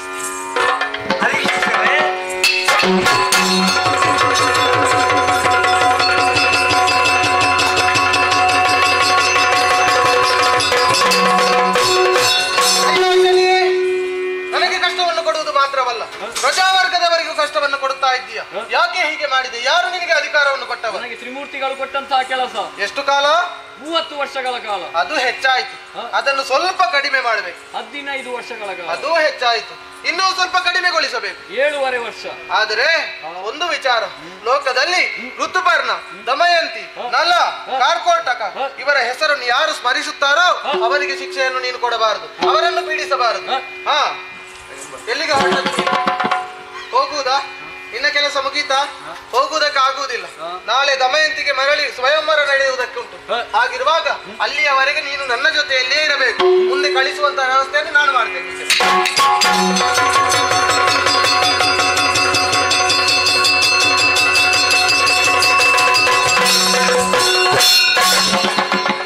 ನಿಮ್ಮ ವೇಷ ಮುಗಿಲಿಲ್ವಾ? ವೇಷ ಮುಗಿಲಿಕ್ಕೆ ಆಟ ಮುಗಿದಿದ, ಇನ್ನು ಉಂಟಲ್ಲ. ಈಗ ಮುಗಿಯಿತಲ್ಲ, ಅಲ್ಲ ಮದುವೆ ಆಗ್ಬೇಕಲ್ಲ, ಮದುವೆ ಆಗ್ಬೇಕು, ಅಲ್ಲಿಗೆ ಹೋಗ್ಬೇಕಲ್ಲ. ಈಗ ಏನು ಮಾಡುದು? ಅಲ್ಲಿಯ ತನಕ ನಾನೇ ಸೇವಕ. ಈಗ ನಾನಾದ್ರೂ ವೇಷ ಕಳಿಸಬಹುದು? ಇಲ್ಲ ಇಲ್ಲ, ಆಗ್ಲಿಲ್ಲ. ಅಲ್ಲಿ ಮದುವೆ ಮುಗಿಯುವವರೆಗೆ ನೀನು ಬೇಕೇ ಬೇಕು. ಹೌದೌದು, ನಾನು ಇದೇ ರೂಪದಲ್ಲಿ ಇರುವುದು, ನೀನು ಅದೇ ರೂಪದಲ್ಲಿ. ಆಯ್ತು, ಗೊತ್ತಾಯ್ತಲ್ಲ. ಆದ್ರೆ ಒಂದು ಬಾಕಿ ಉಂಟು. ಏನು? ಸಾಲ. ಸಾಲ? ನಾನು ಯಾರು ಸಾಲ ಮಾಡುವ? ನಾನು ಇದುವರೆಗೆ ನಾನು ಇಲ್ಲ, ನೀನು ಬೋಧಿಸಿದ್ದಲ್ಲ ನನಗೆ. ಯಾವುದು? ಶನಿ ಮಂತ್ರ. ಹೌದು, ಅದನ್ನು ಸಾಲ ಅಲ್ವೇನು? ಅದಕ್ಕಾಗಿ ಅಶ್ವಹೃದಯವನ್ನು ನಿನಗೆ ಬೋಧಿಸ್ತೇನೆ.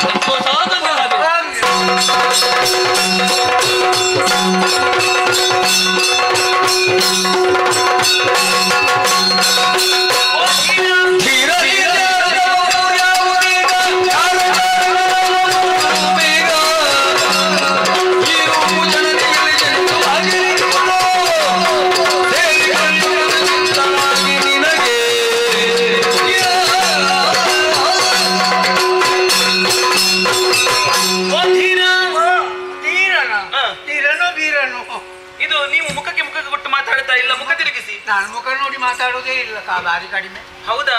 ನಿಮ್ಮಲ್ಲಿ ಕೆಲವು ಪ್ರಶ್ನೆಗಳನ್ನು ಕೇಳಬೇಕಂತ ಇದ್ದೇನೆ. ಪರೀಕ್ಷೆ ಮುಗಿಲಿಲ್ವಾ? ಇನ್ನು ಉಂಟಾ? ನಿಮಗೆ ಬೇಕಾಗಿ ಉಂಟು. ನನಗೆ? ಹೌದು. ಏನಪ್ಪ ಪ್ರಶ್ನೆ? ಇದು ಪ್ರಶ್ನೆ ಒಂದೊಂದೇ ಕೇಳುದ, ಎಲ್ಲ ಒಮ್ಮೆಲೆ ಕೇಳುದ? ನಿಮಗೆ ಹೇಗೆ ಕೇಳಿದ್ರೆ ಆದಿತ್ತು? ಹೇಗೋ ಆದಿತ್ತು. ಒಂದೊಂದೇ ಕೇಳುತ್ತೇನೆ. ಇದು ನೀವು ಯಾರು? ನಿಮ್ಮ ಹೆಸರೇನು? ನಿಮ್ಮ ಊರು ಯಾವುದು? ನಿಮಗೆ ಮದುವೆ ಆಗಿದೆಯಾ? ಮಕ್ಕಳೆಷ್ಟು?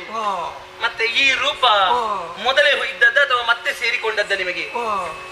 ಪ್ರಶ್ನೆ ಹೆಚ್ಚಿಲ್ಲ, ಸ್ವಲ್ಪ. ಹೌದು, ಸುಲಭದ್ದೆ ಎಲ್ಲ. ಹೌದು. ನನ್ನ ರೂಪ, ನಿಮ್ಮ ರೂಪ ಮೊದಲು ಗೊತ್ತಿಲ್ಲ, ಆಮೇಲೆ ನನ್ನ ಬುದ್ಧಿವಂತಿಕೆ ಹೆಚ್ಚಿಗಾಗಿ ಪಡ್ಕೊಂಡ ರೂಪ ಇದು. ಹೌದಾ? ಹೌದೌದು. ಮತ್ತೆ ಸೇರಿಕೊಂಡದ್ದ? ಹೆಸರು ತಿರುಗಾಟದಲ್ಲಿ.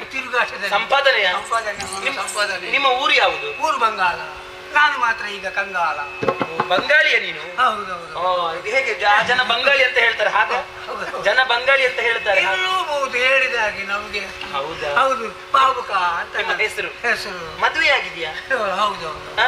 ಆಗಿದೆ. ಹೆಂಡತಿ ಹೋಗಿದ್ದಾನೆ, ಬಿಟ್ಟು ಹೋಗಿದ್ದಾನೆ. ನೀವು ಬಿಟ್ಟದ್ದ ಅಥವಾ ನಿಮ್ಮನ್ನ ಅವಳು ಬಿಟ್ಟದ್ದ? ಎಂತದ ಎರಡರಲ್ಲಿ ಒಂದು. ಹೌದಾ? ಹೌದೌದು. ಎಂತಹ ಒಂದು ಕೆಟ್ಟ ಹೆಂಡತಿ ಅವಳು, ನಿಮ್ಮನ್ನು ಬಿಟ್ಟು ಹೋಗಿದ್ದಾಳಲ್ಲ ಅವಳ. ನಾನು ಬಿಟ್ಟು ಹೋದದ್ದು ನನ್ನನ್ನು. ಹೌದು, ನನ್ನ ಹೆಂಡತಿಗೆ ನೀನ್ ಯಾಕೆ ಬೇಕು? ಇಷ್ಟ ಕೆಟ್ಟವಳು ಅವಳು. ಇಂತಹ ಸ್ಥಿತಿಯಲ್ಲಿ ಬಿಟ್ಟು ಹೋಗಿದ್ದಾಳೆ, ಅವಳ ಮನಸ್ಸು ಹೇಗಿರಬಹುದು? ಹೋಗಬಾರ್ದು, ಏನ್ ಮಾಡುದು, ನನ್ನ ಗ್ರಹಚಾರ. ಹೌದಾ? ಇದು ನಿಮಗೆ ಮಕ್ಕಳು ಮತ್ತೆ ಮದುವೆ ಆಗುದಕ್ಕೆ? ಅಲ್ಲ, ಎಷ್ಟು ಅಂತ? 2. ಹೌದಾ? ಹೌದೌದು. ಗಂಡೆಷ್ಟು ಹೆಣ್ಣೆಷ್ಟು? ಆರತಿಗೊಂದು ಕೀರ್ತಿಗೊಂದು. ಅಂದ್ರೆ ಗಂಡು ಒಂದು ಹೆಣ್ಣೊಂದು. ಹೌದಾ? ಹೌದೌದು. ಈಗ ನಿಮಗೆ ಪ್ರಶ್ನೆಯಲ್ಲಿ ಕೇಳಿ. ಇಷ್ಟು ಪ್ರಶ್ನೆ ಕೇಳುವ, ನಿನ್ನಲ್ಲಿ ಕೇಳುವ ಅಂತ ಅನಿಸ್ತಾ ಉಂಟು. ನಿನ್ನ ಹೆಸರು ಅದು ಗೊತ್ತಾಗಿದೆ. ಆಮೇಲೆ ನನ್ನ ಹೆಸರು ದಮಯಂತಿ ಎನ್ನುವ. ಊರು ಇದೆ ತಾನೇ? ಊರು ಇದೆ. ಊರು ಇದೆ. ನನ್ನ ಹೆಸರು ದಮಯಂತಿ ಎನ್ನುವ. ದಮಯಂತಿ ಸ್ವಯಂವರ ನಿನಗೆ ಅಲ್ವಾ? ಇಲ್ಲ, ಸ್ವಯಂವರ. ಸ್ವಯಂವರ. ಹೌದು. ಮಕ್ಕಳು? ಮಕ್ಕಳು 2. ಗಂಡ ಹೆಣ್ಣು? ಒಂದು ನೀವು, ಒಂದು ನಾನು. ಅದೇ ಒಂದು ಗಂಡು ಒಂದು ಹೆಣ್ಣು ಅಂತ ಹೇಳಿ. ಗಂಡು ಹೆಣ್ಣು. ಹಾಗಿದ್ರೆ ಮಕ್ಕಳು ನಮಗೆ ಒಂದೇ. ಹೌದು, ಮಕ್ಕಳು ಒಂದೇ. ಅದೇ ಅದಲ್ಲ, ನಿಂದೆ ನಂದೇ. ಹಾಗಲ್ಲ, ಇಬ್ಬರಿಗೂ ಗಂಡು ಮತ್ತು ಹೆಣ್ಣು. ಹೌದೌದು. ಗಂಡ ಗಂಡ ಬಿಟ್ಟು ಹೋಗಿದ್ದಾರೆ. ಅವು ಗಂಡಲ್ಲ, ಸಣ್ಣ ಸಿಕ್ಕದಲ್ಲಿ ಬಡಿಬೇಕು ಅವನು. ನನ್ನ ಗಂಡನಿಗೆ ಏನಾದ್ರು ಹೇಳಿದ್ರೆ ಜಾಗ್ರತೆ. ನೀವ್ ಯಾಕೆ ಅವರಿಗೆ ಬಿಟ್ಟು ಹೋದವನನ್ನು ಬೈಯದೆ ಮತ್ತೇನು ಹೊಗಳಬೇಕಾ? ಪರಿಸ್ಥಿತಿಯಲ್ಲಿ ಬಿಟ್ಟು ಹೋಗಿದ್ದಾರೆ. ಇನ್ನು ಸಿಗಬಹುದು ಏನು ಮನಸ್ಸು ಮಾಡಿದ್ರೆ? ಸಿಗಬಹುದು. ಹೌದಲ್ಲ? ಇದು ಮತ್ತಿನ್ನೇನಲ್ಲ, ಇವತ್ತಿನ ಮದುಮಗಳು ನಾನು. ಮದುಮಗಳ? ಆಗ್ಲಿ ಆಗ್ಲಿ ಆಗ್ಲಿ, ಬೇಗ ಮದುವೆ ಆಗ್ಲಿ. ಯಾರಿಗೆ? ನಿಮ್ಮ ಮೇಲೆ ಮೋಹ ಅಂತ ನನಗೆ. ನನ್ನ ಮೇಲೆ ಮೋಹ?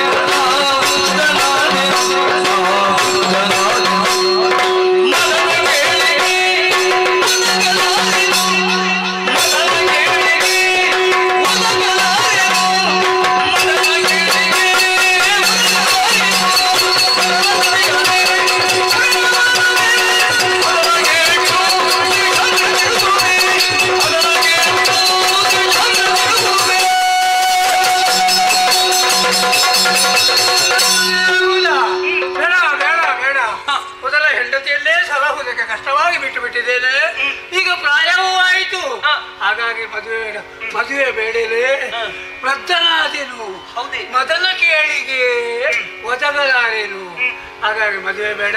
ನೀನು ಹೋಗ್ತೇನೆ ಸ್ವಾಮಿ. ನೀನೆ ಕಲಿಸಿದ ಅನೇಕವಿರುವುದು ಅಂತಿರಲಿ ನಿಜಗಳ.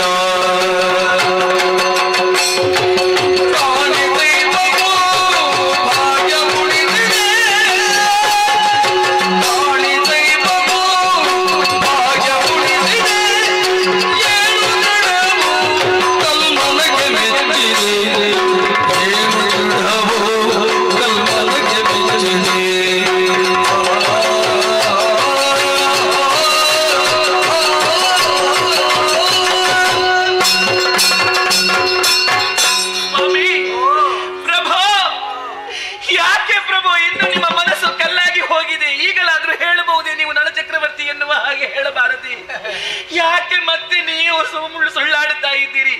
ನೀವು ನಳಚಕ್ರವರ್ತಿ ಅಲ್ಲವೇ?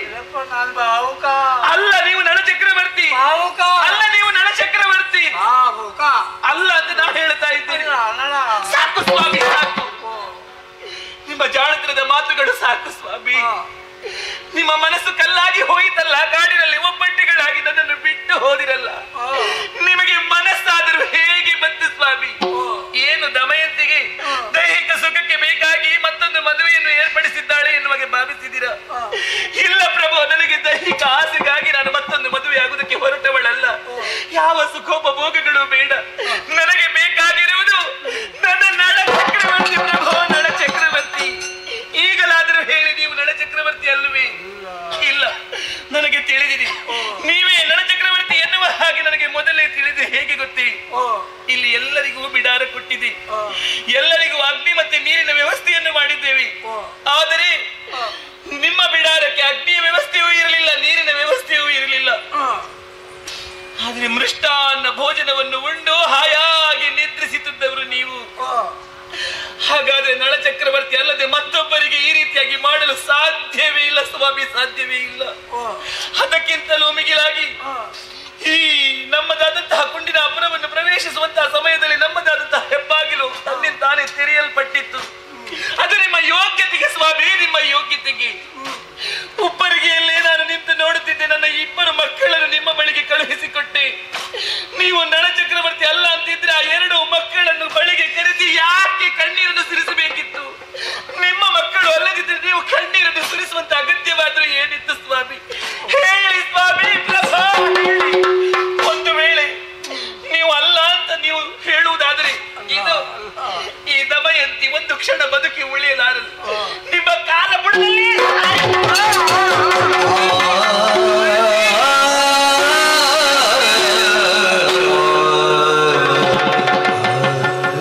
ಮನಸ್ಸು ಕಲ್ಲಾಗಿ ಹೋಯಿತಿ.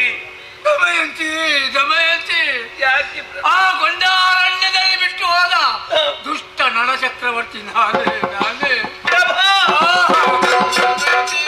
ಬಿಟ್ಟು ಹೋಗುದಕ್ಕೆ ನಿಮಗೆ ಹೇಗಾದರೂ ಮನಸ್ಸಾಯಿತು? ದಮಯಂತಿ,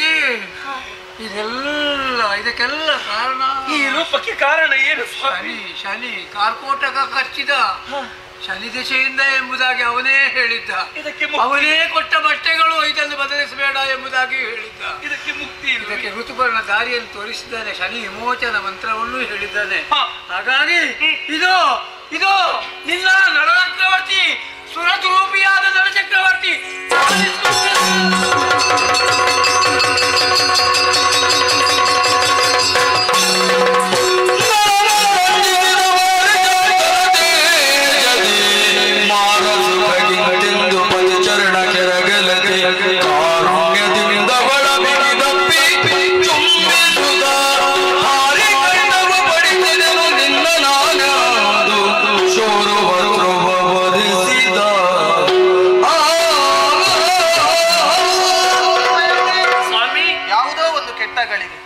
ನಿನ್ನನ್ನು ಕಾಡಿನಲ್ಲಿ ಅರ್ಧದಾರಿಯಲ್ಲಿ ಬಿಟ್ಟು ಹೋಗುವಂತಹ ಪರಿಸ್ಥಿತಿ ನನಗೆ ಎದುರಾಯಿತು. ಹಾಗಿರುವಾಗ ಈಗ ಎಲ್ಲವನ್ನು ಮರಳಿ ಪಡೆಯುವಂತಹ ಪರಿಸ್ಥಿತಿ ಎದುರಾಗಿದೆ. ಆದರೆ ನಾನು ನೋಡುವುದು ಬೇರೆ ಏನೂ ಅಲ್ಲ, ನನ್ನ ಮಕ್ಕಳೇ ಎಲ್ಲಿದ್ದಾರೆ? ಬನ್ನಿ ಬನ್ನಿ, ಎಲ್ಲಿದ್ದಾರೆ?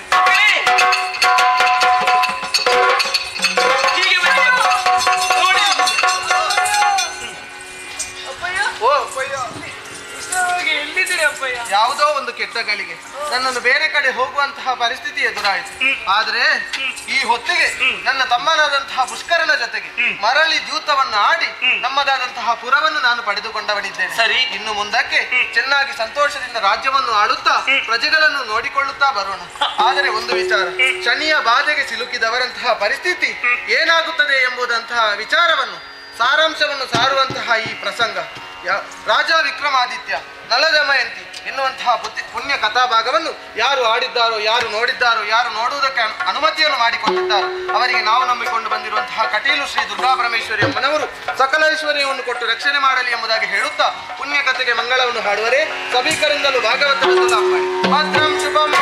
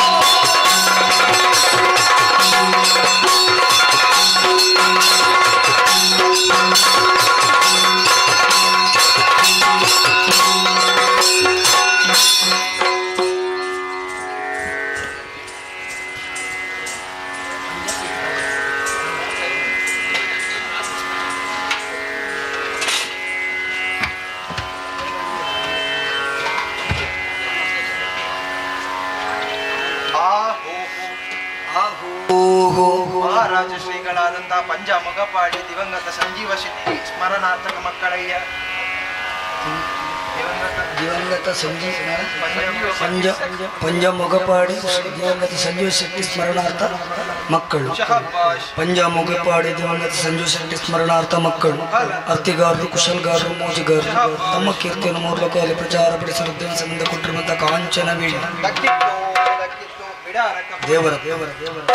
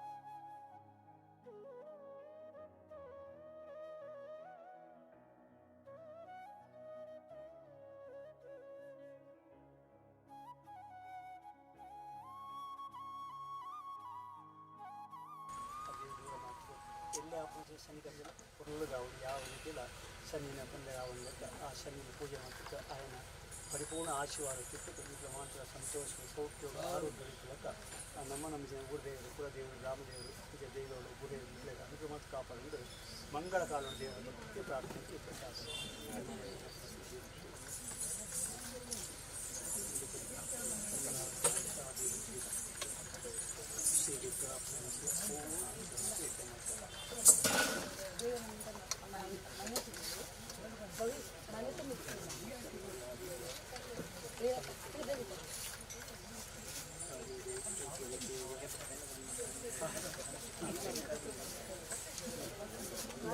ಪಂಚಾಯತ್